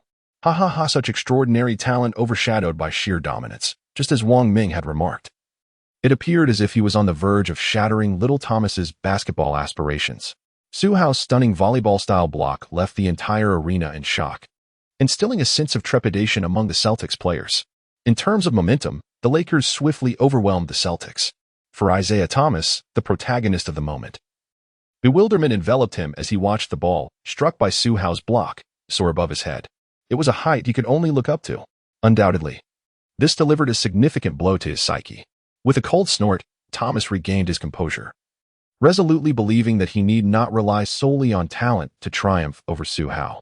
As for Su Hao, with an expression as calm as a still pond, he understood his own abilities and recognized that delivering such a block was hardly a remarkable feat. The game continued. The ball remained with the Celtics as Bradley initiated an out-of-bounds play, returning it to Thomas's hands. Despite the humiliation of being blocked, Thomas maintained a positive mindset, choosing to sidestep Su Hao and, with Crowder's screen, seized an opportunity to penetrate the defense. Charging forward, he executed a play that culminated in Jokic assisting Sullinger under the basket, who, unguarded, effortlessly deposited the ball into the hoop. In the subsequent possession, Thomas, once more utilizing a screen, landed a three-pointer from the right corner. The Celtics' scorching offensive momentum persisted, while the Lakers, buoyed by their rising spirit, transformed their earlier lethargy into a formidable display, striving for an impressive 8th consecutive victory this season. Su Hao surged toward the basket. Kobe executed a back-to-the-basket isolation play, followed by a fadeaway jumper, while Clarkson delivered a three-pointer. Randall and Jokic provided formidable rim protection, interspersed with occasional low-post or underneath attacks. For a time, both teams exchanged blows in an exhilarating back-and-forth.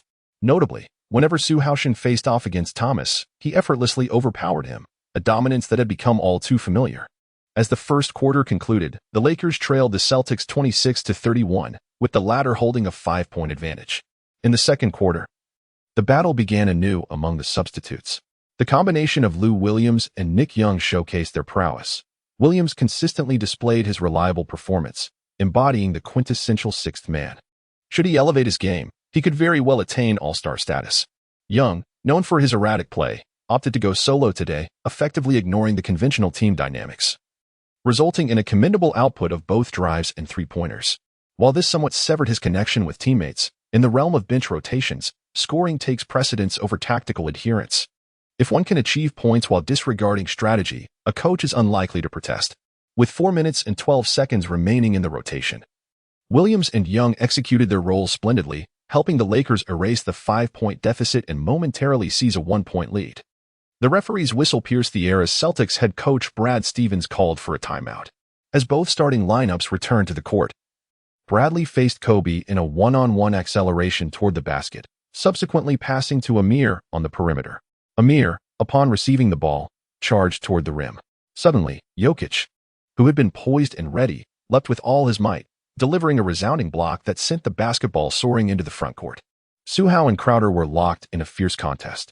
Whoosh!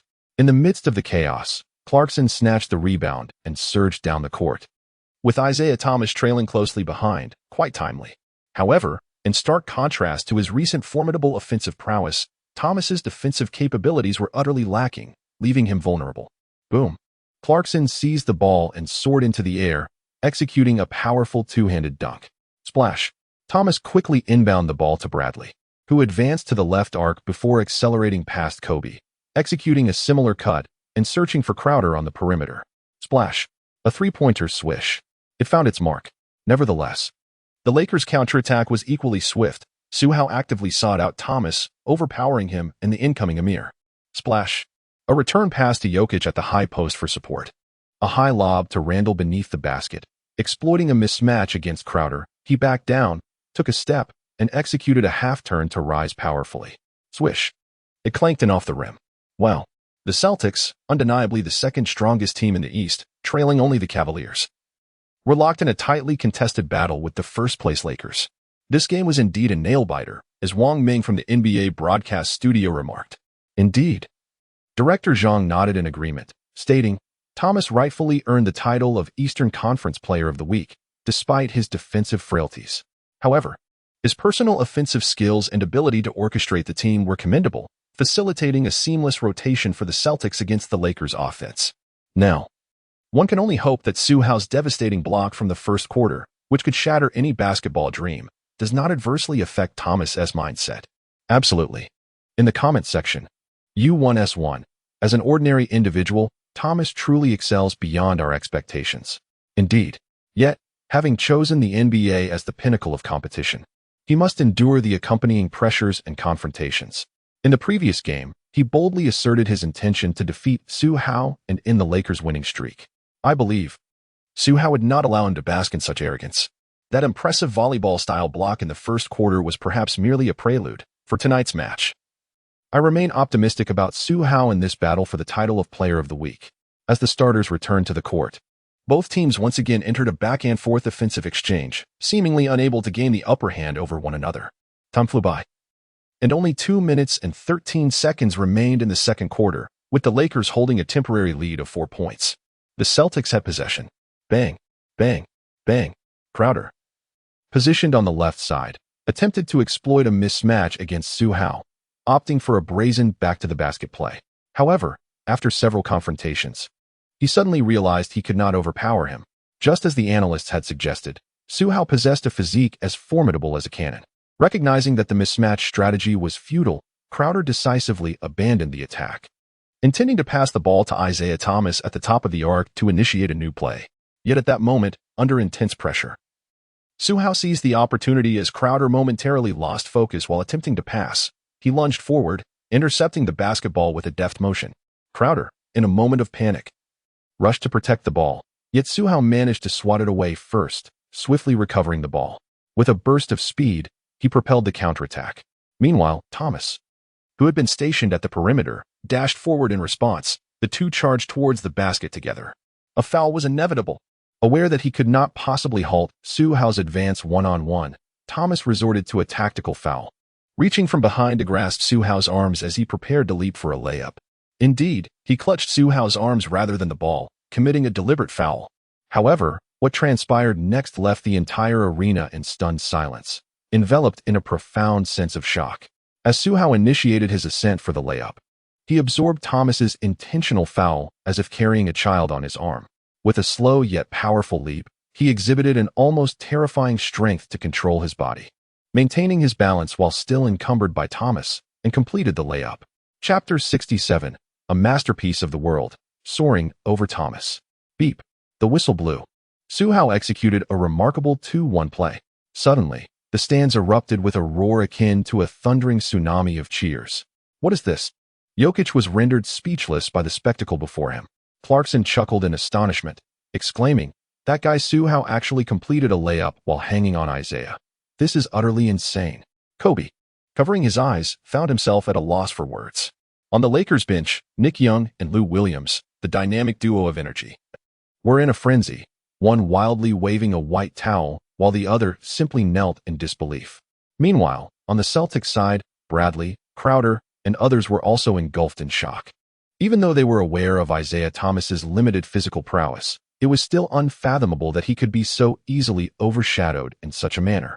Moreover, one must remember that the opponent was neither a center nor a small forward endowed with explosive athleticism like LeBron. Su Hao is merely a point guard. How can it be possible for him to forcefully endure fouls while driving to the basket? It is truly astonishing, almost unfathomable. Meanwhile, the protagonist, Isaiah Thomas, feels a buzzing in his mind. If one were to say he barely managed to withstand the previous volleyball-style block, This blatant disregard for decorum in the humiliating hanging layup has utterly shattered his composure.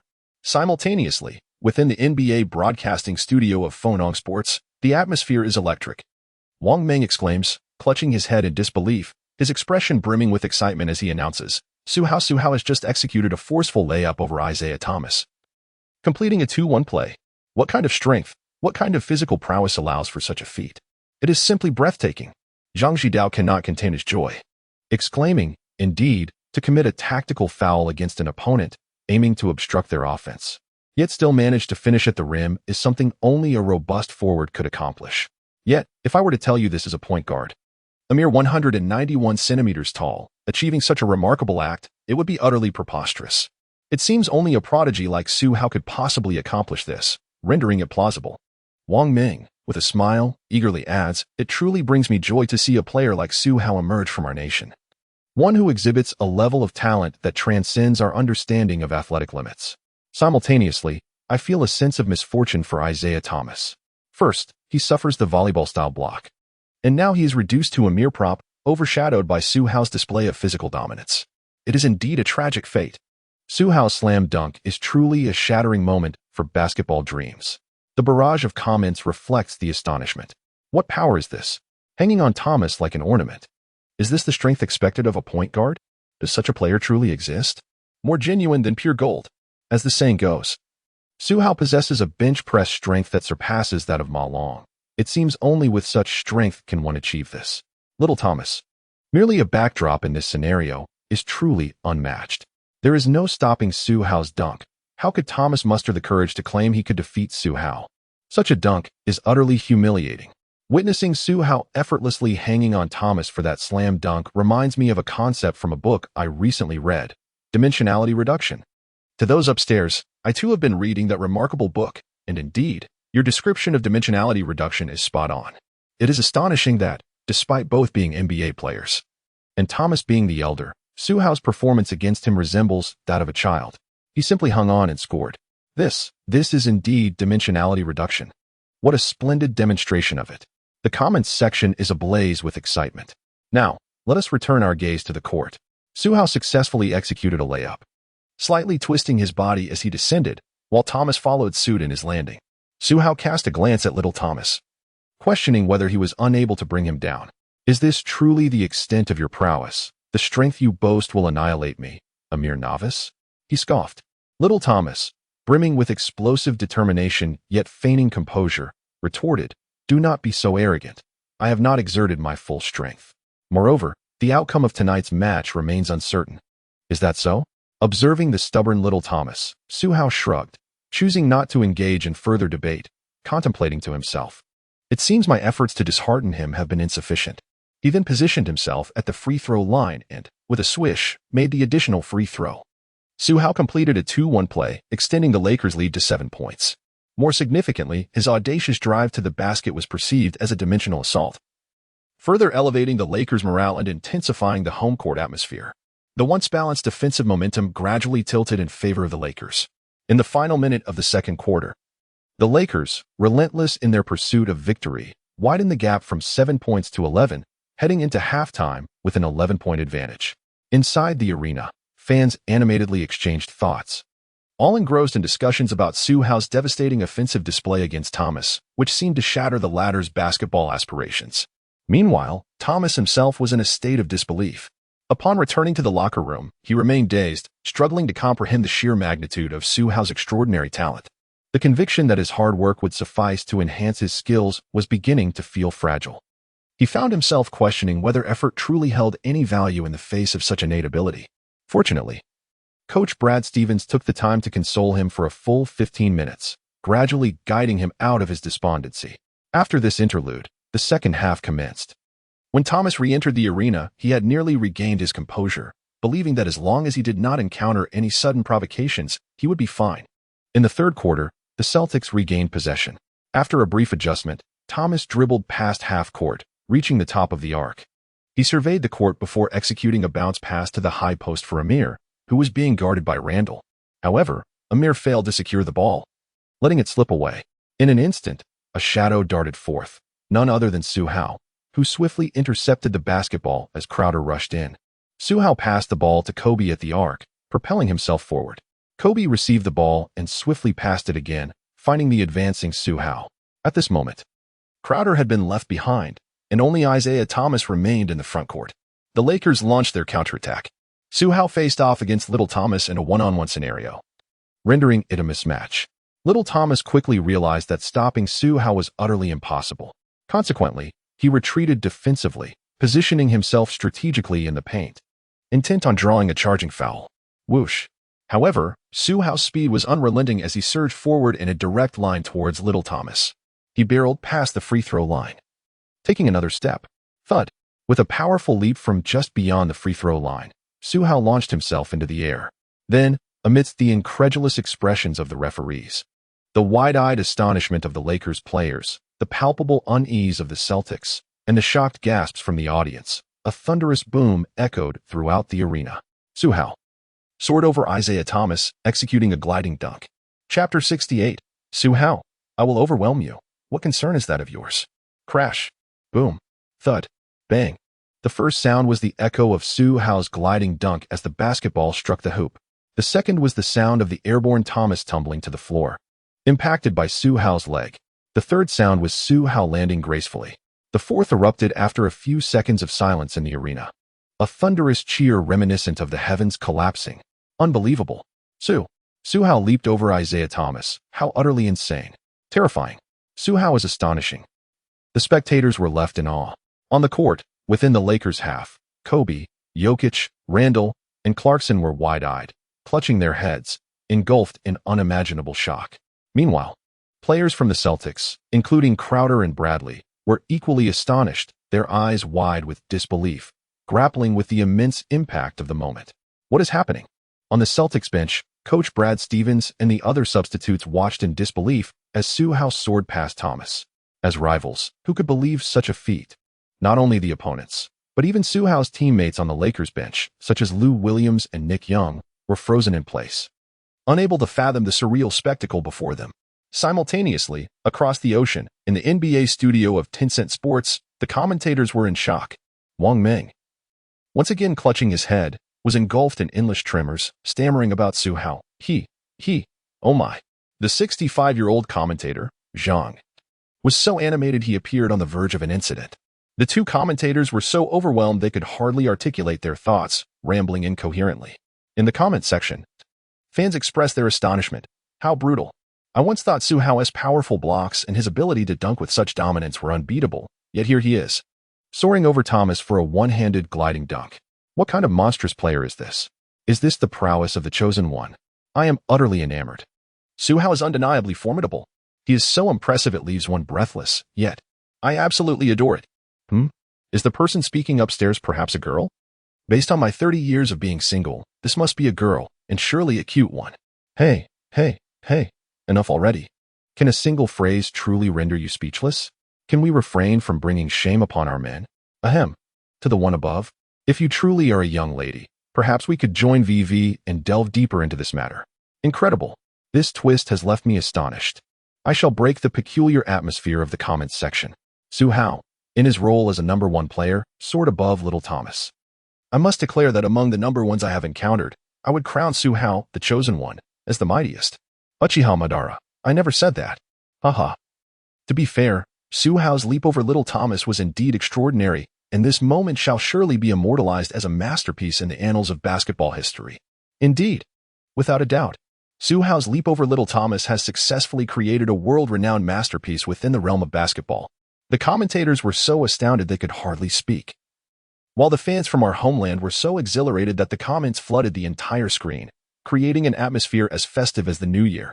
As for the arena, the ambience of the second half ignited with fervor, instantly elevating the energy following Su Hao's first attack over Little Thomas. On the court, Su Hao leaped over Little Thomas and landed gracefully. He then turned around and slowly lowered his head to gaze at Little Thomas, who lay sprawled on the floor at his feet. Then, Su Hao spoke in a tone that was neither enthusiastic nor indifferent, enunciating each word carefully as he addressed young Thomas. I will defeat you. What concern is it of yours? Having said that, he fell silent. Su Hao departed quietly. However, every word he had just uttered struck Thomas like a bolt of lightning, reverberating through his mind, causing his entire being to tremble, and leading his psyche to erupt once more. Indeed, he obliterated me, but what significance does that hold for him? It was akin to him casually stepping on an ant. Not out of intent to crush the creature, but due to his utter indifference towards its existence. At this moment, I felt like that ant. Regardless of how brilliantly I performed or the barrage of taunts I directed at him, Su Hao remained unfazed, effortlessly dismantling me time and again. 4. In the face of absolute talent, all efforts are rendered futile. Brad Stevens endeavored to console Thomas throughout the halftime break, soothing his explosive temperament. Nevertheless, upon returning for the second half, he was immediately met with Su Hao's soaring slam dunk, accompanied by taunts akin to the condescension of a higher civilization towards a lesser one. This intensified dual assault instantaneously shattered Thomas's defenses once again, obliterating his capacity to compete against Su Hao and continue the game. However, the third quarter has only just commenced, and the game continues, necessitating perseverance. With a deficit of 11 points and the absence of the pivotal player, Isaiah Thomas, the balance of the match seems heavily tilted in favor of the Lakers. Moreover, witnessing Su Hao's astonishing aerial dunk has ignited considerable excitement among those who admire and believe in him, particularly Kobe. He actively sought the ball and demonstrated remarkable efficiency, showcasing an array of scoring techniques including post-up moves, fadeaway jump shots, three-pointers, and acrobatic layups and dunks. In a single quarter, Kobe alone amassed 15 points, achieving a new personal best for the season, leading the Lakers to a commanding 25-point advantage over the Celtics by the end of the third quarter. The Celtics, who had initiated the game with a dazzling 10-0 run, found themselves trailing by an astonishing 25 points, a stark contrast that left fans in disbelief and left the Celtics players demoralized. Coach Brad Stevens, observing the significant disparity on the scoreboard and reflecting on Su Hao's performance and Kobe's sudden explosion of energy, let out a deep sigh. Realizing that a comeback was implausible, he opted to employ a rotation of bench players in the final quarter, effectively conceding the match and allowing the remaining time to devolve into garbage time. Meanwhile, in the stands, various individuals with ulterior motives had taken their seats, including agents from sneaker companies like Adidas, Nike, and Converse, as well as representatives from automotive and luxury apparel brands. They were all there to witness Su Hao's performance, and after observing his relentless displays of skill throughout the night, they found themselves nodding in satisfied agreement, eagerly contemplating how to collaborate with him. Chapter 69. Su Hao, the nightmare of guards within the NBA broadcast studio of Tingshuan Sports, as the game had transitioned into garbage time. The two commentators shifted their focus from the match to casual conversation. After a prolonged moment of recovery, Wang Ming exclaimed with admiration, "Incredible. Su Hao is truly remarkable. Exceptionally so." Among the prominent guards making waves recently, aside from the sensational Stephen Curry, are Chris Paul and the formidable 5 feet 9 inches Isaiah Thomas. However, we must not forget Su Hao, the bane of guards. Yet, just when it was assumed that the informed Paul and Thomas would provide a formidable challenge to Su Hao, delivering an exhilarating offensive showdown, the unexpected occurred. Paul, in their initial confrontation, was met with a breathtaking block that defied gravity, followed by a double jump to thwart another attempt. In total, he faced 4 blocks, each more damaging and humiliating than the last. On the offensive end, Paul was utterly incapable of thwarting Su Hao's relentless advances, unable to withstand the sheer force that Su Hao exhibited at the point guard position. Paul became nothing more than a backdrop to Su Hao's display of dominance in both offense and defense. Paul faced a complete defeat. Thus, we could only place our hopes upon the remarkable Isaiah Thomas, bestowed with the title of the strongest 175 centimeters player on earth, who had also earned the Eastern Conference Player of the Week accolade. However, the outcome was disheartening. In the first quarter, he fell victim to Su Hao's powerful volleyball-style block, shattering any dreams of victory. In the second quarter, he faced a demeaning descent into insignificance, unable to halt Su Hao's relentless progress as he effortlessly soared for a layup. As the third quarter commenced, Su Hao delivered a devastating blow, soaring over Thomas and crafting a masterpiece that would be remembered. The cumulative impact of these 3 crushing blows completely dismantled Thomas, fracturing his mentality and extinguishing his competitive spirit. He too became just another backdrop to Su Hao's brilliance. Oh, Su Hao remains Su Hao, and your esteemed self remains just that, regardless of how well Paul and Isaiah Thomas perform. In the face of the nemesis of guards, they remain impotent. Chuckling, Coach Zhang remarked, "A nemesis of guards, you say? Truly, Considering the astonishing performance Su Hao exhibited against Paul and Thomas today, it is evident that the term nemesis falls short in capturing his essence. In my eyes, Su Hao is nothing less than a nightmare for guards. In the comments section, fans echoed this sentiment. Su Hao, the nightmare for guards. Indeed, setting aside the previous duos of the Wizards and Trailblazers, or even the Suns trio of guards, even the recently formidable Paul and Thomas found themselves utterly humiliated by Su Hao. He is not merely a nemesis. He embodies the very nightmare for every guard who dares to face him. Fans unanimously embraced this upgraded moniker for Su Hao, likening him to an evolved nemesis for guards. Shifting our focus back to the arena, the final moments of the game swiftly passed, culminating in the Lakers' decisive victory over the Eastern Conference's second-place Celtics by an impressive margin of 18 points. This outcome was unforeseen by many prior to the match, however. Those truly watching the game sensed the inevitable conclusion after Su Hao soared over Thomas at the onset of the third quarter. With this triumph over the Celtics, the Lakers secured their 9th consecutive victory this season. Tonight, Su Hao delivered an impressive performance, scoring 26 points, securing 5 rebounds, providing 3 assists, and achieving 2 steals along with 4 blocks. Meanwhile, the resurgent Kobe ignited the court with a remarkable 15 points in a single quarter, culminating in a total of 30 points, 5 rebounds, and 4 assists, marking a new season high. In contrast, the season's second 50-point scorer, the illustrious Isaiah Thomas, who previously netted 38 points and was honored as the Eastern Conference Player of the Week, managed only 14 points, 3 rebounds, and 5 assists tonight, while committing 4 turnovers and being thoroughly outmatched by Su Hao. Following the game, Thomas sought out Su Hao and remarked, "Su Hao, you are truly remarkable. Tonight, I was genuinely impressed by your skills. I concede defeat. Furthermore, the trash talk I previously engaged in was solely a manifestation of my commitment to the game and not a personal affront to you." "I understand." Su Hao shrugged nonchalantly, a faint smile gracing his lips as he remarked, "I feel the same. My responses to your words exist solely within the confines of the arena." Furthermore, Su Hao paused for a moment, then slowly spoke. "Isaiah, I wish to offer you a piece of advice. Do not set your sights too high. For the greater your arrogance now, the more devastating your fall will be in the future." Su Hao patted him and then departed, leaving the slightly furrowed brow of young Thomas standing in place, continuously pondering the implications of Su Hao's words. For young Thomas, an undeniably inspiring diminutive player, Su Hao held a deep admiration for the early, if not the majority, of his professional career. Thus, this statement could be viewed as a form of assistance. Ultimately, whether he will evolve, maintaining a grounded approach to his game and securing a stable position in the NBA, or whether, upon becoming the strongest 175 centimeters player on earth, he will succumb to arrogance and ultimately fade into mediocrity, remains solely in his hands. After the match, on the Chinese side, the salary wave was trending on Weibo. Su Hao, masterpieces of world art Su Hao, dimensionality reduction assault Su Hao, the nightmare of defenders. A multitude of keywords related to Su Hao has surged to the trending topics, becoming a delightful subject of conversation among fans in the Celestial Empire, resulting in a rapid increase in his domestic popularity and a significant rise in his fan base. Meanwhile, across the ocean, the following day, these 3 keywords also appeared on the trending list of Twitter in the United States, igniting fervent discussions among fans. Indeed, the term defender's nemesis scarcely captures the sheer dominance Su Hao exerts over his counterparts in the league. He is truly a nightmare for every defender he faces.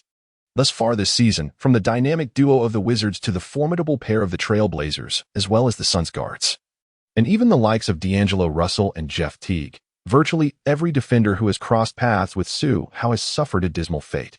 To assert that Su Hao is an all-star, or even a superstar caliber guard, seems entirely plausible. However, Su Hao is merely a rookie. Yet he dominates the court with his aggressive and unyielding style of play, overpowering his opponents through sheer force and relentless attacks. This onslaught is undoubtedly lethal. To dismantle a guard with such ferocity is not only humiliating, but also leaves the opponent utterly helpless, akin to descending into a nightmare for guards. This title bestowed upon Su Hao is far more imposing than merely being labeled a guard's nemesis. It aptly encapsulates the formidable prowess of this fierce point guard. Indeed, it is astonishing that Chris and Isaiah, despite their remarkable performances, were not only unable to triumph over Su Hao but were also ruthlessly overwhelmed by him. This outcome was truly unexpected. Recently, the duo had been performing exceptionally well, yet upon facing Su Hao, they faltered instantaneously. It is utterly preposterous.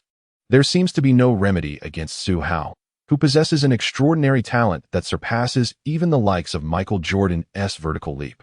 Combined with the speed of Allen Iverson and the strength of Karl Malone, his ability to dominate guards of the same caliber is unparalleled.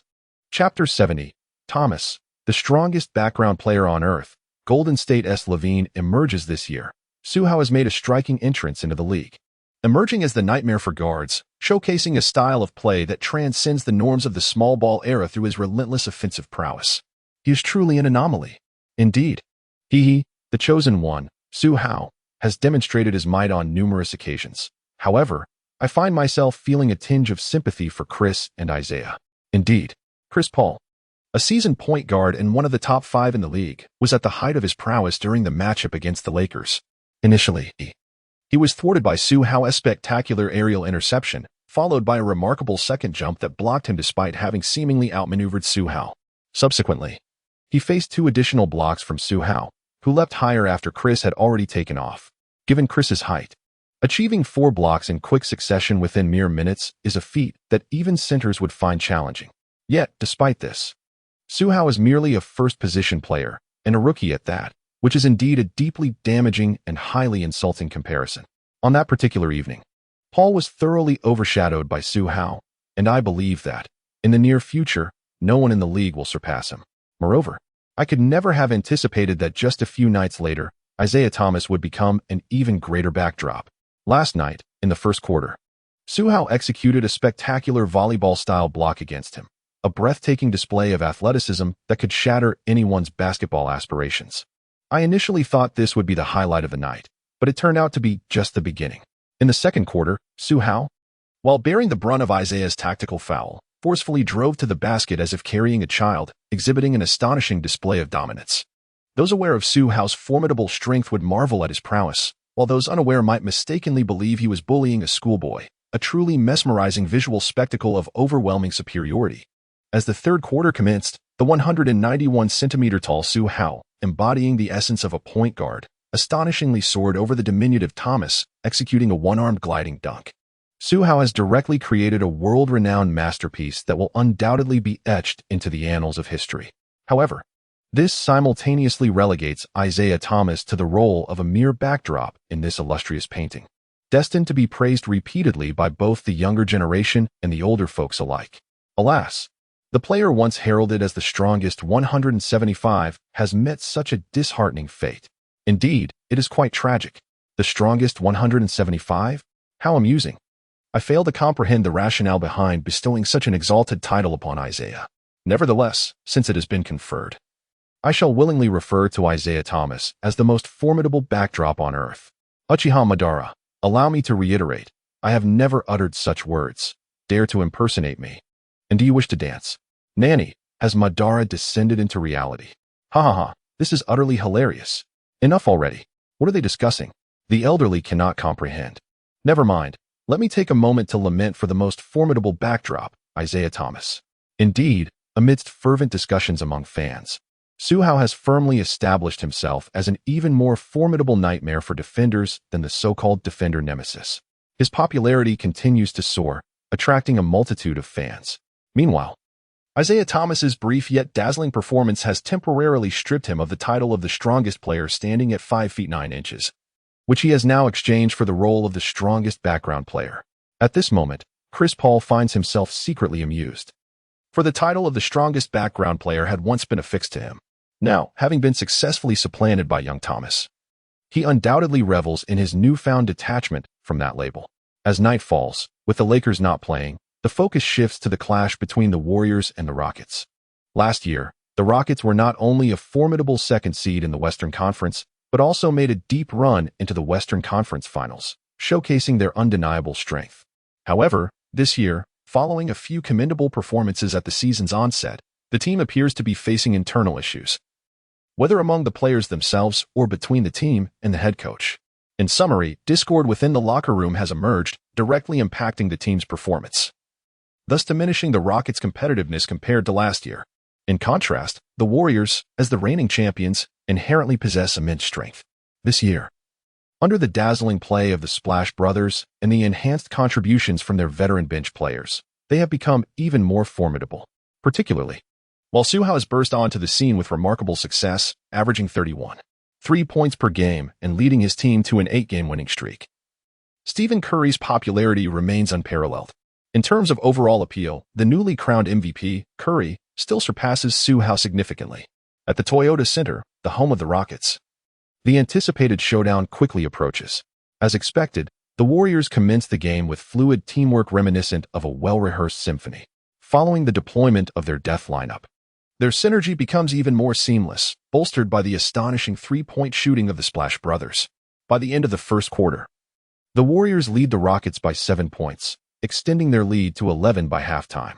In the third quarter, the Warriors prove to be an unstoppable force, widening the gap to a staggering 21 points after just half a quarter. The game seems to be slipping away from the Rockets.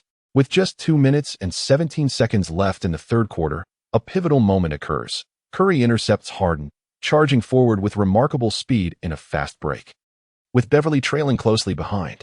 Despite Beverly's relentless pursuit, Curry maintains a significant lead. With a swift motion, Curry drives into the heart of the defense. Charging towards the basket, unperturbed by Beverly trailing behind, he seized the ball, leapt off the ground, and executed a one-handed slam dunk, forcefully driving the basketball into the hoop. The resounding impact echoed as the ball crashed into the net. Wow! Green had already raised his arms in jubilant celebration, while Iguodala joined in, ready to bestow the most fervent applause upon Curry. However, Clay squinted, and in the next instant, the basketball that had just been thrust into the hoop by Curry circled the rim before bouncing back out. A gasp erupted from the home crowd. Ha ha! Stephen had failed to convert an uncontested dunk, and this was not his first missed layup. Wasn't a simple layup more appealing? Hiki, after all. He is the Golden State Levine. The visiting fans chuckled and mocked. Meanwhile, Curry, now beneath the basket, glanced up at the hoop and then at the ball that Beverly had retrieved.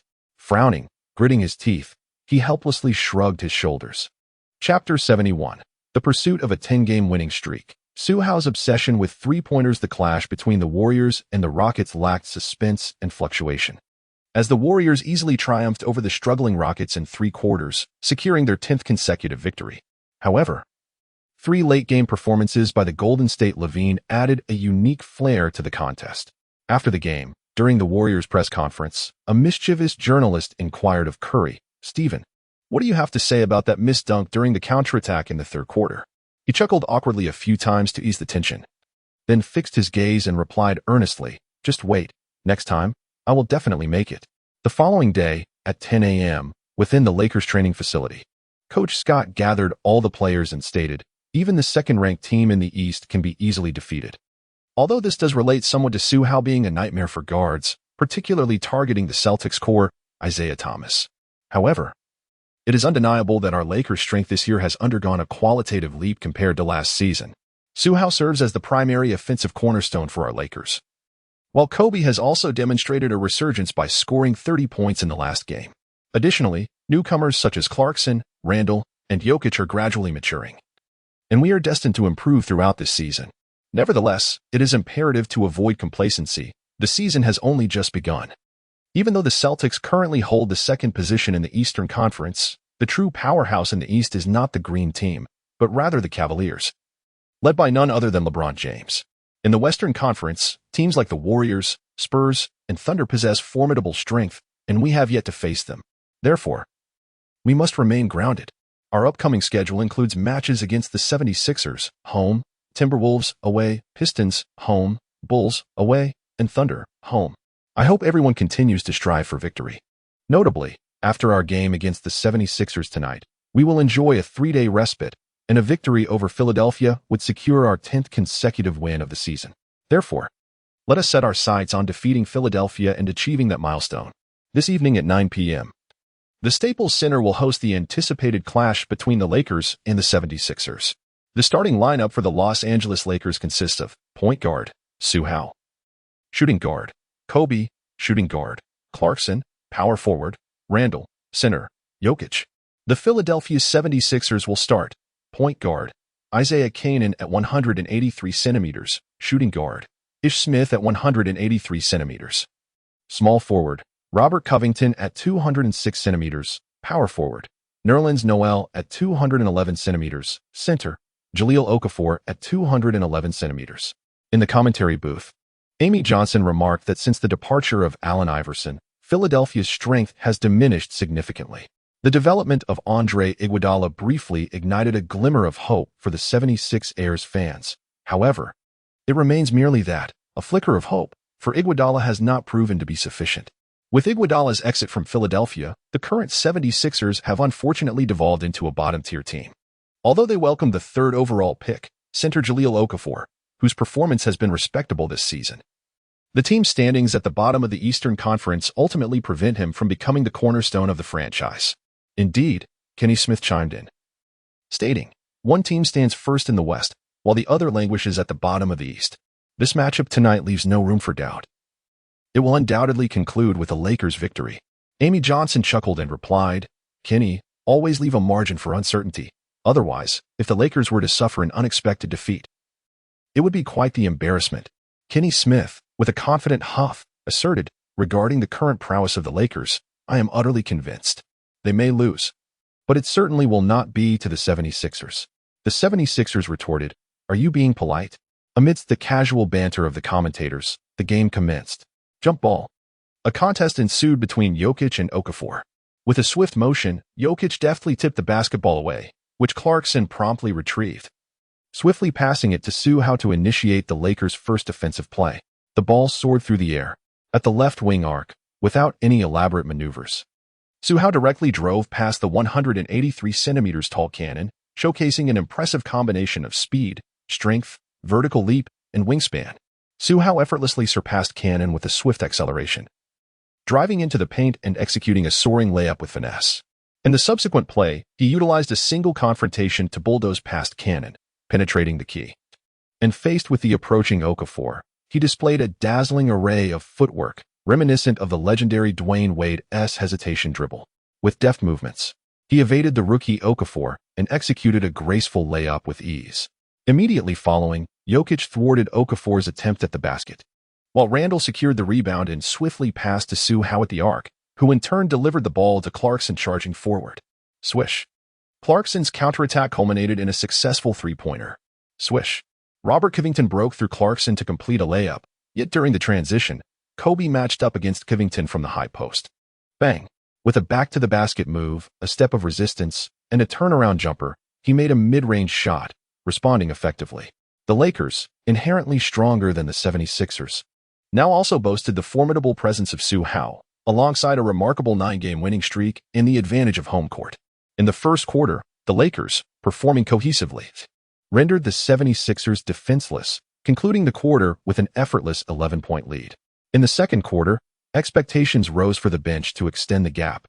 Yet the erratic Nick Young faltered tonight, resulting in the Lakers losing 3 points during the substitute rotation. However, this bore little consequence. Upon the return of the starters, the Lakers resumed their dominance over the 76ers, further widening the score to a 15-point lead by halftime. As the second half commenced, the Lakers unleashed an offensive barrage, starting with an 11-2 run that swiftly inflated their lead to over 24 points, effectively sealing the game. Given their substantial advantage, the Lakers began to play more freely.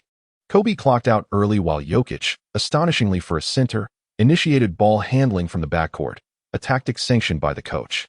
During a defensive lapse by the 76ers, a miscommunication led to a steal by Clarkson, who quickly passed to Su Hao in the frontcourt.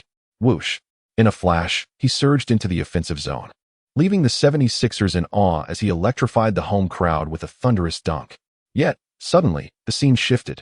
Su Hao suddenly came to a halt at the arc's left peak and then unleashed a three-pointer. What? Su Hao is attempting a three?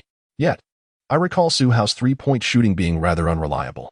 A spectator exclaimed, and his words proved to be ominous. Clang. The sound of the iron rim echoed. Fortunately, the rebounding basketball bounced back once more, and it fortuitously landed back in Su Hao's hands. Indeed, three-point shooting was not Su Hao's forte, however. As luck would have it, the Lakers still possessed the ball, providing Su Hao an opportunity to drive to the basket, which was undoubtedly his strength. What? Su Hao astonishingly attempted another three-pointer, displaying an impressive confidence in his shot. Had it found the net, it would have undoubtedly contributed 3 points. The arc of the ball was quite precise, but alas, it resulted in a complete miss. Chapter 72. The Lakers. What a disappointment. 2 consecutive open three-point attempts, both failing to find their mark. Oh dear. What a spectacle. Su Hao's 2 dreadful three-point attempts left the spectators in the arena utterly astonished. On the court, Jokic appeared at a loss for words, while Randall, who initially rushed over to defend the rim, found himself frozen beneath the basket. On the Lakers bench, Kobe observed Su Hao with a resigned smile and a shake of his head, pondering why he was so fixated on the three-point shot when there were countless ways to score. Coach Scott sensed that Su Hao's offensive choices were questionable. Yet in this era of small ball, it seemed to pose no significant issue. In that moment, he too felt a sense of confusion. Su Hao scratched the back of his head, attempting to mask the slight embarrassment on his face, while inwardly lamenting 2 wide-open three-point shots missed. And the second one didn't even hit the rim? Unbelievable. I cannot accept this. I, Su, refuse to be defeated. On the court, with the game already well in hand, there was little suspense or anticipation. Yet, Su Hao's 2 dismal three-point attempts became the subject of playful banter among fans in the subsequent matches. Ultimately, there was no comeback. The Lakers easily triumphed over Philadelphia with a staggering 19-point advantage, securing their 10th victory of the season. After the game, in the commentary booth, Amy Johnson remarked with a smile, "Tonight, Su Hao amassed 30 points, 6 rebounds, 4 assists, 2 steals, and 2 blocks in 3 quarters, showcasing his consistently outstanding performance. He plays as if he is no mere rookie." Of course, if one were to point out a flaw, it might be the 2 woeful three-point attempts during a fast break in the latter half of the third quarter. However, that is not Su Hao's forte, and the misses are of little consequence. Indeed, Kenny Smith nodded, adjusting his microphone before continuing, "Let us congratulate the Los Angeles Lakers on achieving a 10-game winning streak. The last time the Lakers accomplished such a feat was from November to December 2009, and it is worth mentioning that season the Lakers successfully claimed the championship. I wish to say, the Lakers will. What will you say?" Amy Johnson interjected with a smile, and Kenny Smith cheerfully continued, "The Lakers will certainly make the playoffs." Ha ha ha. Kenny, you've softened your stance. Ha ha. Always leave a line for future encounters. The following day, the phrases Lakers 10-game winning streak and the Lakers will certainly make the playoffs sparked fervent discussions on Twitter. Indeed, it has been a long time since the championship season of 2009, when the combination of Kobe and Gasol led to a 10-game winning streak. Now, we are finally witnessing another 10-game streak.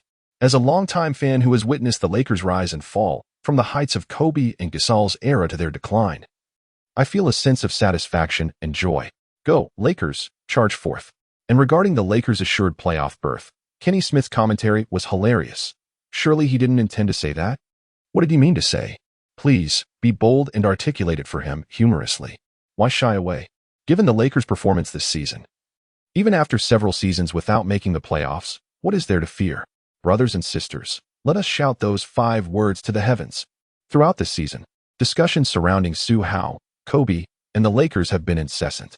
Naturally, the topics concerning championship contenders such as the Warriors and Cavaliers have also maintained their fervor. As for the Lakers, having secured a remarkable 10 consecutive victories and with a 3-day respite on the horizon, Coach Scott, in a gesture of goodwill, has granted his players a brief holiday, allowing them the freedom to enjoy 1 or 2 days of leisure. Su Hao was granted a rare opportunity for continuous rest, awakening from a deep slumber that extended into the afternoon. Upon regaining consciousness, he resolved to establish his presence on a certain platform today, embarking on the creation of videos featuring the outlaw Su San. Although Su Hao did not possess a formal education in law, he had indulged extensively in the series of videos centered around the notorious outlaw Zhang San from a previous era, deriving immense joy from them. Naturally, these experiences left a lasting impression upon his mind. Thus, even as he set out to recreate this content, Su Hao felt confident that the outcome of his videos would resonate well with viewers. With this thought in mind, he prepared his recording equipment, which he had procured during the off-season, and initiated a simple self-introduction. Shortly thereafter, he commenced the recording of his inaugural video on the outlaw Su San. The clock struck 5 in the afternoon. As Su Hao approached the conclusion of his recording session, he made a few final edits and was ready for upload at any moment. Thus, he opened the small platform, registered an account, and chose the name the outlaw Su San, also uploading a personal photograph. In the profile section, he described himself as a current player for the Los Angeles Lakers. Just after Su Hao completed his registration and uploaded a self-introduction video, a phone call came through. Hello, I am the administrator from the small platform. May I inquire if you're indeed Su Hao, the player from the Los Angeles Lakers, famously known as the Nightmare of Guards? Yes, that's me. Wow, it truly is you. What an honor. We are immensely grateful for your presence on our platform. I have just received instructions from my superiors. Upon confirming your identity, I will promptly ensure your name appears in the trending searches and simultaneously promote your video to popularity. Thank you very much to the small platform for that. Not at all. We are once again grateful to Mr. Su Hao for joining us. Should you require any assistance, please do not hesitate to contact us. We will be sure to resolve any issues at the earliest opportunity. Thank you. You're welcome. The call concluded decisively. Around the same time, the first trending topic on the small platform transformed into Su Hao joins the small platform. Countless users, particularly basketball enthusiasts, were struck with astonishment and confusion upon seeing this keyword. Su Hao? Which Su Hao? Could it be the NBA player from the Los Angeles Lakers? Is this for real? Su Hao has come to the small platform? Why on earth is his nickname the Outlaw Su San? With wide eyes filled with bewilderment, users ventured further. Upon clicking through to watch his introductory video and seeing the real Su Hao, they were instantly enveloped in shock and delight. In a mere span of 1 hour, Su Hao's fan count surged past 1 million, continuing to escalate at an astonishing pace. As basketball enthusiasts expressed their astonishment at Su Hao's presence on the platform, coupled with curiosity about his endeavors, he uploaded a second video, which was the inaugural installment of the Outlaw Su San series. Chapter 73, Su San, Emergency Evasion and Priceless Treasures video title. Emergency Evasion video content. Greetings, everyone. I am an NBA basketball player. However, I also possess a certain understanding of legal principles. Thus, from this day forth, I shall intermittently share insights regarding the law. The veracity of my claims can be verified, and should any minor inaccuracies arise, I invite your corrections, which I shall earnestly embrace.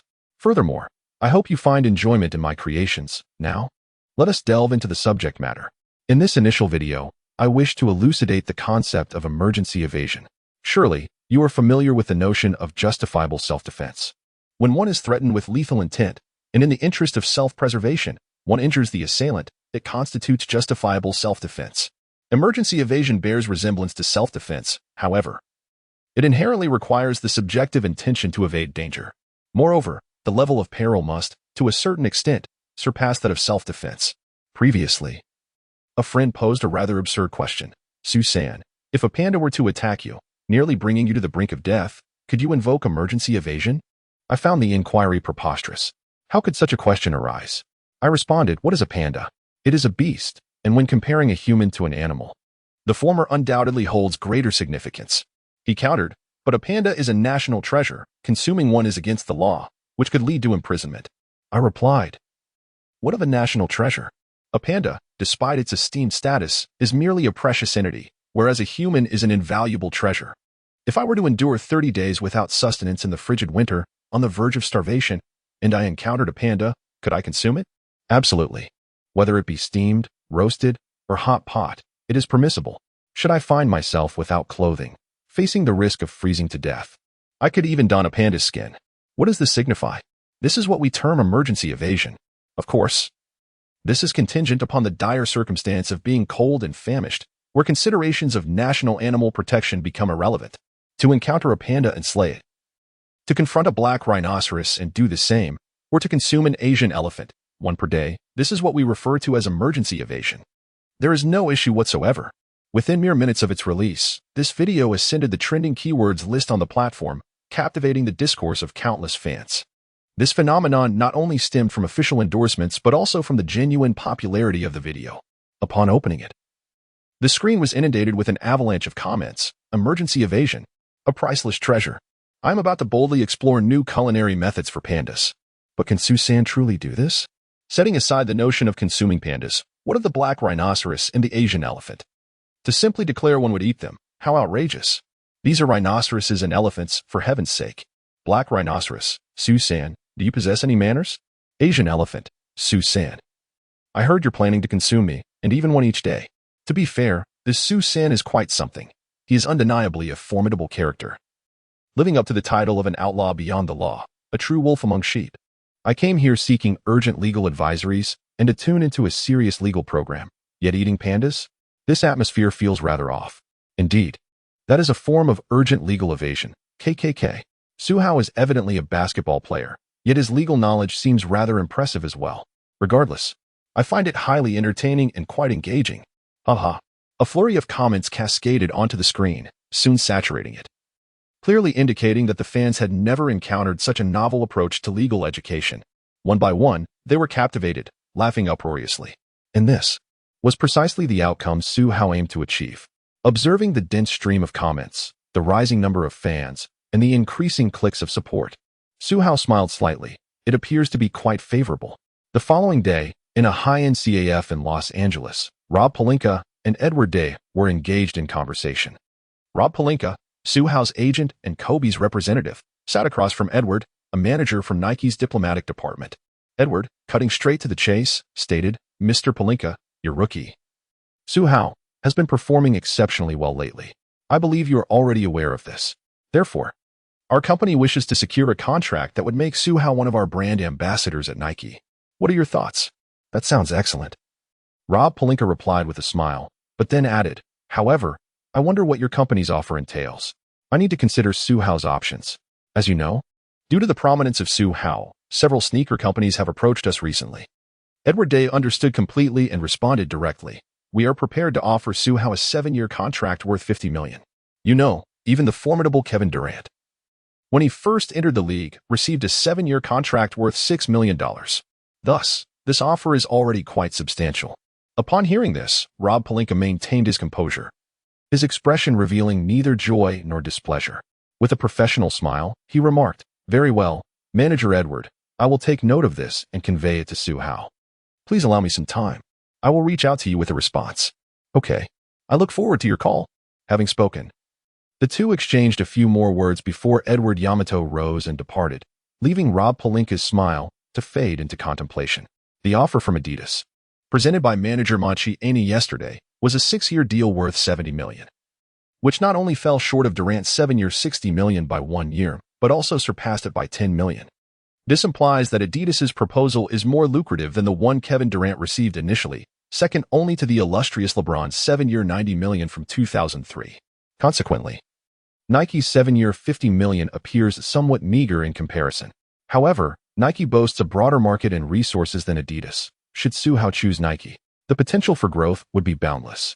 Of course, if Su Hao's inherent value is sufficiently high, opting for the relatively smaller Adidas would still be entirely acceptable.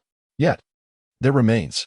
At present, Su Hao has played relatively few matches, leaving his future shrouded in uncertainty. Should his potential not be as high as anticipated, the repercussions could be dire. Alas, the two offers before me have left me in a state of indecision. Truly, the foremost brands in the sneaker industry do not disappoint, with each decision meticulously weighed and calculated. However, just as Pelinka was deep in thought, the phone rang once more. "Hello, who is this?" "Greetings, Mr. Pelinka. I am Zheng Wakai, the manager of the Chinese sneaker brand, Hongxing Erk. May I have a moment of your time for a discussion?" Chapter 74. Astonishment. The center cannot overpower the guard. 2 days later, the Lakers team flew to Minnesota, venturing into the frigid winter to face the Timberwolves on their home turf. At 8 p.m., Target Center buzzed with energy as both teams engaged in vigorous warm-ups. Crash. Once again, Su Hao faltered with a failed three-pointer, furrowing his brow as he sensed a peculiar gaze upon him, mistaking it for ridicule of his shooting. Indeed, the boisterous Nick Young was secretly amused. Nevertheless, beyond Young, a more hostile glare was fixed upon Su Hao, none other than Karl Anthony Towns, who seethed with resentment. "Humph." Towns glared at Su Hao, thinking you. Yes, you. You have stolen all the cheers and accolades that rightfully belong to me, the first overall pick. From the summer league to the preseason, and now into the regular season, the narrative surrounding the rookie has been dominated by you. It seems everyone has forgotten my existence as the first pick. When mentioned, it is only in comparison to you, relegating me to the role of a mere backdrop. Humph. But all of this will change tonight, this evening. I shall reclaim what is rightfully mine. The more he pondered, the colder Towns's gaze became. Towns, what are you dawdling for? Hurry up and warm up. Yes, coach.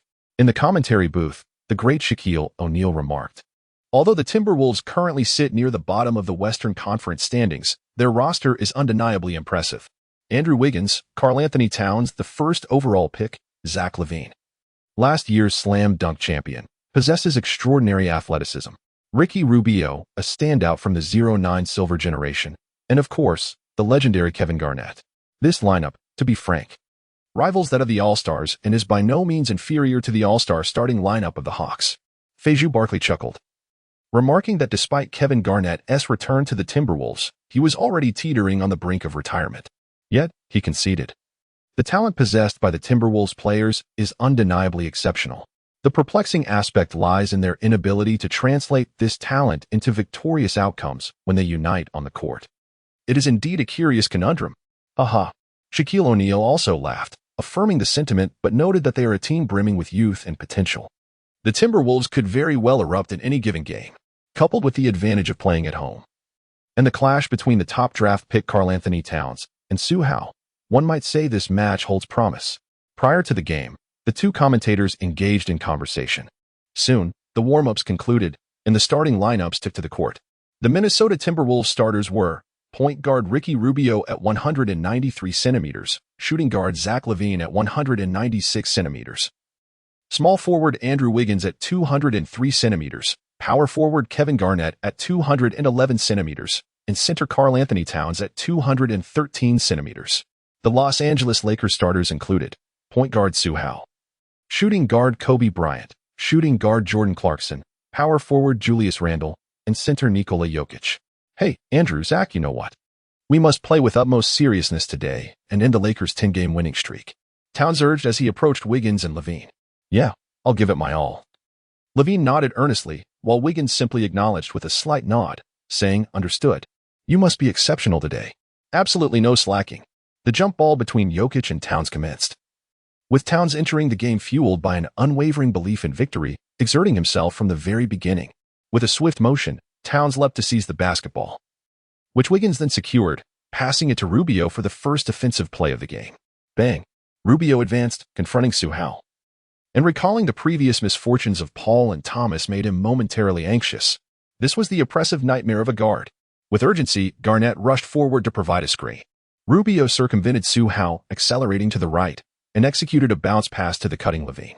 Whoosh! LaVine surged towards the basket, driving forcefully past Clarkson for a layup. Swish! The shot found its mark without hesitation. Pure talent prevailed. Clarkson had no answer. The Timberwolves led 2-0 against the Lakers. Now, it was the Lakers' turn. Bang! Kobe dribbled in from the left side, facing the youthful LaVine in a one-on-one matchup. He backed down a few steps before executing a half-turn to feint a jump shot. Thud! He successfully maneuvered around LaVine. Kobe deftly advanced, taking a step forward and elegantly executing a layup. It found its mark. In the post. Despite his age and lacking the explosive athleticism of Zach, Kobe still dazzled with his exquisite technique, imparting lessons to his opponent. The Timberwolves regained possession. Rubio pushed the ball up, once more seeking a screen, maneuvering past Su Hao, and found himself matched up against Jokic at the right arc. A classic case of small versus large presenting an opportunity. Whoosh! Rubio decisively accelerated, changing direction in an attempt to penetrate the defense of the hefty Jokic. Kobe moved to provide help. At that moment, Rubio made a swift horizontal pass, locating the unguarded Towns in the low post, who had a chance to attack the basket directly. Time was of the essence. Randle exclaimed in alarm, realizing the situation, yet his body could not keep pace. However, Su Hao moved with remarkable speed, swiftly pursuing and positioning himself low to defend against Towns. The matchup between the 5 and 1 positions presented an excellent opportunity for Towns. Bang, bang, bang, eagerly anticipating his moment. Towns was not about to let this chance slip away. Su Hao let us determine the victor. Towns bellowed, pivoting with the ball, channeling power through his left shoulder as he forcefully collided with Su Hao, who was ever diligent in his defense. With a focused gaze, he raised his arms, his body taut with tension. In that instant, the formidable strength reminiscent of Karl Malone surged forth, resulting in a fierce confrontation with Towns. Ah, no. It was not as intense as anticipated. For Towns, despite his fierce countenance, found himself crashing into Su Hao as if he were a mountain, unable to budge him from his steadfast position. Is that all you've got, little brother? Haven't you eaten? Put in some effort. Su Hao maintained a calm demeanor as he gazed at him. The air thrummed with tension as a single remark from Su Hao shattered Towns' composure. Enraged, Towns bellowed, "You bastard. What did you say?" Yet, despite his fury, he found himself at a loss. As a rookie, Towns, though a center with commendable skills, lacked the physical strength necessary for such confrontations. On the commentary panel, Shaquille O'Neal, witnessing this spectacle, could not help but slap his forehead and gasp in disbelief. Incredible. A center unable to overpower a guard. Chapter 75. Goji Berries and Lavin. Su Hao, the Sky Warrior, unleashing his innate talent with a clang. Towns, unable to display Su Hao, twisted his body and desperately launched the basketball with a hook shot, yet his attempt failed to find the net. Smack. Randall secured the rebound. The Timberwolves' offensive possession came to an end, leaving fans in the stands in a state of bewilderment. What on earth is happening? Am I truly witnessing a legitimate basketball game, or is this merely a dream? I am astounded. A center, possessing the number 5 position, is unable to move a point guard standing at 6 feet 3 inches, and yet his opponent remains almost completely unyielding. Despite being a rookie, Towns' physical attributes still required enhancement, and he was not particularly outstanding amongst centers. However, the fact remained, he was still a center. How could he be unable to displace a guard? This is unfathomable. A true anomaly. Crucially, did anyone notice that Su Hao merely stood there, extending his arm with an air of casual ease, as if he exerted no effort at all? He effortlessly withstood Towns' onslaught. This is absurd. It is embarrassing to witness Towns' feeble offense. I genuinely feel ashamed for him. Yet, one must concede that Su Hao, as a point guard, possesses remarkable physical prowess. The spectators, including some home fans, could not suppress their derision at Towns' lackluster offensive display. Frustrated and furious after his failed attempt, Towns aggressively pursued the ball during the transition, determined to thwart Su Hao as he tore through Rubio's defense and charged toward the basket. However, Su Hao paid him no mind, deftly employing his increasingly adept hesitation dribble to evade Towns effortlessly. Swish. The layup found its mark. Subsequently, in a series of offense and defense, Towns' attempt in the paint was unsuccessful, and once again, his vigorous effort to obstruct Su Hao's advance ended in failure. Towns' performance was dismal. Nearly 4 minutes into the game, the Timberwolves trailed the Lakers 7-13, with the Lakers leading by 6 points. Head coach Sam Mitchell called a timeout to allow his players a moment of adjustment. After a brief intermission, the game resumed with the Timberwolves in possession of the ball. Wiggins, positioned at the left arc, faced Clarkson one-on-one. He began with a series of subtle threats before executing a decisive left-side drive. Suddenly, he launched into an explosive sprint to the right, showcasing his remarkable physical prowess as he effortlessly surpassed Clarkson and charged towards the basket. With a single step, he entered the 3-second zone, leaping directly into the air. His astonishing vertical leap left Jokic with no time to react, merely able to extend his arms in futile interference. With a thunderous slam dunk, Wiggins delivered a ferocious one-handed finish. "Wow, what a brutal display from Wiggins!" exclaimed Olney and Barkley. Truly, he is a man whose lower limits surpass Kobe and whose upper limits eclipse Jordan. His physical gifts are of a historic caliber. Towns raised his arms in a triumphant roar, urging, "Andrew, attack with that ferocity. Keep pressing them. Show them who's in charge."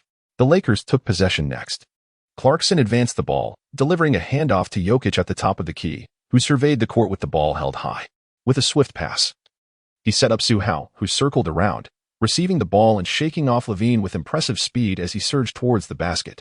Underneath, Garnett and Towns stood as sentinels, yet Su Hao remained undeterred. He muscled his way into the paint, leaping off the ground and momentarily suspending himself in the air. With a deft maneuver, he evaded the double team from Towns and Garnett, drifting laterally to the left before releasing a reverse layup off the glass. Swish. The shot found its mark. Wow. Su Hao disregarded the dual defense, launching himself into the air and executing a remarkable finish after evading the defenders. His hang time is astonishing. Despite being a rookie, Su Hao's physical gifts are nothing short of monstrous. Su Hao responded assertively as possession shifted once more to the Timberwolves. The sound echoed, bang, bang, bang. After Rubio advanced the ball, he once again passed it to Wiggins at the high post on the left, signaling him to continue attacking Clarkson. However, Wiggins held the ball for merely a few seconds before executing a bounce pass towards the free throw line. "Come on, don't pass it. Keep attacking, Andrew." Towns bellowed from beneath the basket, his face a portrait of frustration at Wiggins' passive approach. Yet, just as Towns was about to express his disappointment in Wiggins, a dark shadow darted across the sky, followed by a resounding thud against the rim. Who could it be? It was none other than Levine, cutting from the free throw line. Taking one step, igniting the air, and soaring for a spectacular dunk that once again electrified the arena. Moreover, he skillfully avoided Randall's attempted block with that dunk. It was simply breathtaking. The home crowd erupted in a chorus of astonishment. "Wow, what is happening?" O'Neal exclaimed, marveling. First it was Andrew, then Su Hao, and now Zach, each soaring through the air displaying their incredible talents. Chuckled Barkley, indeed, they are showcasing their explosive talents. As the commentators aptly noted, following this timeout, the latter half of the first quarter transformed into a showcase of brilliance among Su Hao, Wiggins, and Levine. For Su Hao, it was straightforward yet forceful, driving hard to the basket for thunderous dunks. Wiggins employed back-to-the-basket plays, engaging in aerial confrontations with deft pull-ups. Levine, equally relentless, consistently attacked the rim, opting for dunks whenever possible instead of layups. These three extraordinarily gifted players elevated the game, turning the sky into their canvas as they delivered one highlight after another. As the first quarter concluded, the Timberwolves trailed the Lakers by a mere 2 points, 31-33, a margin negligible in the grand scheme. The ecstatic fans, having witnessed a series of dazzling plays, temporarily set aside the score, lost in the sheer brilliance of the contest. "This is truly a spectacle. Go, Goji brother," they cheered. Andrew, Zach, and Su Hao. These three prodigies stand out remarkably in the current league landscape. Watching them soar through the air in a display of raw talent is an unparalleled visual delight. Indeed, this game is exhilarating. Hey, did we forget about Towns? After all, he is a #1 draft pick with considerable talent, someone remarked. How could such explosive talent be complete without him? But honestly, another interjected. With Towns' rather lackluster offensive performance today, how can he even be compared to the talents of the other three? The fans eagerly exchanged remarks, expressing their anticipation for the upcoming aerial showdown, a contest where talents would be unleashed. In Chapter 76, with a score of 48, the game took a dramatic turn as a thunderous dunk sealed the fate of the match. From the commentary booth, Barkley chuckled, "Shaquille, just as you predicted. The Timberwolves' exceptionally gifted players are poised for an eruption tonight." Indeed, the equally talented Su Hao matched the intensity. In the first quarter, Su Hao scored 14 points, while Kobe contributed 7, yet the score gap remained a mere 2 points, indicating a fiercely contested game ahead. Indeed, came the affirmation. But such contests are what make the game captivating.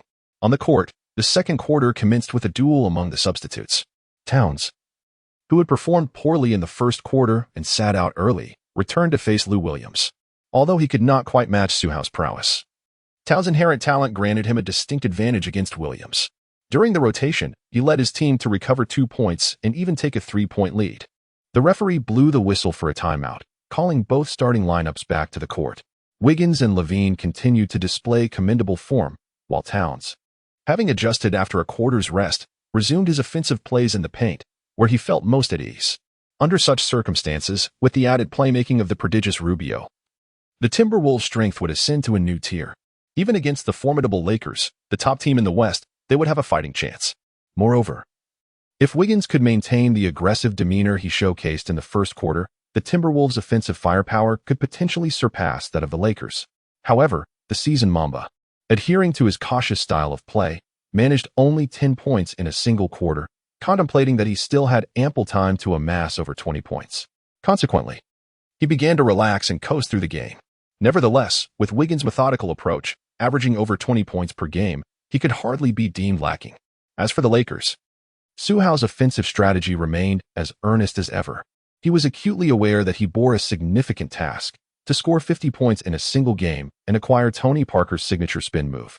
Meanwhile, the fiercely competitive Kobe was fully engaged in the match, striving for victory in every encounter, his defensive efforts reflecting the same intensity.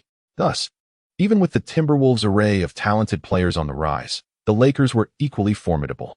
In the second and third quarters, the two teams engaged in a fierce and relentless exchange, with the score oscillating, as neither side could gain a definitive upper hand.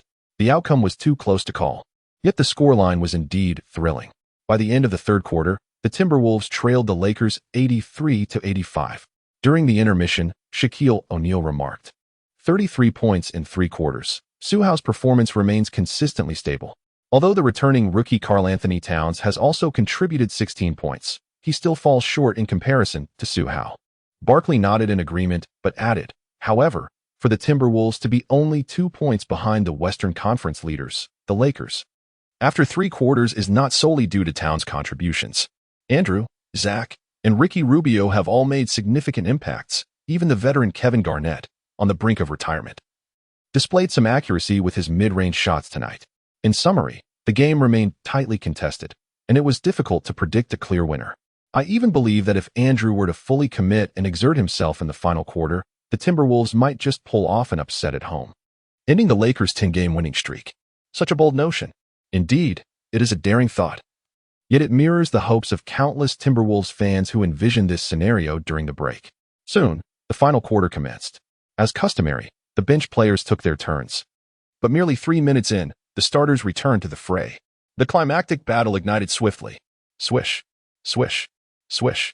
Levine's three-pointer from the left corner. Wiggins' turnaround jumper after backing down his defender, and Towns dominating Jokic in the paint. Under Rubio's orchestration, the Timberwolves launched a 7-0 run, leveling the score and establishing a 5-point lead.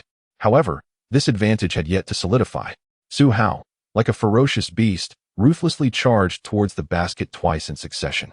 Once he scored, and the other time he drew a foul. He stepped up to the free throw line. Swish. Clang. The first free throw was successful, but the second one missed. However, the rebound was tipped away by Randall. At the left high post, Su Hao and Levine both leaped simultaneously to contest the rebound, their jumps colliding in a fierce competition. Who would prevail? Crack. Su Hao seized the rebound with remarkable agility, possessing a superior vertical leap and an advantage in wingspan. He effectively compensated for the 5-centimeter height disparity between himself and his opponent, triumphing in this aerial contest reminiscent of last season's slam dunk champion. The spectators in the stands couldn't help but gasp in astonishment. With a swift pass to the open Kobe on the flank, the latter caught the ball, raised his arms, and executed a 3-point shot, the basketball tracing a graceful arc through the air. Swish. It found the net flawlessly. In the subsequent play, Su Hao charged forward once more, prompting many to anticipate a ferocious drive to the basket. But then, with a sudden stop at the free throw line, he deftly brushed aside the seemingly evasive Wiggins, opting instead for a mid-range jumper, and executed the shot from a position of clear advantage. That shot. Swish. It was another successful basket. Su Hao's mid-range shooting ability is rather modest. However, when afforded an open look, he still maintains a commendable shooting percentage. Under his leadership, the team responded with an impressive 8-0 run against the Timberwolves, restoring a 3-point advantage for the Lakers. This back-and-forth exchange was fueled by the explosive performances of highly talented players such as Wiggins, Levine, and Towns, resulting in a thrilling offensive duel that persisted until the final 37.5 seconds. Clang. Levine's 3-point attempt missed its mark. Regrettably, had Zach LaVine succeeded, the Timberwolves would have surged ahead by 5 points, which could have effectively sealed the game. The Lakers now regained possession. Su Hao dribbled the ball forward, with time rapidly dwindling. In this crucial offensive moment, it was imperative for Su Hao to score. The Timberwolves employed a double team, preventing Su Hao from driving straight to the basket. Meanwhile, Nikola from the Lakers stepped up to set a screen, with Randall also providing support. How should Su Hao choose? Charge forward. Su Hao charged forward once more, employing his preferred method to conclude the offensive, penetrating deep into enemy territory. With a powerful leap, Towns attempted to block him, but Su Hao, in midair he elegantly folded and evaded, delivering a thunderous dunk. Amazing. Though Towns executed a commendable block, Su Hao's ability to score can only be attributed to his innate talent, in addition to successfully completing this remarkable dunk. Su Hao has already scored 48 points tonight, setting a new career high.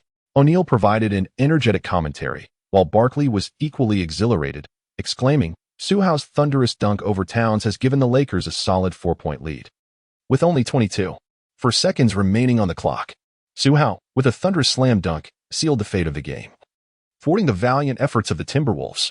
Chapter 77, Towns equalizing 3-1, and Su Hao's final tactical serve. Beep. Sam Mitchell called for a timeout. With 22 seconds remaining and trailing by 4 points, the Timberwolves found themselves teetering on the brink of despair, merely awaiting exhaustion and the passage of time to plunge into defeat. Alas, it was over. The Timberwolves played admirably throughout the night, yet faltered at a critical juncture. What an agonizing sight. And alas, the hopes have faded. The home crowd sighed in disappointment, having resigned themselves to defeat. On the Lakers bench, the ferocity of that slam dunk was truly remarkable. Nick Young bounced with excitement, while Jokic wore a broad grin, exclaiming, "Su Hao's offensive prowess is undeniably formidable. He has effectively sealed the game for us. Victory is within our grasp tonight." Kobe, exhibiting an air of ease, gave Su Hao a thumbs up, praising, "Well done. This is the rhythm of your leadership towards victory." In the commentary booth, the great Shaquille O'Neal pounded the table, reflecting, as a rookie, Su Hao's explosive ability to drive to the rim is undoubtedly of historic caliber. The Timberwolves played remarkably well this evening. Unfortunately, they faced an even mightier player, the prodigy Su Hao. How could they emerge victorious? Indeed, Barkley nodded in agreement, stating, "A team languishing near the bottom of the Western Conference managed to force Su Hao to score 48 points just to scrape out a win." The Timberwolves showcased their potential, revealing the high talent of this young squad. However, the resurgent Lakers, currently atop the Western Conference, boasting a 10-game winning streak and an undefeated season, proved too formidable. That the Timberwolves fought until the very end is commendable. Both teams delivered a thrilling contest. We also believe that the future holds great promise for the Timberwolves. During the timeout, the commentators were resigned to the Timberwolves' impending defeat, already discussing post-game reflections. Yet, on the Timberwolves bench, the players had not surrendered. Even the laid-back Wiggins clung to the hope of a miraculous comeback in these final moments. "Guys, there's still time. Let us quickly secure a two-pointer or three-pointer. Then execute a foul strategy. We still have a chance. Do not give up. Believe in yourselves. Believe in your talents. Are you confident?" Sam Mitchell, armed with a strategy, animatedly illustrated tactics while fervently motivating his teammates, instilling them with determination. "Understood, coach. We have not lost yet." As Towns roared with maximum intensity, the crowd remained resolute. With only 22 seconds left and a 4-point deficit, they still harbored hopes of a desperate comeback. Following the timeout, the Timberwolves prepared for their final offensive maneuver. The home fans, unable to contain their anticipation, stood in unison, their hearts racing with anxious trepidation. Garnett initiated the inbound pass. To whom? Rubio, Wiggins, and Levine were all maneuvering. Ultimately, Levine emerged to receive the ball, accelerating towards the basket in an attempt to secure a vital 2 points. Suddenly, Kobe closed in on him defensively. Simultaneously, Towns moved laterally to provide a screen, and Levine executed a change of direction, using the pick to evade Kobe, charging toward the right side of the basket. At that moment, Su Hao's help defense was impeccably timed. Levine's gaze sharpened. He maintained his speed, surging forward as the two bodies collided fiercely. In the midst of the confrontation, Levine spun and accelerated, trying to outmaneuver Su Hao. Yet, whether in strength or speed, Levine fell short against Su Hao, who proved insurmountable. "Damn it, I can't get past him." Levine cursed internally as time raced away, realizing that if this continued, all hope would be lost. Desperately, Levine passed the ball to Wiggins at the high left position. Wiggins received it, choosing to accelerate towards the basket, challenging Jokic beneath the rim. Previously, Wiggins had successfully attacked Jokic, but now his intentions were too overt. Jokic, ever astute, was not one to offer easy opportunities. The interference was palpable. Clang. Wiggins' shot clanged off the rim. It was over. The home crowd sighed in disappointment. Yet, in the next moment, Wiggins leapt again, reclaiming the ball, only to be met with a double team from Jokic and Su Hao, leaving no room for an offensive play. Wiggins flung a wide pass to the perimeter. Snap. At the right arc, Towns caught the ball, with only 7 seconds remaining. Time was fleeting. He glanced at Randall before swiftly dribbling to the left, abruptly stopping to launch a three-pointer, slightly leaning back as he took the shot. This was far from Towns' usual offensive technique, and with Randall's looming presence ready to disrupt, the difficulty was immense. This shot seemed impossible to make. Victory was in sight. Some Lakers fans had already begun to celebrate, but in an instant, the whistle blew. Beep. Randall had committed a foul on the three-point attempt. What? Oh no. Randall felt a chill run down his spine. His instinct was merely to provide some interference, never anticipating that it would cost him a foul. This was disastrous. The home crowd erupted in astonishment. The three-point foul was something the Timberwolves fans had not anticipated. However, their focus was not on the foul itself. Instead, their eyes were fixated on the spinning basketball in midair. Silence enveloped the arena as everyone held their breath, eagerly awaiting the final outcome. The ball traced an elegant arc before striking the backboard, and, with perfect precision, it swished through the net. Swish. It was a success. Towns executed a remarkable three-point shot, completing a 3-1 play. Thunderous cheers erupted from the home crowd.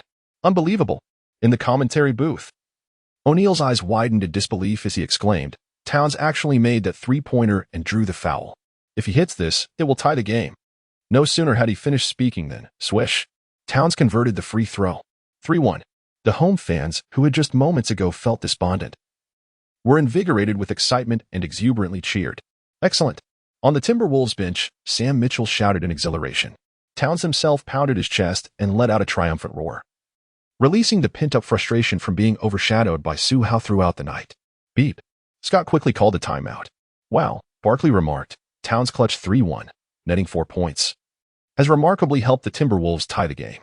Truly impressive. No wonder he was the first overall pick. He is undeniable talent. Now, only 3 seconds remained on the clock. Barring any unforeseen circumstances, it seemed likely that the game would head into overtime. Indeed, O'Neal nodded in agreement, smiling. The dynamics of this game are incredibly fluid. Meanwhile, on the Lakers bench, Scott was strategizing for the final play. Gentlemen, the score is tied. We cannot afford to lose. With 3 seconds left, we can have Su Hao inbound the ball. Su Hao to inbound? The team gasped in surprise. Scott nodded slightly and explained, yes. We will have Su Hao inbound. We can approach it this way. Chapter 78. Inbound pass for the game-winning shot. Su Hao, the youngest 50-point scorer in history. A moment later, the timeout concluded.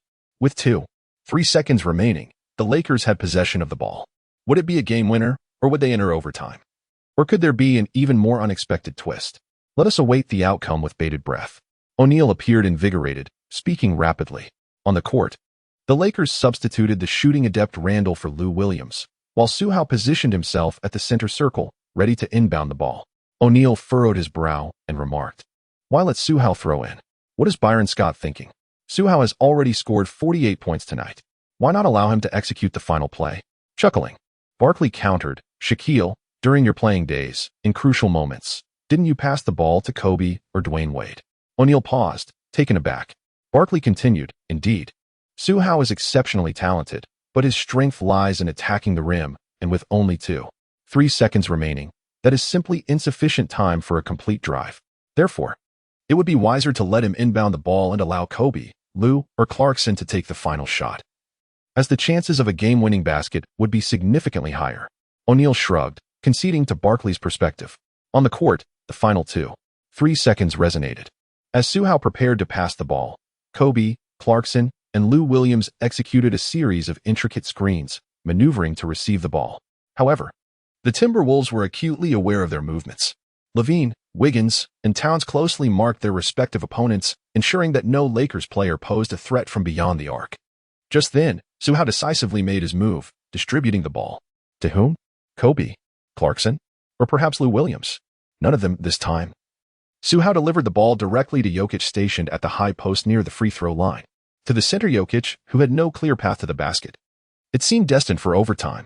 Before Barkley could finish his thought, a startling moment unfolded. Upon receiving the pass, Jokic effortlessly lofted the basketball towards the rim. Barkley's eyes widened in disbelief. Was he passing? There was no one beneath the basket. Wait, Su Hao had somehow slipped into position. Boom. Su Hao's alley-oop dunk, a buzzer beater. Buzz. The moment unfolded with such rapidity and surprise that no one anticipated that Su Hao, after executing the inbound pass, would dash to the basket for an alley-oop. Consequently, the entire Timberwolves team failed to react in time. By the moment they regained their composure, time had expired, and simultaneously, Su Hao completed the alley-oop dunk, sealing a dramatic victory over the Timberwolves. Oh no, how could this happen? Wasn't Su Hao the one making the pass? When did he manage to reach the basket? Is such a play even permissible? I pondered. Why allow such a skilled player to take the sideline inbound? It was all a clever ruse to divert our attention, granting him the opportunity for a buzzer beater. Byron Scott is truly brilliant. I am utterly astounded. The home crowd stood in stunned silence. Led by Towns and Wiggins, the Timberwolves players also appeared bewildered, feeling as though they had been toyed with, yet utterly powerless. Because the buzzer beater had indeed transpired. The Timberwolves had lost the game. Infuriating. Towns clenched his fists tightly, a dark cloud of frustration upon his face. Humph. On the Lakers bench, Scott crossed his arms, a slight smirk gracing his lips, exuding an air of strategic mastery, as if everything was under his control and fully anticipated. In the commentary booth, "Haha," O'Neal chuckled. "Byron's strategy was truly ingenious, beyond my expectations, and undoubtedly those of the Timberwolves as well. However, it appears to have yielded favorable results. The game did not go into overtime. Thanks to the synergy between Jokic and Su Hao culminating in that alley-oop dunk, they triumphed over the Timberwolves, achieving their 11th consecutive victory of the season." "Indeed," Barkley chimed in, then continued. "This marks Su Hao's first career buzzer beater, and an alley-oop at that.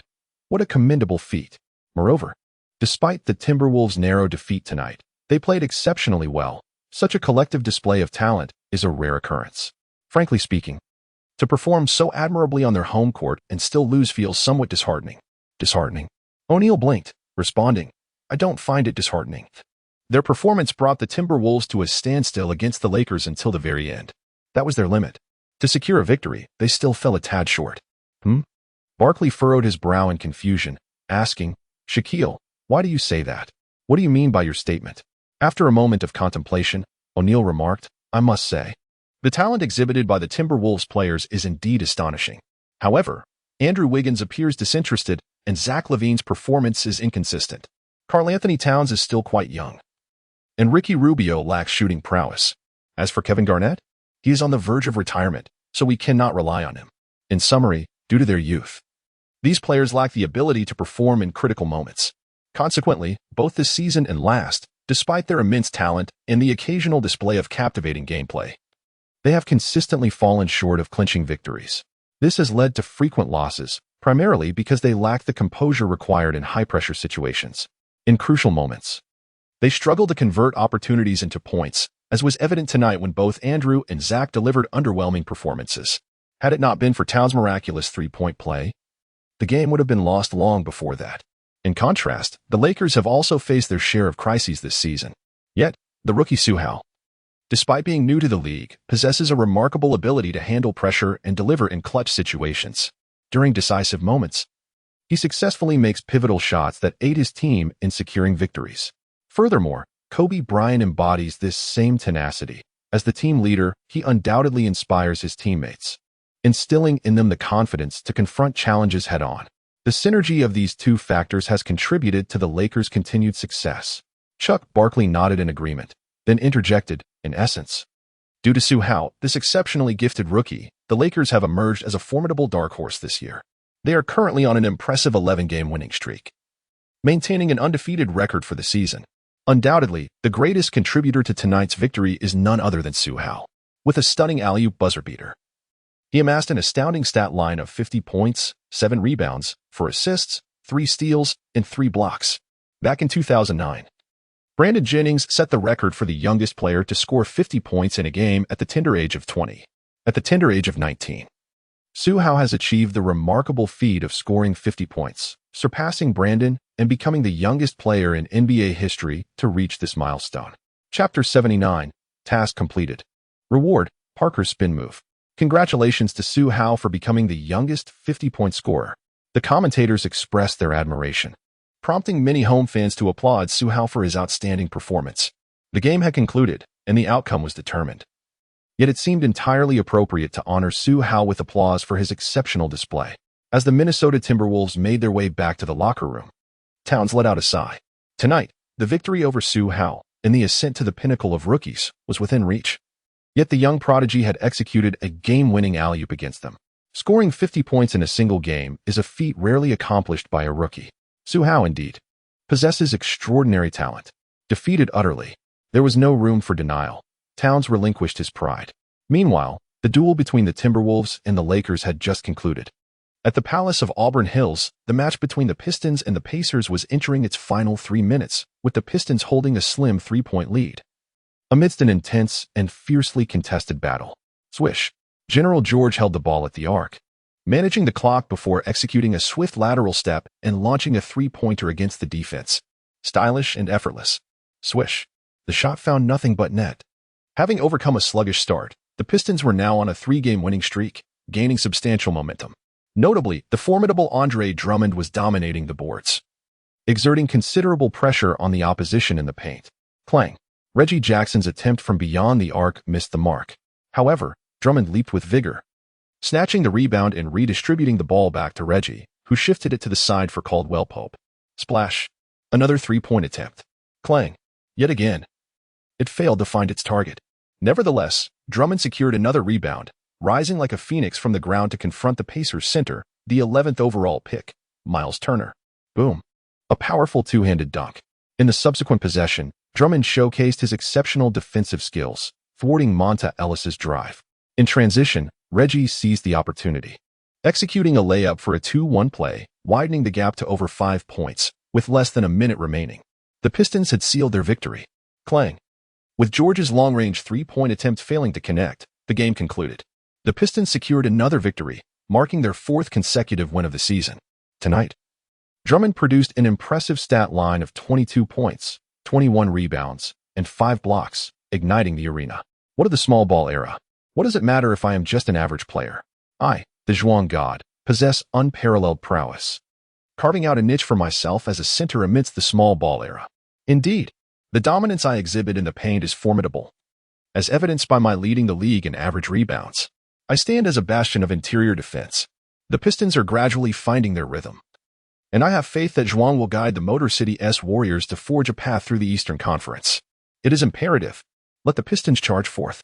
Zhuang's remarkable performance, coupled with the Pistons' recent streak of 4 consecutive victories, has instilled a sense of optimism among the home crowd. As for Su Hao, after securing victory against the Timberwolves and celebrating with teammates in the locker room, the entire Lakers team boarded a private jet back to Los Angeles that very night. During their rest, a notification finally broke through Su Hao's fatigue-induced slumber. Ding! Congratulations to the host for scoring 50 points in a single game, leading the team to victory and completing a side quest. Reward: the Tony Parker spin move. A new side quest has been issued, surpassed Shaquille O'Neal's record of 11 dunks in a single game, while ensuring a team victory. Reward: the peak mid-range shooting ability of Steve Nash, the son of the wind. Here it comes. Startled awake from a dream, Su Hao abruptly opened his eyes, suddenly filled with vigor. Were it not for the confines of the airplane, he would have leapt up, dancing with exuberance. Maintain your composure. Su Hao soon found himself lost in contemplation. Parker's spin move, a signature skill of his, undoubtedly ranks among the elite in the league. Resembling a small spinning top in its execution, he effortlessly shakes off approaching defenders to launch an offensive. Many players in the league, such as Wade, Kobe, and Paul, have mastered this technique, yet none deliver it with the same potency as Parker. Furthermore, the finesse of his execution is unparalleled.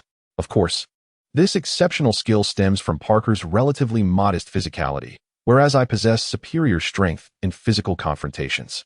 Thus, if his spin move were to be applied against me, it should yield even more formidable results. With this thought in mind, Su Hao nodded slightly, harboring a sense of anticipation for employing Parker's signature spin move on the court. The combination of Wade's elusive footwork and Parker's spinning maneuver, two titans of the game, now belonged to me. My ability to penetrate defenses had undoubtedly intensified. The forthcoming side quest was to achieve an astounding 11 dunks in a single game, surpassing Shaquille O'Neal, a feat that seemed insurmountable for a point guard. Yet, I was an exception. Although it would undoubtedly be a challenge, I believed that just as I had managed to dunk 10 times in the Summer League, I could replicate that extraordinary performance on the NBA stage. After all, Peak Nash possessed formidable mid-range shooting skills. While not the absolute best, his proficiency far exceeded my own. I must also attain that level swiftly. With this thought in mind, Su Hao has set new aspirations for the upcoming schedule. The following day, in the morning, basketball forums buzzed with fervent discussions among fans regarding the previous day's match. Truly deserving of the title child of the universe, Su Hao has become the 3rd player this season to score 50 points, and he is also the youngest player in NBA history to achieve this milestone. Moreover, he delivered a breathtaking alley-oop for the game-winning shot. Su Hao possesses an extraordinary prowess that belies his status as a newcomer. Indeed, the key factor is his tender age of merely 19, his physical attributes, his formidable scoring ability, and his remarkable composure under pressure are truly astounding. Su Hao, he embodies the essence of a born leader, as if he were a divine messenger sent to rescue the purple-shirt army from the depths of despair. Indeed, Su Hao's performance is increasingly stable, nay, steadily ascending, drawing ever closer to the lofty standards of the new totem of Los Angeles. This is truly marvelous.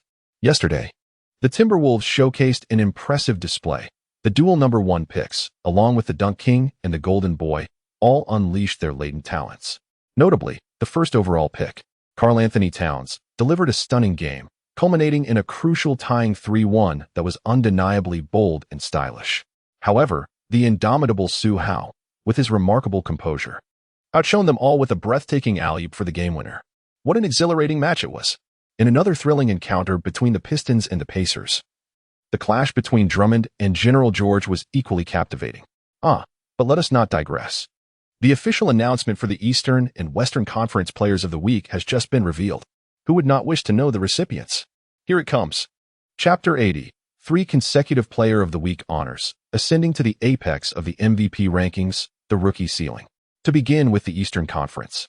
The Player of the Week is none other than Andre Drummond of the Pistons, who, over the past week, averaged an impressive 8 points, 17, 5 rebounds, 1 assist, 5 steals, and 3 blocks per game, achieving remarkable double-double statistics. Furthermore, he led his team to an impeccable record of 4 victories, outshining the likes of LeBron James and the formidable 5 feet 9 inches Isaiah Thomas to earn the title of Eastern Conference Player of the Week for the 3rd week. As for the Western Conference, Su Hao has astoundingly averaged 35, 3 points, 6 rebounds, 7 assists, 3 steals, and 5 blocks per game, leading his team to an impeccable record of 4 victories in as many matches. Furthermore, he has achieved an impressive 11 consecutive wins this season, maintaining his undefeated status and earning the title of Western Conference Player of the Week for 3 consecutive weeks. Additionally, he averages 7 dunks per game. Upon hearing this, fans were once again left in awe. Indeed, Su Hao's performance remains consistently remarkable, suggesting he is on pace to average over 35 points per game by the season's end.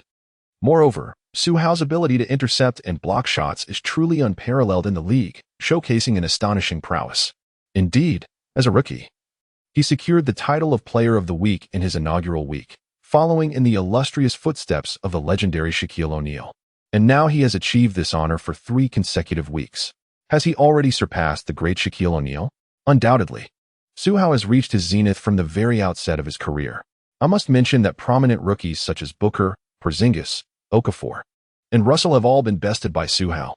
Simultaneously, last night, the first overall pick, Karl-Anthony Towns, executed a remarkable 3-point play to tie the game, expending all his luck, yet even so, he could not triumph over Su Hao. Consequently, it appears that virtually all formidable rookies have fallen to Su Hao's prowess. Although he entered the NBA as a free agent, the talent Su Hao has displayed this season is nothing short of exceptional. I assert that he is indeed the pinnacle of rookie talent, and this is beyond dispute. Moreover, Su Hao has not only been named Player of the Week for 3 consecutive weeks, but he has also been recognized as the Western Conference Rookie of the Month for the same duration, while simultaneously ascending to the top of the MVP leaderboard. With such a plethora of accolades, impressive statistics, and immense popularity, it is unmistakably clear that the title of rookie ceiling belongs to Su Hao. Wow. Su Hao ranked 3rd on the MVP list for 2 weeks and has now surpassed both Stephen Curry and LeBron James to ascend to the pinnacle. This is truly astonishing. One of those he has surpassed is the recently crowned MVP, while the other is the current best player in the league, and yet Su Hao is merely a rookie. This is utterly remarkable. Indeed, last week, Steven averaged 34 points, 8 rebounds, 5 assists, 3 steals, and 3 blocks, with an impressive average of 2 3-pointers per game, leading his team to a perfect 4-0 record. Furthermore, the Warriors have achieved an impressive 11-game winning streak this season, remaining undefeated. Yet, despite such extraordinary statistics and performance, Steven could not surpass Su Hao, a rookie. This is truly surreal. The strength of Su Hao is indeed formidable. Hey, with Steven averaging over 5 3-pointers, it seems he is on track to shatter the 400 3-pointers mark this season, potentially surpassing last season's record by over 100. This is quite extraordinary. The phenomenal Stephen Curry is indeed a prodigy of this era. Upon hearing that Steven averages over 5 3-pointers per game, I am reminded of Su Hao, who similarly boasts an average of more than 5 dunks per game, a remarkable feat in its own right. While such statistics may be commonplace, averaging over 5 dunks per game in the annals of NBA history is a rarity. typically achieved only by legendary centers of yore. However, it is imperative to note that no point guard in the history of the NBA has ever reached such a remarkable average of 5 dunks per game. Should Su Hao maintain this exceptional performance, he will undoubtedly etch a mythos of dunks for a single season, unique to his explosive role as a point guard. Indeed, I wholeheartedly agree, and I am eagerly anticipating this, rather than merely looking forward to the conclusion of the entire season. I find myself yearning for the upcoming All-Star Weekend's dunk contest. If Su Hao participates, with his extraordinary leaping ability and physical prowess, it promises to be a visual spectacle. Reflecting on his previous duels with the reigning dunk champion, Zach LaVine, the anticipation of such a showdown is exhilarating. Yet, before we delve into the distant dunk contest, I have just realized that the Lakers' next opponent is the Pistons. The Pistons, fresh off a 4-game winning streak, with Drummond recently named Eastern Conference Player of the Week, are riding high. Simultaneously, the Lakers are on an impressive 11-game winning streak, with the prodigious Su Hao also claiming his 3rd consecutive Player of the Week title. When these two teams collide, it promises to be a clash of titans. Furthermore, have we observed that despite the current era favoring small ball strategies, where three-point shooting reigns supreme as the most potent weapon for many teams, the Pistons center, Drummond, has carved his own path in the Eastern Conference through sheer dominance in the paint? Su Hao, as a defender, does not rely on the three-point shot from the perimeter nor the offensive tools of the small ball era. Instead, he relentlessly attacks the basket, leading his team to an impressive 11 consecutive victories. Both he and his counterpart represent a unique phenomenon in this age of small ball. When teams led by such exceptional players face off, the match promises to be extraordinarily thrilling. Initially, I thought it was merely a casual encounter, but your enthusiasm has ignited my anticipation for this impending clash. Indeed, I share the same sentiment. Anticipation is palpable. The accolades of Player of the Week, Rookie of the Year, and the MVP rankings, along with the stellar performances from players like Su Hao, Drummond, and Curry, have kept fans engaged in fervent discussions throughout the day. This excitement only heightened as the Lakers prepared to face the Pistons the following day. However, this buzz lasted only until 7 p.m. when Nike officially announced on their Twitter they wished to sign Su Hao for a staggering 7-year, $90 million contract. Yes, a 7-year, $90 million deal, not $50 million.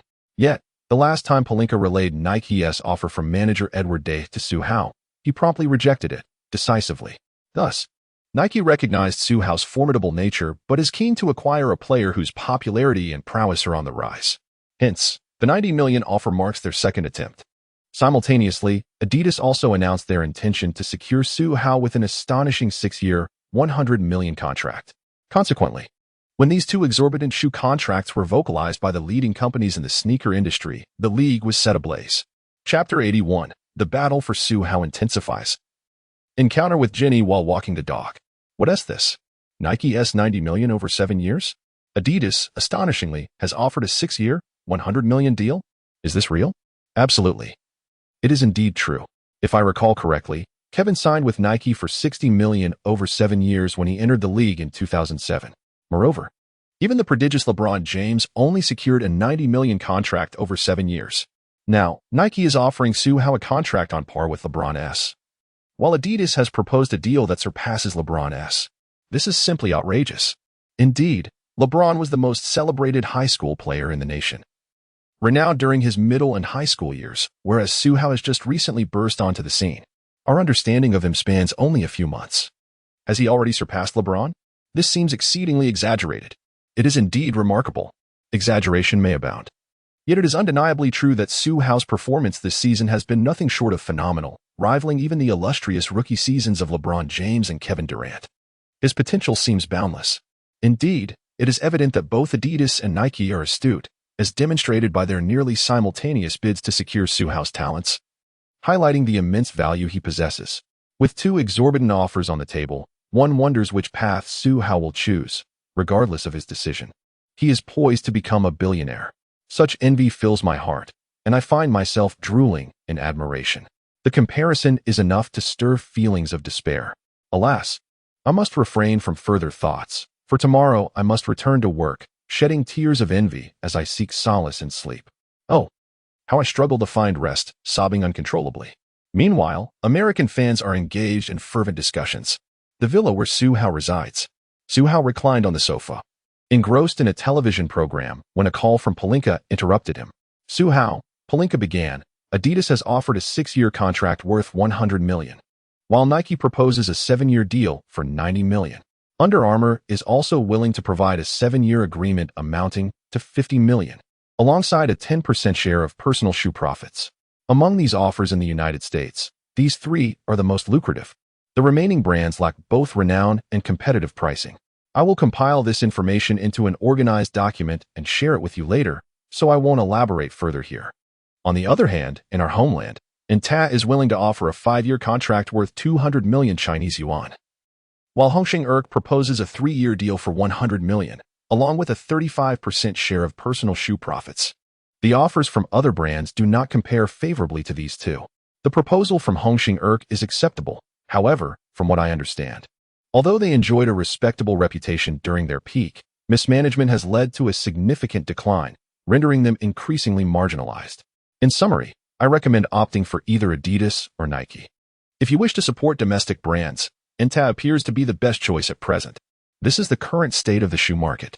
As for endorsement opportunities with other companies, I will handle those and summarize the findings for you later. Upon hearing the name Hongxing Erk, Su Hao could not help but smile, a warmth blossoming within him. With the memories of 2 lifetimes, he recalled how, during the nation's time of peril, they had courageously pledged $50 million to provide assistance, exemplifying a commendable spirit of patriotism.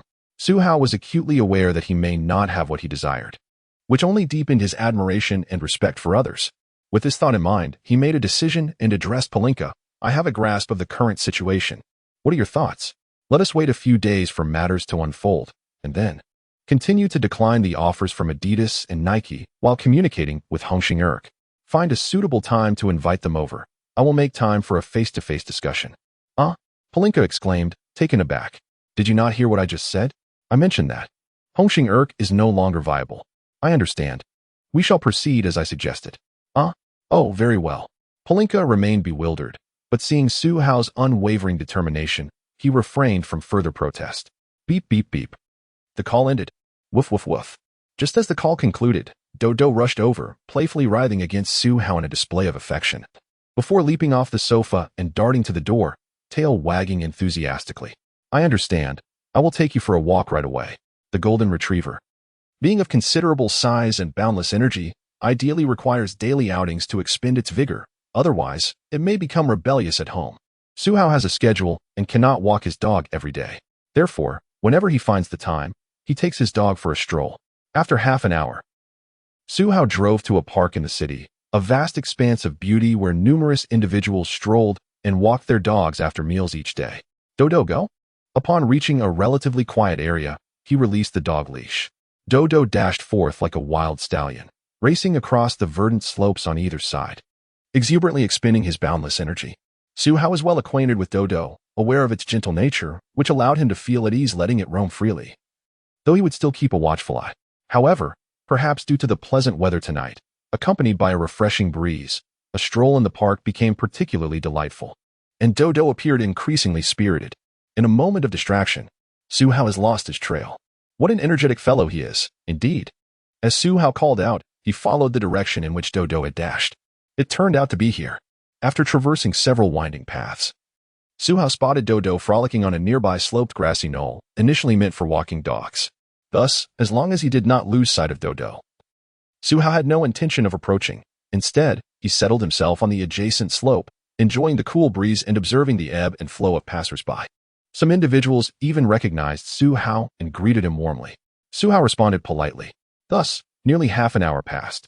It was about time to return. Su Hao stood up, dusting himself off, preparing to go home with Dodo. However, when he glanced at Dodo, he discovered that he was nestled in the arms of another, an alluring woman. No less. Goodness, you incorrigible flirt, Dodo. Su Hao shook his head with a smile and walked over. The girl was half squatting, facing Su Hao. However, her head was lowered, and her long, straight black hair cascaded down, obscuring parts of her face. Thus, Su Hao could not discern the face. Dodo, what are you doing? Hurry over here. Su Hao approached and called out. However, Dodo merely turned its head to glance at Su Hao, then continued to play with the girl, allowing her to rub its furry head. It seemed as though she was its true owner. That wretched dog. Su Hao cast a glance at it, and upon hearing the call, the girl slightly lifted her head and inquired with a smile, "Is this golden retriever your pet?" "So adorable." At that moment, as Su Hao caught sight of her face, he exclaimed. Indeed, this girl, who had utterly captivated Dodo, was none other than Yini, with whom Su Hao had crossed paths during a basketball match against the Pelicans. Furthermore, she was set to be a member of the forthcoming girl group, Blackpink, launched by the IYN Entertainment Company in the Pickle Nation next year. Chapter 82, A Clash of Titans Against the Pistons. Ah, it's you. The incredibly skilled Su Hao, player of the Lakers. Yini also recognized Su Hao, her expression filled with astonishment. What a coincidence. Indeed. Su Hao was quite taken aback and replied with a smile. What brings you here? Shouldn't you be practicing your dance in the studio, preparing for your debut? You seem to know me quite well, he added. Yini blinked her bright, expressive eyes and chuckled.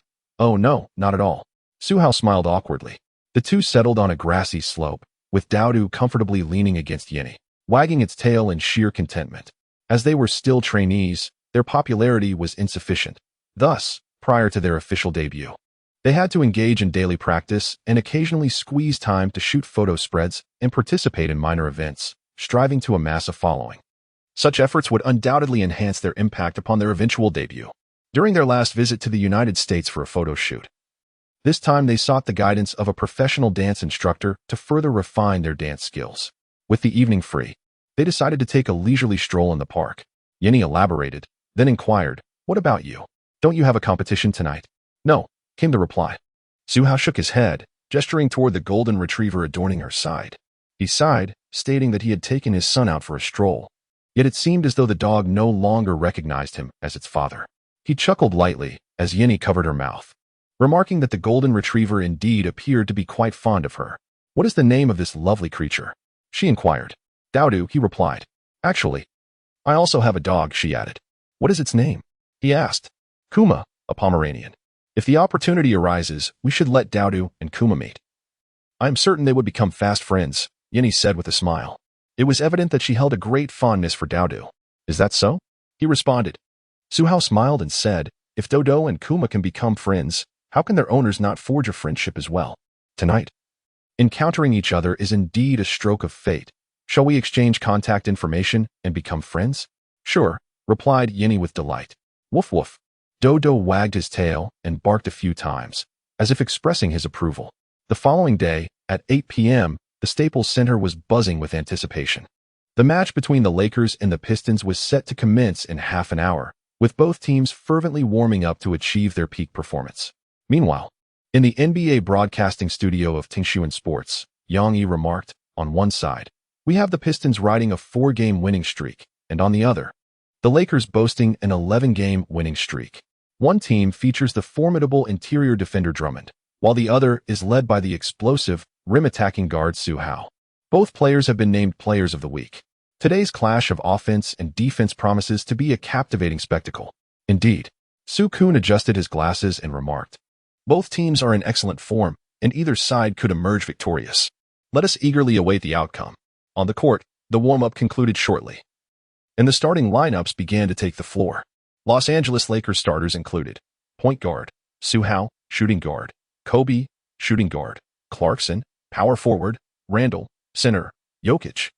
Detroit Pistons starters were point guard, Reggie Jackson, standing at 191 centimeters, shooting guard, Kentavious Caldwell-Pope, at 196 centimeters, small forward, Marcus Morris, at 206 centimeters, power forward, Ersan Ilyasova, at 208 centimeters, center, Andre Drummond, towering at 211 centimeters. The opening tip-off commenced between Jokic and Drummond, with a resounding clap. The fiery Drummond swiftly elevated to claim the basketball, allowing Reggie Jackson to advance and initiate the Pistons' first offensive play. With rhythmic precision, Reggie drove the ball to the left wing, and upon seeing Drummond establish position beneath the basket, he opted for a one-on-one drive against Kobe. With a swift and powerful move, he attacked the rim, aiming for a high layup. However, it clanged off the backboard. Yet, Drummond, with a thunderous roar, soared to secure the rebound, asserting dominance over the offensive glass. He swiftly passed to Morris at the top of the arc, who then found Caldwell-Pope in the left corner. With finesse, Caldwell-Pope received the ball and released a three-pointer. Swish! It found nothing but net. The score stood at Lakers 0, Pistons 3. The Pistons took an early lead as the Lakers gained possession, with Su Hao bringing the ball up, closely guarded by the tenacious Caldwell Pope. Su Hao passed the ball to Kobe, who engaged in a one-on-one confrontation with Reggie Jackson. Accelerating to the right, he swiftly reached the high post, executing a sudden stop. He released a jump shot. Clang.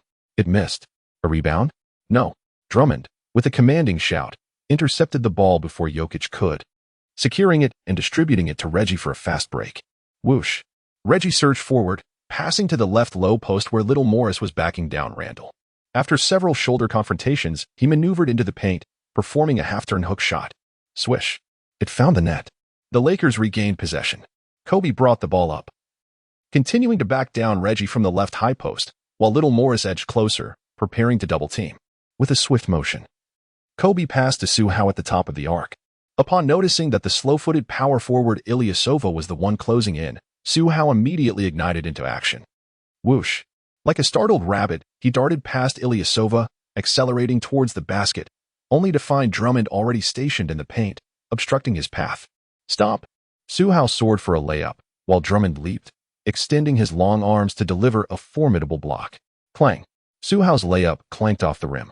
In the subsequent possession, he once again tore through Reggie's defense, charging forward, only to encounter Draymond once more, who stood resolutely in his path. Is he coming again? Su Hao's gaze sharpened as he maintained his speed, executing a wide stride with both feet, once again employing his signature elusive footwork. However, Drummond remained unfazed. Clang. On his final leap for a layup, Su Hao found himself once more thwarted by Drummond's imposing hand, causing the basketball to ricochet off the rim.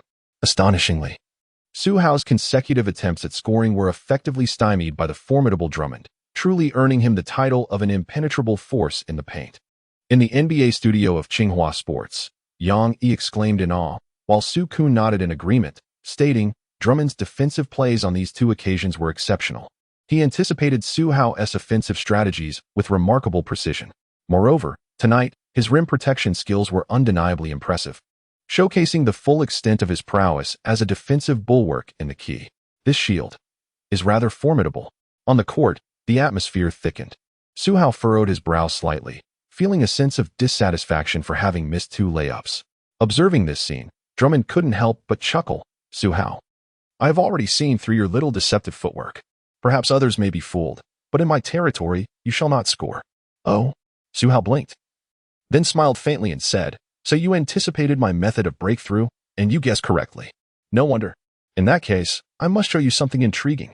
Chapter 83, Parker's Turnaround. Demonstrating prowess. Lakers 4, 9 Pistons. At the onset, Su Hao struggled to find his rhythm, allowing the Pistons to seize the opportunity and establish a 5-point lead. With 9 minutes and 33 seconds remaining, the Lakers gained possession of the ball. Su Hao, positioned at the arc's left peak with the ball, observed Kobe creating space to one side, while Clarkson settled into the right corner. This presented Su Hao with a splendid one-on-one opportunity. Whoosh. He accelerated, breaching Reggie's defense with a decisive burst of speed, followed by a moment of confrontation. Then another surge forward, simple yet forceful, effortlessly tearing apart Reggie's defense. Hiss. Reggie, left behind, gasped, his face contorting in a mask of anguish. Whoosh. Su Hao once again aimed to assault the basket, while Drummond stepped forward once more, reappearing in the trajectory of Su Hao's drive. Futile. Drummond let out a low growl, his face fierce, arms outstretched, exuding an air of certainty in his dominance over Su Hao. Humph. Su Hao let out a grunt, maintaining his speed as he clutched the basketball in his right hand and charged forward. Just as he was about to collide with Drummond, he abruptly propelled the ball towards the left front. It was not a deceptive sidestep. Rather, it was a direct drive to the left. Drummond's gaze sharpened as he swiftly shifted to the left, his tall and robust frame effectively sealing off Su Hao's path of penetration. However, with a resounding whoosh and a thud, Su Hao, having pushed the ball forward, deftly pivoted on his right foot and leaned into the move. In an instant, his back collided with Drummond's chest. Yet, in the next moment, Su Hao pivoted on his right foot, executing a counterclockwise turn as he maneuvered the basketball with his left hand, seamlessly alternating between left and right. In an instant, Su Hao executed a swift turn to evade Drummond, achieving a clean escape. After pivoting, he utilized his left hand as the axis, with his right foot taking a decisive step towards the right side of the basket, culminating in a low-handed layup. Swish. The ball found its mark. Though this account may seem intricate, in reality, Su Hao's maneuver was akin to a spinning top. A rapid turn that allowed him to score with a layup in the blink of an eye. What an extraordinary feat. Drummond was taken aback. He had not anticipated that the brash Su Hao could execute such a quick turn. He had believed that his own elusive footwork was the pinnacle of skill, turning past his opponent. Wow, it appears Su Hao has unlocked a new technique for breaking through defenses.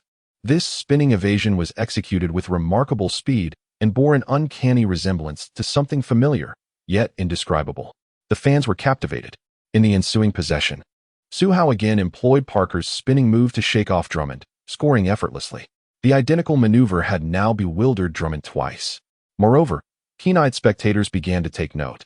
Su Hao's spin was exceptionally swift, and he remarkably maintained his balance, precisely locating the basket with his layup. This rapid, top-like spin was strikingly familiar.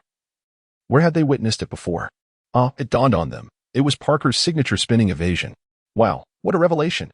Meanwhile, on the court, during a single possession, Su Hao cut into the right wing, penetrating to the edge of the paint, only to face a double team from Pope and Morris. However, with a swift motion, Su Hao showed no signs of deceleration, executing a forward push past Pop, followed by Parker's spin, seamlessly navigating between Pop and Little Morris. What? This scene left Drummond, who had been drawn out by Jokic, utterly astonished. Magnificent. The front row fans erupted in cheers, bracing themselves for a celebration. Bang. However, Su Hao's subsequent layup after the spin failed to find its mark. Although he possessed Parker's remarkable ability to maneuver, it was unrealistic to expect every shot to succeed. Alas. A chorus of disappointed sighs echoed from the sidelines. Drummond exhaled softly, expressing his frustration, missing an open layup. It seems he isn't truly capable of such sharp spins and crossovers. It must have been mere coincidence.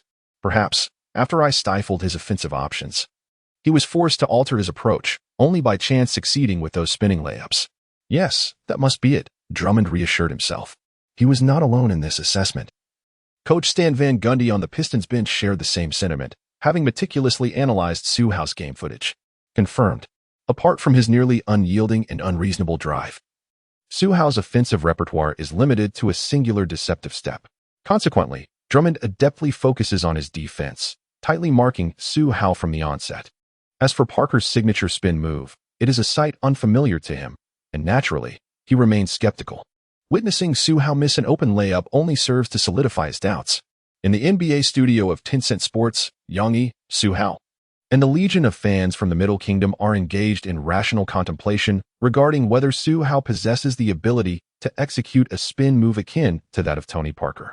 Thus, the first quarter, initially characterized by a conventional matchup, or rather, a battle of wits between Su Hao and Drummond, transformed into a collective speculation regarding Su Hao's potential to replicate Parker's elusive maneuver. Su Hao was unaware of the thoughts of those around him. However, after experiencing the sweet taste of success with Parker's spin move, he began to relish the latter half of the first quarter, further honing this newfound skill. He consistently employed this technique to score. At the conclusion of the first quarter, the Lakers led the Pistons 28-26, with Su Hao contributing 13 points, 8 of which were derived from Parker's spin move. He executed the spin 6 times, achieving success on 4 occasions. Thus, everything was essentially clear. During the intermission, in the NBA studio of Tencent Sports, Yang remarked with a smile. Not only does Su Hao possess the elusive footwork of the Flash, Dwayne Wade, but he also embodies the spinning prowess of the little tornado, Parker. Moreover, his level of proficiency is quite commendable. Indeed, Su Kun was equally astonished, stating that Parker's spin move possesses 2 crucial elements. First, the necessity for swift acceleration. Second, maintaining a stable center of gravity following the turn. Su Hao possesses remarkable speed and has now honed his ability to maintain his balance. His agility in executing swift turns has significantly enhanced his intimidation factor, which accounts for his impressive ability to outmaneuver Parker and score a commendable 8 points in a single quarter. Prior to today, we had never witnessed such a breakthrough from Su Hao. Could it be that he has made such remarkable progress in such a short span of time? Aha. Yang chuckled. At present, this seems to be the only plausible explanation. It appears that not only does Su Hao possess rare physical talent, but his learning ability is also exceptional. Truly formidable. Ha ha ha. Su-kun couldn't help but chuckle as he adjusted his glasses and remarked, "The current Su Hao has not only mastered Wade's elusive steps but has also acquired Parker's spinning moves. His breakthrough skills are quite impressive." Initially, Su Hao's image at the start of the season resembled that of a reckless brute akin to Westbrook. Now, one cannot help but wonder how formidable a brute becomes once equipped with technique. The anticipation is palpable. Chapter 84, When a Brute Acquires Skill on the Court. During the second quarter, the competition amongst the substitutes commenced. Stanley Johnson, the Pistons rookie selected 8th overall this year, took to the floor alongside Brandon Jennings. Yes, the very Brandon Jennings who once surpassed LeBron to become the youngest player to score 50 points, a prodigy who debuted at his pinnacle. A standout of the 2009 Silver generation, Jennings initially garnered more attention than Curry, with his remarkable 55-point performance against the Warriors marking a defining moment. That night, he was the most dazzling presence in the world, relegating Stephen Curry to the role of mere backdrop, a mere accessory to his brilliance. However, the tides have turned. Curry is now the reigning MVP, while Jennings has swiftly fallen from grace due to an Achilles injury, finding himself in the shadows of the bench. This reality evokes a sense of nostalgia and reflection. With 4 minutes and 15 seconds remaining, the substitutes clashed, and given Jennings commendable form tonight. Alongside the rookie Stanley's determination to match Su Hao's impressive play, the Pistons bench surged ahead, claiming a 6-point victory, thus putting the Pistons up by 4. A timeout was called by Scott. The Lakers starters returned to the court, with Su Hao positioned at the top of the arc, facing off against Jennings in a duel between the youngest 50-point scorers of their respective eras. It certainly promised to be a captivating encounter. However, whoosh! Su Hao executed a swift counterattack, effortlessly evading Jennings. He penetrated into the paint, leaping off the ground with an astonishing vertical leap and explosive power. The substitute center was left with no opportunity to even leave the ground. Boom! Su Hao executed a thunderous dunk that reverberated through the arena. During the defensive possession, facing the commendable form of Jennings this evening, Su Hao effortlessly maneuvered to lock him down with 2 consecutive breakthroughs. Merely 2 possessions. Su Hao's overwhelming dominance over Jennings was vividly displayed. As fellow 50-point scorers, the clash between the old and the new was decidedly one-sided. Indeed, Jennings has already fallen from grace, leaving many fans astonished. Coach Stan Van Gundy, however, showed no surprise after merely 2 plays. He called a timeout to bring his starters back. The game resumed. Crash. Pope's 3-point attempt from the perimeter missed, but DeAndre Drummond secured yet another offensive rebound. He dished it out, and Reggie drove in, executing a delicate floater from within the free throw line. Swish. What a fine shot. Drummond roared in triumph. For his defensive prowess had afforded his teammate a second chance, which was converted into points. He felt a profound sense of accomplishment and confidence.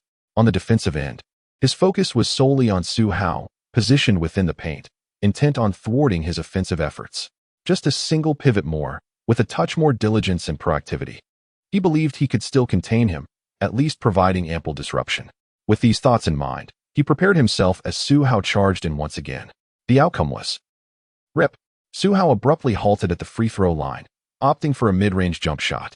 Swish. It found its mark. What? A jump shot? Drummond was taken aback, unable to fathom that Su Hao had refrained from driving in once more. And then, with 5 minutes and 47 seconds remaining, he executed a series of quick steps, one to the right, one to the left. Su Hao first collided with Reggie, then deftly maneuvered past the power forward Ilyasova with a series of elusive steps, successfully executing a layup. For minutes and 22 seconds. Bravo! Su Hao executed a breakthrough on the left wing, initially performing a standard confrontation turn to shake off Reggie Jackson. Subsequently, as he penetrated the paint, Parker elegantly spun like a top to evade his defender, effortlessly surpassing Drummond. Swish. The low-angled layup found its mark.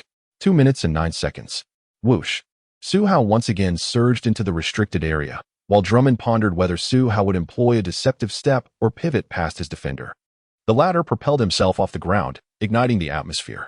With a resounding boom, he executed a one-handed slam dunk, forcefully shattering the rim. At 1 minute and 14 seconds. As Su Hao barreled into the paint with reckless abandon, the Pistons were left bewildered, unsure of how to counter his offensive maneuvers. They could only resort to double-teaming him. Thus, swish. Su Hao swiftly passed the basketball outward. Although his passing skills were rather ordinary, finding an open teammate was never a challenge. With a resounding clap, Kobe received the ball at the left arc, gazing at the unguarded hoop. He adjusted his stance slightly and raised his hand for a three-point shot. The ball sailed through the air, swish. It found its mark with precision. As the second quarter concluded, the Lakers led the Pistons 65-55, enjoying a 10-point advantage. During halftime, in the NBA studio of Teammates Sports, Yang Yi observed the score difference and turned to Su Hao, saying, "Teacher Su Hao, what thoughts do you have regarding the Lakers' 10-point lead?" After a moment of contemplation, Su Hao remarked, clearly, "The Lakers' ability to maintain a 10-point lead must stem from Su Hao's exceptional offensive skills combined with his techniques. Isn't that a given?" Yang Yi, with a playful blink, responded, "The Lakers' impressive performance in the new season undoubtedly arises from the extraordinary prowess of the chosen one, Su Hao. Don't you think your statement is somewhat dismissive?" Haha. Su Hao smiled and continued, "What I say holds no ambiguity, for you must understand that tonight's matchup features Drummond. His defensive prowess is already formidable, and this week, his performance in the paint has reached an extraordinary level.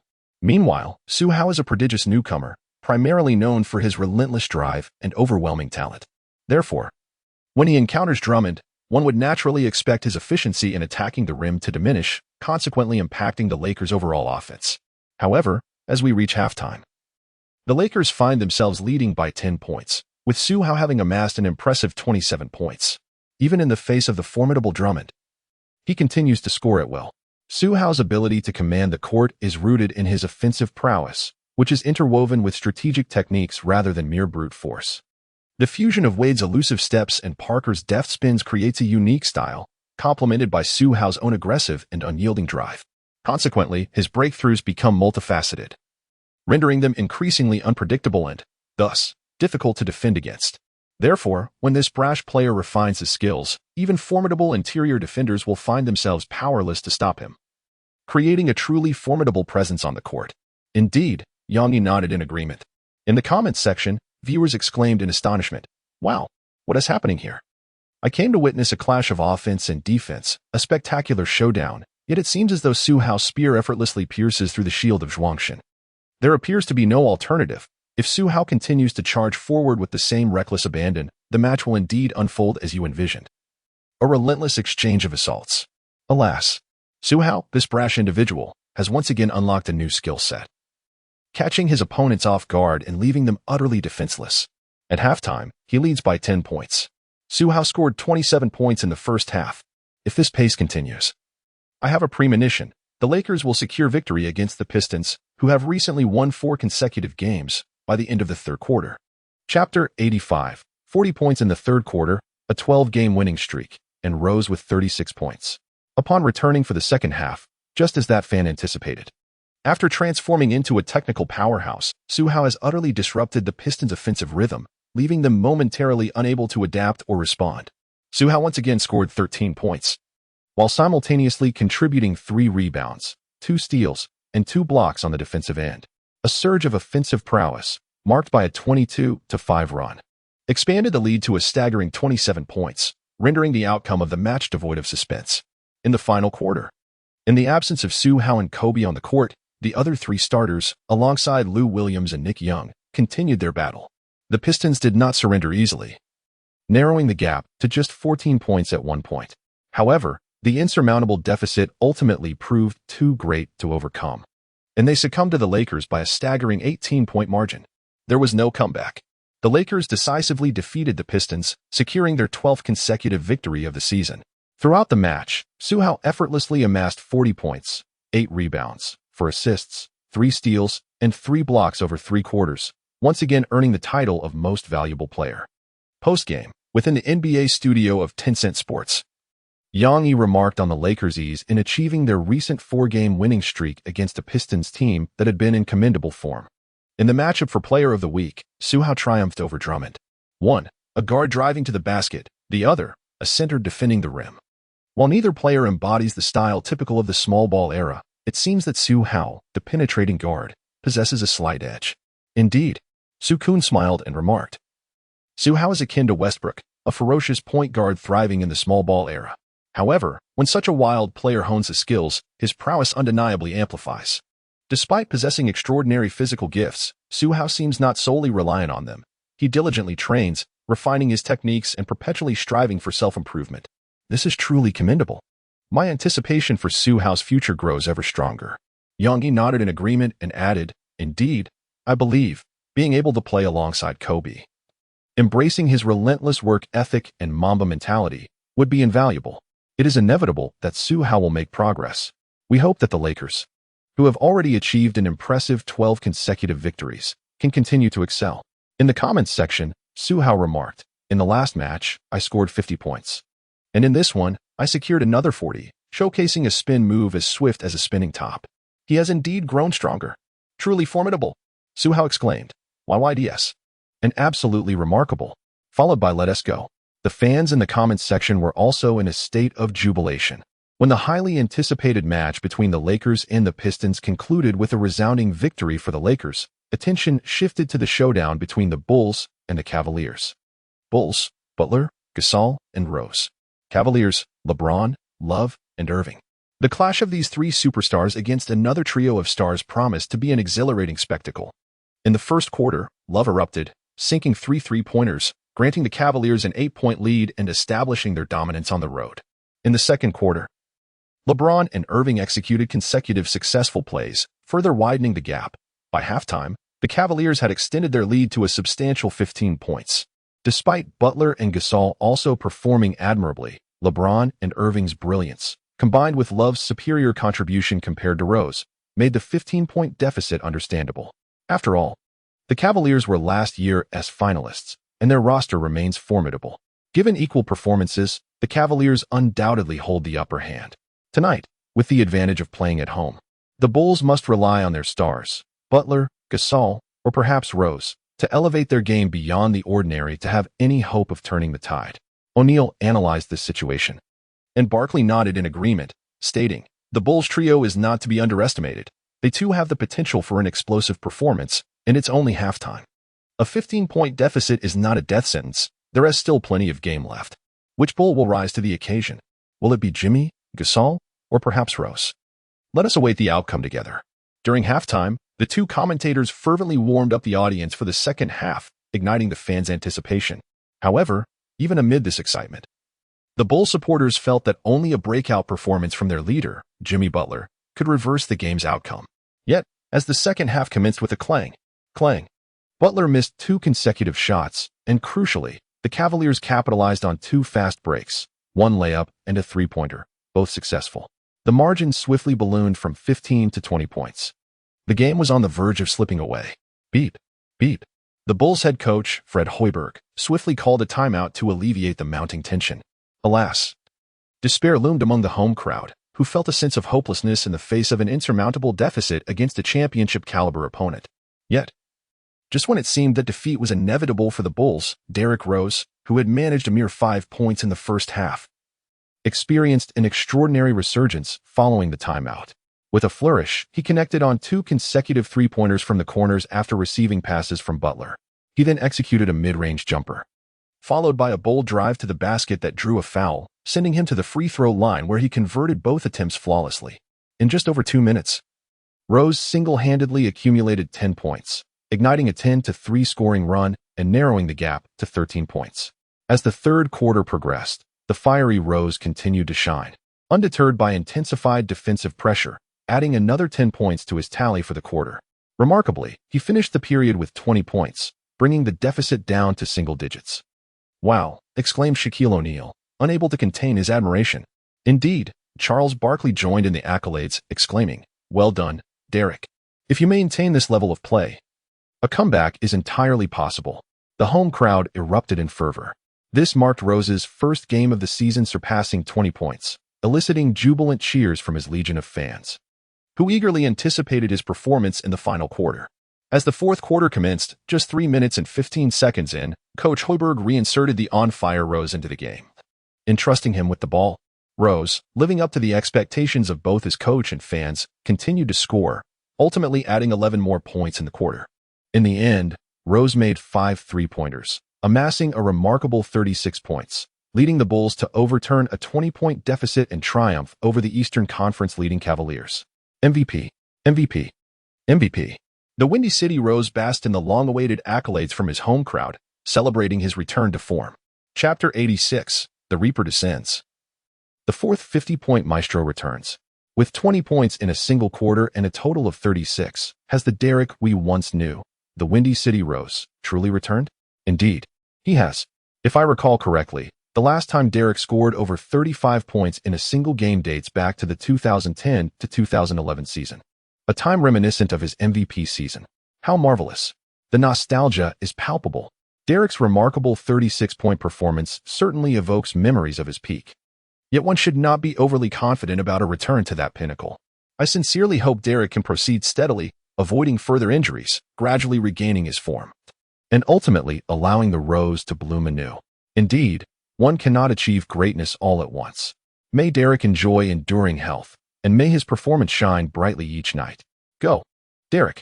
The following day, Rose's 36-point game soared to the top of Twitter trends, causing countless fans to rejoice that their youth had returned. With this resurgence, there is a collective anticipation for the day when the Rose will once again flourish.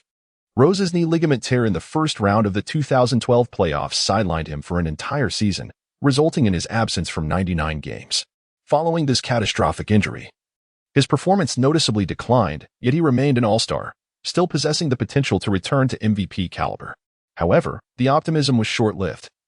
After just a few games upon his return, on November 22, 2013, Rose suffered a torn meniscus in his knee, leading to another season-ending injury and missing a total of 76 games. Upon his comeback, Rose's performance waned once more, creating a sense of despair about his return to former glory, further testing the patience of both fans and the team. In February of this year, Rose suffered yet another meniscus tear, missing 20 games.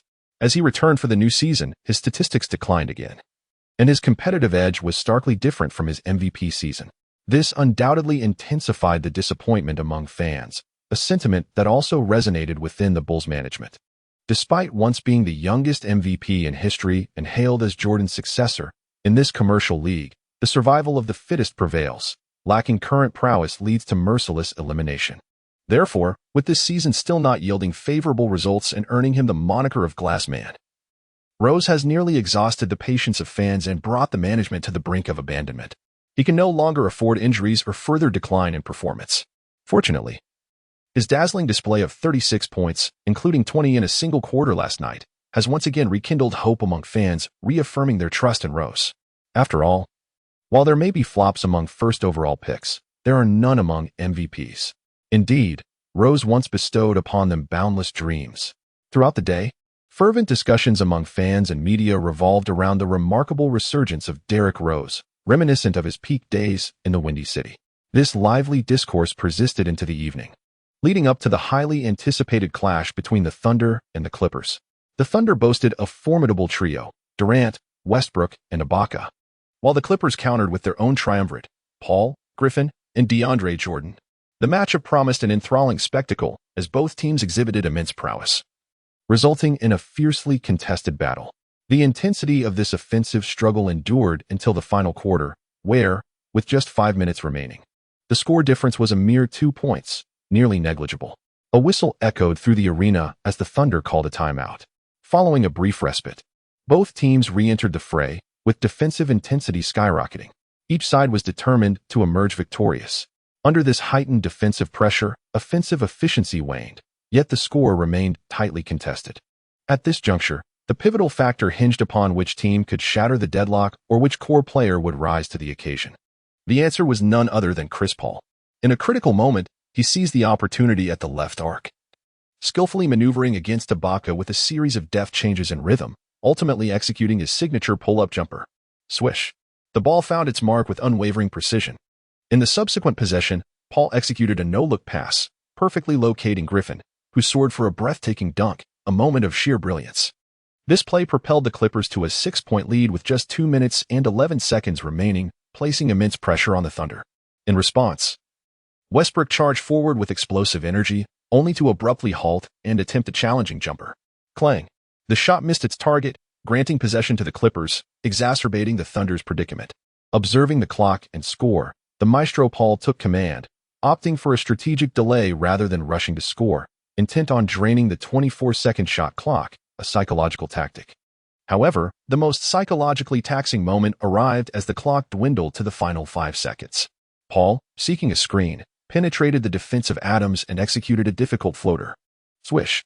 The ball swished through the net, extending the lead to 8 points with merely 1 minute and 21 seconds left, leaving the Thunder teetering on the brink of despair. Alas, the Clippers emerged victorious. Barkley, known for his bold assertions, prematurely declared the outcome of the game. However, no sooner had he uttered these words than Durant, with an intense aura of determination, positioned himself at the top of the key on the left side. With Griffin's defense pressing against him, he launched a three-pointer with precision, striking the net with a clean swish. But the excitement did not end there. Following an aggressive defense from Roberson that severely disrupted Paul's efforts, the Clippers' offensive attempt faltered. In an instant, Westbrook seized the opportunity, driving towards the basket and drawing the defense, before dishing the ball out to Durant once more, who stood just outside the three-point line. With finesse, he released another arrow from beyond the arc, and once again, it found its mark. "Oh my God!" exclaimed O'Neal, his eyes widening in disbelief. Durant has hit another three-pointer, narrowing the gap to just 2 points. At that moment, Durant had already sunk 5 three-pointers, accumulating an impressive 47 points. With only 5 seconds remaining, both teams still had a chance.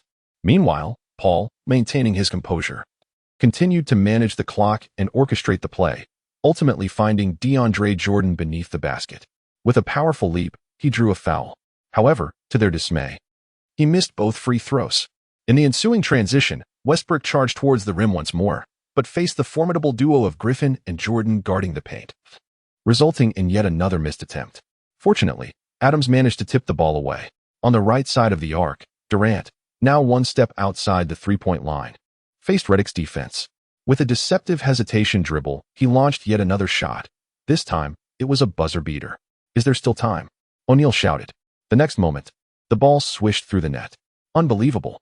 Barkley exclaimed. In a critical moment, Kevin has hit 3 consecutive three-pointers, embodying the essence of the Grim Reaper, scoring 50 points and sealing the fate of the Clippers. It was utterly remarkable, a display of pure madness. The home crowd erupted in thunderous applause, akin to the roar of a collapsing mountain. After regaining his composure, O'Neal added, "Last night, Derek exploded, and tonight, Kevin has followed suit, becoming the 4th player this season to reach the 50-point milestone. Yet, I distinctly remember that the Los Angeles Lakers' next 2 games would be against the Bulls and the Thunder." Chapter 87, versus the Bulls, Parker's advanced spin move indeed. The upcoming adversaries for the Lakers are the Bulls and the Thunder. Presently, Rose has erupted for 36 points. Reminiscent of his peak performance, he has triumphed over the Eastern Conference's leading Cavaliers, who boast LeBron James. Meanwhile, the Grim Reaper Durant delivered a game-winning shot, scoring 50 points and toppling the trio of superstars on the Clippers, marking the 4th instance this season of a player crossing the 50-point threshold. Evidently, both the Bulls and the Thunder are in exceptional form as of late.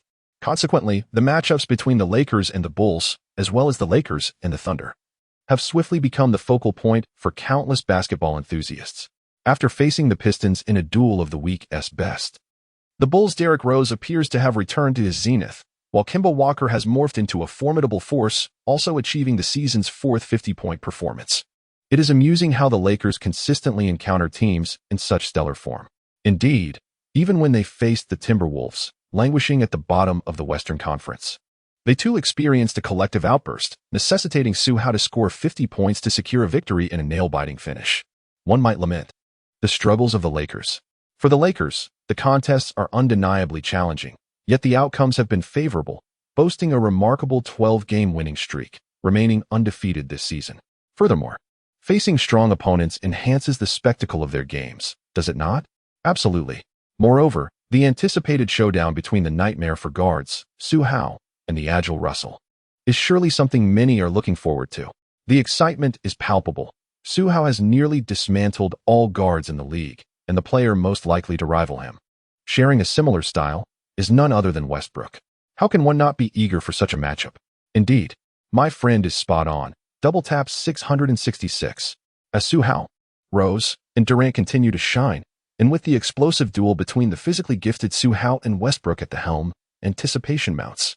The following day, at 8 p.m., the United Center, home of the Chicago Bulls, the players from both teams are vigorously warming up on the court half an hour before the game. In the commentary booth, Amy Johnson remarks, "Hey, Kenny, which player are you most excited to see tonight?" Kenny Smith pondered for a moment and remarked, "If it were before, I would certainly wish to see the rookie Su Hao continue to deliver exceptional performances, further redefining our perception of his talent. However, after Derek's astounding 36-point game last time, a feat he hadn't accomplished in 5 years since his MVP season, the echoes of his former glory seemed to resonate once more. The question now is whether he can sustain this remarkable form tonight, genuinely recovering and transforming back into the original Windy City Rose, or if this resurgence is merely a fleeting moment. This anticipation is indeed palpable. Indeed, Amy Johnson nodded in agreement. Su Hao has consistently demonstrated excellence and will undoubtedly continue to do so, while Derek's bloom has seemingly faded. Yet, the memories of his past brilliance have instilled in us boundless hope, and witnessing the possibility of a revival only heightens our eagerness for that day to arrive. Absolutely. Regardless, tonight's matchup promises to be thrilling. They continued as the pre-game excitement built. In the Bulls' home arena, countless fans donned the iconic red jersey emblazoned with Rose's number 1, a tribute to their beloved team. It was clear that the Chicago fans had gathered this evening with Rose in mind. Soon, warm-ups concluded, and the starters took to the court. The Chicago Bulls starting lineup included point guard Derrick Rose at 191 centimeters, shooting guard Mike Dunleavy at 206 centimeters, small forward Jimmy Butler at 201 centimeters, power forward Taj Gibson at 206 centimeters, and center Pau Gasol at 213 centimeters. The Los Angeles Lakers starters featured point guard Su Hao, shooting guard Kobe, shooting guard Clarkson, power forward Randall, and center Jokic. And so, the game commenced with a jump ball between Gasol and Jokic. With a swift motion, Gasol tapped the basketball to Gibson, who glanced at Rose and Butler before passing it to Butler. With determination, Butler advanced the ball, initiating the Bulls' first offensive play. Reaching the right high post, he faced Clarkson in a one-on-one confrontation. With the ball in his right hand and his stance low, he suddenly accelerated, driving toward the baseline. Engaging in physicality, he came to a sudden halt, pulling the ball back through his legs, evading Clarkson's defense. With finesse, Butler executed a jump shot. Swish. It was a flawless basket. Wow, Butler's offensive prowess has become increasingly solid. It is no wonder he was last season's most improved player. And he is exuding more and more leadership qualities. The score stands at Bulls 2, Lakers 0, with the Bulls taking the lead. The Lakers now possess the ball. Su Hao advanced with the ball, reaching the top of the arc, where he executed a handoff to Jokic, positioned at the high post. The latter received the ball and assessed the situation. Suddenly, with a burst of speed to the left, he made a swift backdoor pass to Kobe, who cut in from the right. With a quick acceleration, he halted at the right edge of the free throw line and took a jump shot. Clang. It missed. Who would secure the rebound? Gasol attempted to snatch it, but was outmaneuvered by Jokic, who, still stationed at the left free throw line, deftly acquired the ball and, while pivoting, assisted Su Hao with a screen. Whoosh. Su Hao accelerated to the right, distancing himself from Ross and making a direct assault towards the basket. Collapsed the defense. Butler roared as he moved in to assist simultaneously. Gibson joined the fray. Yet, Su Hao remained composed, executing a deft leftward dribble turn. With a flourish, he showcased Parker's signature spin move, slipping through the narrow opening with finesse. Su Hao swiftly maneuvered between Butler and Gibson, darting into the paint. Thud. Su Hao leaped into the air like a springing bamboo shoot, and Gasol hurriedly rushed to defend. However, he did not anticipate that Su Hao would execute a slam dunk, arriving just a moment too late. Boom. Su Hao, defying the formidable defense of Pau Gasol, executed a powerful two-handed dunk that reverberated through the arena. Ah, the audacity. A guard, like a bolt of lightning, pivoted seamlessly and penetrated the paint, soaring to deliver a thunderous slam dunk. Such ferocity left the Bulls fans in a state of bewilderment. Meanwhile, in the commentary booth, Amy Johnson marveled, exclaiming, "Goodness." While others like Tony Parker spin like a top, skillfully controlling their bodies to finish with a layup, this is something else entirely. Su Hao's prowess is remarkable. He executed a dunk, reminiscent of an advanced Tony Parker-esque spin move. Ha ha ha, Kenny Smith remarked. For Tony Parker, this must be a more challenging technique. However, for Su Hao, I believe this advanced spin maneuver simplifies his offensive play. Chapter 88. Bad news. Rose is injured yet again. Indeed. The small whirlwind spin move combined with a soaring dunk. The former necessitates speed and body control, while the latter demands vertical leap. The former suits speedy guards, whereas the latter is ideal for tall, powerful centers. Thus, the fusion of both techniques is undoubtedly an evolution of Parker's spin move. Yet, to possess both attributes seems feasible only for an extraordinary player like Su Hao, who can execute it effortlessly.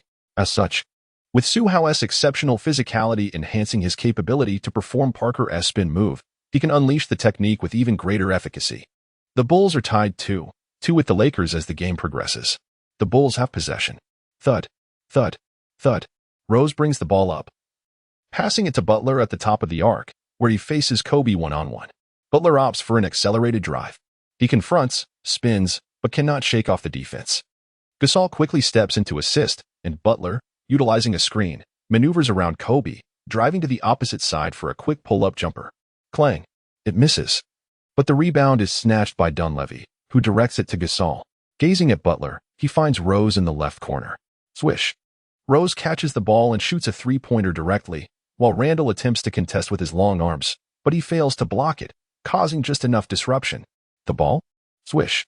It finds the net with a crisp sound. In the next possession, Rose stands at the perimeter, patiently awaiting the ball. Butler and Gasol attempt a collaborative offensive play, but it falters, leading them to pass the ball back to Rose. Swish. Rose takes a step and releases a floater. Swish. Another score. He has now netted 5 consecutive points. Yet, this is not the end. A minute later, without the ball, Rose again receives a pass at the right arc. Swish. A pinpoint three-pointer. He has tallied 8 straight points. Beep beep. Scott calls a timeout. A barrage of 12 for an offensive onslaught has brought the Lakers to a halt. Swish. The home arena erupted in a cacophony of excitement. Derrick Rose, in his splendid form this evening, brought boundless joy to the fans who had come to see him, eliciting cheers and applause. In the commentary booth, the exuberant Emmy Johnson exclaimed, "OMG. Derrick is on fire tonight and remarkably efficient." Notably, even while playing off the ball, he effectively capitalized on his teammates' missed attempts, showcasing his extraordinary skill. How impressive. If he were to take on the primary scoring role, imagine the heights he could reach. Kenny Smith nodded in agreement, reflecting, "The Derrick we see tonight evokes memories of his MVP season." He speculated that if Coach Hoiberg granted Derrick more opportunities, he might truly flourish. Perhaps, the rose would bloom once more. Indeed, as Kenny envisioned. Rose's exceptional performance prompted Coach Hoiberg to allow him to initiate plays as the primary ball handler following a Lakers timeout. The once third option, Rose, now embraced the role of the lead playmaker, a refreshing change for him. Taking a deep breath on the court, Rose understood the significance of this moment and should have felt exhilarated. However, after enduring numerous injuries and facing relentless criticism over the years, he had come to see the league for what it truly was, a realm that valued only raw talent. Thus, at this moment, Rose felt little tumult within. Regardless of his status, his sole focus was on playing the game earnestly. As the first quarter concluded, the Bulls led 34-28 over the Lakers. Despite Su Hao's impressive 12 points, 3 rebounds, 1 steal, and 1 block in that quarter, the Lakers trailed by more than 6 points. This was largely due to Rose's outstanding performance, as he accumulated 14 points, 4 assists, and 1 steal. His statistics were nothing short of magnificent. During the intermission, on the Bulls bench, Gibson beamed, "Derrick, you're playing exceptionally well tonight. Truly remarkable." As a witness to Rose's triumphs and tribulations, Gibson felt a swell of joy at the prospect of the rose blooming once more. "Great job, Derrick." Pau Gasol chimed in, sharing in the delight. Butler, wearing a broad smile, slapped hands with Rose, saying, "Your form is improving, Derrick. This is fantastic for us, the Bulls." Rose humbly replied, "It's just a slight improvement." Rose responded with a smile, yet a twinge of melancholy nestled in his heart as he murmured, "Our Bulls." He then shook his head, choosing not to dwell on it too much. Clearly feeling his condition improving, Rose no longer wished to yearn for more. The present was sufficient, and he felt content. Listening to the joyful praises from his coach and teammates, Rose, who scored 14 points in the first quarter and had performed remarkably in the last 2 games, finally revealed a hint of a smile. "Derrick, Derrick." The home crowd erupted with exuberance, cheering for Rose. Among them were the previously disheartened fans, the heavy-set, the slender, and the bald, who had witnessed Rose's vacant gaze and forlorn demeanor during the Bulls match against the Celtics. "Yay, the Derrick we know is truly coming back," exclaimed the slender fan, brimming with excitement. "Indeed," nodded the heavy-set fan, patting his protruding belly. "Flowers may bloom again, but youth will not return. MVPs are never mere flukes." Injury shall never deter a player who loves basketball. The rose will inevitably blossom. The Derek we adore, one who stands unmatched, is finally on the verge of returning. Joy abounds. The bald fan waved his arms, shouting, "Derek, Derek, give it your all. Let the Windy City Rose bloom in full glory." Amidst the electrifying atmosphere of the home crowd, the second quarter commenced. Initially, there was a back-and-forth exchange during the rotations, with the two teams' bench players engaging in a competitive duel, but the score remained unchanged. However, the starters were granted a moment of respite. With a sharp whistle, Hoiberg called a timeout, and the starters returned, with the fervent Rose re-entering to a cacophony of cheers. Boom! At the top of the arc, as the second quarter resumed, Rose immediately transformed into the primary offensive threat, facing Kobe's defense. He gradually shifted his body to find his rhythm. In the instant he held the ball in his right hand, whoosh, he suddenly accelerated, darting toward the right free throw line. As Kobe closed in, Rose abruptly halted, pivoted, and surged to the left. He shook off Kobe, driving into the paint, taking one step into the key, and leaping for a layup. Randall had also come to provide help defense, leaping to block with his long arms. Rose remained unfazed. Boom. In midair, he maneuvered to evade the contact, preparing for a reverse layup. Yet, just as he eluded Randall's defense and poised to shoot, a sudden scream escaped his lips, his expression contorted in agony. And the basketball slipped from his grasp. In the next instant, thud, he crashed to the floor. Buzz, hearing Rose's anguish cry. The hearts of everyone in the arena trembled in unison. Chapter 89. Disappointment. The Bulls team and management thud. Rose lay on the floor, clutching his left ankle. His body curled in pain, his complexion grim, and he appeared to be in great distress. Derek Rose. No. Oh my God. It should be fine, shouldn't it? Within the arena, Bulls fans, along with all spectators, cradled their heads in anxious trepidation. Regardless of their allegiance to Derek Rose, everyone is acutely aware of his former splendor. Thus, the prospect of witnessing the Rose bloom anew evokes a collective anticipation. At the very least, no one desires to see him injured again. For he has always delivered breathtaking dunks, approached the game with utmost seriousness, and treated his fans with sincerity. An athlete of such character seldom attracts detractors. On the court, Julius Randle, observing the anguished Rose, shook his head repeatedly, his expression rife with remorse. He merely acted on instinct to defend, never intending to harm Rose. Absolutely not. The Bulls' medical staff rushed to the scene, followed swiftly by players such as Butler, Gibson, and Gasol, eager to ascertain the situation. After a thorough examination and inquiries from the medical team, Rose, with their assistance and flanked by two teammates, made his way to the locker room for further evaluation. At this moment, the precise nature of the injury remains uncertain. It is unclear whether it is serious. The large screen above the arena replayed the moment of contact. Randle lunged sideways, his knee colliding with Rose's left ankle as he leaped, resulting in the injury. The game continued, and while possession reverted to the Bulls, the thoughts of their players and fans alike were far removed from the contest. Please, let it not be serious. Injury seemed inevitable, yet one could only hope that Derek's ailment would be minor, requiring merely a day or two of rest. Ideally, he would be back for the second half. Indeed, Derek had only recently begun to show signs of resurgence. Hinting at a return to his former glory, his Rose was on the brink of blooming once more, and it simply could not wither away. I just saw Derek clutching his left ankle. Could it be an Achilles rupture? If that were the case, it would be catastrophic. No, let not such a grim fate befall him. Torn ACLs and menisci are already the limits of Derek's endurance for severe injuries. He cannot sustain another significant setback. It cannot be. It must not be. Derek, you must emerge unscathed this time. This season may very well hold the promise of your resurgence, one that has been long awaited. Please return tonight, Derek.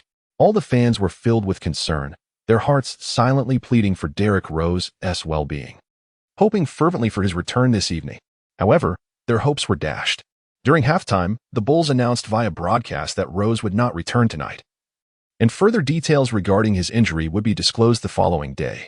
As for the game, the absence of Rose, a pivotal force, proved detrimental. Faced with the formidable Lakers, who were riding high on a 12-game winning streak, Butler and Gasol could not withstand the onslaught. In the first quarter, the 6-point lead that Rose had crafted for the team was swiftly erased by halftime. In the third quarter, Su Hao and Kobe orchestrated a remarkable counterattack. By the end of the third quarter, the Lakers held a commanding 13-point lead, which they maintained until the final whistle. comfortably securing yet another victory over the Bulls this evening. Su Hao graced the court for 36.5 minutes, delivering an impressive performance with 38 points, 8 rebounds, 4 assists, 3 steals, and 2 blocks, including 7 breathtaking dunks and a solitary three-pointer. Once again, he showcased an impeccable display. Presently, both the Lakers and the Warriors are basking in the glory of a 13-game winning streak, standing tall together at the pinnacle of the Western Conference. The following day, the 13-game winning Lakers, alongside the resplendent Su Hao, dubbed the Son of Destiny, continue to captivate public discourse. Concurrently, Derrick Rose's injury has emerged as a focal point of concern. By 3 p.m., the Chicago Bulls finally disclosed the nature of his ailment on Twitter. Derrick Rose has sustained a left ankle sprain, with an anticipated recovery period of 1 to 2 weeks. The announcement sent shockwaves through the community. Alas, Derrick is injured once again. Oh, why must the heavens bestow such extraordinary physical gifts upon you, only to be plagued by incessant injuries that hinder your ability to play? Once more, he finds himself sidelined. It is truly disheartening. With each recurrence of injury, his prowess diminishes further, leaving one to ponder what remains of his potential. I am convinced that upon his return from this latest setback, his abilities will have waned yet again, rendering him perhaps no more than a peripheral player. The once vibrant Rose has now withered entirely. It is lamentable, especially after such a promising recent performance, with the possibility of a triumphant return to form, only to be dashed by yet another injury. How can this be? How can fate be so cruel? The once dominant force in the league, the man who once overshadowed the young king, the youngest MVP in history, when will he return? Such thoughts are futile. He is but a fragile figure now, a mere shadow of his former self, and that MVP status belongs solely to the past. Now just a fleeting dream. Let us not dwell on that. Derrick may never find his way back. Indeed, just as I had begun to harbor my last glimmer of hope, it has been extinguished, and I have completely lost patience with him. I can no longer wait for his return. Chicago, too, cannot afford to linger in anticipation. The moment for waiting has passed. Thus, from this day forth, I shall embrace the steady ascent of Jimmy Butler, who is poised to evolve into an all-star caliber player, believing him to be the next man to lead the Bulls forward. I too stand by this sentiment. Indeed, the player most likely to inherit the mantle of Jordan is not Derrick Rose, but the homegrown Jimmy Butler. But hold on, Derrick's injury is merely an ankle sprain. A period of rest for 10 days to 2 weeks is all that is required, and surely he will return to showcase his talents once more. And then, will he not just suffer another injury? Enough is enough. The relentless injuries have eroded my patience with Derrick. I am weary. Once again, Rose is sidelined, leaving fans disheartened and impatient, especially after a recent resurgence in form that led fans to believe he was on the verge of reclaiming his peak. The abrupt injury feels like a descent from heaven to hell. This has rapidly diminished fans' patience with Rose, to the point where, even with the injury report indicating that it was merely a minor twist from a collision, requiring only 1 to 2 weeks for recovery, the anticipation has waned. They are unwilling to wait for a player who might suddenly succumb to injury once more. Moreover, the disappointment and impatience extend beyond the fans. The management of the Bulls is equally affected. In Chapter 90, titled Endorsing Audi, $15 million for 1 year, we find ourselves in the manager's office of the Bulls. General Manager Jerry Krause, Coach Fred Hoiberg, and Assistant Coach Dex Winter are seated on the sofa. Sighing deeply, Hoiberg lamented, after just 2 games, or rather, 1 standout performance, he is injured once again. Oh, Derrick. Winter slightly shook his head. This latest injury truly makes me believe Derrick may never return. He risks becoming utterly mediocre. His career will be a continuous battle with injuries, preventing him from focusing on the game. Such a player is of no use to the team. He seems destined to be a burden. Indeed, Krause nodded emphatically. We cannot afford to wait any longer. Derrick holds the largest contract on the team, yet he continuously hinders our progress. This season, the team is performing well and aims for greater achievements. Derrick must contribute. If he cannot, we must consider trading him to strengthen the team. Huh? Hoiberg responded, surprised by this revelation. Jerry, although Derrick is injured, this is not a significant injury. Is trading him really necessary? Furthermore, Derrick still possesses considerable popularity with the Bulls. As long as he is on the roster, the viewership for games will remain robust. Yes. Winter concurred. Humph. Krause interjected with a huff. Popularity? Derrick's appeal has been depleted over the years due to his relentless injuries. Now, all that remains is disappointment. It would be wise to trade him while we can, to bolster the team. With Derek's salary, we could likely enhance the team's strength. That does make sense. When nodded slightly and remarked, after all, the team is currently centered around Jimmy Butler, with Pau Gasol providing support. The absence of our third star, Derek, is not a significant detriment. If we could identify a more suitable player for reinforcement, that would indeed be preferable. Broberg pressed his lips together and said, well, if there is a viable trade proposal that suits the team, we could certainly consider placing Derek on the market. Indeed, the disappointment among Bulls fans and management regarding Rose's recurring injuries has led to a waning of patience. However, this is not the most dire situation. The gravest issue is that Rose's injuries not only exhaust his existing fan base but also hinder his ability to attract new admirers, suggesting that, as the Bulls manager indicated, Rose is on the verge of mediocrity, both in terms of his personal prowess and popularity. The discourse surrounding Rose's latest injury has ignited considerable debate. Meanwhile, Su Hao has not been idle, instructing Pelinka to announce on Twitter the rejection of Nike's 7-year, $90 million offer and Adidas' 6-year, $100 million proposal. The revelation sent shockwaves through public opinion. Oh my goodness, he turned it down? That is a fortune, one that I could never hope to earn in a lifetime. No, not even in 3 lifetimes. How can Su Hao possibly decline? How absurd is that? Indeed, it is quite preposterous. However, I believe Su Hao must possess his own discernment in making such a decision, or perhaps he is merely confident in securing an even more substantial contract. Certainly, just consider this. The prodigious LeBron James, upon entering the league, was awarded a 7-year contract worth $90 million. This is akin to Su Hao's current offer. Yet, one must remember that LeBron secured this deal in 2003, while we are now in 2015, a time when the value of money has markedly changed. This is the crux of the matter. Since the beginning of the season, Su Hao's performance and statistics have surpassed those of LeBron. Consequently, the price that Nike offers, seemingly equivalent to that of LeBron, is actually considerably lower than what was initially proposed to him. It is no wonder that Su Hao would decline such an offer. Indeed. Nevertheless, it is remarkable for a mere 19-year-old to boldly turn down a contract worth hundreds of millions. Su Hao's audacity and confidence are truly commendable. Confidence is synonymous with greatness. Fans are abuzz with excitement. Furthermore, Su Hao's rejection of both Adidas and Nike was anticipated by these brands, as they never expected to easily secure his endorsement amidst fierce competition. Meanwhile, as both Rose and Su Hao stirred considerable activity online, Pelinka and Su Hao drove to the northern side of Los Angeles, arriving at the Audi headquarters to discuss a contract. A contract? Indeed. The influence of Su Hao's formidable skills and popularity in the NBA has attracted attention not only from sneaker companies but also from automotive brands. Additionally, Audi recognized that Su Hao drives one of their vehicles, believing that this shared interest would facilitate a smoother conversation. Thus, we find ourselves in the present scene. Hello. Mr. Su Hao, Mr. Rob Pelinka, this way please. As soon as Su Hao and Pelinka arrived, Jim Mann, the manager of the Audi sales department, warmly welcomed them. Pelinka, straightforward as ever, stated Jim Mann. As I mentioned over the phone, Su Hao has a fondness for Audi vehicles. Since your esteemed company wishes to engage in discussions, I have turned down numerous endorsement contracts from other automobile companies. Understood, Jim Mann replied with a smile. I assure you, we will present Mr. Su Hao with a satisfactory offer today.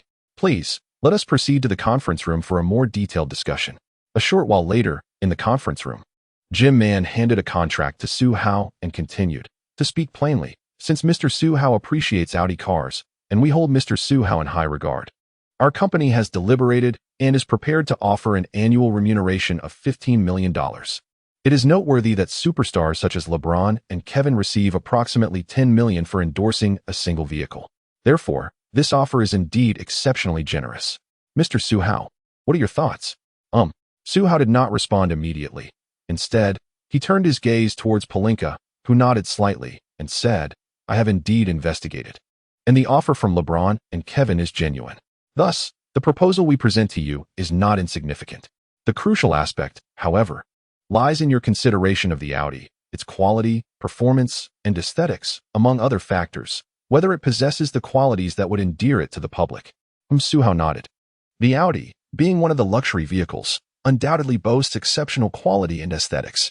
Thus, after further contemplation, Su Hao turned to Jim Mann and smiled, saying, I hope my endorsement will lead to a surge in Audi sales, achieving a win-win situation. Naturally, Jim Mann responded with a smile. Our company has always had a keen eye for talent. Mr. Su Hao's involvement will undoubtedly inject a significant amount of popularity into our firm. Thus, the conversation concluded.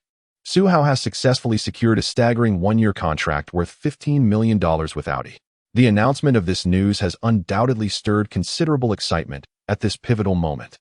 Chapter 91. Scarlett's Praise. Du Xiaoshui. Stealing offerings. On one hand, he declines offers from Adidas and Nike, while on the other, he signs an exorbitant contract with Audi worth $15 million for a single year. Incredible. Is this truly the kind of resource that a player who has only participated in a mere dozen games in the league should possess? Indeed, if my understanding is correct. Among this year's rookies, aside from Su Hao, there hasn't been a single player who has attracted the attention of any sneaker or automotive companies, has there? Yet, the situation unfolds as such. Su Hao has not only been coveted by sneaker companies, but also commands exorbitant endorsements from automobile manufacturers. The disparity is indeed striking. One might easily assume that Su Hao is the top draft pick of this year. Towns, once again, I find myself offended. Polite Towns, is it you? There is no remedy. With Su Hao's current peak performance, leading his team to an astonishing 13-game winning streak, he unquestionably deserves abundant resources. Furthermore, I believe this will only increase. This is precisely because Su Hao's prowess allows for such plentiful opportunities. The upcoming showdown will be a spectacular clash between the Lakers and the Thunder. I envisage that Su Hao, who recently turned down Adidas and Nike to endorse Audi, will deliver a dazzling performance to prove his worth and popularity. Indeed, however, to speak candidly, the Thunder have been exceptionally formidable this season. If the 2011 to 2012 season marked the zenith of the Thunder's trio, this season may very well represent the pinnacle of the franchise's history, although they are without Harden. The strengths of Kevin, Russell, and Serge Ibaka have significantly escalated, all at their prime. Additionally, the team's overall composition is commendable. Thus, the Thunder this year are undeniably powerful. Indeed, the explosive combination of Kevin and Russell, when unleashed, will be virtually unstoppable. Despite Su Hao's undeniable strength, it remains uncertain whether he can withstand the pressure. I must express that the impending clash with the Thunder will undoubtedly be the most formidable opponent the Lakers have encountered this season, presenting the greatest challenge yet. This battle is destined to be far more exhilarating than any previous encounters. Indeed, it promises to be quite the spectacle. For those who might be wondering, I am already 20 years old this year and have yet to awaken my Sharingan. Is that normal? 666. 666. As discussions intensified, accompanied by the stir caused by Su Hao, the anticipation for the Lakers' confrontation with the Thunder escalated. That evening, the illustrious Hollywood star Scarlett Johansson took to Twitter to proclaim, "Su Hao, this rookie, is truly remarkable. I hope he can continue to lead the Lakers to victory and help them go further." She accompanied her words with a renowned artwork depicting Su Hao soaring over Isaiah Thomas, an unabashed compliment that undoubtedly sparked considerable excitement. Is Scarlett Johansson actively showing her admiration for Su Hao? Alas, my goddess, my enchantress, has seemingly fallen for him. This is simply unfathomable. Adidas and Nike are vying for his favor. Audi has offered him a multi-million-dollar annual salary. And now, even my idol is showing interest. How enviable Su Hao is. Ahem. It appears I ought to tag Kevin Durant here. Not only did I miss out on my goddess's affections, but now she is also lavishing praise upon another. This is truly disheartening. Hey, is anyone feeling a bit envious of Isaiah Thomas? What a background character. Scarlett Johansson's intriguing remarks certainly elicited envy from numerous fans, and naturally, they also invited some jest aimed at Durant. Concurrently, as the subject of this unfolding drama and a keen observer of Scarlett's activities, Durant was quick to notice her tweet. With a cold snort, Durant, feeling somewhat perturbed, immediately responded on Twitter, stating, "Tomorrow night against the Lakers, I will put an end to their 13-game winning streak. This year's Thunder will once again contend for the championship. What reward might I receive from Scarlett if I defeat the Lakers?" Indeed, it seems Durant, seemingly miffed, was directly addressing Scarlett. While she adeptly utilized the ensuing rumors to generate buzz, she replied, "If you can end the Lakers' winning streak, I might reconsider letting you drink my bathwater." Buzz. With just that single line, Durant appeared invigorated, as though he had received a surge of adrenaline, and promptly tweeted, "Brothers, stay tuned. Tomorrow night, I, Kevin, will undoubtedly put an end to the Lakers' 13-game winning streak." This tweet was almost instantaneous, released the moment Scarlett replied. as though he had been vigilantly monitoring his phone, eagerly awaiting her response. The speed was truly astonishing. Men who can promptly respond to women are truly devoted to them. Du Xiaoshuai's affection for Si has remained unwavering. He is a man of singular devotion, deeply in love. However, one might find humor in the notion of a devoted man, as one who yearns for the bathwater of others might merely be a pitiable figure or, perhaps, a simp. The phrase simp suggests that in the end, one may attain everything they desire. A fan, under the name Transforming into Light to Protect Nico Robin, remarked with a chuckle that while Su Hao has only played a few games in the league, Si readily praises him. Yet Kevin has long desired to drink bathwater. And still, Si shows him no regard. Nonetheless, even with a hint of opportunity, Kevin relentlessly pursues her, believing he can win over the goddess. To be frank, the comments made by the fan, Transforming into Light to Protect Nico Robin, were rather harsh. Even if they hold a grain of truth, such bluntness is unwarranted, as it lacks respect for Durant. This could place Durant in an uncomfortable position, wouldn't you agree? Indeed.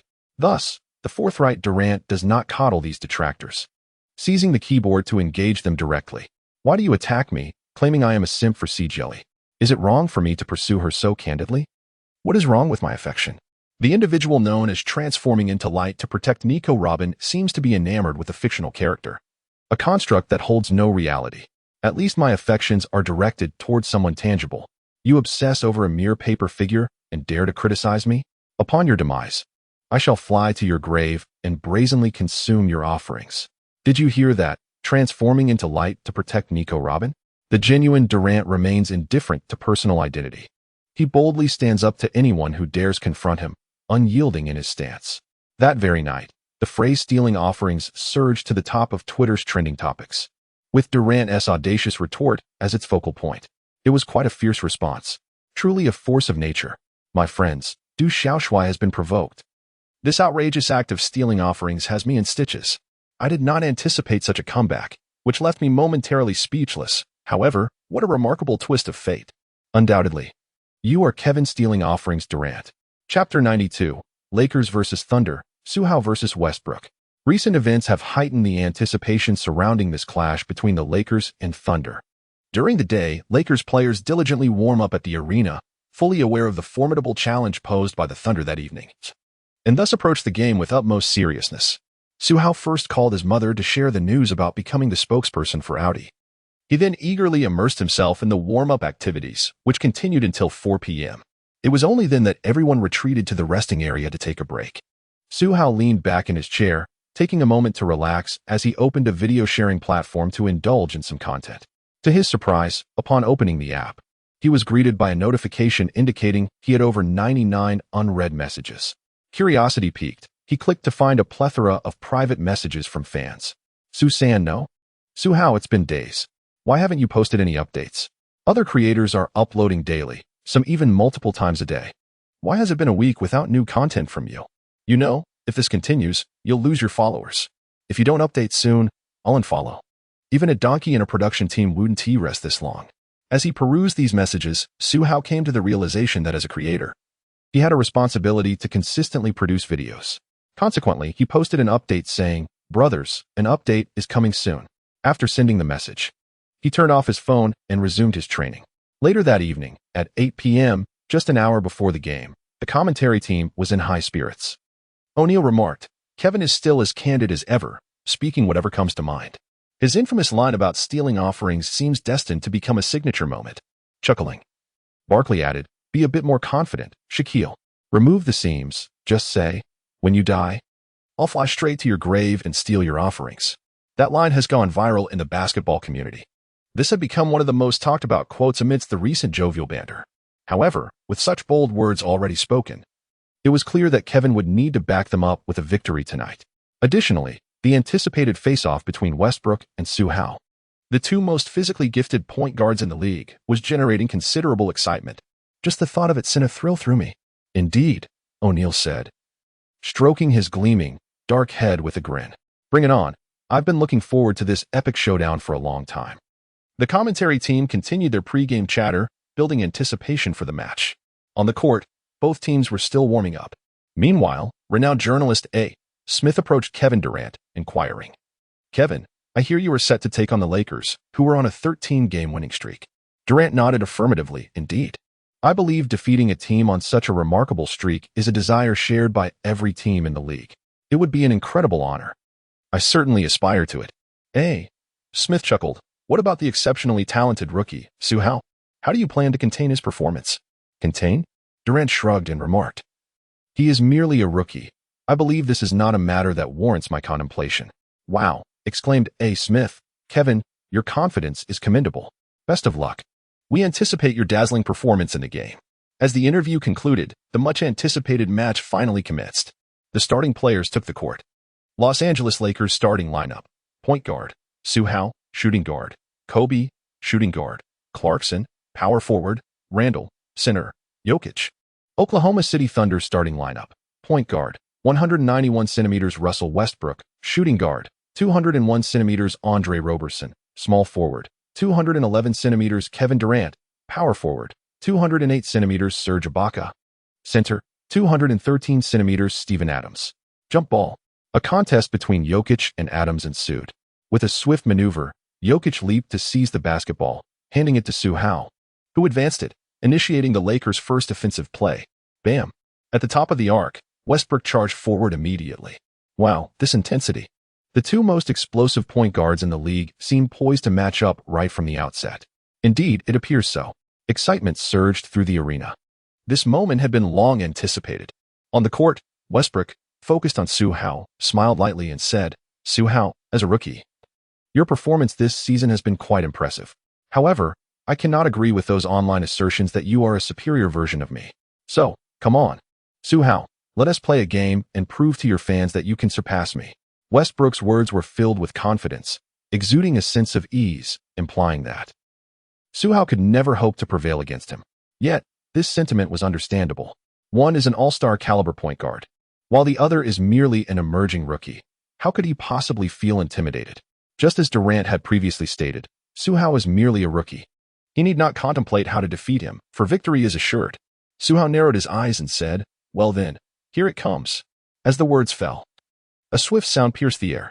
As Su Hao lowered his center of gravity, he propelled himself swiftly to the right, his speed astonishing.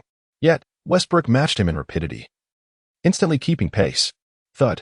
The two athletes collided with fervor, a spectacular display of muscle against muscle, their confrontation both fierce and captivating. They engaged in a series of relentless clashes. Su Hao was unable to overpower Westbrook, and had it been an ordinary guard, Su Hao might have only needed a single confrontation to displace him. Wow, is this the explosive physical prowess of Russell? Even the formidable Su Hao cannot easily push him aside. Indeed, as everyone has surmised, it appears that within the realm of point guards in this league, only Russell possesses the fortitude to withstand Su Hao's onslaught. The confrontation between Su Hao and Russell is a pinnacle clash of strength. From the outset, the match captivated the audience. Barkley exclaimed in excitement. However, as his words echoed, Su Hao, after yet another clash with Westbrook, accelerated and left him behind. Indeed, even the formidable Westbrook could not prevail in a battle of strength against Su Hao, who possesses power surpassing that of Karl Malone. With a swift move, Su Hao tore through Westbrook's defense, darting into the paint, soaring for a layup while confronting Adams. Suspended in midair, he evaded the block and released the ball off the backboard. Swish! It found the net with certainty. In Chapter 93, the single quarter featured a complete shutdown of Westbrook, solidifying the nightmare for guards. The rookie Su Hao aggressively overwhelmed Russell, executing a commanding layup. In this encounter of titans, Su Hao appeared to exhibit a more explosive physical prowess. Yet, this match had only just begun, and their duel was merely unfolding. O'Neal and Barkley were both exhilarated. Witnessing such fierce competition between point guards in the small ball era was precisely what commentators and fans yearned for. Westbrook, undeterred by the intense competition with Su Hao, narrowed his eyes, realizing that both speed and strength were on par. It was no surprise that this young talent could emerge as the most formidable rookie. He felt compelled to elevate his game. Losing to a rookie in his own position would be a blow to his pride. With this thought, Westbrook focused intently, a surge of fierce determination igniting within him. On the next possession, he aimed to score against Su Hao. With a swift pass from his close ally Durant, Westbrook received the ball from the baseline, signaling him to attack Su Hao. For Durant, winning the game sufficed, but for Westbrook, Defeating Su Hao was essential to assert his dominance as the league's premier point guard. Thud. Westbrook advanced to the left arc, facing Su Hao, and slowly shifted his body. Searching for an offensive rhythm, Durant and Roberson instinctively moved aside, granting Westbrook the opportunity. As space opened up, Westbrook carefully retreated a step, bending his knees to gather strength. Before abruptly accelerating forward, his attacking style closely mirrored Su Hao's. In an instant, thud, their bodies collided fiercely once more, a clash of muscle against muscle. Who would emerge victorious in this relentless struggle? The outcome remained uncertain. Westbrook was taken aback. It would be understandable if he, as the defender, failed to assert himself and was pushed aside by Su Hao. However, now as the offensive player, it was utterly perplexing that he could not overpower Su Hao. It is worth noting that, within the entire league, there are only a handful of players at the point guard position who can surpass him in strength and explosiveness. Among them, he certainly did not consider the rookie Su Hao. Humph. With a snort of defiance, Westbrook once again mustered his strength and charged forward. Yet he remained unable to gain any ground. Nevertheless, he had already initiated his movement. Whoosh. He accelerated fiercely towards the basket, intending to utilize his explosiveness and leaping ability to confront Su Hao and execute a layup. Little did he know, Su Hao's leaping ability and explosiveness were even more astonishing, accompanied by an impressive wingspan that surpassed his own. Su Hao, with a commanding shout, swiftly pursued from the flank. What? As Su Hao's large hand reached out, Westbrook's pupils dilated in shock, prompting him to swiftly adjust his shooting angle and arc, desperately evading Su Hao's block. However, this forced alteration rendered his shot entirely distorted. The result? Clang. The ball ricocheted off the rim. TCH. Westbrook huffed, a hint of dissatisfaction evident. The rebound was secured by Jokic, who passed it to Kobe. Upon crossing half-court, Kobe decisively handed the ball to Su Hao. Go, unleash your prowess. Kobe urged earnestly. Understood. Su Hao nodded slightly. Since Westbrook had boldly issued a challenge with such confidence, how could he, as the nightmare of guards, possibly back down? Blast. Whoosh. Su Hao charged forward with the ball, much like Westbrook in his prime, exhibiting an audacious tenacity. In an instant, the two bodies collided once more in a fierce confrontation. Who emerged victorious? There was no doubt. Su Hao once again seized the opportunity, skillfully maneuvering past Westbrook by a half-step, accelerating further to send him tumbling aside, and then driving straight to the basket. He leaped for a layup. Ibaka rushed to defend. Wow. Su Hao skillfully maneuvered in midair, evading the defensive coverage, before executing a deft bank shot. Swish. Another successful basket. TCH. Russell Westbrook let out a disdainful grunt, his irritation mounting as he struggled to break past Su Hao during the transition offense. Once again being outmatched in their battle of strength. Clang. He forcefully charged towards the rim, only to strike iron once more. This won't do. Westbrook narrowed his eyes. His gaze sharpening, he realized that mere brute force would not suffice, for Su Hao is indeed a formidable powerhouse. In terms of raw strength, I find myself at a disadvantage. For me, it is the harmonious combination of power, speed, and explosiveness that will allow my forays to the basket to reach their zenith. With this understanding, Westbrook steeled himself. As another play unfolded, he received the ball, surveying the court's dynamics before retreating to a point just beyond the three-point line. Then, with a whoosh, he accelerated, setting a screen as he clashed with Su Hao, charging towards the rim like a man carrying a bomb, showcasing the pinnacle of his strength, speed, and explosiveness. Typically, such a drive from Westbrook would be insurmountable for any point guard. The outcome relied solely on his shooting touch and the quality of the defensive response. However, Su Hao is truly exceptional, possessing the leaping ability of Jordan, the strength of Malone, and a speed that surpasses that of A. His power, velocity, and explosiveness surpass every aspect of Westbrook's game. Given this, it is utterly unrealistic, if not impossible, for Westbrook to rely solely on his innate talent to overpower Su Hao. Bang. Once again, under Su Hao's defensive pressure, Westbrook's attempt to drive to the basket ended in yet another miss. Fortunately, Durant secured the rebound. Splash. As Westbrook retreated, his frustration boiled over. Damn it. An irate Westbrook, refusing to back down, launched himself once more at Su Hao with even greater ferocity. However, bang. This time, Su Hao, leveraging his innate gifts, effectively thwarted Westbrook's reckless drive, swatting his shot away with ease. The crowd erupted with fervor, ignited by a series of stellar defensive plays. culminating in this emphatic block that sent waves of excitement through the home fans. Moreover, during the transition offense, Su Hao, in a one-on-one scenario, not only held his ground against the formidable Westbrook, but also showcased his repertoire with Wade's elusive step and Parker's spinning maneuver. His multifaceted offensive strategies allowed him to score at will, even against a player whom he had previously been compared to at the season's outset. Frustration mounted within Westbrook, his face darkening as he grappled with the reality of being unable to score or defend effectively. This unforeseen predicament was beyond his imagination, leaving him momentarily disoriented. Humph! With a cold scoff, Westbrook seized another opportunity, barreling towards the free-throw line. As onlookers anticipated his aggressive drive towards Su Hao, he suddenly halted, executing a quick pull-up jump shot. This shot, Su Hao mistakenly believed that Westbrook would lower his center of gravity, leading to a defensive lapse. Despite closing out in time, Westbrook managed to get a clean look. The result? Bang! Another miss. Astonishingly, with no success on nearly open shots. Westbrook's offensive efficiency plummeted under Su Hao's defense, eliciting murmurs of disbelief from the crowd. At the end of the first quarter, the score stood at 31-24. With the Lakers leading by 7 points, holding a slight advantage. In the stands, a fan glanced at the score before checking the player's statistics. His eyes widening in shock as he exclaimed, "OMG. Russell went 0 for 8 in the first quarter, completely blanked by Su Hao." Chapter 94, Westbrook's humbling moment. What? Westbrook was shut out? Is that real? I remember him attacking several times in the first quarter. How is it possible he scored nothing? It's more unbelievable than gold. I cannot believe it. Su Hao actually managed to completely shut out Westbrook in a single quarter. How astonishing. How terrifying. This is truly inconceivable. Can Su Hao really be this formidable? It seems utterly exaggerated. It's hard to comprehend. Indeed, Westbrook's scoreless quarter left countless fans in a state of shock, marveling at Su Hao's immense prowess while simultaneously feeling perplexed. For even if Su Hao is exceptionally talented, it seems implausible that he could completely neutralize an all-star starting guard, especially one as explosively athletic as Russell Westbrook.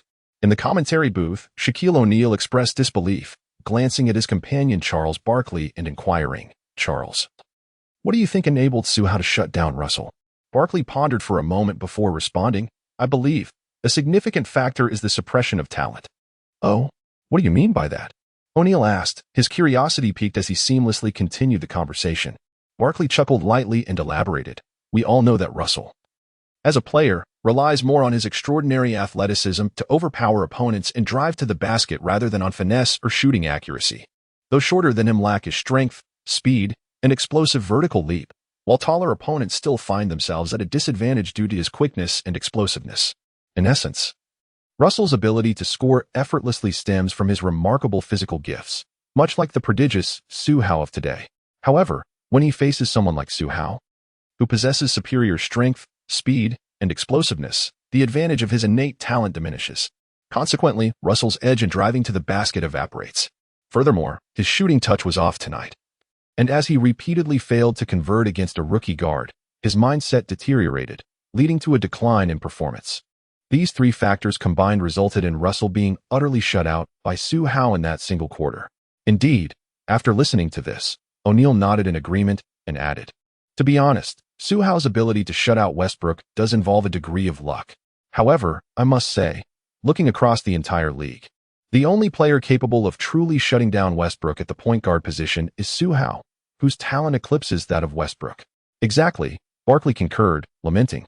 For Su Hao to hold Westbrook to 0 for 8 in a quarter is a testament to his prowess as a guard's nightmare. This title may very well be solidified after tonight's performance. Boom. As everyone absorbed the reality of Su Hao's incredible feat against Westbrook, they were engulfed in shock and amazement.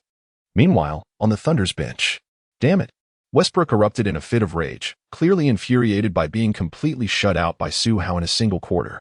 His frustration was palpable. He was thoroughly displeased, utterly vexed. After all, was Su Hao truly that formidable, being merely a rookie?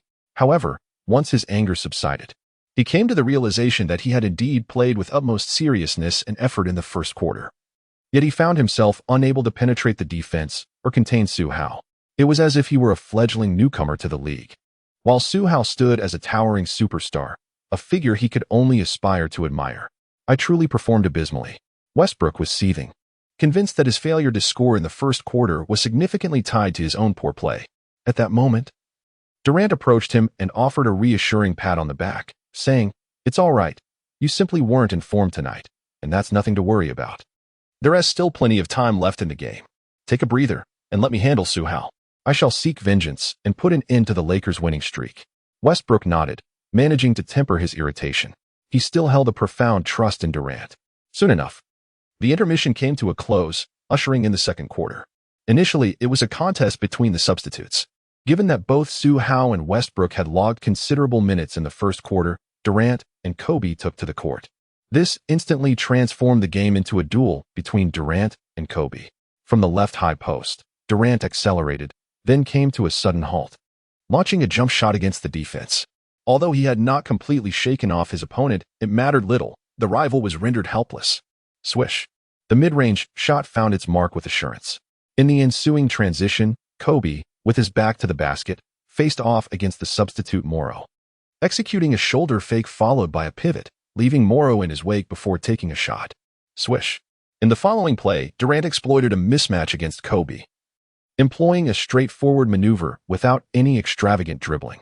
A swift change of hands preceded a jump shot. Swish. Another basket. Standing at 6 feet 11 inches, Durant held a significant advantage over Kobe, particularly in Kobe's final playing year. In transition, Durant took the initiative to guard Kobe, who, positioned at the left arc, accelerated along the right side, penetrating into the paint before coming to a stop, faking a shot. Once, twice. Then, on the third attempt, he executed a fadeaway jumper, yet Durant remained unfazed by the feint, seizing the moment with his long arms to block the shot. Smack. Laughter erupted from Durant, and even Kobe couldn't help but chuckle. However, Kobe was far from defeated.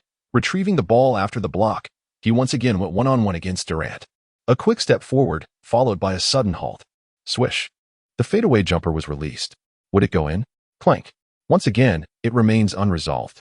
Enes Kanter, the Thunder's backup center, secured a rebound and passed the ball to Durant, who unleashed his prowess. The current Kobe Bryant finds himself unable to contend with the peak performance of Durant. With 4 minutes and 11 seconds remaining, Durant single-handedly scored 8 points while also restricting Kobe on the defensive end, helping to narrow the 7-point deficit down to just 2. Beep. Scott called for a timeout. Both team starters returned to the court. The Lakers now have possession of the ball. Su Hao, with the ball in hand, advanced toward the top of the arc, where he executed a handoff to Jokic, allowing him to take control of the game. Meanwhile, Su Hao darted toward the corner, seeking an opportunity to cut to the basket. Suddenly, Su Hao sprinted upwards, evading Westbrook's defense in anticipation of receiving the ball. Just then, Roberson swiftly moved in to provide support. But Jokic made a brilliant pass towards the basket. With a sudden clap, Clarkson cut sharply from the other side, catching the ball to execute a layup. Alas, upon noticing the defensive lapse, Westbrook lunged forward in a desperate attempt to intercept, but realizing he couldn't reach in time, he pulled Clarkson's body from the side, thwarting his layup. Beep. The whistle blew. Westbrook was called for a foul. Thud. An unbalanced Clarkson fell to the floor, the impact significant, and in a fit of rage, he sprang up to confront Westbrook. "Are you playing basketball, or just being a brute? Your actions are excessive."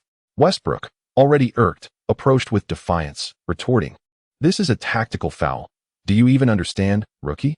With that, he shoved Clarkson aside, uninterested in further dialogue. Meanwhile, Kobe, Durant, and others stepped in to separate them, preventing the minor skirmish from escalating. Clarkson felt disgruntled but, faced with Westbrook's stature, had no choice but to endure the reprimand. Thud. Clarkson stood at the free throw line. Swish. Swish. He made both shots flawlessly. The possession shifted. Durant, seizing the ball, advanced towards Clarkson, penetrating to the right high post, completely disregarding his defense, and made a sudden stop to take a mid-range jumper. Swish. Another successful shot. Wow, that's Kevin for you. His ability to dismiss defense with such poise in mid-range shooting is truly remarkable. O'Neal mused. Su Hao advanced the ball for a counterattack, penetrating down the right flank, but was abruptly thwarted by the dual interception of Robert and Durant. In a swift motion, he executed a bounce pass to the left, finding Kobe, who was cutting into the paint. Upon receiving the ball, Kobe initiated a 3-step approach, seemingly poised to deliver a thunderous dunk. However, just as he prepared to ascend, Westbrook, emerging from behind, slapped the ball away from Kobe's grasp and charged past him. The referee's whistle pierced the air. signaling a disruption of the offensive play. Feeling the impact, Kobe, slightly agitated, pushed Westbrook from behind, attempting to create some space. Westbrook, who had just suffered a scoreless quarter and had been embroiled in a confrontation with Clarkson, was already in a foul mood. The sudden shove ignited his temper, and he spun around, ready to confront the source of the provocation. Yet, upon realizing it was Kobe, he hesitated. Despite his initial bravado, with his fists already half raised, retreating was not an option. Therefore, Westbrook, refusing to back down, directed a light punch to Kobe's chest, responding with a gentle shove. Kobe, with focused intensity, met Westbrook's gaze, embodying the essence of the Black Mamba. Acknowledging the mildness of Westbrook's push, he chose not to escalate the situation further. Given that Kobe was already on the verge of a shooting motion, Westbrook's interference would inevitably send Kobe to the free throw line for 2 shots.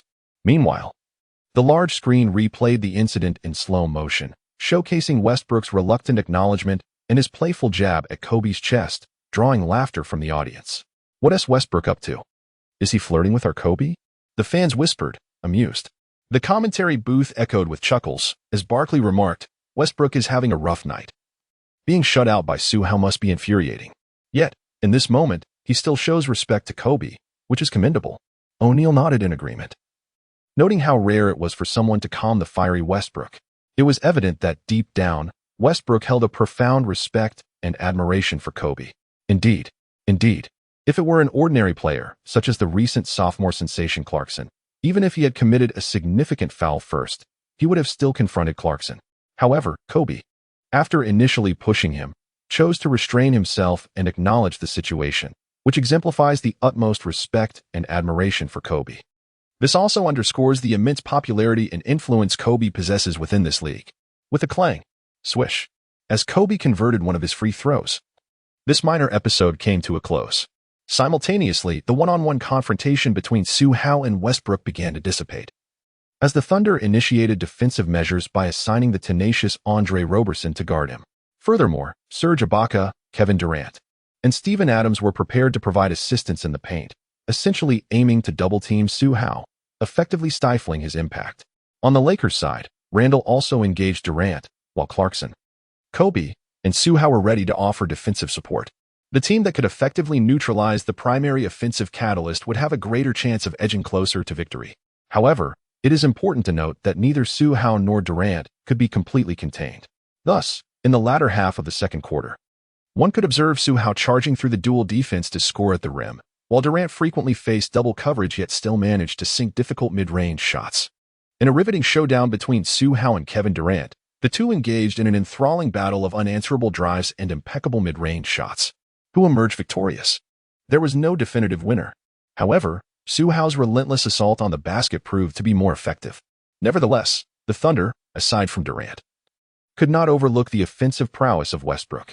Simultaneously, Ibaka's reliable mid-range shooting, Adams' rim protection, and Roberson's tenacious defense all played their pivotal roles. In contrast, the Lakers had but one secondary offensive option tonight: Kobe. Clarkson, tasked with matching up against Durant, was utterly overwhelmed and failed to perform at his usual level. Jokic and Randall's offensive contributions were lackluster, yet they managed to excel defensively, actively contesting rebounds and creating numerous second-chance opportunities for Su Hao and Kobe.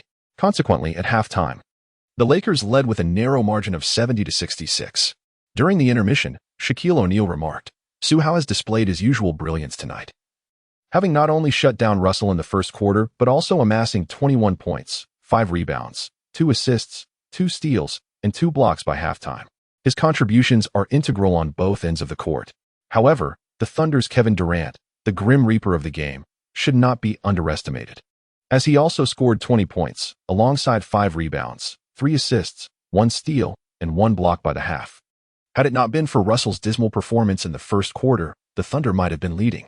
Indeed, Barkley nodded in agreement, adding, "The Lakers are historically adept at both offense and defense.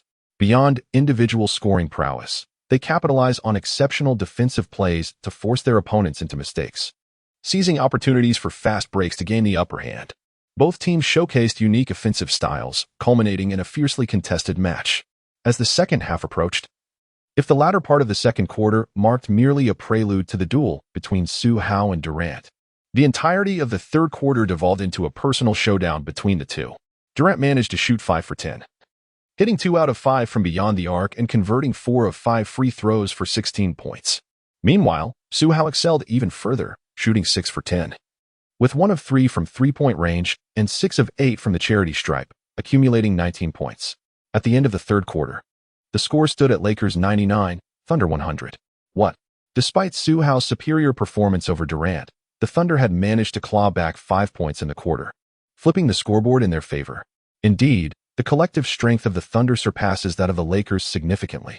In a scenario where Durant and Su Hao engage in a back-and-forth exchange of prowess, it is evident that Westbrook and Ibaka, alongside their teammates, deliver performances that outshine those of their counterparts under Kobe's leadership. Consequently, the point differential is bound to diminish and potentially reverse.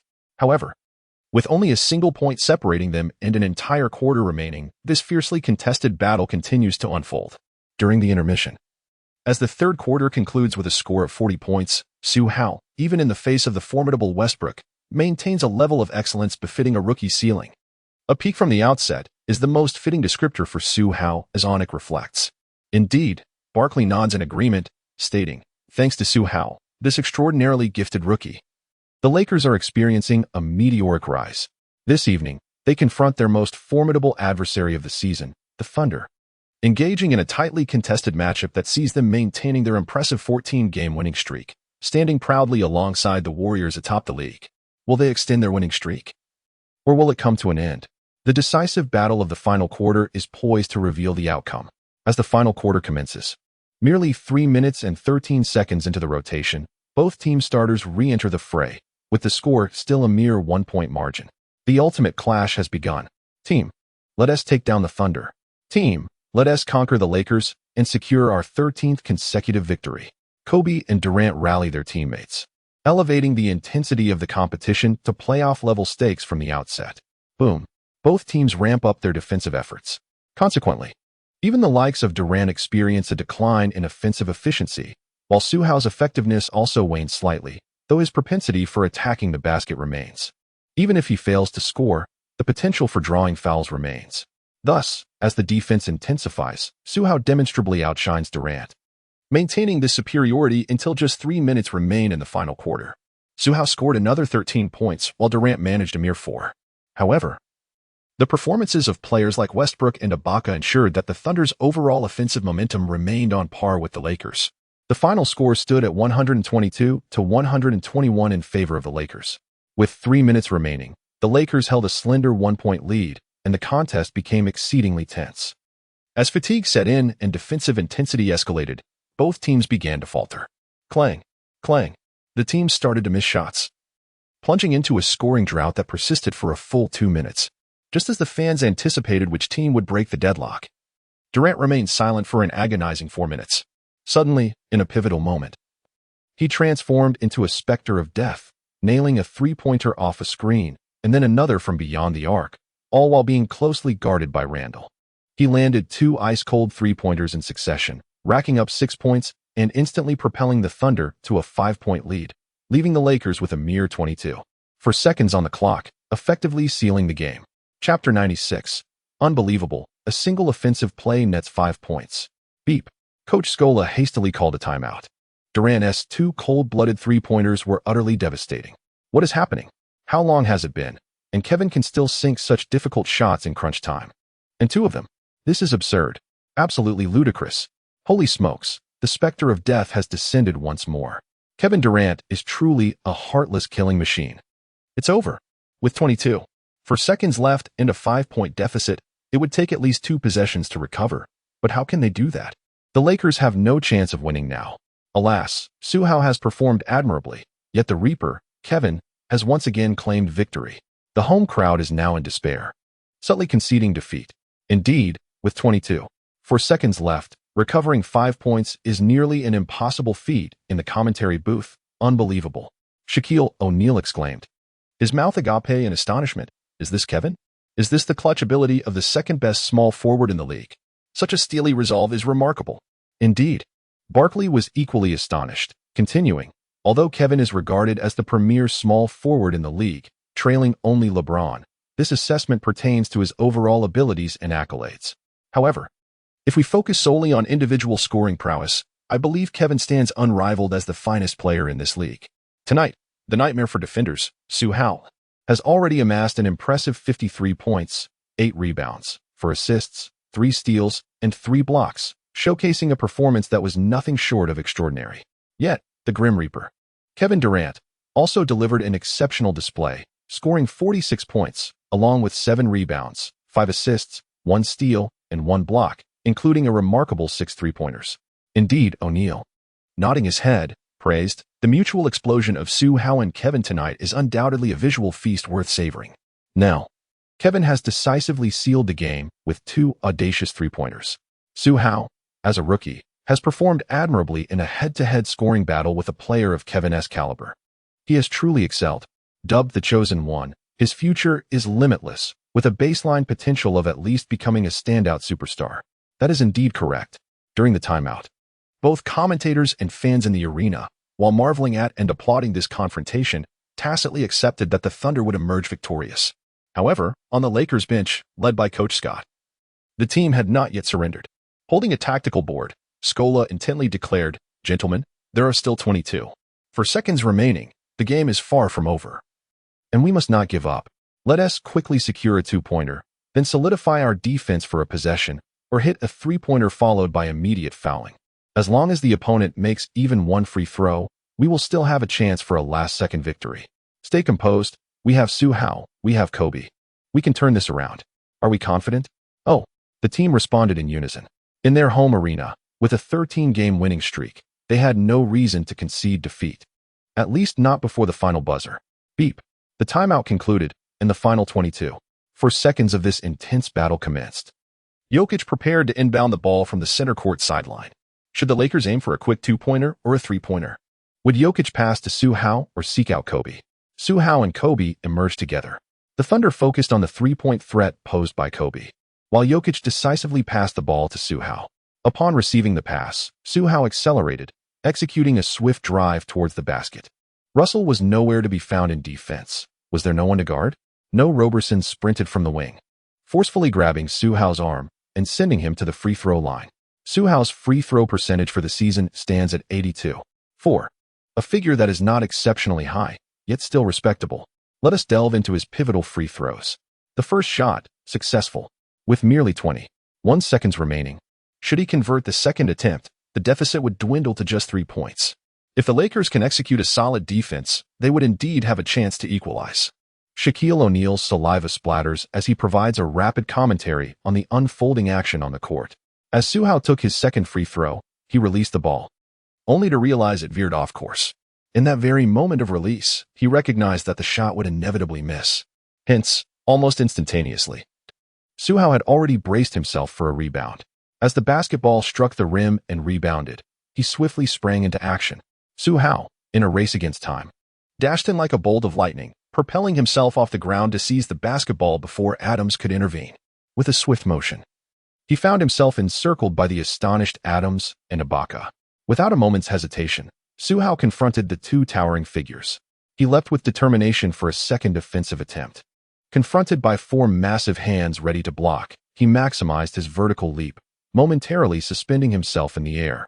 As the defenders approached, he skillfully evaded their reach, extending his long arm to execute a reverse layup off the backboard. The whistle blew. Ibaka was called for a foul, and simultaneously, Su Hao's shot threaded through the narrow gap, the basketball precariously bouncing twice around the rim before finally dropping in. Fortune played a part, yet it was undeniably a score. Once again, Su Hao achieved a 2-1, narrowing the 5-point deficit to a mere 2 points, while also earning a free throw opportunity. If he succeeded, the difference would dwindle to a single point, with 18.1 seconds left on the clock, providing ample chance to orchestrate a remarkable turnaround. O'Neal exclaimed in disbelief, "Unbelievable," while Barkley, equally astonished, shouted, "Su Hao. He is orchestrating a play to achieve a 4-point sequence." Su Hao, this rookie, possesses an astonishingly fierce and unrelenting ability to attack the basket. Huh. O'Neal chuckled, recalling a moment from the Summer League when Su Hao executed an offensive maneuver, posterizing Towns twice consecutively and completing a remarkable 4-point play. This evening, It appears he is intent on replicating such an extraordinary feat, striving to defy the odds and lead the Lakers to a comeback in this match. The arena erupted with excitement as Su Hao achieved yet another 2-1 offensive play. On the court, this fellow Westbrook's expression darkened. What was once a surefire victory had suddenly become a suspenseful contest due to Su Hao's intervention. Winning? Absolutely out of the question. Durant remained coldly focused, determined to fulfill his promise to Scarlett and secure her desired bathing water, resolute in his approach to this game. Su Hao once again stood at the free throw line, the center of attention. All eyes were fixed upon him, eagerly anticipating whether he could successfully make the shot and narrow the gap to a mere 1 point. He took a moment to steady his breath. Su Hao stood at the free throw line, dribbling the ball thrice before taking his shot. However, as he released the basketball, it fell short once again. He realized that this shot, though unintentional, would not find its mark. With a furrowed brow, his gaze sharpened. Whoosh! At the moment the ball struck the rim, he, already poised, surged forward like a tempest. He was determined to snatch the rebound. Durant shouted loudly, while Adams, ever vigilant, focused intently, resolute in his mission to protect the basket, leaping toward the rim with fervor. Success! The instant his fingertips grazed the ball, Adams braced himself to secure it, unaware that at that very moment, crash, a large hand suddenly appeared above his fingertips. In the blink of an eye, boom, the basketball, under the astonished gaze of Adams, was forcefully thrust into the hoop by that very hand. Chapter 97. 5 seconds, 5 points, Durant strikes decisively. Who was it? Who else but Su Hao, who had just missed a free throw and already claimed a rebound, now making a triumphant return to seize another. Moreover, atop Adams' head, he executed a follow-up dunk, smashing the basketball into the hoop once more. Buzz! For a brief moment, the entire arena fell silent, only to erupt in an ecstatic uproar. The crowd's cheers ringing deafeningly. Unbelievable! Su Hao, as the free throw shooter, had astonishingly reclaimed the ball twice within a single offensive sequence, once for a 2-1 and once for a follow-up dunk. This was nothing short of extraordinary. To snatch the rebound twice from atop Adams' head, could this be accomplished by a 6 feet 3 inches point guard?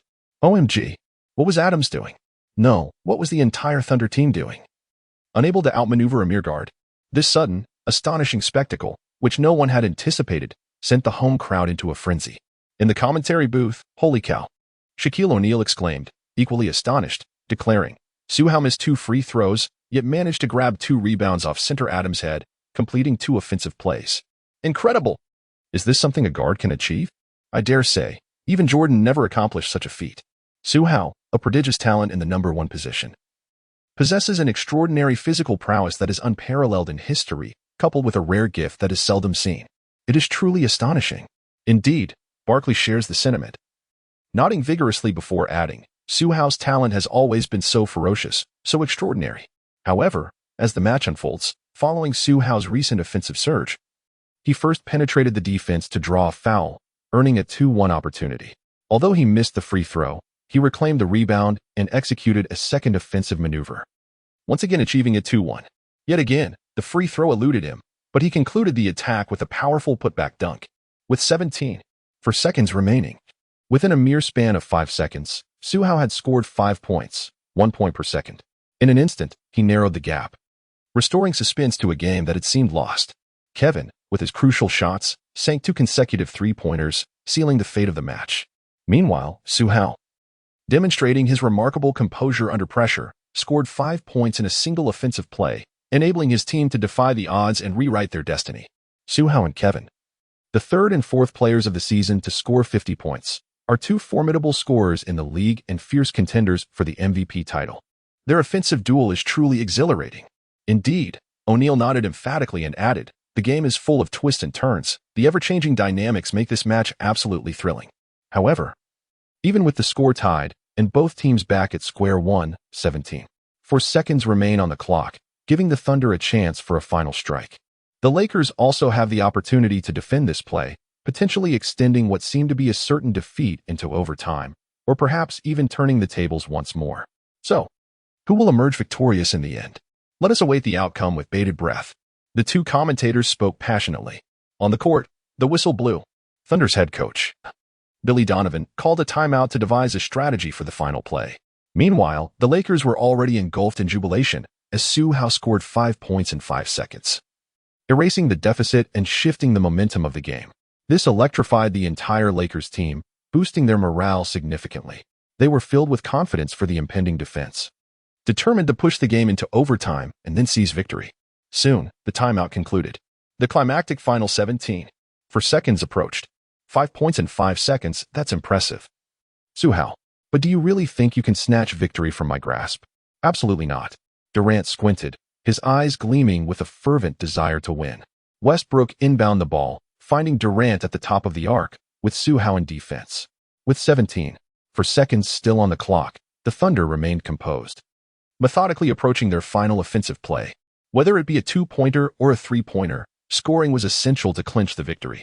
The Lakers, too, were unhurried, opting against aggressive defense or gambling on risky plays, maintaining their usual rhythm. They only needed to thwart Durant's attack to force overtime. Thud. Durant dribbled slowly, managing the clock. And with 9 seconds remaining, he signaled for a screen, which Ibaka promptly provided. Whoosh. Durant accelerated from the right wing, shaking off Su Hao, but Kobe suddenly surged forward, employing his extensive defensive experience to apply pressure on Durant. The sudden surge in defensive intensity caught Durant off guard, compelling him to back into Kobe to protect the ball. Yet time was slipping away rapidly. What to do? With Durant positioned just beyond the three-point line, he engaged in a brief tussle against Kobe. Then, with a swift pivot, he launched a contested three-pointer over Kobe's defense. Wow, can Durant's exceptionally challenging three-pointer bring forth the presence of the Reaper once more? Will he succeed again? O'Neal bellowed at the top of his lungs. Within the arena, every spectator's heart hung precariously in their throats, their eyes fixated on the spinning basketball soaring through the air, locked on the hoop. Could it be? Swish. The crisp sound resonated, sending shivers down the spines of all Lakers fans. A piercing arrow. Durant once again transformed into the Grim Reaper, wielding his scythe, executing a cold-blooded three-pointer that sealed the fate of the game. A last-minute victory. Oh no. Mother of mercy. How could that go in? How could that possibly go in? That scoundrel Kevin. How could he be so precise? I was left dumbfounded. Kobe's defense was already pushed to the limits. Yet Durant managed to pivot and launch a three-pointer, sinking it effortlessly. I was truly astounded. A glimpse of heaven, a glimpse of hell. With 7 seconds remaining and trailing by 3 points, the situation took another sharp turn, with the Lakers once again under immense pressure. And Durant's dagger of a three-pointer had plunged them into despair. The seemingly raucous crowd was, in truth, steeped in hopelessness. Could that possibly have gone in? Coach Scott was taken aback, while Coach Donovan raised his arms high, exuberant like a 200-pound giant, forever believing in Durant. Beep. There was no time to ponder. Scott immediately called for a timeout, the last of the game. In the commentary booth, with 7 seconds left and down by 3. It was tantamount to declaring death for the Lakers. Tonight, Kevin, transformed into the Grim Reaper, was simply insurmountable.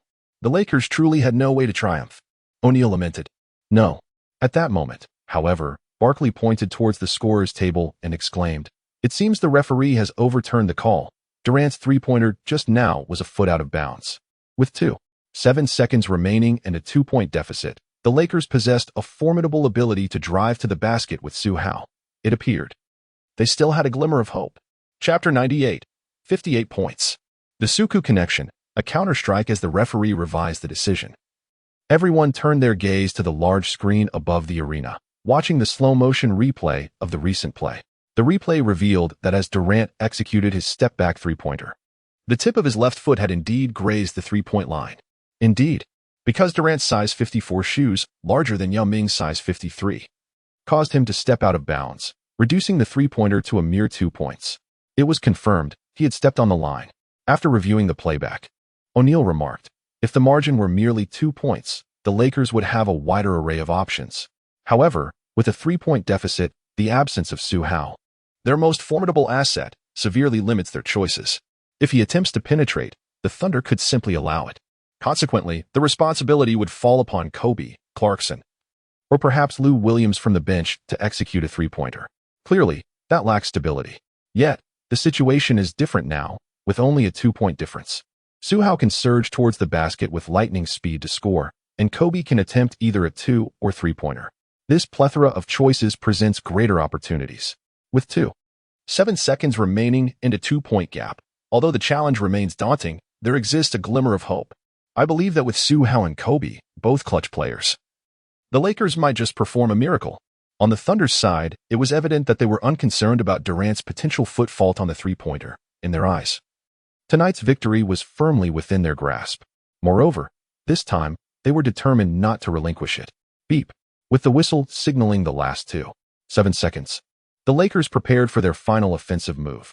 Jokic initiated the play from the sideline at midcourt, while Randall and Clarkson diligently set screens for Su Hao and Kobe.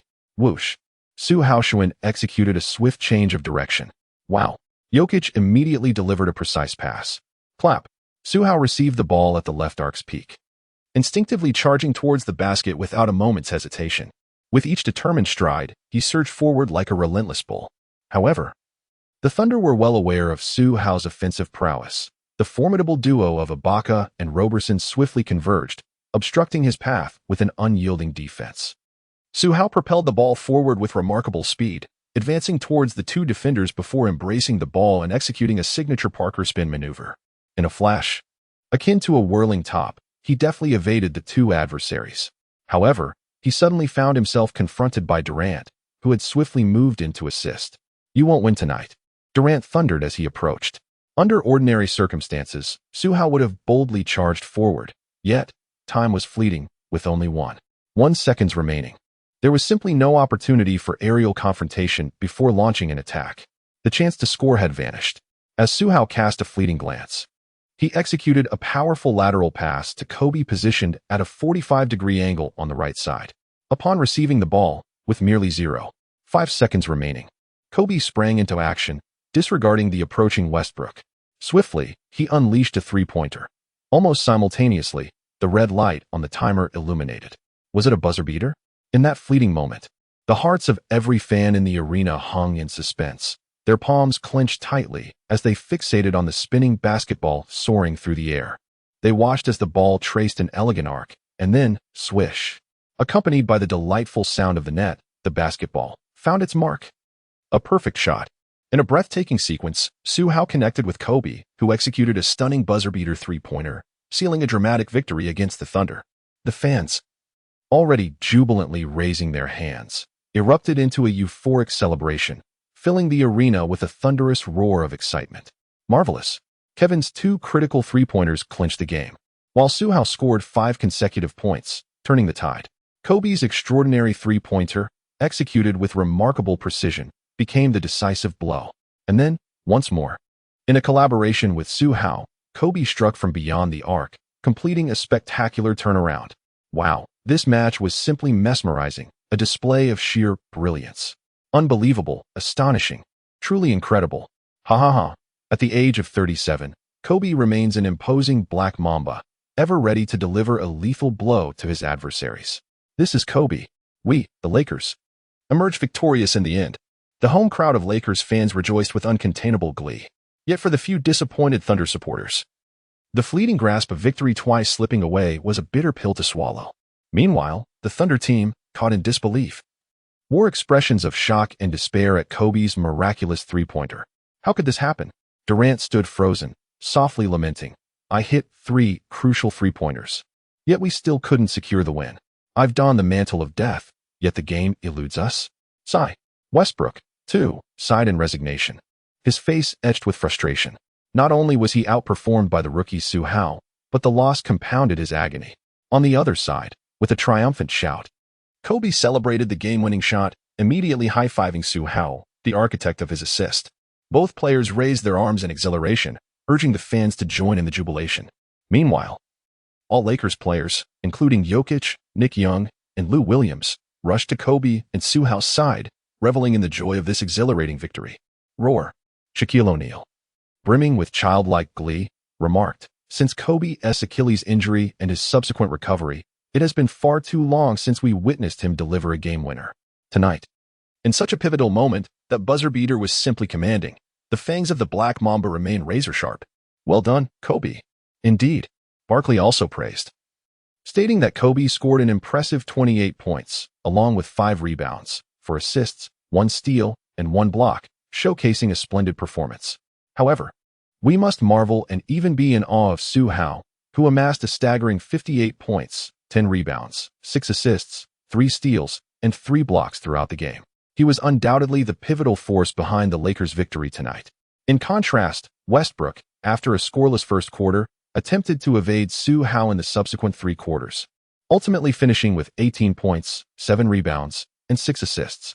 Meanwhile, the formidable Kevin Durant delivered a dazzling performance, racking up 48 points, 9 rebounds, 5 assists, 1 steal, and 2 blocks.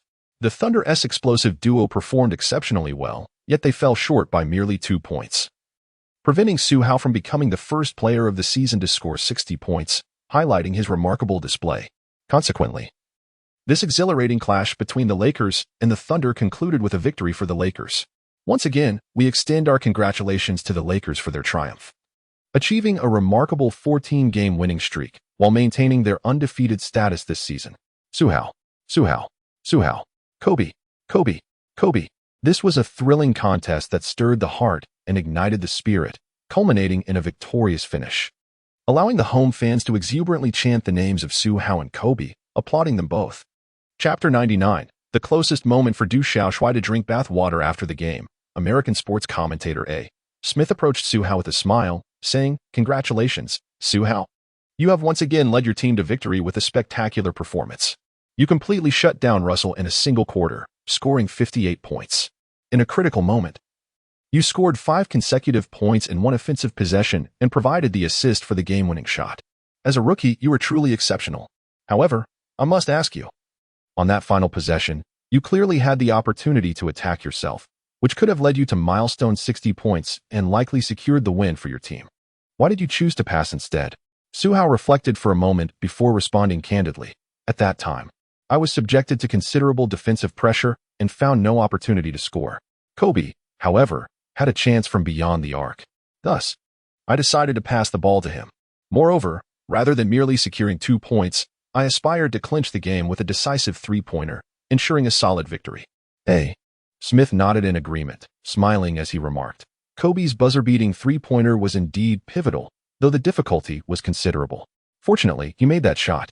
Your 5 points in 5 seconds, coupled with Kobe's game-winning 3-pointer, showcased the synergy between the old and new icons of Los Angeles tonight, as you both triumphed over the Thunder.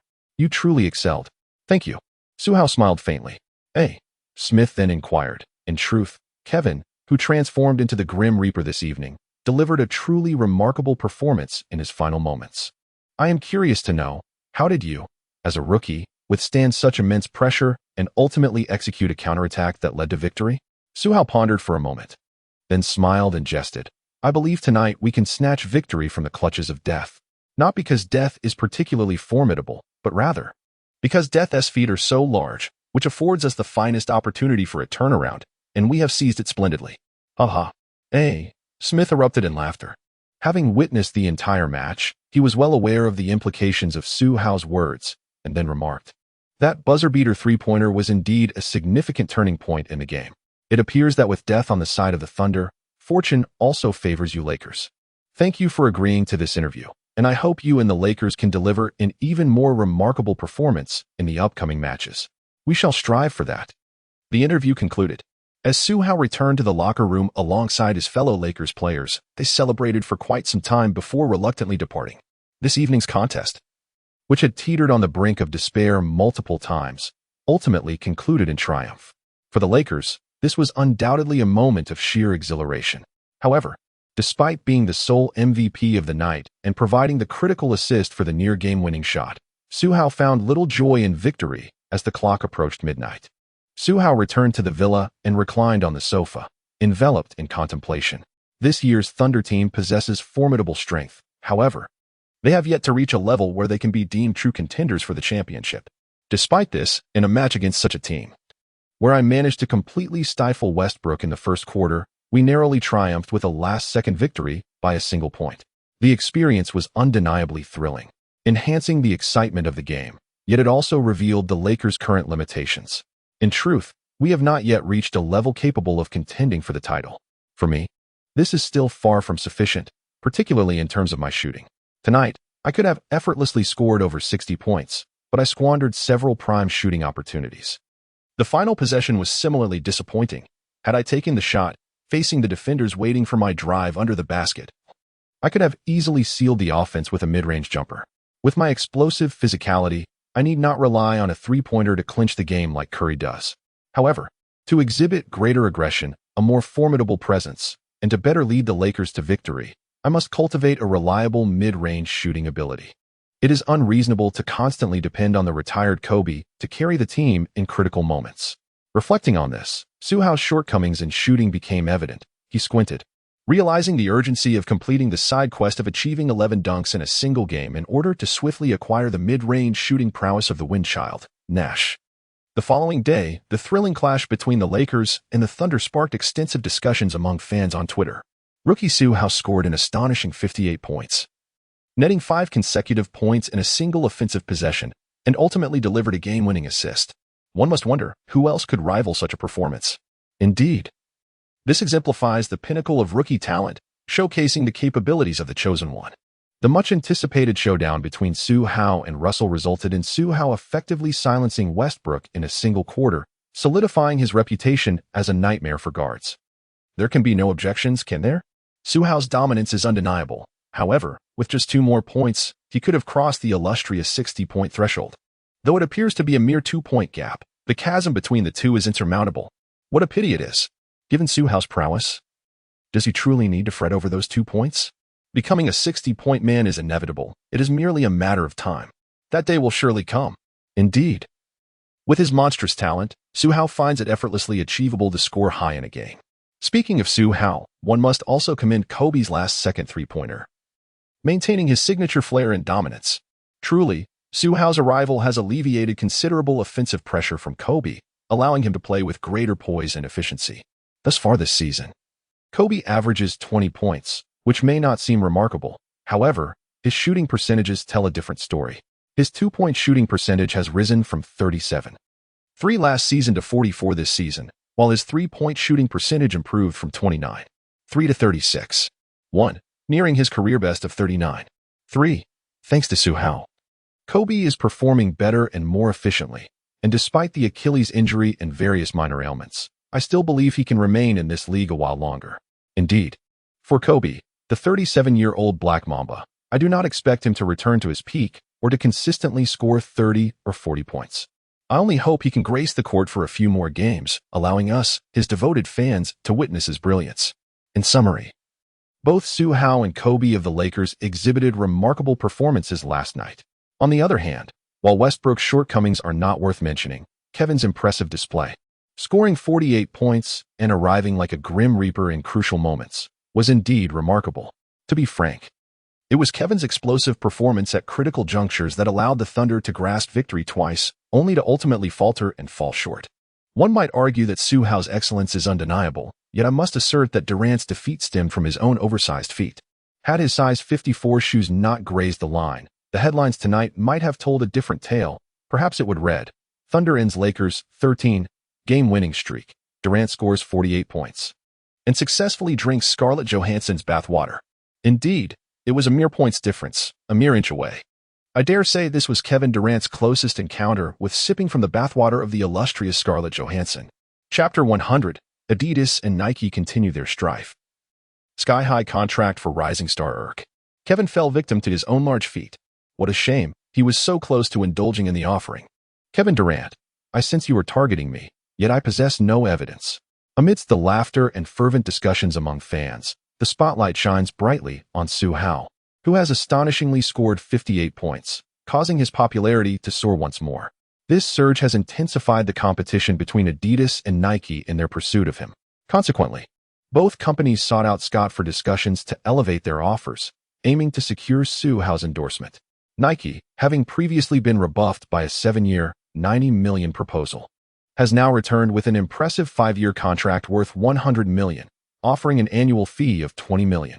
Meanwhile, Adidas is not to be outdone, presenting a similar 5-year offer of $100 million, supplemented by an additional 10 of Su Hao's personal shoe revenue.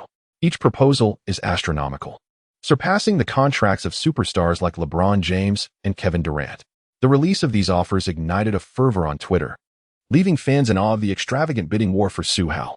Ultimately, the decision rests in Su Hao's hands. The following day, as excitement swelled over the exorbitant contracts proposed by Adidas and Nike, Su Hao, accompanied by Pelinka, drove to an upscale CF in the city. They entered a reserved private room to meet with Zheng Wekai, the manager of Hongxing and Wu Rongguan, the chairman of Hongxing to discuss a potential contract.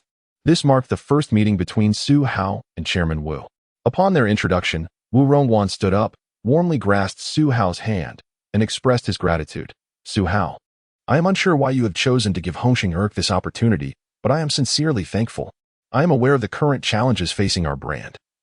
And even if we do not reach an agreement, I will not hold it against you. Indeed, Hongxing finds itself in a precarious situation. Once a top 10, and even top 5 sneaker brand in the country, it was recognized among the world's top 500 companies. However, due to blind market predictions and reckless expansion around 2010, the company fell into a crisis of excess inventory, which stunted its growth and allowed domestic competitors like Anta and Step to surge ahead.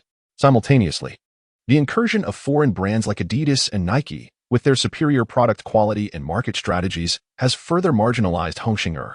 As time progresses, Hongxing has been increasingly distanced from both domestic and international sneaker brands, fading from the public's consciousness, though it has yet to reach the brink of bankruptcy.